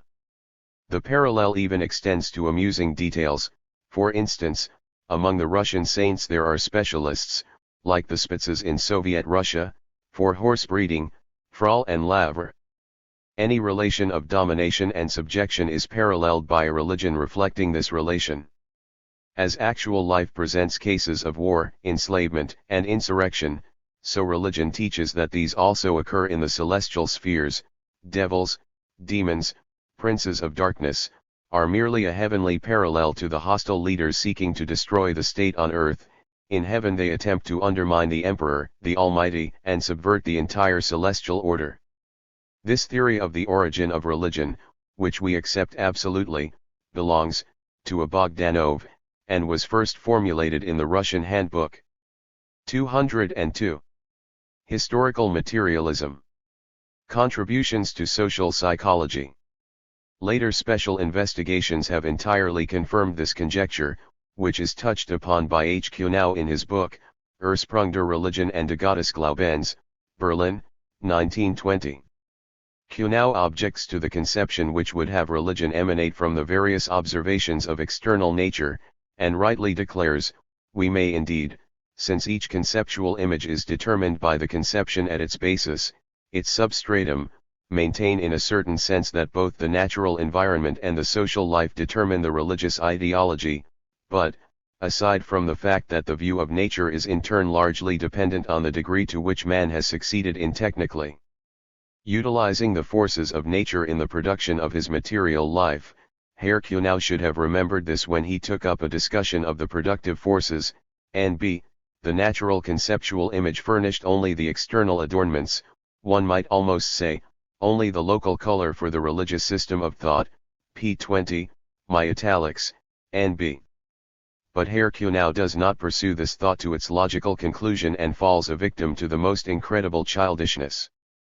Thus, he states, p. 24, all natural and semi-civilized races are naturally dualists. This recalls Adam Smith's designation of exchange as an entirely natural property of man, or the explanation of the origin of science in man's innate tendency to causality. According to Kuhnau, the fact that man has both soul and body is fortified by dream visions and the trance, fainting, condition, something apparently leaves the body, later returning to it. But only that which is can be fortified. Perhaps death is a phenomenon calling forth the notion of a soul separate from the body. But Kuhnau himself gives us examples, pages 22, 23, of savages who do not understand the necessity of natural death. In fact, many tribes, John Fraser reports this of the Australians in New South Wales, ascribe death itself to the mysterious malign ants of an evil spirit, p. 23. In other words, this explains nothing at all. We may mention in passing that M. N. Pokrovsky derives religion from the fear of death, from those departed, etc. But suppose even the conception that all men are mortal is lacking? It is obvious that Pokrovsky considers natural or primitive what is really a historical category, historical in its origin. In Kuhnau's mind, religion evolves as follows: beginnings of a spirit worship, then totem worship. Totems are the birds, animals, plants, that were once the coats of arms of the tribes, and ancestor worship. But in almost all of the examples mentioned by Kuhnau, his most primitive spirits are the spirits of ancestors. In his chapter on the beginnings of spirit worship, Kuhnau writes, only the spirits of close relations or, at any rate, of members of the same horde are regarded as well disposed. And not always even these, the spirits of the dead of strange hordes and tribes are all considered. 203. As hostile, pages 39, 40. The name father is given to the spirit of either parent, p. 40, to that of grandfather and great-grandfather, p. 41, to any spirit at all, p. 41, etc. Kuhnau gets nowhere by this method. On p. 6 he accepts the formula that religious impressions are called forth by the impressions of social life, my italics, NB. But on p. 17 he has already ceased to speak of the social nature of the spirit, now speaking of its own nature, its own origin, growth, and decay, particularly death, Kuhnau's italics. But Kuhnau will surely not dare term birth and death as specifically social phenomena. In reality, what is true of external nature is also true of the biological nature of man. The impressions of all these phenomena, death, sleep, trance, as well as thunderstorms, earthquakes, will-o'-the-wisps, the sun, etc., furnish a partial material out of which the total is built up from the point of view of dualism, a dualism by no means innate, but arising from the fundamental conditions of social life. We are giving so much attention to Kuhnau because his book, on the whole quite valuable, is almost the only Marxian work on the history of religion. Edward Meyer, Ibid, p. 87, considers the fundamental cause for the origin of religion to lie in the direct presence of a causality instinct and an, also directly given, dualism. Man experiences within himself two parallel sets of phenomena in causal relation with each other. On the one hand, phenomena of consciousness, feeling, conceiving, volition; on the other hand, bodily movements, arbitrary actions, resulting from the above. The dualism of body and soul is therefore a primitive experience, and not the product of reflection, of however primitive a nature. This marvelous theory on the one hand flies in the face of the facts and on the other hand explains nothing.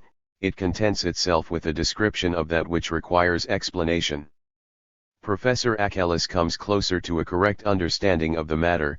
Sociology, in Sammlung Goskin, Leipzig, 1899, pages 85 etseq, he considers religious conceptions to be merely a mirror of social political conceptions and institutions, p. 91.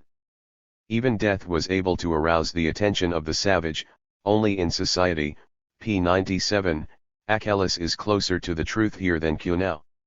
All the differentiations in political power and standing, shown by the various concrete forms of organization, are here found faithfully reflected. The chieftains and kings among men are paralleled by the great gods among the lesser spirits. The imposing figure of a more or less generally recognized ruler predominates quite on the earthly pattern in the motley crowd of different gods, p. 96. But Achilles excellent, because it is Marxian, chapter on religion does not prevent him from shamefully distorting Marx, from never mentioning him by name, and from taking off his hat to religion. Here we are obviously dealing with a contradiction between the evolution of science and the interests of the bourgeoisie. 204. Historical materialism. We shall now furnish examples for the correctness of the Marxian standpoint. For the ancient Babylonians, 2,000 or 3,000 years before Christ, heaven is a prototype of earth, everything earthly is created in accordance with the heavenly pattern, an indissoluble bond exists between the two. Professor B. A. Tureyev, History of the Ancient Orient, Volume I, p. 124, in Russian. The gods are the protectors, spirits, of individuals. God, my God, are equivalent to our patron saints, of streets, cities, regions, etc. The divinity is indissolubly connected with the destinies of its city. Its magnitude grew with the expansion of the city territory. If the inhabitants annexed other cities, the divinities of the subject peoples were subjected to the home divinity. On the contrary, the removal of a divine image from the city and the destruction of its temple were equivalent to the political destruction of the city, p. 124. By the side of the great gods, Anu, Enlil, Ea, Sin, Shamash, etc., there are also a number of smaller spirits, of celestial, Iahi, and terrestrial spirits, Anunnaki. Parallel with the formation of the Babylonian monarchy proceeds that of the celestial monarchy. The rise of Babylon carried in its wake certain changes in its pantheon. The god of Babylon had to take the place of honor. Such a god was Marduk, whose name was of Sumerian origin. He was the god of the sun in springtime. The dynasty of Hammurabi, a Babylonian king whose code of laws has been found in excavations on the site of ancient Babylon, N.B., elevated him into a supreme god, p. 127. The following evolution took place in the case of the other great gods. Enlil, king of heaven and earth, handed Marduk the domination over the four lands of the world and his name as ruler of these lands. As for Ea, Marduk was proclaimed his firstborn son, to whom his father had graciously ceded his rights and his power, his role in the creation of the world, p. 127. When the Babylonian monarchy had struck firm root, there gradually arose the conception of unified power, manifesting itself in countless visible forms, and accordingly bearing countless different names. The priests began to maintain that the other great gods were merely manifestations of Marduk. Ninub is Marduk of strength, Nergal is Marduk of battle, Enlil is Marduk of might and dominion, p. 129. Here is a fragment of a hymn of prayer to the god Sin, excellently characterizing the monarchic construction of the celestial power. Lord, ruler of the gods, sole great Lord in heaven and on earth. Thou who hast created the earth, founded the temples and given them names, Father, begetter of gods and men, mighty leader, whose mysterious depth has been sounded by no god. Father, creator of all beings, ruler, thou who desirest the destinies of heaven and earth, whose bidding is inexorable, who providest warmth and cold, who rulest living things, what God is like unto thee? Who is great in heaven? Thou alone, and on earth who is great? When thy word 205 resounds in the heavens, the Iahi fall into the dust, when it resounds on earth the Anunnaki kiss the dust.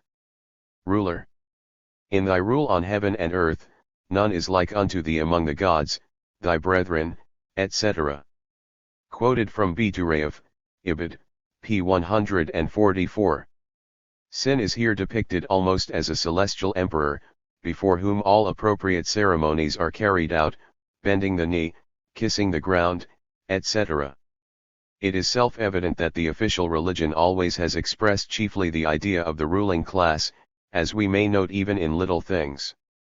For instance, in the feudal period, when warlike virtues were esteemed highest, and the ruling class, representing particularly the warlike great landlords, only those feel at home in the hereafter who have fallen in battle, while those for whose gifts in the hereafter no one can have much concern, namely, the poor, fare but poorly. Max Weber furnishes us with a mass of valuable material concerning the religion of the ancient East Indians, in his interesting investigations on the economic morality of the world religions, Ibid, Volume 2, Hinduismus and Buddhismus. Here the economic and vocational stratification of society into classes directly assumes the form of castes, later confirmed by religion. According to the old legal code of Manu, the four chief castes are the Brahmans, priests, scholars, noble literati, Kshatriyas, noble knights, warriors, Vaisyas, farmers, later also usurers and merchants, and Sudras, slaves, artisans, etc. A caste is thus always essentially a purely social, eventually a vocational subdivision of the social community, p. 34. The Brahmans and Kshatriyas control everything and everybody. The Vaisyas are considered only as a pure caste, worthy of handing food or water to the Brahmans. The Sudras are divided into pure and impure, a noble will accept no water from the latter, no barber may cut the nails of their feet, etc. Below the impure Sudras there are also other impure castes, some may not enter any temples, others are so impure that even to touch them is defiling, in some cases approaching within 60 feet of such a person is an impurity for a noble or other pure person. Food is rendered impure by the mere glance of the impure, etc. p. 46, even the excrement of a Brahmin may have religious significance, p. 62. Thousands of rulers and religious ceremonies support the existing order. Kings and rulers are descended from the Kshatriyas, the aristocratic nature of the state extends also to the economic life, price fixing, taxes in kind, national storehouses, with a monstrous bureaucratic mechanism, p. 69. Max Weber considers the following as the two fundamental religious ideas growing out of this soil, pages 117 to 121, the idea of transmigration, samsara, and the doctrine of reward and punishment, karma. All acts of men are recorded, each has his account, his good and evil actions being balanced. After death, he will be reincarnated in the form to which the balance sheet of his actions, at the moment of his 206. Historical Materialism Death, entitles him. He may come to life again as a king, as a Brahmin, he may be transformed into a worm in the entrails of a dog. The basis of the most important virtues is the observance of the caste order. The slaves, the impure, must know their place. He who is unfailing, who never forgets his impurity, may perhaps in the life after death become a noble, but on earth the caste system is not to be tampered with. Accidents of birth do not exist, the individual is born into the caste which is his by reason of his conduct in an earlier life, p. 120. This doctrine expresses most distinctly the social order and the interests of the ruling classes, but we find this reflection even earlier. For instance, the gods of the Vedas, ancient sacred hymns, are functional and heroic gods of a type externally similar to those in Homer, and the heroes of the Vedic period are warlike kings dwelling in mountain fastnesses and fighting in chariots, having retinues, and with a predominantly cattle-breeding peasantry, p. 29. The characteristic gods are Indra, god of thunderstorms and therefore, like Yahweh, a warlike and heroic god of impetuous character, and Varuna, the wise, all-seeing functional god of the eternal order, particularly the legal order. p. 29.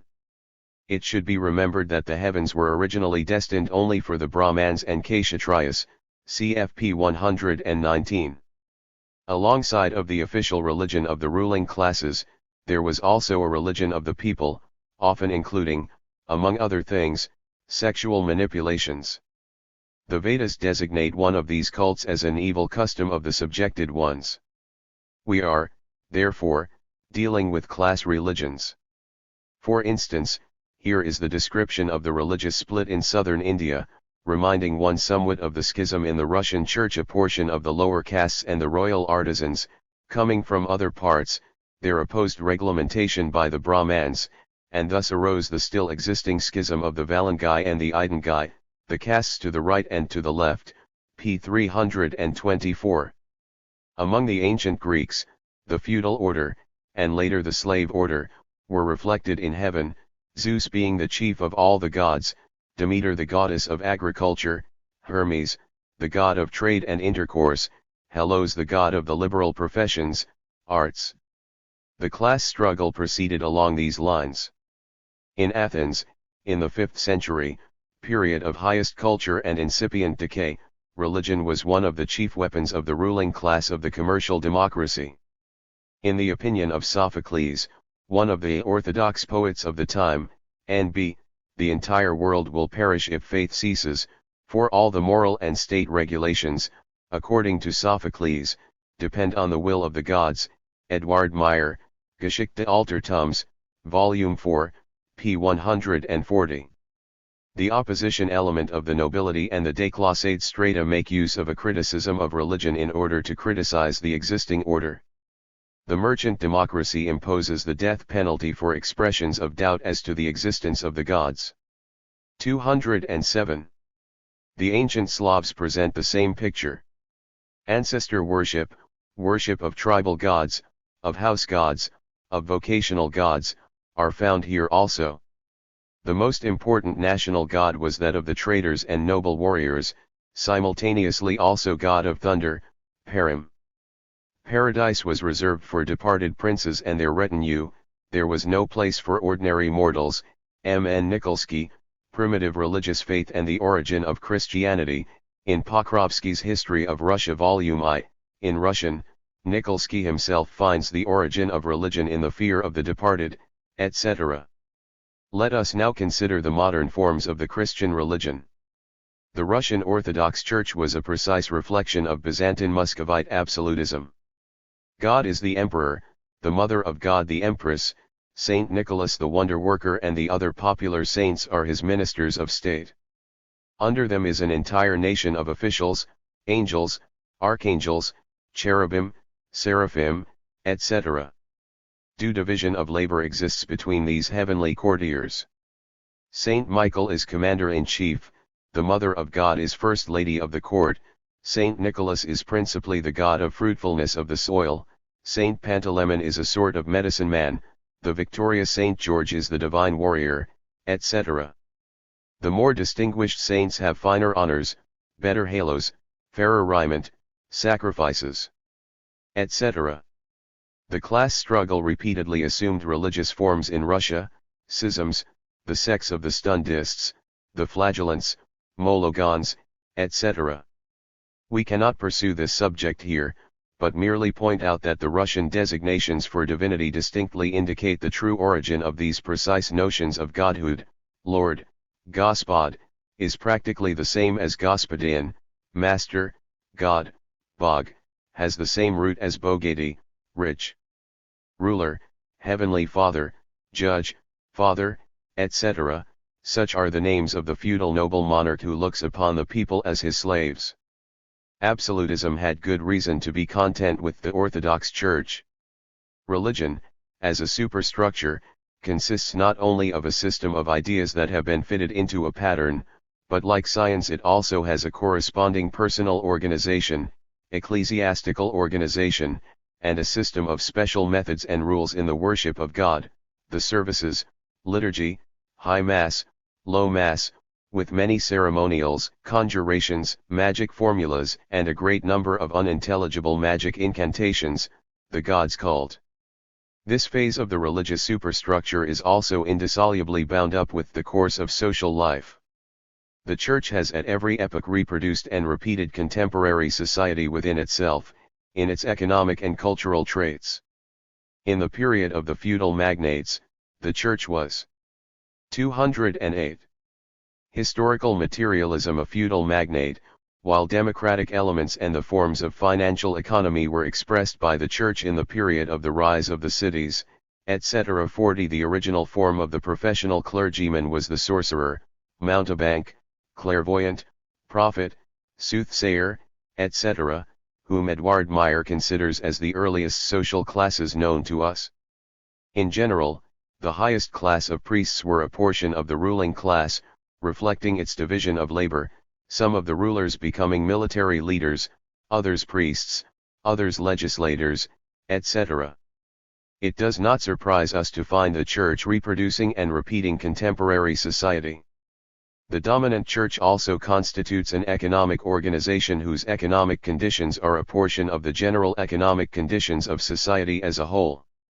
Thus, we learn from the legal code of laws of Hammurabi, king of Babylonia, that the temple of the god Shamash executed many transactions and usually collected 20% interest, the rate rising to 33% and even to 40% in the case of loans on grain. 41. In the Middle Ages, the Roman Catholic Church was a veritable feudal kingdom with a tremendous economic system, imposts and taxes, the so-called tithes, and administrative mechanism.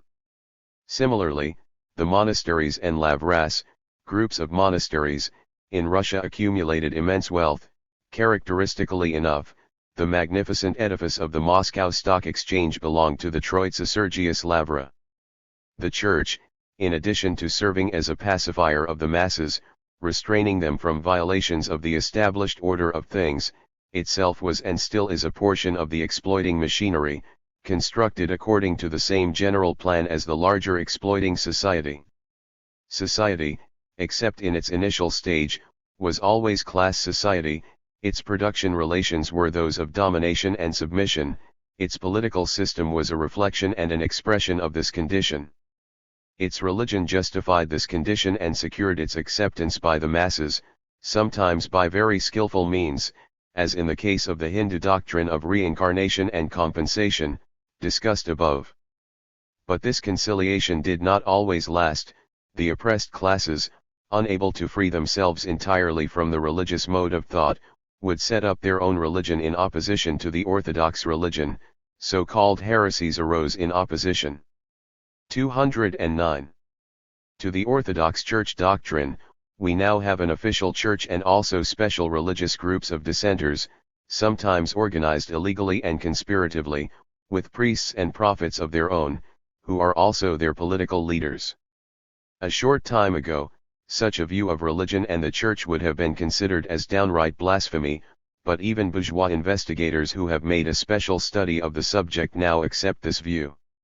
One of the best modern students of religion, Max Weber, arrives at the following conclusion with regard to Asiatic religions: on the whole we observe everywhere the same group of cults, schools, sects, orders of all kinds, which is also characteristic of Occidental antiquity. Of course, the competing tendencies were not looked upon with equal favor by the temporary majority in the ruling classes, or by the political powers.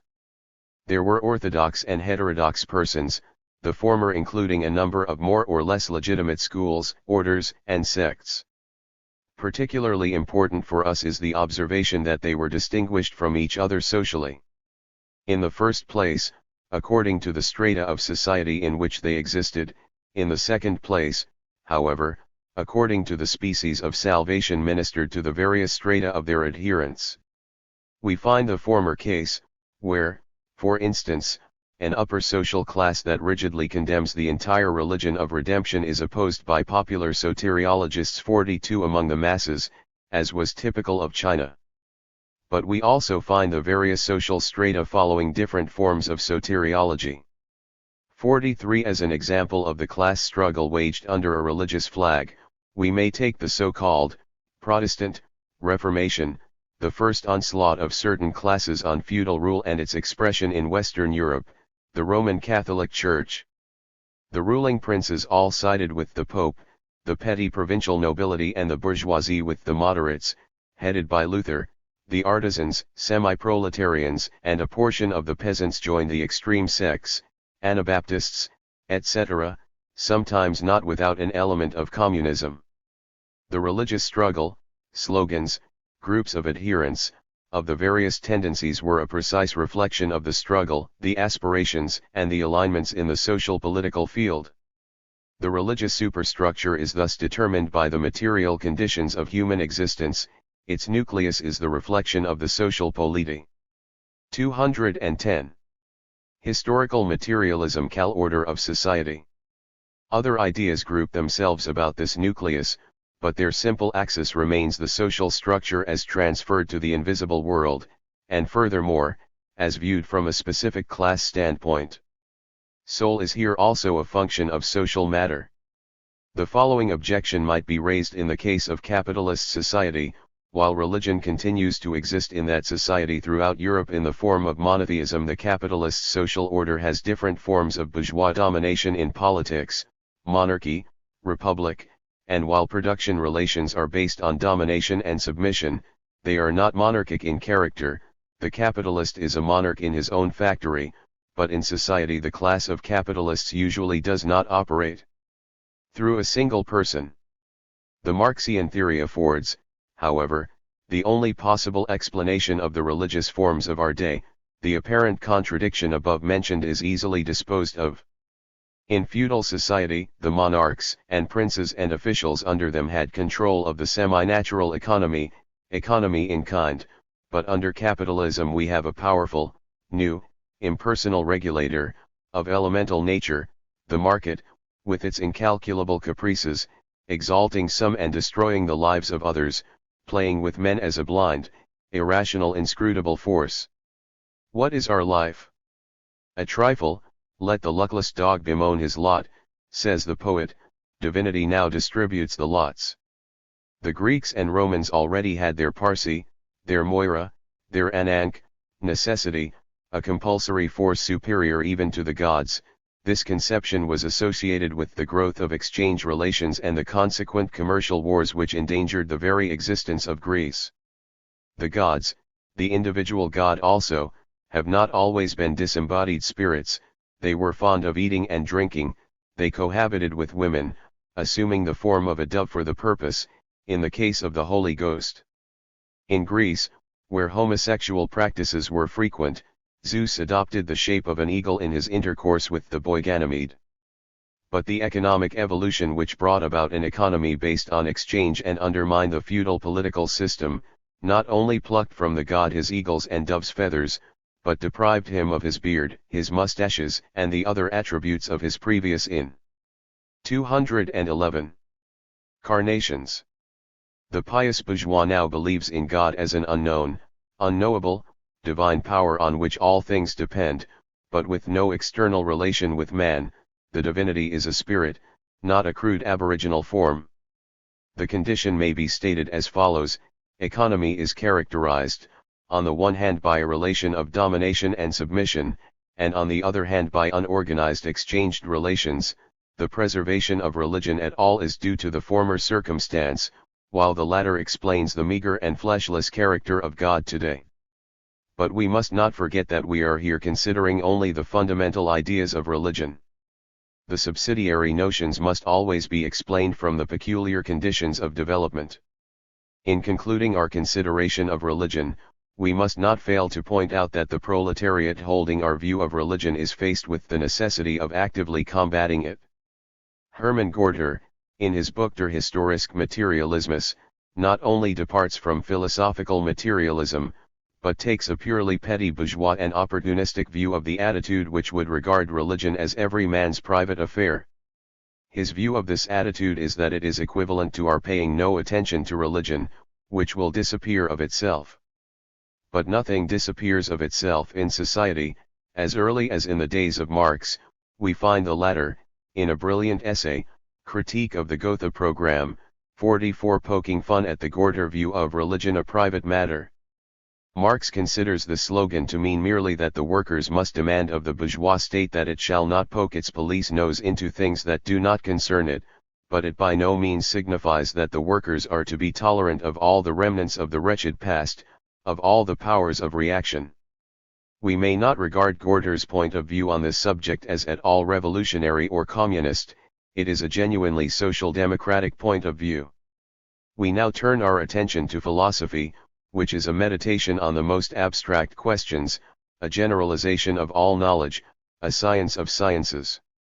When the sciences had not yet developed or been differentiated from each other, philosophy and religion, from which it had not yet parted company, also embraced purely scientific questions, including that fragmentary knowledge of nature and man that was available at the time.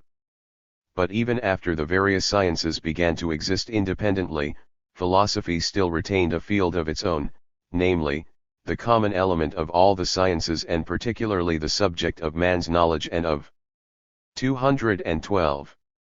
Historical materialism, its relation to the world, etc. Philosophy must coordinate science in spite of the tatter's manifold subdivision, must furnish a common framework for all the things that are known, serving as a foundation to the total view of life, Weltverfassung. At the beginning of this book, we discussed the question of causality and teleology, which is not specifically a question of physics, or political economy, or philology, or statistics, but a universal concern of all the sciences, a philosophical question. Similar is the question of the relation between mind and matter, in other words, thought and being. The individual sciences do not give special attention to this question, but it concerns them all, as do also tech questions as, do our senses correctly reflect the outer world? Does this world exist as such? What is truth? Are there limits, or not, to our knowledge? Etc. As each science classifies and systematizes the ideas connected with its domain, so philosophy continues to assemble and systematize our total knowledge from a single point of view, thus creating an orderly structure of the whole. Philosophy might therefore be said to occupy the highest place in the human spirit, and it is more difficult to trace its earthly and material origin than in the case of other subjects. Yet here again we may ascertain the same basic law of nature, the final dependence of philosophy on the technical evolution of society, the level attained by the productive forces. Inevitably, we here encounter a complicated form of such dependence, for philosophy does not issue forth directly from technology, being separated from the latter by a number of links. A few examples will make this clear. We have stated that philosophy systematizes knowledge, the general results of the individual sciences. It therefore is directly conditioned by the stage at which these sciences stand. If for any cause the social sciences develop, philosophy will shade off in that direction, but if, at the given time, the natural sciences engage the general attention, the fundamental note of philosophy will be quite different.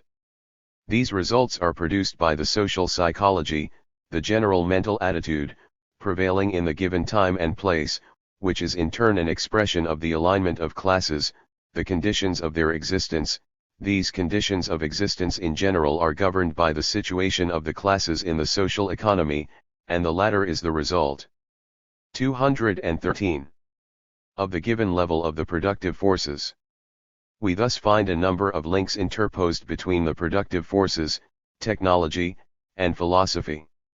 If a certain philosophic doctrine is gloomy in its nature, a pessimistic philosophy, or asserts the impossibility of all knowledge, or the vanity of all things, their frail and transitory nature, we must look for an explanation to the current psychology from which such a philosophy is born. Detailed investigation will show that such gloomy thoughts do not arise independently, but that they must express a defeat of some section or class of society, or of all classes of society. There seems to be no escape, the love of life has been lost. A gloomy philosophy is the product of this mood. Or, suppose a certain society is involved in a passionate struggle between the classes and their parties, this condition will be reflected in the philosophy of the period, for man does not lead a double life, it is the same man or the same class that is engaged in the political struggle and cogitating on the final cause of things. Such social struggles will place their stamp on the psychology and be reflected in the sublimest constructions.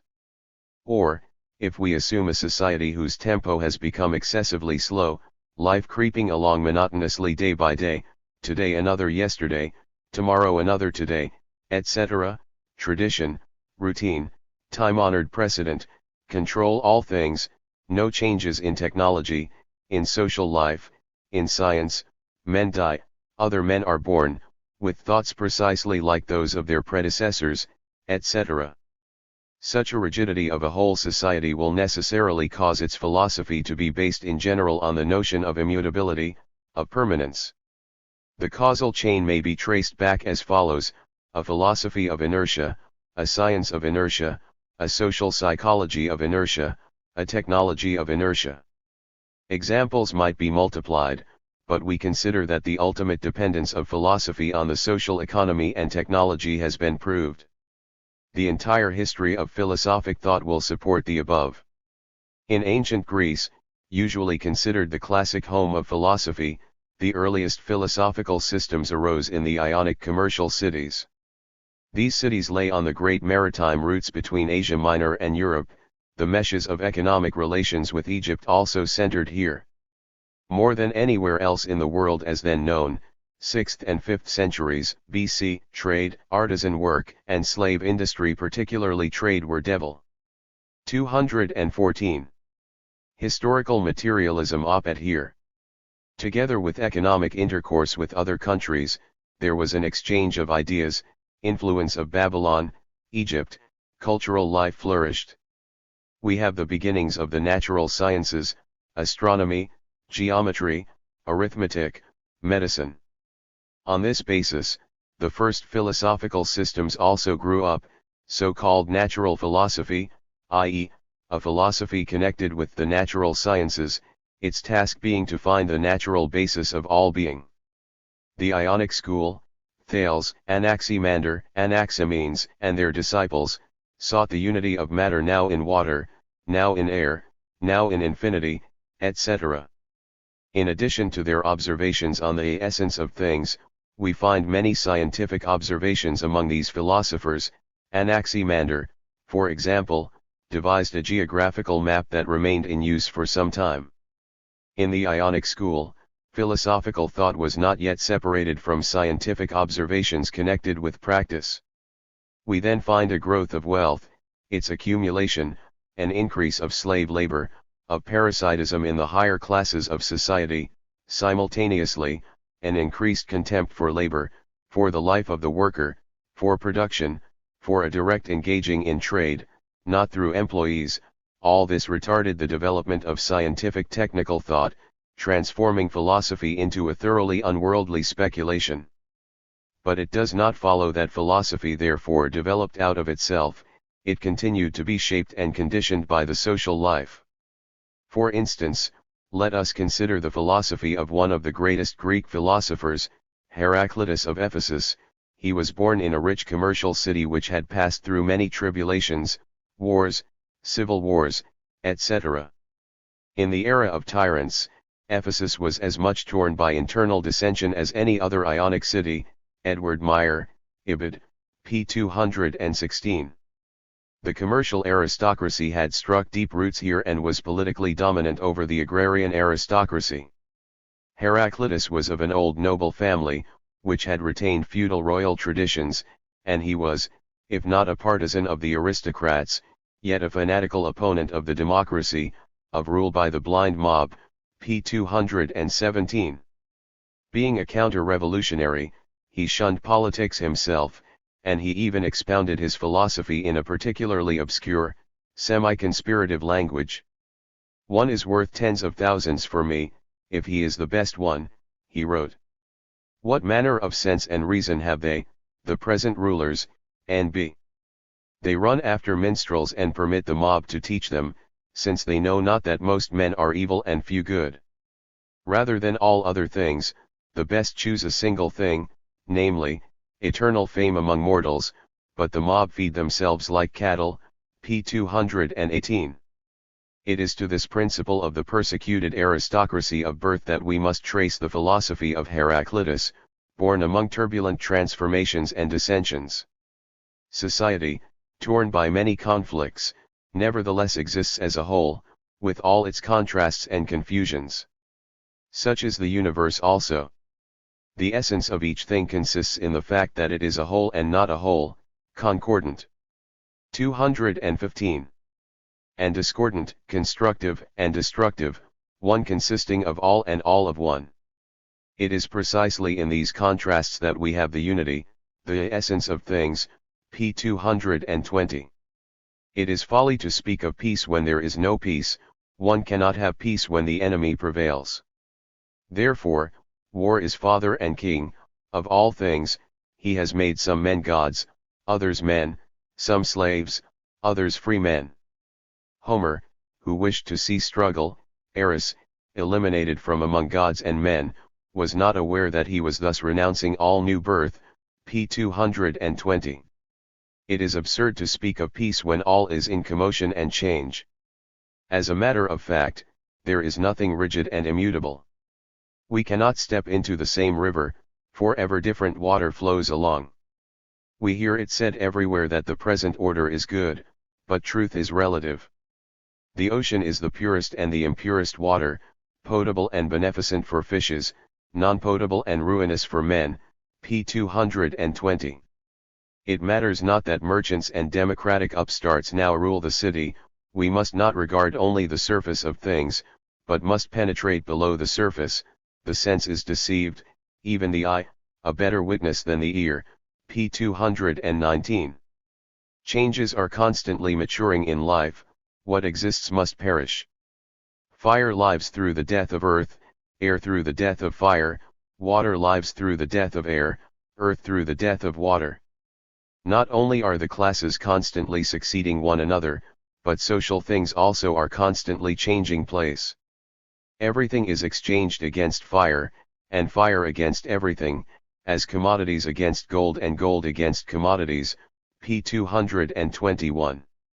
The essence of society is the substance of gold, which can purchase everything, the omnipresent and impenetrable power of gold. Therefore, fire, the incarnation of this force, is the essence of things, the life-giving force, from which all else emanates. The life spirit also, the soul, is fire and warmth. Market, competition, war, are elemental in nature, they are a compulsory and omnipotent fate. Therefore God also is not a human being with curly hair, but a fleshless, inevitable universal law, the predestined compulsion of fate, iota mu alpha rho mu nu eta alpha nu gamma kappa eta, imposing its eternal regulations, its measures on all things, which they may not exceed without falling forfeit to the Aranyas, the handmaidens of justice. But divinity, reason, logos, fate, ruling the world, will ultimately re-establish justice, which has been crushed to earth. The day of judgment will come when fire will fall upon all things and seize and judge them. Dike, justice, will take hold of the architects and witnesses of falsehood, p. 222. We can thus see the factors of the social life of his times peering through the philosophy of Heraclitus, woven in a peculiar pattern, the nature of the economy developing under the banner of gold, the class struggle, the aristocracy as an opposition party, the hope for a better future, words of encouragement, faith in victory, a support for this faith in the fact that all things are. 216. Historical materialism changing, the assumption of an impersonal destiny and a mysterious reason ruling the world. These reflections of the laws of a commercial world, with competition and warfare, rejecting productive labor, the aristocrats by birth, hating the mob, the traditions of the nobility and the feudal warrior caste, etc., etc., these are the social roots of Heraclitus' philosophical constructions.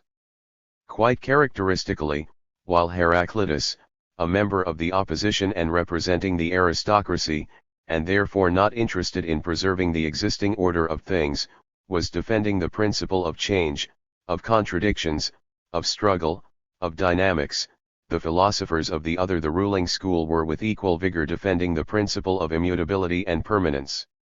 The greatest of these philosophers was Parmenides. Anaxagoras, a close associate of the leader of the Athenian commercial democracy in the 5th century, Pericles, and the official state philosopher of Athens, so to speak, made a very ingenious attempt to shift the center of gravity of this passionate philosophical dispute. The Hellenes, he taught, have no right to speak of rising and passing away, for existing things clearly show that what is present now is produced by mixture and elimination. Edward Meyer, Ibid, p. 235.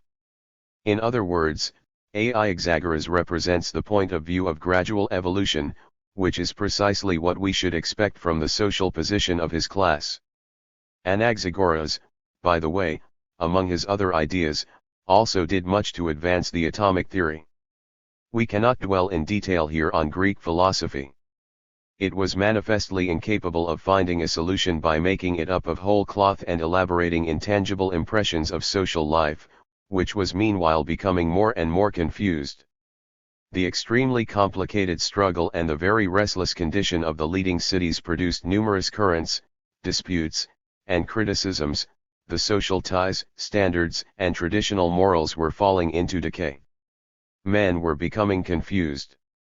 Parallel with this tendency, the whole of philosophy accomplished a sudden shift in the direction of a so-called practical philosophy, i.e., considerations concerning the nature of man, morality, etc.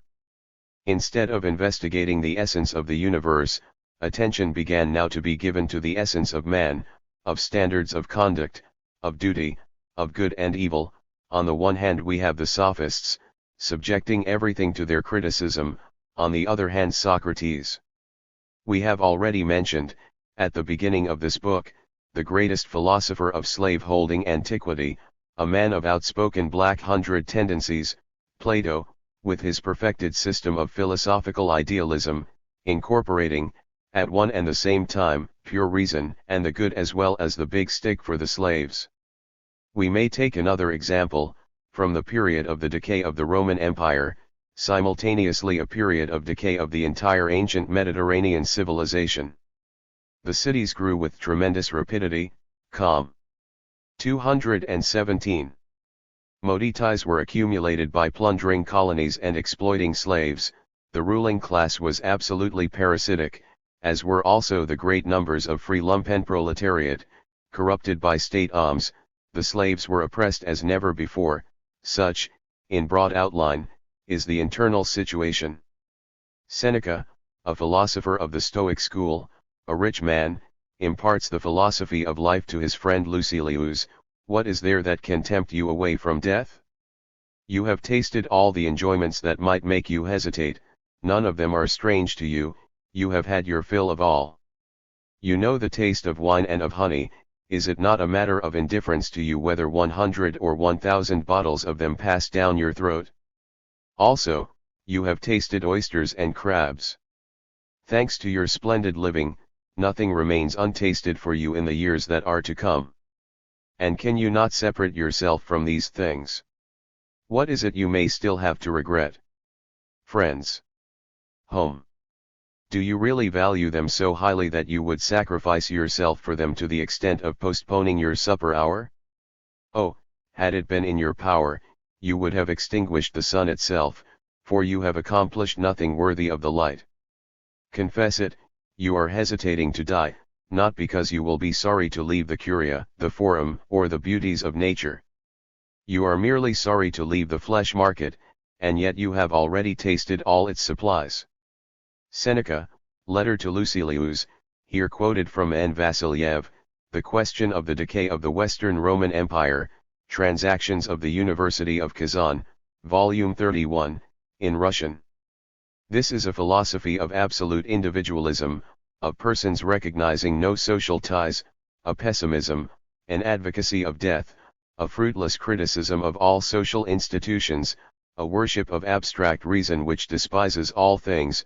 Such is the philosophy of the time. Is it not a faithful reflection of the psychology of an oversated, decaying, parasitic class, which has lost all taste for life? This psychology is an outcome of the social economic conditions prevailing at the time. In the Middle Ages, the dominant system in Europe was that of feudalism, with a huge hierarchy of subjection. The church also was constructed along these lines. Standards of law, manners, religion, all these forms of the superstructure were expressive of the system and served to consolidate it. It is obvious how significant a role must here be played by religion. For the foundation of religion is a relation of domination and subjection, consequently, particularly on the firm foundations of feudalism, a system of religious, spiritual serfdom necessarily and inevitably flourished. Therefore, philosophy also is distinctly religious in tone, it served as the maidservant of divinity, ancilla theologia. The typical orthodox philosopher of the Middle Ages, Thomas Aquinas, 1225–1274, his principal work is the Summa Theologia, Theological Encyclopedia, clearly reflects the feudal conditions in his philosophy. 218. Historical Materialism. The world is divided into two portions, the everyday visible world and the forms inhabiting it. The highest and purest form is God. In addition to God, there are certain particular, specific forms, formi separati, arranged according to certain degrees of dignity or rank, angels, the souls of men, etc.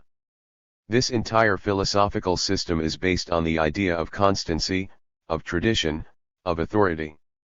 Step by step, as the bourgeoisie developed, there also developed an immense advance of science, astronomy, mechanics, physics, anatomy, physiology, again received attention. The bourgeoisie needed, in order to develop its industrial production, a science that would investigate the properties of natural bodies and the mode of operation of natural forces. Hitherto, however, science had been only the humble handmaiden of the Church. Now science rebelled against the Church, the bourgeoisie needed science and joined in the rebellion. Friedrich Engels, Über historischen Materialismus, Die Neuzeit, 1893, Volume 2, Part I, p. 42. These needs for further growth were even reflected in cases where an agrarian aristocracy was at the helm. Thus, in England, the first harbinger of the great upheaval in the entire conception of the universe, and consequently in philosophy also, was Lord Francis Bacon, 1561–1626. Bacon held that nature should be studied in order to be controlled. For this, we need above all the art of invention, ars inveniendi, the old scholastic nonsense, and even Aristotle, must be thrown into the scrap heap. Now, the old is done for, reason is victorious, vetus decessit, ratio visit. Marx considered Bacon as the founder of English materialism. For him, natural science was true science and the physics of the senses was the most distinguished part of natural science. In his teaching, the sciences cannot deceive us, they are the source of all knowledge. Science means experimental science, it consists of the application of a rational method to that which is perceived by the senses. Induction, analysis, comparison, observation, experiment, are the principal conditions for a rational method. Among the properties inherent in matter, motion is the first and foremost, but Marx also discovers many theological inconsistencies in Bacon. Karl Marx and Friedrich Engels, Die Heilige Family, 1845, pages 201 etseq, also quoted by Engels in Über historischen Materialismus, cited above. In view of the period and the point of view of Bacon's class, we could not expect any other condition.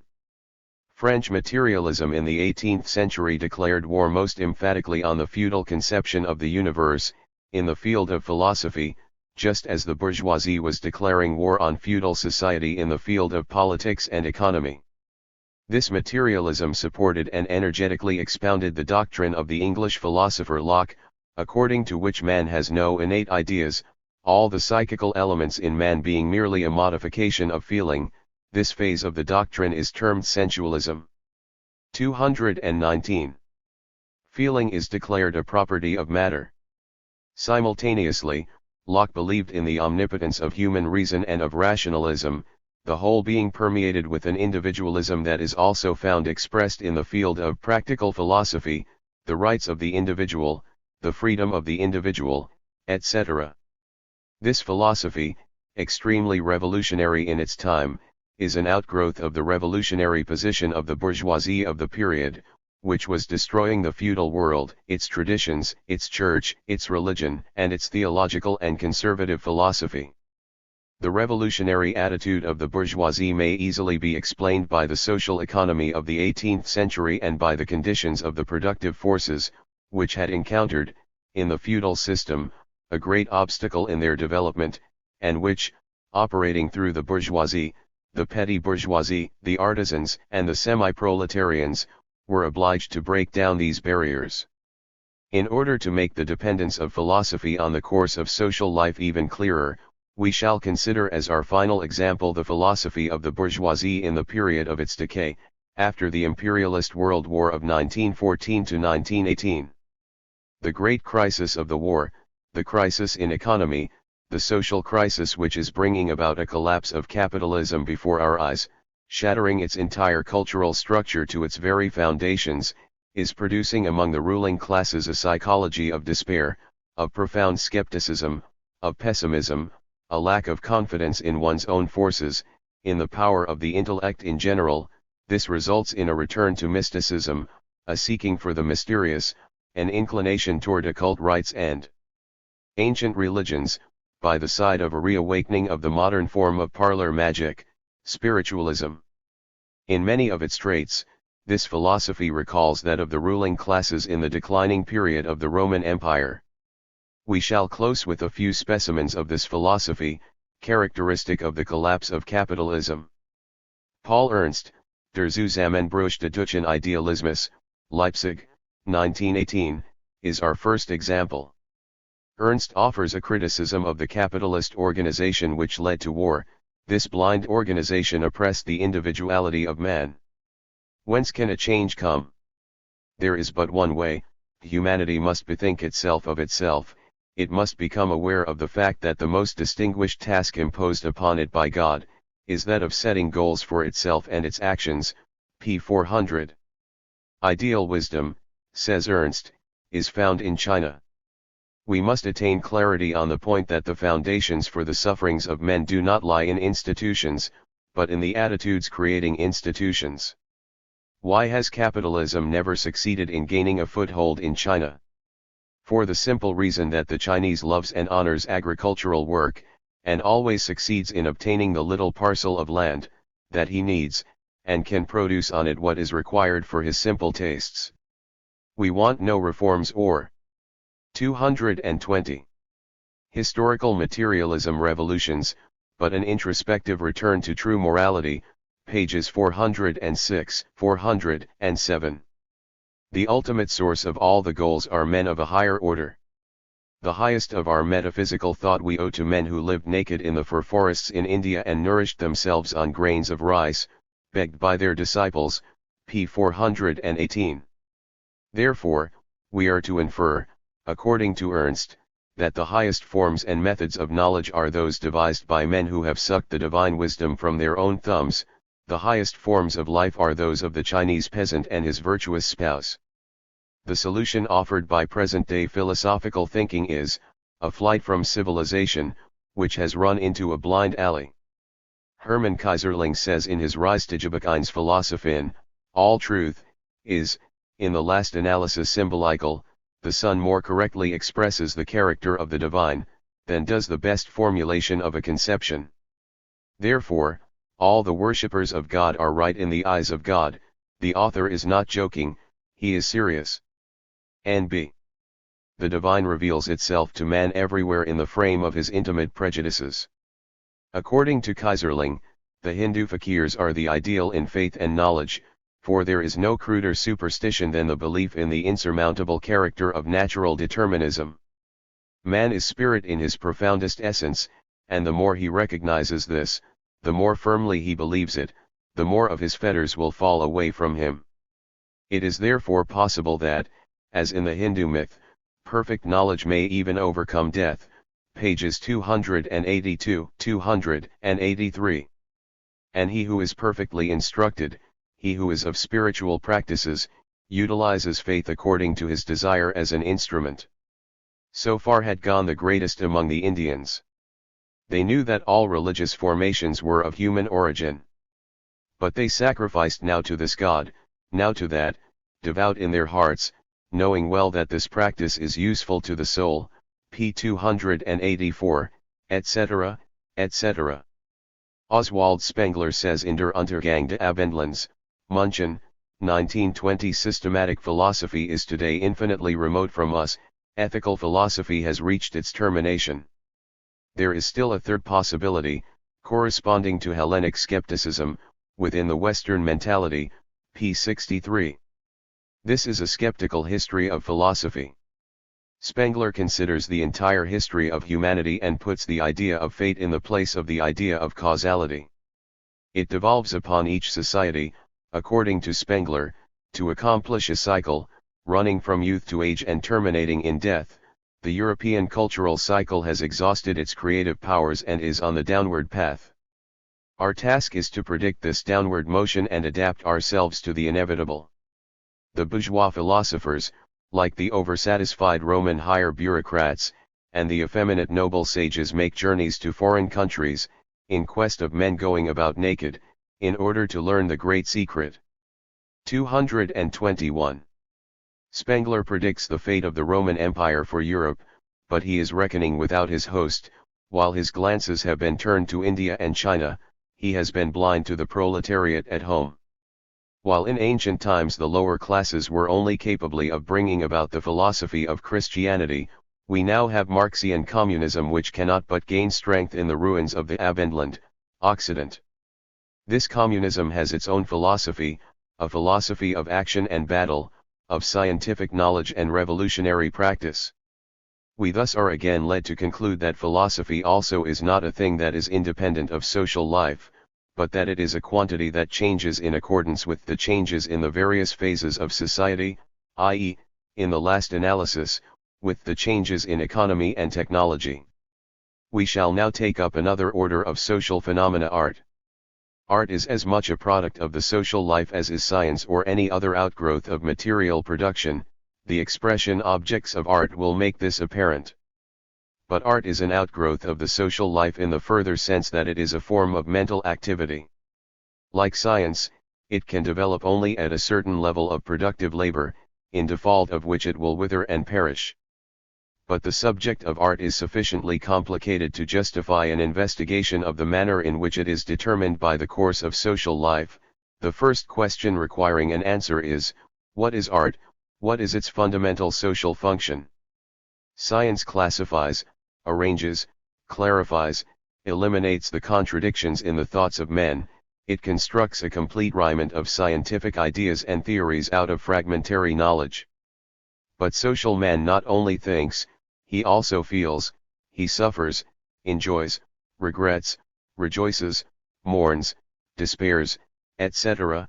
His thoughts may be of infinite complexity and delicacy, his psychic experiences may be tuned according to this note or that. Art systematizes these feelings and expresses them in artistic form, in words or in tones, in gestures, for example, the dance, or by other means, which sometimes are quite material, as in architecture. We may formulate this condition in other words. We may say, for example, that art is a means of socializing the feelings, or, as Leo Tolstoy correctly says in his book, art is a means of emotionally infecting men. The hearers of a musical work expressive of a certain mood will be infected, permeated, with this mood. The feeling of the individual composer becomes the feeling of many persons. 222. Historical materialism has been transferred to them, has influenced them, a psychic state has here been socialized. The same holds good in any other art, painting, architecture, poetry, sculpture, etc. The nature of art is now clear. It is a systematization of feelings in forms. The direct function of art in socializing, transferring, disseminating these feelings, in society, is now also clear. What conditions the development of art? What are the forms of its dependence on the course of social evolution? In order to answer these questions, we must analyze an art. We have selected music for this purpose into its component parts. Our investigation will show the following elements. 1. The element of objective material things, the musical technology, musical instruments and groups of musical instruments, orchestra, quartet, etc. The combinations of instruments may be likened to combinations of machines and tools in factories, also, physical symbols and tokens, systems of notation, musical scores, etc. To the human organization, these include many forms of human association in musical work, distribution of persons in the orchestra, the chorus, in the process of musical creation, also, musical clubs and societies of all kinds. 3. The formal elements of music, including rhythm, harmony, corresponding to symmetry in the graphic and plastic arts, etc. 4. The methods of uniting the various forms, principles of construction, what corresponds to style in some arts, in a broader sense, the type of artistic form. 5. The content of the artwork, or, if we are dealing with an entire movement or tendency, the content of all the works. We are chiefly concerned here not with the method of performance, but with its substance, let us say with the choice of subject of presentation. 6. As a superstructure of the superstructure, we may also include, in music, the theory of musical technique, theory of counterpoint, etc. Let us now consider the various causal relations between the evolution of music and social evolution in general, which is ultimately based on the economic and technical evolution of society. First, we shall not again emphasize the fact that art may not flourish before a certain level has been attained in the productive forces of society. 223. Second, only in a certain social atmosphere may art, and specifically, music, be singled out for development from among the innumerable forms of the superstructure. For example, in discussing the question of technology and art among the Greeks in the 5th and 4th centuries BC, we found that there was no growth of technical or natural sciences at all, but that philosophical speculation was widespread. There is no doubt that the superstructure in general rises at a fast pace if social technology is moving at a fast pace, but there is also no doubt that the superstructure does not move forward, or backward, uniformly, nor does material production advance uniformly. For instance, the manufacture of sausages may not keep abreast of the evolution of the productive forces to the same extent as the construction of locomotives or the production of castor oil. Certain forms of production usually develop much faster than others, in fact some such forms may be entirely absent, for certain reasons. The superstructure shows the same conditions. In Athens, in the 5th century BC, technology fared badly, while speculative philosophy flourished. In America, in the 20th century, technology is supreme and philosophy is neglected. Church hymns, a branch of the general field of music, were once universal, but it would be difficult to find many persons today except a few moldy old men and pious old women who are fond of the conventional hymns. The mental shoots of society are the highest outgrowth of the superstructure, and we naturally expect that shoot to burgeon that happens to receive the most generous supply of sap. In ancient Athens it was an ignoble thing, worthy only of stupid artisans, to concern oneself with an investigation of nature by means of experiment. The disfavor in which the natural sciences were held is easy to understand. It was a result of the class alignment, of the social economy, which in its turn was conditioned by the social technology. Similarly, in the case of music, hymns might be quite important at an epoch when music still the handmaiden as was also philosophy of religion. But such hymns are as appropriate to a highly developed capitalist society as General Ludendorff's trousers to Father Sergius. The function of music in society is therefore dependent on the state of the latter, on society's mood, means, views, feelings, etc. The 224. Historical materialism explanation of the latter is found in the class alignment and the class psychology, which are ultimately based on the social economy and the conditions of its growth. Third, the technique of music depends in the first place on the technique of production. Savages cannot build pianos, this prevents them from playing the instrument or composing pieces for it. It is sufficient to compare the primitive musical instruments, aside from the natural instrument, the human voice, those developed from horn and pipe, from the needs of the chase. 45 With the complicated construction of the modern piano, to grasp fully the function of these instruments.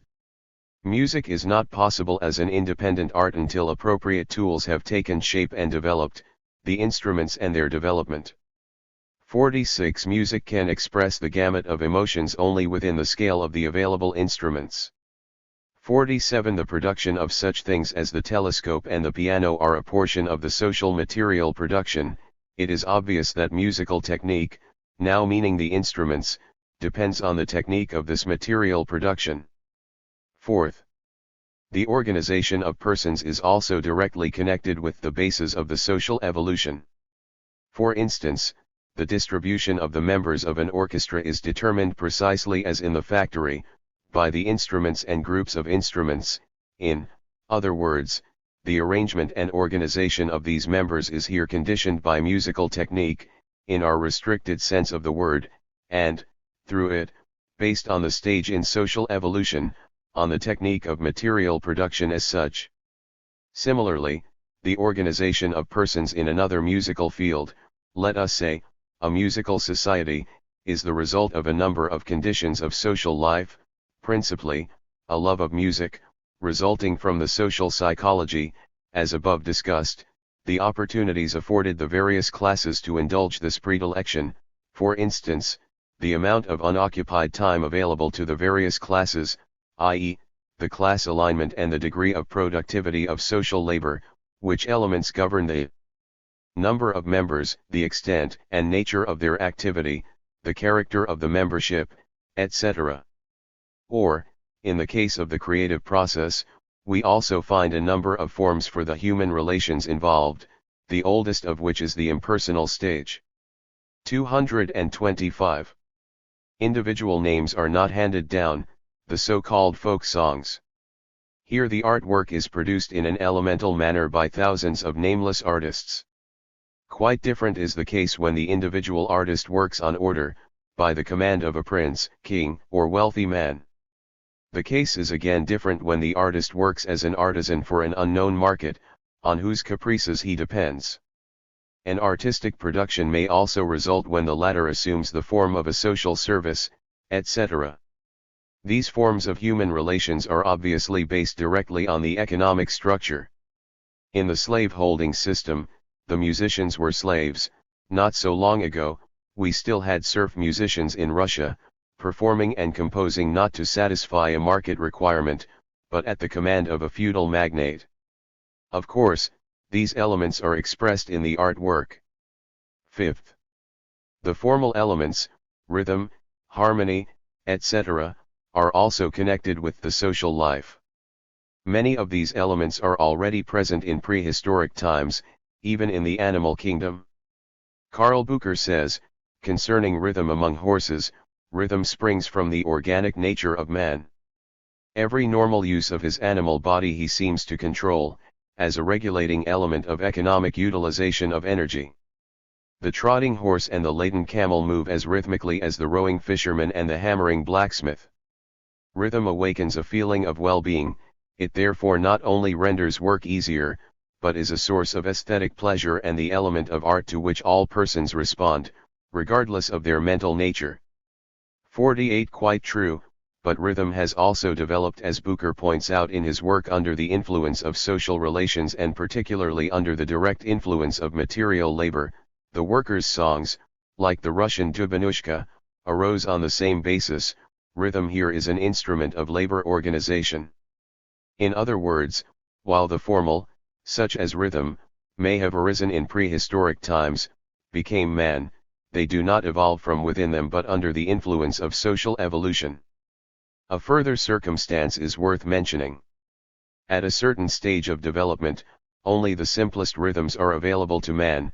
As monotonous as the singing of cannibals, he has no ear for the complicated rhythm perceived by a man at a different stage of development.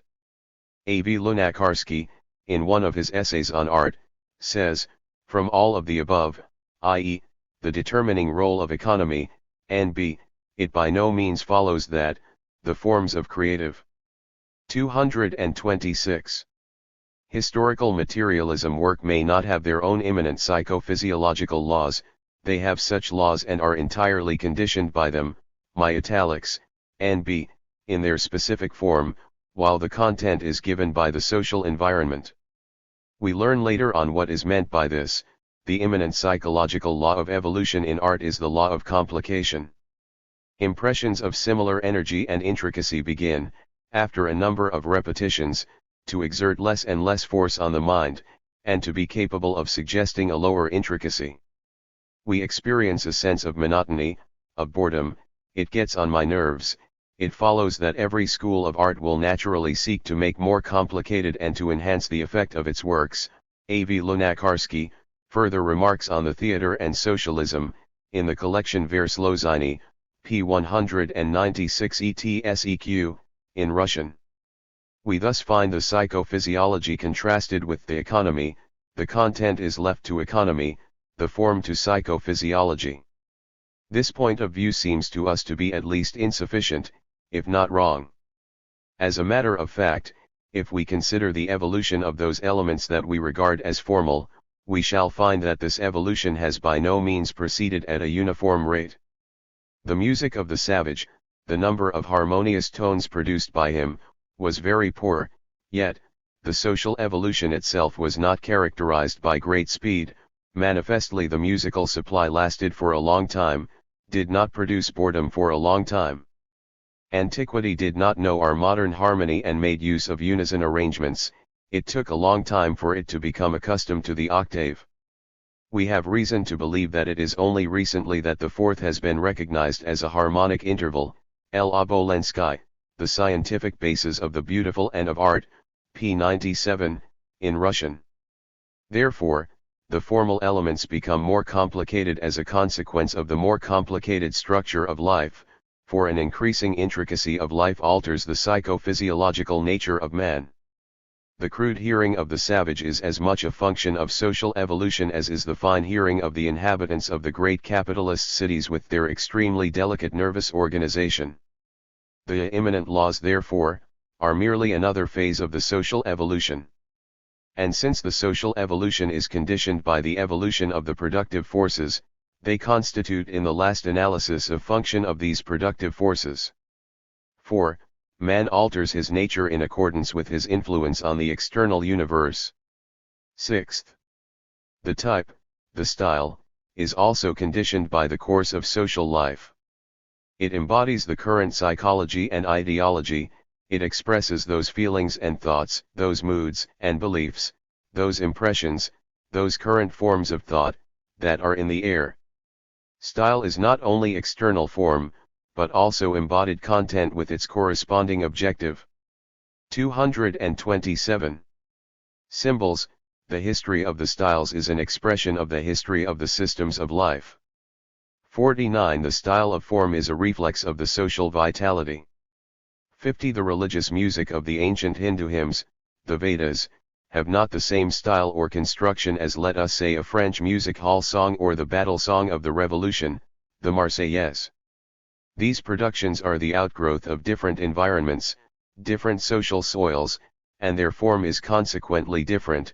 The religious hymn, the battle song, the vaudeville song, cannot be composed or constructed in the same way, even their form expresses different feelings, thoughts, and views.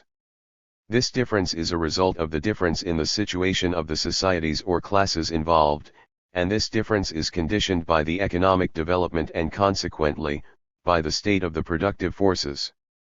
Furthermore, the style depends also in high degree on the material conditions of the specific work of art.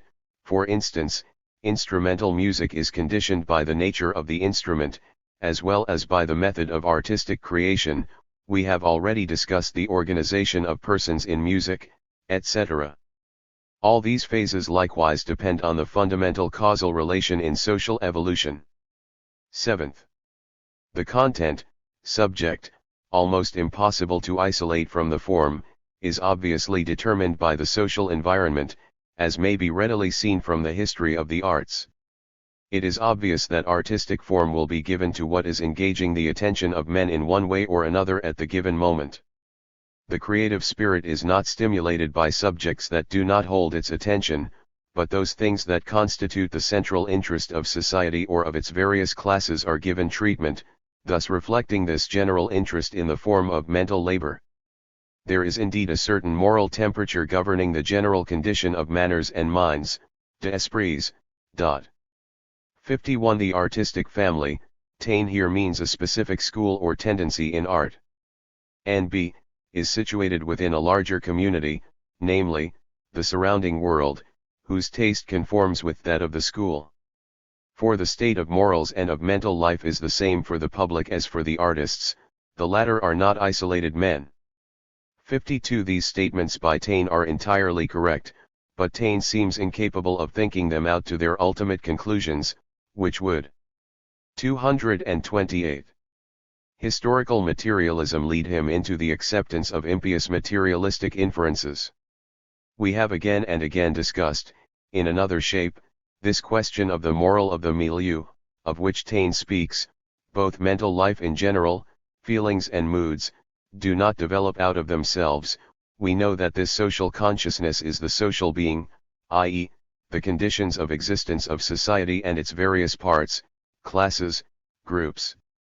These conditions also give birth to the various tastes. As a result, the content of art is also determined, in the last analysis, by the fundamental natural law character of social evolution. Its content is a function of the social economy, and therefore of the productive forces. 8th. Musical theory is obviously directly connected with all the foregoing, and therefore subject to the movement of the productive forces of society. We have outlined the fundamental chains of causality that exist in music. They do not at all exhaust the subject. In the first place, probably not all of these relations have been enumerated above, and, in the second place, there is in addition a mutual interaction of all these elements, resulting in a much more complicated and confused pattern, the general outlines of which, however, follow the scheme above indicated. Nor does it follow that the other arts will show precisely the same pattern as we have traced in the case of music. Each art has certain special earmarks. For instance, the material objects involved in singing are reduced to a minimum. There are notes, but the musical instrument remains the human voice alone.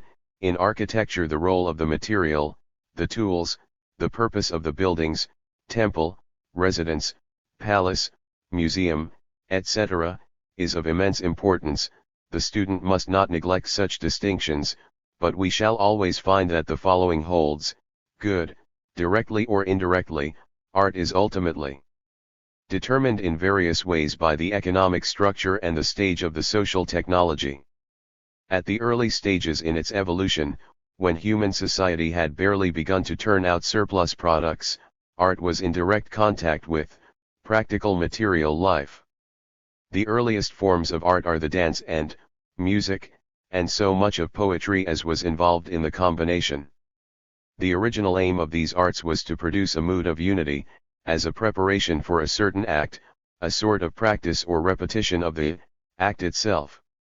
Among certain savage 229 tribes, the council dances, the terrifying war dances, etc., accompanied by the clapping of hands, later also by primitive musical instruments, are examples of such dances. Rhythm developed together with work, as a principle of organization, as is excellently shown by Karl Bucher. The challenging dance of the New Zealanders may be taken as an example. It is accompanied by terrible grimaces and the utterance of threats, in order to frighten the opponent. Also, the dances and songs representing the chase, fishing, etc. A particularly important part is played by the so-called work song, constructed on the rhythm of the work performed, the text being developed from the sound involuntarily ejaculated in the course of this work. The songs of the shepherds, or of the Bedouins as they direct the steps of the camels on their travels through the desert, etc. These are directly connected with the daily labor of the environment. As society grows, and new ideologies arise, as civilization, etc., increases, art of course absorbs all these elements and ceases to be directly connected with the material life of production. For instance, as religion develops, music, the dance, etc., become a part of the cult. In Egypt, the ruling classes made a sort of mystery of music, the priests were scholars and musicians, religious music concerned them chiefly, the enslaved masses had their own music at home, in the fields, Kothi, Ibid, p. 11. We find the same condition among the East Indians, whose musicians formed a privileged caste, special families of musicians and singers among the Assyro-Babylonians, whose conditions required them to wage war more frequently than other nations. Their music is principally military and military-religious in character, as suggested by the instruments, cymbals, kettle drums, etc. The earliest musical works of the Greeks, of which we know, were the work songs of shepherds, and war songs, songs of victory, only later, songs of social and family type, laments on the dead, wedding songs, etc. Among the Romans, there were chiefly shepherd and peasant songs, their instrument was the reed, fistula, and war songs. The loud brass instruments were first introduced by the Romans: the trumpet, tuba, curved horn, lituus, a sort of trombone, buxina, etc. Similarly, the other forms of art also have their roots in practice. Primitive painting, ornament, has its origin in poetry. For example, the ornaments in many cases still suggest the earlier combination of pot and woven basket. Furthermore, the beginnings of painting simultaneously serve as the beginnings of writing. The first step in the development of script were drawings set down to aid the memory. The Bushmen, as well as the East Indians, attempt to record certain visible objects on stone. The hieroglyphic inscriptions of the Egyptians, the Mexican symbols, are above all depictions of objects. Tattooing is closely connected with this practice. The practice of tattooing of words and syllables developed from more primitive forms. 230. Historical materialism.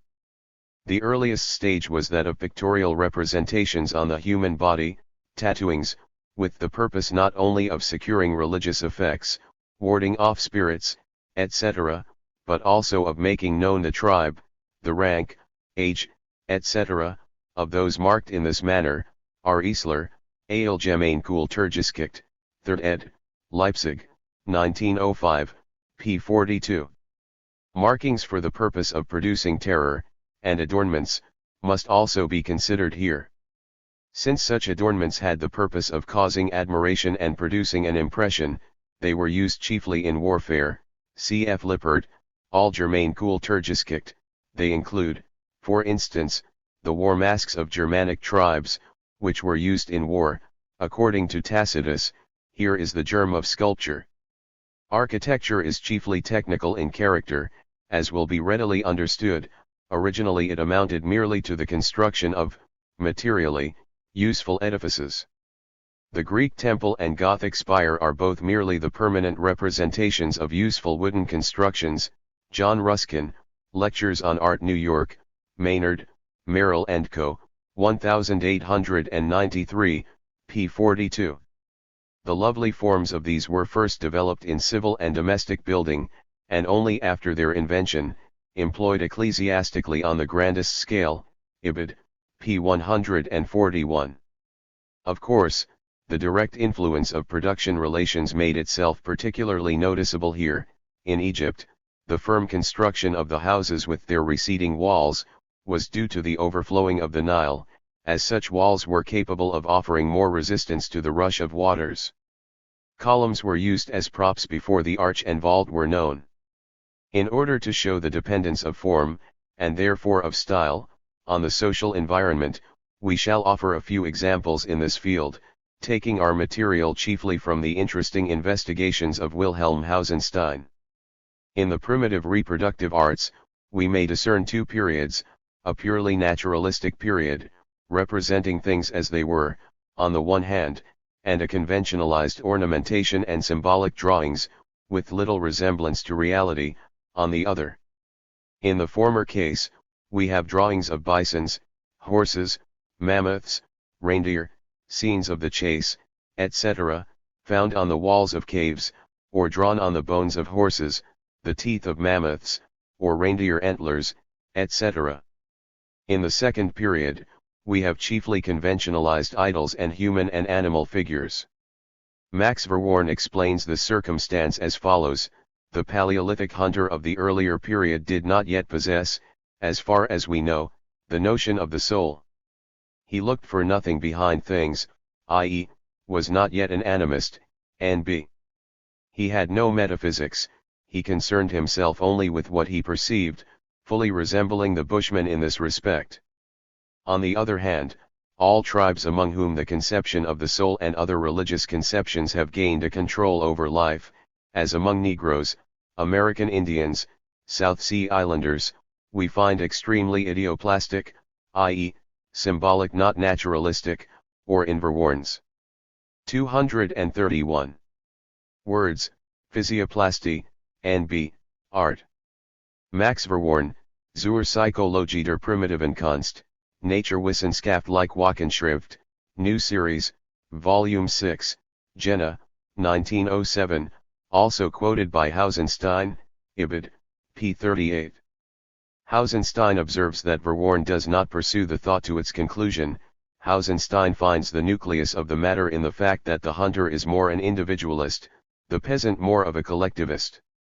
But the fact of the matter is that idioplastic art, like religion, grows with the growth of particular conditions of production, namely, the relation of domination and subjection.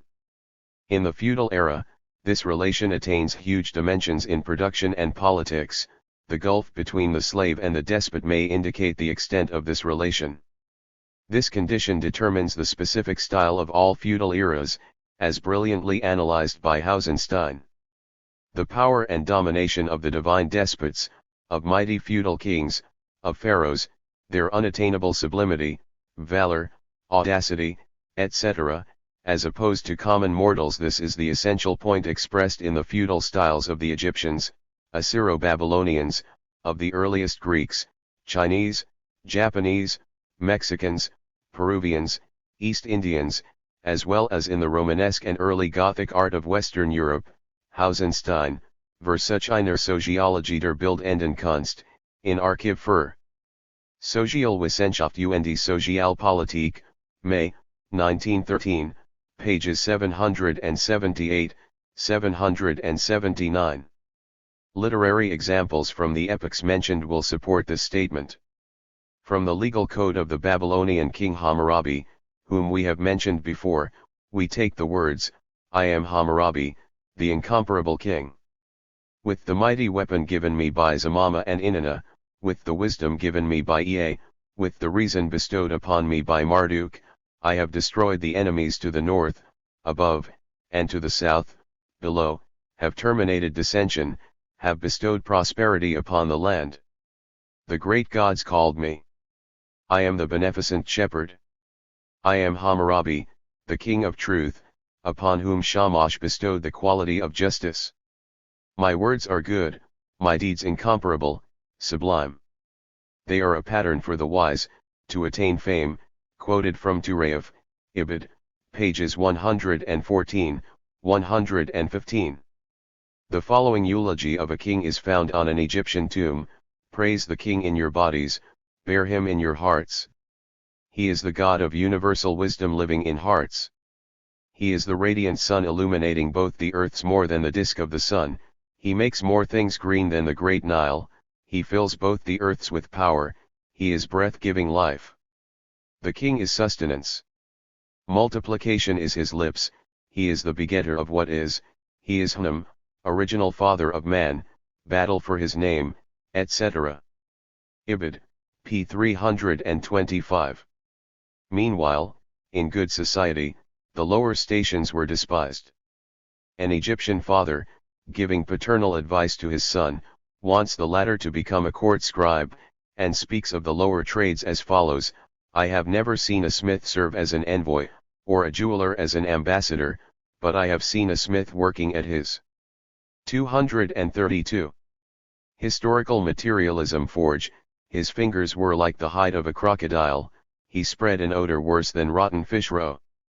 The peasant wears an eternal garment, i.e., never changes it, and b. His health may be compared with that of a man lying under a lion. The weaver in his workshop is weaker than woman, his feet lie against his stomach, he has nowhere to breathe. If he does not complete his daily task, he is beaten like lotus on a swamp, etc. Ibid, p. 231. The Egyptian king Yakimus says of himself, the Asians approach full of fear and are judged by him, his sword enters into Nubia, the fear of him into the land Phoenicia, the fear of his splendor is like that of the god Min, Ibid, p. 272. Fritzberger thus characterizes the ancient Egyptian, i.e., feudal, art, Weltanschauungsprobleme und Lebenssystem 3 der Kunst der Vergangenheit, pages 43, 44. Egyptian art is an embodiment of the notion of immortality, not as mere symbol, however, but as a reality, the eternal pyramids, of unusual permanence, statues, etc., n.b. A powerful suggestion of force emanates from them, they make us bend the knee, they have the awe-inspiring quality of a higher existence incorporated within them, they bear witness to the disciplined strength of life in its dreadful tension, to a superpersonal eternal power, whose pride keeps us at a distance, to the soulless severity of a being that is indifferent to all mere matters of detail, they reflect the brilliancy of their master's light, as remote as the stars. Therefore, every feudal civilization carries on a worship of quantity, Hausenstein, Die Kunst und die Gesellschaft, p. 46. The huge pyramids, the gigantic monuments of the pharaohs or the Assyrian Babylonian kings, are a form of greatness and might, art is monumental and frontal, the interior decoration of the present-day bourgeoisie would not have sufficed for feudal conditions, the bearing of the figures of rulers is prescribed exactly, upright stature, not human, but half divine, as opposed to the slaves and ordinary mortals, the ancient Greeks designated the bearing of a slave, etc., by the word proskinesis, i.e., dog-like creeping.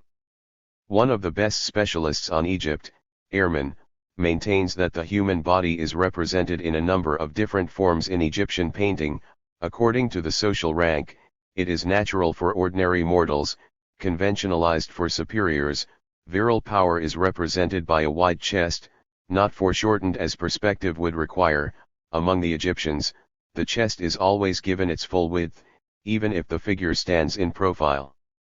The same spirit also prevailed in archaic, feudal, early Greek art, the heroic energetic power of early Attic art, the severe energy of the Dorians, the so-called Doric style, cf. Henk, Entwicklungsgeschichte der Stilarten, Bielefeld Leipzig, 1913, p. 10.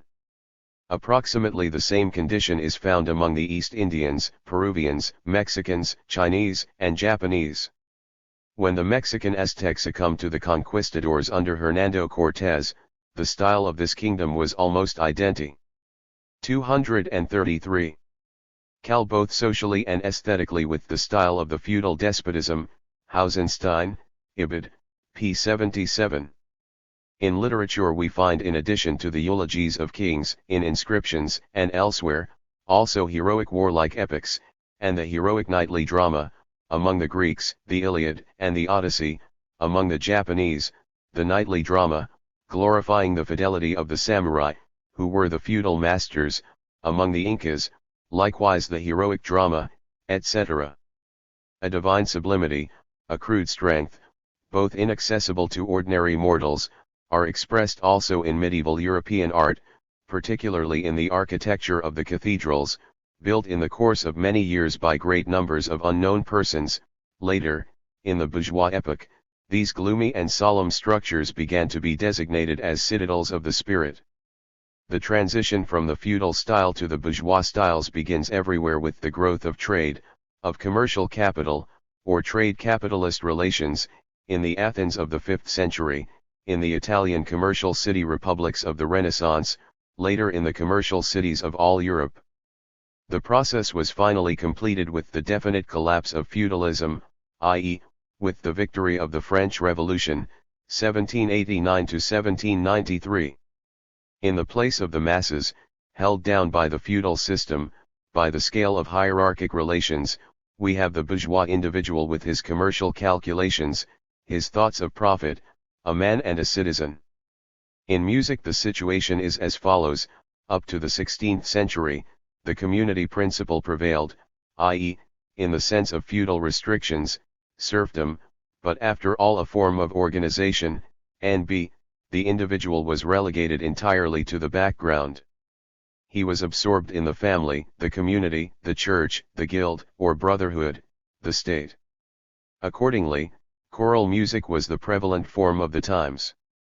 But now the individual also wished to make himself felt, i.e., the energetic, vigorous bourgeois individual, then still young, eager for knowledge, capable of practical calculations, and therefore we find individual singing and the musical drama growing up by the side of the chorus, Kothi, Ibid, p. 159.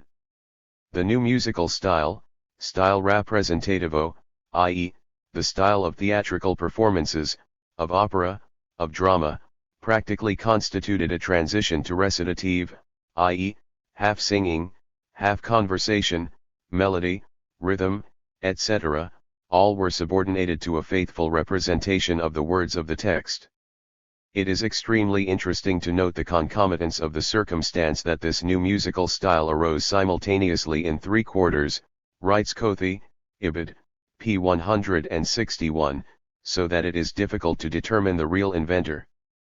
The reader should recall, in this connection, Bourdieu's remark concerning the similar condition in science, already mentioned in our discussion of that superstructure. The trained merchant replaced the royal feudal religious banner with a desire for the earthly, for the individual human. Leonardo da Vinci, one of the greatest artists of all times. 234. Historical materialism and peoples, and one of the most significant of all humans, magnificently expressed the new tendency of thought in many fields, as a philosopher, inventor, natural scientist, mathematician, an incomparable artist, and even as a poet. Leonardo renounces all mysticism. He reduces the fact of human life to the law of circulation, well known and well drawn by him. With cold cynicism, he analyzes the structural laws of the world of human forms, and with an intellectual brutality that is above all sentimentality, he graphically depicts the sexual act. He approaches the problem of light by the path of knowledge. The influence of light and atmosphere on form becomes the problem of experimental optics. The rhythm of graphic composition is for him a geometrical secret. The wonderful panel with Saint Anna, the Madonna, the Jesus Child, and the Lamb, is doubtless the outcome of very exhaustive mathematical combinations, of painful thought concerning the theory of curves, Hausenstein, Ibid, pages 100 to 102. Realism, rationalism, individualism, these are the isms of the Renaissance. In poetry, the path of transition from the medieval Gothic style to the new style is successively marked by Dante, Petrarch, Boccaccio, etc.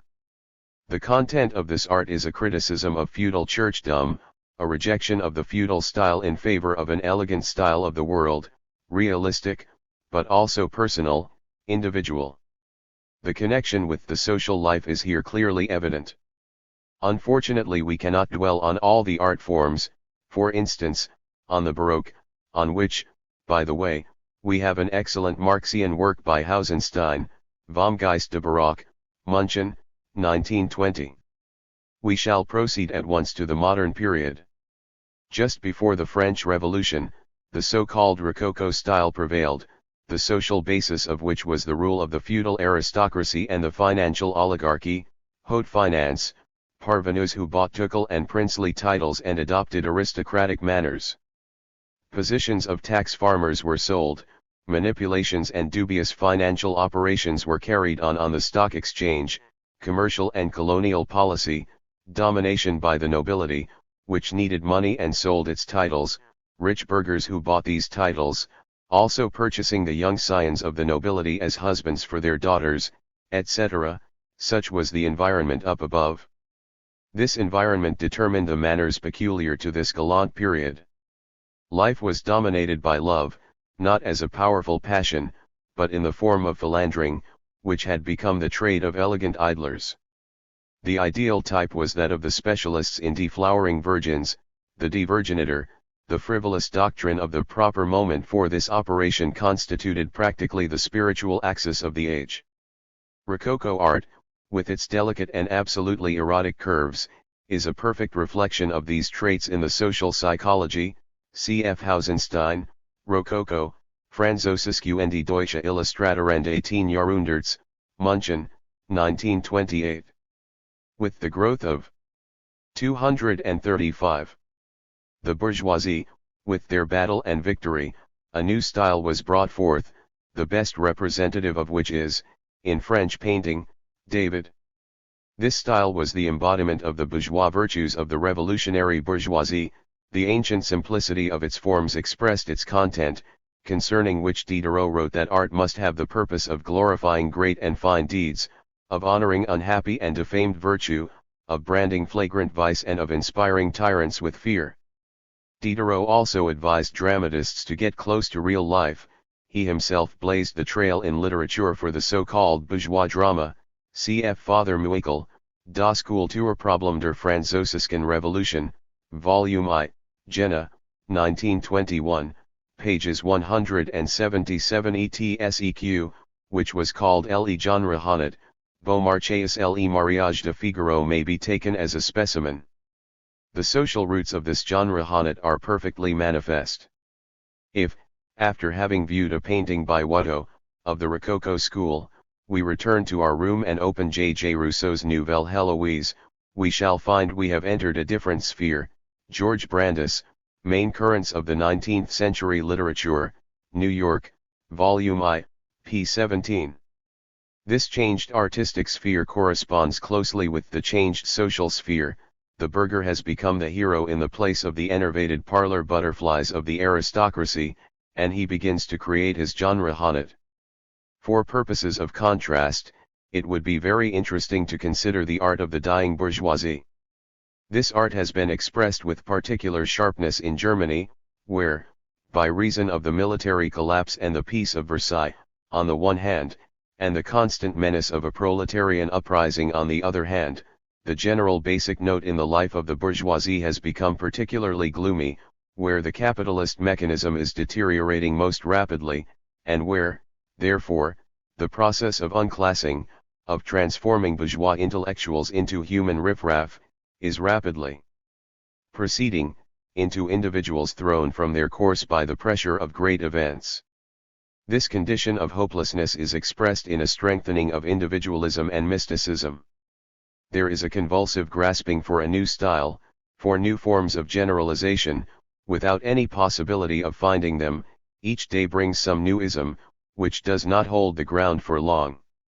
Impressionism is followed by neo-impressionism, then by expressionism, etc. A vast number of tendencies and experiments, an accumulation of paper theories, but no reasonably solid synthesis. This may be observed in painting as well as in music, poetry, sculpture, in short, all along the line. Bourgeois reactionaries, timidly recording the gradual disintegration of their culture, of their class, formulate this process in some such way as this: a faith in the mysterious is developing, a belief in witchcraft and miracle workers, in spiritualism and theosophy. The head of a group of so-called occult devotees writes book after book and delivers lecture after lecture. Diligent. 236. Historical materialism spiritualists, Christian Scientists, or Theosophists, have a lot to say, but are neither moved by the alleged revelations, nor moving by their communication.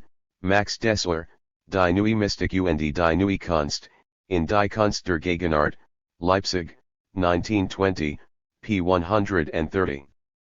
Our latest artists also maintain that what they create is the expression of the contents of visions, my italics, N.B., and that each artwork consists of ecstatic gestures of the soul, p. 132. We are asked to consider this as an expression of magic idealism, in poetry, sacrificing the sentence to the word, or even Dadaism, the derivation of this name from Dada, the earliest sound produced by infants, is illustrative of the childish attitude characteristic of this tendency. N.B., in painting and sculpture, a crude childish trifling.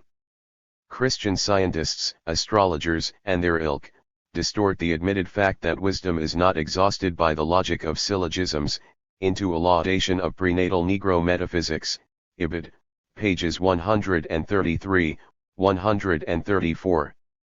Little closed groups, cliques, leagues, are promulgated, within which the artists surrender themselves to a mysterious contemplation of the hereafter and the joys of this wondrous creation. Together with this tendency, we find an inclination toward emotional communism, an indication of the profound fall of the bourgeoisie as a class. Mysticism is therefore triumphant. Jules Romains, Manuel de Deification, quoted by Dessler, Ibid, p. 137, requires a state of mystical rapture as a condition for the conquest of the world by art, and Dessler, having become sufficiently tired of this image, expresses the single hope that this unhealthy mysticism may in some way be healed by a return to the path of faith in the God of earlier days. p. 138. An expressionist theorist, Theodor Dogler, Der Neue Standpunkt, Leipzig, 1919, p. 180, excellently expresses this essentially and profoundly individualist point of view of the disintegrated social atoms. The center of the world is in every ego, even in the ego-justified work. Of course, this point of view leads to mysticism. We hear everywhere pronounced the cry, "Away from nature." It is obvious what this means, as far as expressionist poetry and graphic art are concerned, a departure from what is supplied us by the senses, a transcending of the limits of sensuous experience, a tendency to elevate oneself to that which lies behind phenomena, Ibid, p. 142. In music we are led to super-music, to anti-music, without harmony, without rhythm, without melody, etc. Arnold Schering, Die expressionistische Bewegung in der Musik, in the work already quoted, Einführung in die Kunst der Gegenwart, pages 142 etseq.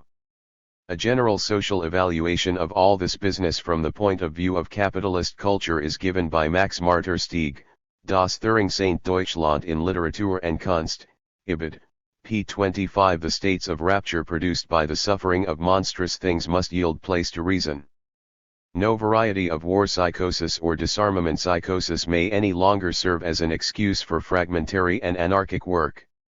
The author, 237, invokes a spirit of highest responsibility, but his invocations will be of no avail, for it is impossible to find a new sublime synthesis in the decaying temple of capitalism. Debris and ruins, an incoherent mystical babbling and the ecstasies of theosophical sects, will now be inevitable. Such always has been the case in civilizations destined to early extinction. We shall also say a few words on fashions, which have already been touched upon. In certain respects, fashions are related to art, in style, example the garments and costumes of the Rococo period corresponded perfectly with the Rococo art. In other traits, fashion is connected with standards of conduct, with the rules of decency, customs, etc. Fashions therefore also develop in accordance with the social psychology, the succession of its forms, the rate of change, depending in turn on the character of this social development. Here, for instance, we find the roots of the inordinately swift changes of fashions at the end of the capitalist period. Our inner rhythmics, corresponding to the headlong course of life, N.B., require shorter and shorter periods for each new impression. George Simmel, Die Mode, Leipzig, 1918, p. 35. Wherein lies the social significance of ions? What is their role in the current of social life? Here is Simmel's brilliant answer: they are a product of the division along class lines, the case being similar to that of a number of other social formations, particularly with honor, having the double function of holding a group together and at the same time keeping it separate in other groups. Thus, fashions on the one hand express one's connection with those of equal rank, the unity of the circle defined by these fashions, and simultaneously the exclusiveness of this group as opposed to those further down in the scale. Ibid, pages 28, 29. Language and thought, the most abstract ideological categories of the superstructure, are also functions of social evolution. It has sometimes been fashionable among Marxists or pseudo-Marxists to declare that the origin of these phenomena has no relation with historical materialism. Koski, for example, went so far as to claim that the powers of human thought are almost unchanging. Such is not the case, however. These ideological forms, so extraordinarily important in the life of society, constitute no exception to the other ideological forms of the superstructure in their own origin and evolution. A preliminary question must first be disposed of, namely, the doubt that at once appears in a discussion of language and thought.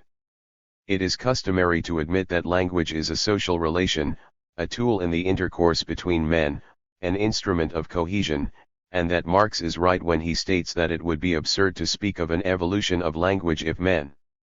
238. Historical materialism did not speak to each other. But the case with thought seems different, for each individual thinks, has his own brain, and only a mystic could attempt to seek the roots of this individual human thought in society. This objection is based on an incomplete understanding of the close relation between thought and language. Thought always operates with the aid of words, even when the latter are not spoken. Thought is speech minus sound. The process of thinking is a process of combining concepts, which are always dealt with in the form of word symbols. A person who has made excellent progress in a foreign language may begin to think in that language. In fact, it is easy to find illustrations, in the reader's own experience, of the fact that the process of thought, of rumination, is accomplished with the aid of words. This being the case, and if we admit that speech is associated with society in its origin as well as in its growth, it results logically that the same must be true of thought. And the facts show that the evolution of thought has coincided with that of language. One of the most distinguished philologists, Ludwig Noir, says, the social activity directed toward a common goal, the most ancient labor of the elders of the clan, is the source from which language and reasoning originated. 53. Human speech is as much an outgrowth of the sounds ejaculated during labor as are music and song. Philology has shown that the original basis of the vocabulary is the so-called action roots, the earliest words being such as designated chiefly an action, verbs. In the later growth of language, objects also received their designations, nouns, insofar as these objects were prominent in the labor experience of man. Such names were given chiefly to the tools used, and were developed from the verbal terms for the actions involved. Parallel with this evolution proceeded the consolidation of more definite concepts out of the mass of material which, figuratively speaking, filled man's head, echoed in his ears, appeared before his eyes, etc. But the concept is the beginning of thought. The further evolution of thought and language proceeds along the lines followed by the other forms of the ideological superstructure, namely, they follow the evolution of the productive forces. In the course of this evolution, the external world ceases to be a world per se, becomes. 239. Man's world ceases to be mere matter, becomes material for human action, instruments of material labor, coarse at first, later more and more delicate, as well as instruments of scientific knowledge, together with the countless feelers, such as machines, telescopes, acute reasoning, aid society in its annexation of more and more of this external world to society's sphere of labor and knowledge. A vast number of new concepts, and consequently of new words, is the result. Language is enriched and is made to include the totality of subjects that constitute the concern of human thought and speech, i.e., of human communication. The fullness of life results in the richness of language. As some shepherd tribes, pure cattle breeders, have no subject of conversation but their cattle, owing to the fact that the low level of their productive forces restricts their entire life to the sphere of production, and their language therefore remains directly connected with the process of production. If, as a result of enhanced productive forces, a huge and complicated ideological superstructure has been erected, language will of course embrace the superstructure also, i.e., the connection of language with the process of production is more and more indirect. The dependence of language on the technique of production is now an indirect dependence. The causal chain now runs through the dependence of the various superstructural forms on the process of production, and even the latter dependence may no longer be a direct one. The increased number of words borrowed from foreign languages is a good example of the manner in which language grows. Such borrowings result from an economy of universal dimensions and the development of a number of practically identical things in many countries, or of events having universal significance: telephone, aeroplane, radio, Bolshevism, Comintern, Soviet, etc. It would lead us too far afield to point out in detail that the character, the style of a language also changes with the conditions of the social life, but it is worthwhile to mention that the division of society into classes, groups, and occupations also impresses its mark on a language.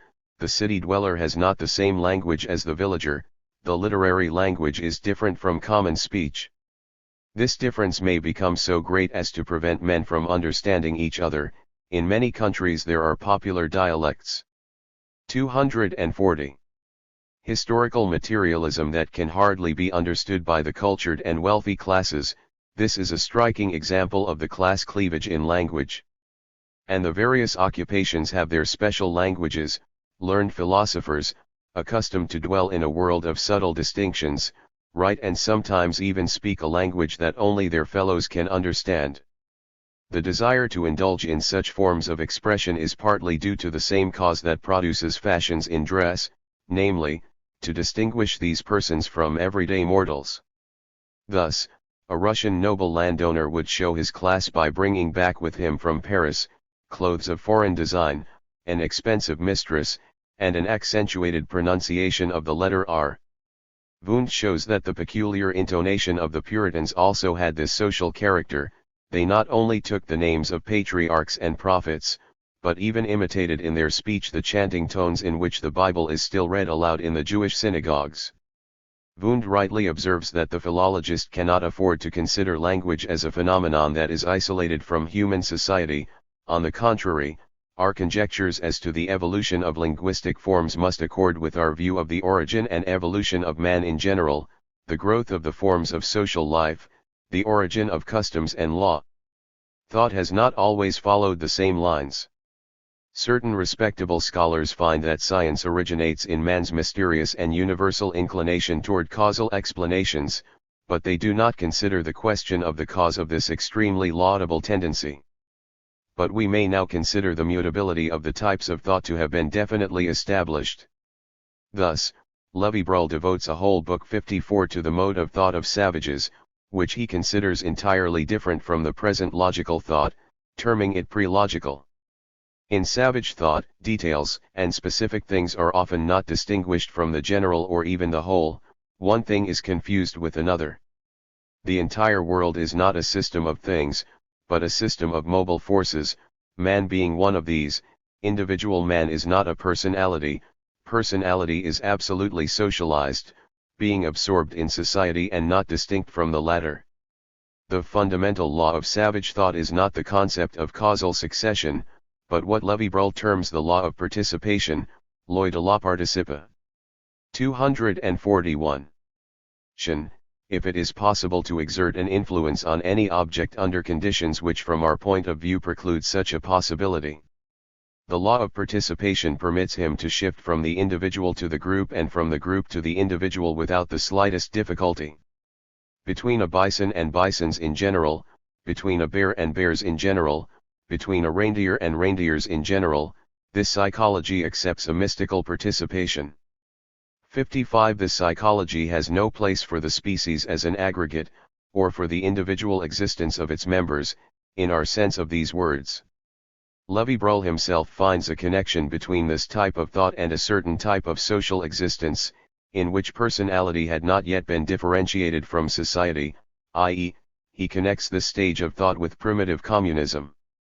Causality, as found among savages, is not our causality, but an animistic causality, the result of the inclination of the savage to seek a spiritual, divine, or demonic principle operative in all situations.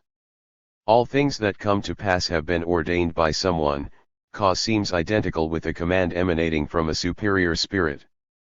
The law of causal succession becomes the whim of the Supreme Being, the spiritual ruler, or rulers, of the universe. Therefore, while the tendency to seek causes seems to be present in man, savage man seeks causes of a specific kind, causes emanating from a certain higher power. Of course, this type of thought is also related with a certain social order. It is typical for a society that already shows the presence of a hierarchy in production and social polity. The further course of development presents the same process. It has already been touched upon in our discussion of philosophy. The above examples suffice to show that thought and the forms of thought are a varying quantity, and that this variability is based on the variability in the evolution of society, its organization of labor, and its technical backbone. An excellent recapitulation of this subject is the magnificent formulation made by Karl Marx in his A Contribution to a Critique of Political Economy. In the social production of their lives, men enter into specific, necessary relations, independent of their wills, production relations, which correspond to a certain specific stage in the evolution of their material. 242. Historical materialism. Productive forces. The totality of these production relations constitutes the economic structure of society, the real basis, over which there rises a legal and political superstructure, and to which there correspond specific social forms of consciousness. The mode of production of material life conditions the social, political, and mental life process in general. It is not the consciousness of men that determines their being, but, on the contrary, their social being determines their consciousness. Zur Kritik der politischen Ökonomie, Stuttgart 1915, p. 4. The huge superstructure that rises over the economic basis of society is of rather intricate internal structure. It includes material things, tools, instruments, etc., the most various human organizations, furthermore, strictly coordinated systems of ideas and forms, furthermore, vague, non-coordinated thoughts and feelings, finally, an ideology of the second degree, sciences of sciences, sciences of arts, etc. We are therefore obliged, in a precise analysis, to resort to a certain definition of terms. We shall interpret the word superstructure as meaning any type of social phenomenon erected on the economic basis. This will include, for instance, social psychology, the social political order, with all its material parts, for example, canons, the organization of persons, official hierarchy, as well as such phenomena as language and thought. The conception of the superstructure is therefore the widest possible conception.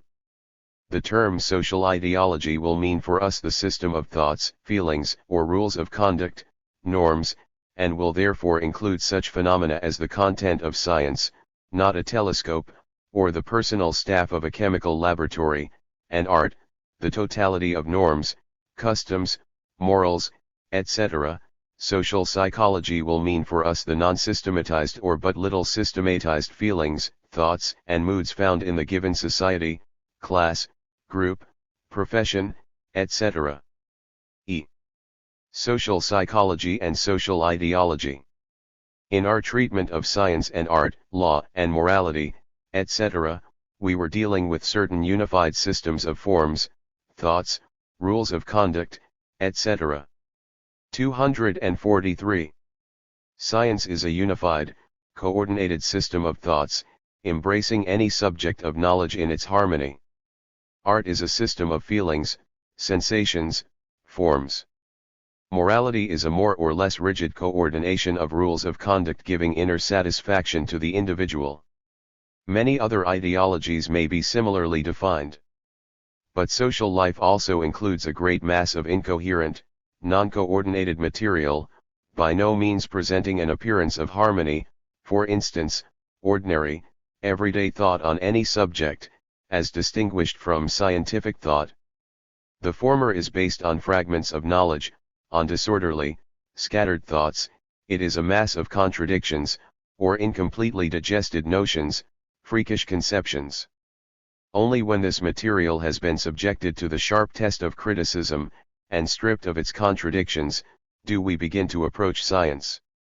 But, alas, we live in everyday life. Among the countless mutual interactions between men, out of which social life is built up, there are many such non-coordinated elements, shreds of ideas, yet expressing a certain knowledge, feelings, and wishes, tastes, modes of thought, undigested, semi-conscious, vague conceptions of God and evil, just and unjust, beautiful and ugly, habits and views of daily life, impressions and conceptions as to the course of social life, feelings of pleasure or pain, dissatisfaction and anger, love of conflict or boundless despair, many vague expectations and ideals, a sharp critical attitude toward the existing order of things, or a delighted acceptance of this best of all worlds, a sense of failure and disappointment, cares as to the future, a bold burning one's bridges behind one, illusions, hopes of the future, etc., etc., ad infinitum. These phenomena, when of social dimensions, are the social psychology. The difference between the social, or collective, psychology and ideology is merely in their degree of systematization. The social psychology has often been apparent in bourgeois society in the mysterious envelope of the so-called popular spirit or Zeitgeist, frequently conceived as a peculiar single social soul, in the literal sense of the word. But, of course, a folk soul, in this sense, does not exist, any more than there can exist a society which is an organism with a single center of consciousness. Society then becomes a huge monster lying in the midst of nature. 244. Historical materialism. In the absence of such an organism, we can hardly speak of a mysterious folk soul or a popular spirit, in this mystical sense. Yet we do speak of the social psychology, to distinguish it from the individual psychology. This apparent contradiction may be answered as follows: the mutual interaction between men produces a certain psychology in the individual. The social element exists not between men but in the brains of men. The contents of these brains are a product of the various conflicting influences, the various intersecting interactions. No mental life exists except that which is found in the individual socialized human being, who is subject to all such interactions. Society is an aggregate of socialized humans and not a huge beast of whom the individual humans are the various organs. G. Simmel excellently describes this: when a crowd of people destroy a house, pronounce a judgment, utter a cry, we here have a summation of the actions of the individual persons, constituting a single event recognized as a realization of a single conception. A frequent confusion takes place here: the single physical result of many subjective mental processes is interpreted as the result of a single mental process, namely, a process in the collective soul. G. Simmel, Sociology, Untersuchungen über die Formen der Vergesellschaftung, Leipzig, 1908, pages 559–560. Or to use another example, when some new and greater thing than their individual aspirations or actions arises from the mutual interaction of men, when examined closely, we find that such cases also involve the conduct of individuals, who are influenced by the fact that each is surrounded by other individuals. This results in nervous, intellectual, suggestive, moral transformations of man's mental constitution as compared with its operation with regard to different situations, in which such influences are absent. If these influences, mutually interacting, produce an internal modification in all the members of the group, in a like direction, their total action will no doubt have a different aspect from that of each individual, if each had been placed in a different, isolated situation. Ibid, p. 560. Yet such words as Zeitgeist, popular mood, etc., are not without meaning. They indicate the existence of two conditions that may be noted everywhere. They indicate the real existence, first, of a certain predominant current of thoughts, feelings, moods, a prevailing psychology, at any given time, giving color to the entire social life. Second, the alteration of 245. This prevailing psychology according to the character of the epoch, i.e., according to the conditions of social evolution. The prevailing social psychology involves two principal elements. First, general psychological traits, perhaps found in all classes of society, for the situations of the various classes may have certain common elements in spite of class differences. Second, the psychology of the ruling class, which enjoys such prominence in society as to set the pace for the entire social life and subject the other classes to its influence. The former case is illustrated in the feudal eras, in which the feudal lord and the peasant present certain common psychological traits: love of traditional practices, routine, submission to authority, fear of God, generally backward ideas, suspicion of innovation, etc. This results from the fact that both classes live in a stagnant and almost inert society. The more mobile psychology is later developed in the cities. Another cause of this condition is the unlimited authority enjoyed by the feudal lord on his estate and by the peasant in his family. The family then was an organized labor unit. In fact, the labor bond remains an important element in the peasant family to this day. The authority of the feudal lord is therefore found paralleled in the patriarchal order of labor relations in the family, as expressed in the complete submission to the head of the family, the old man knows. At a certain stage of social evolution, the zeitgeist was a conservatism of feudal nobility and peasant serf. In addition, of course, the prevailing social psychology also presents factors characteristic of the feudal lords alone, which were disseminated only by virtue of the dominant position of the feudal nobility. Much oftener, however, we encounter cases in which the social psychology, i.e., the prevailing social psychology, is that of the ruling class. In the second chapter of the Communist Manifesto, Marx says, "The prevailing ideas of a period have always been simply the ideas of the ruling class." The same might be said of the social psychology prevalent at a given time. Our discussion of ideologies has already shown a number of examples of feelings, thoughts, moods, predominant in society. Let us examine a specific case: the psychology of the Renaissance. 246. Historical materialism, with its highly developed pursuit of pleasure, its parading of Latin and Greek words, its ingenious erudition, its love of distinguishing one's own ego from the mob, its elegant contempt for medieval superstition, etc., this psychology obviously has nothing in common with that of the Italian peasantry of the same epoch, but was a product of the commercial cities, and of the financial cities, of the financial commercial aristocracy in those cities.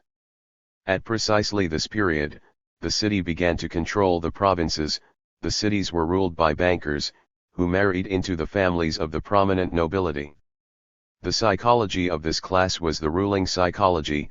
It is expressed in many monuments, literary and other monuments of the epoch.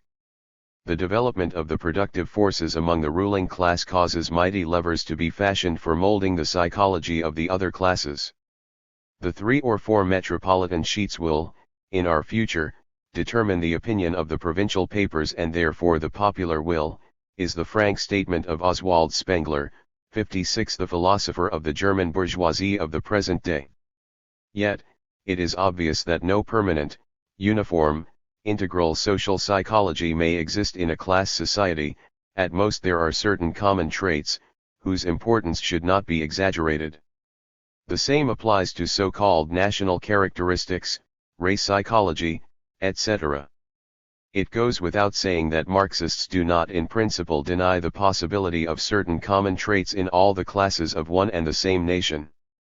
In one passage, for instance, Marx even allows for a certain influence of race, in the following words: "The same economic basis, the same in its principal conditions, may present infinite variations and gradations in their manifestation, owing to countless different empirical circumstances, natural conditions, racial relations, historical influences working from without, etc., which cannot be understood without analyzing these empirically given circumstances." Marx, Capital, Vol. 3.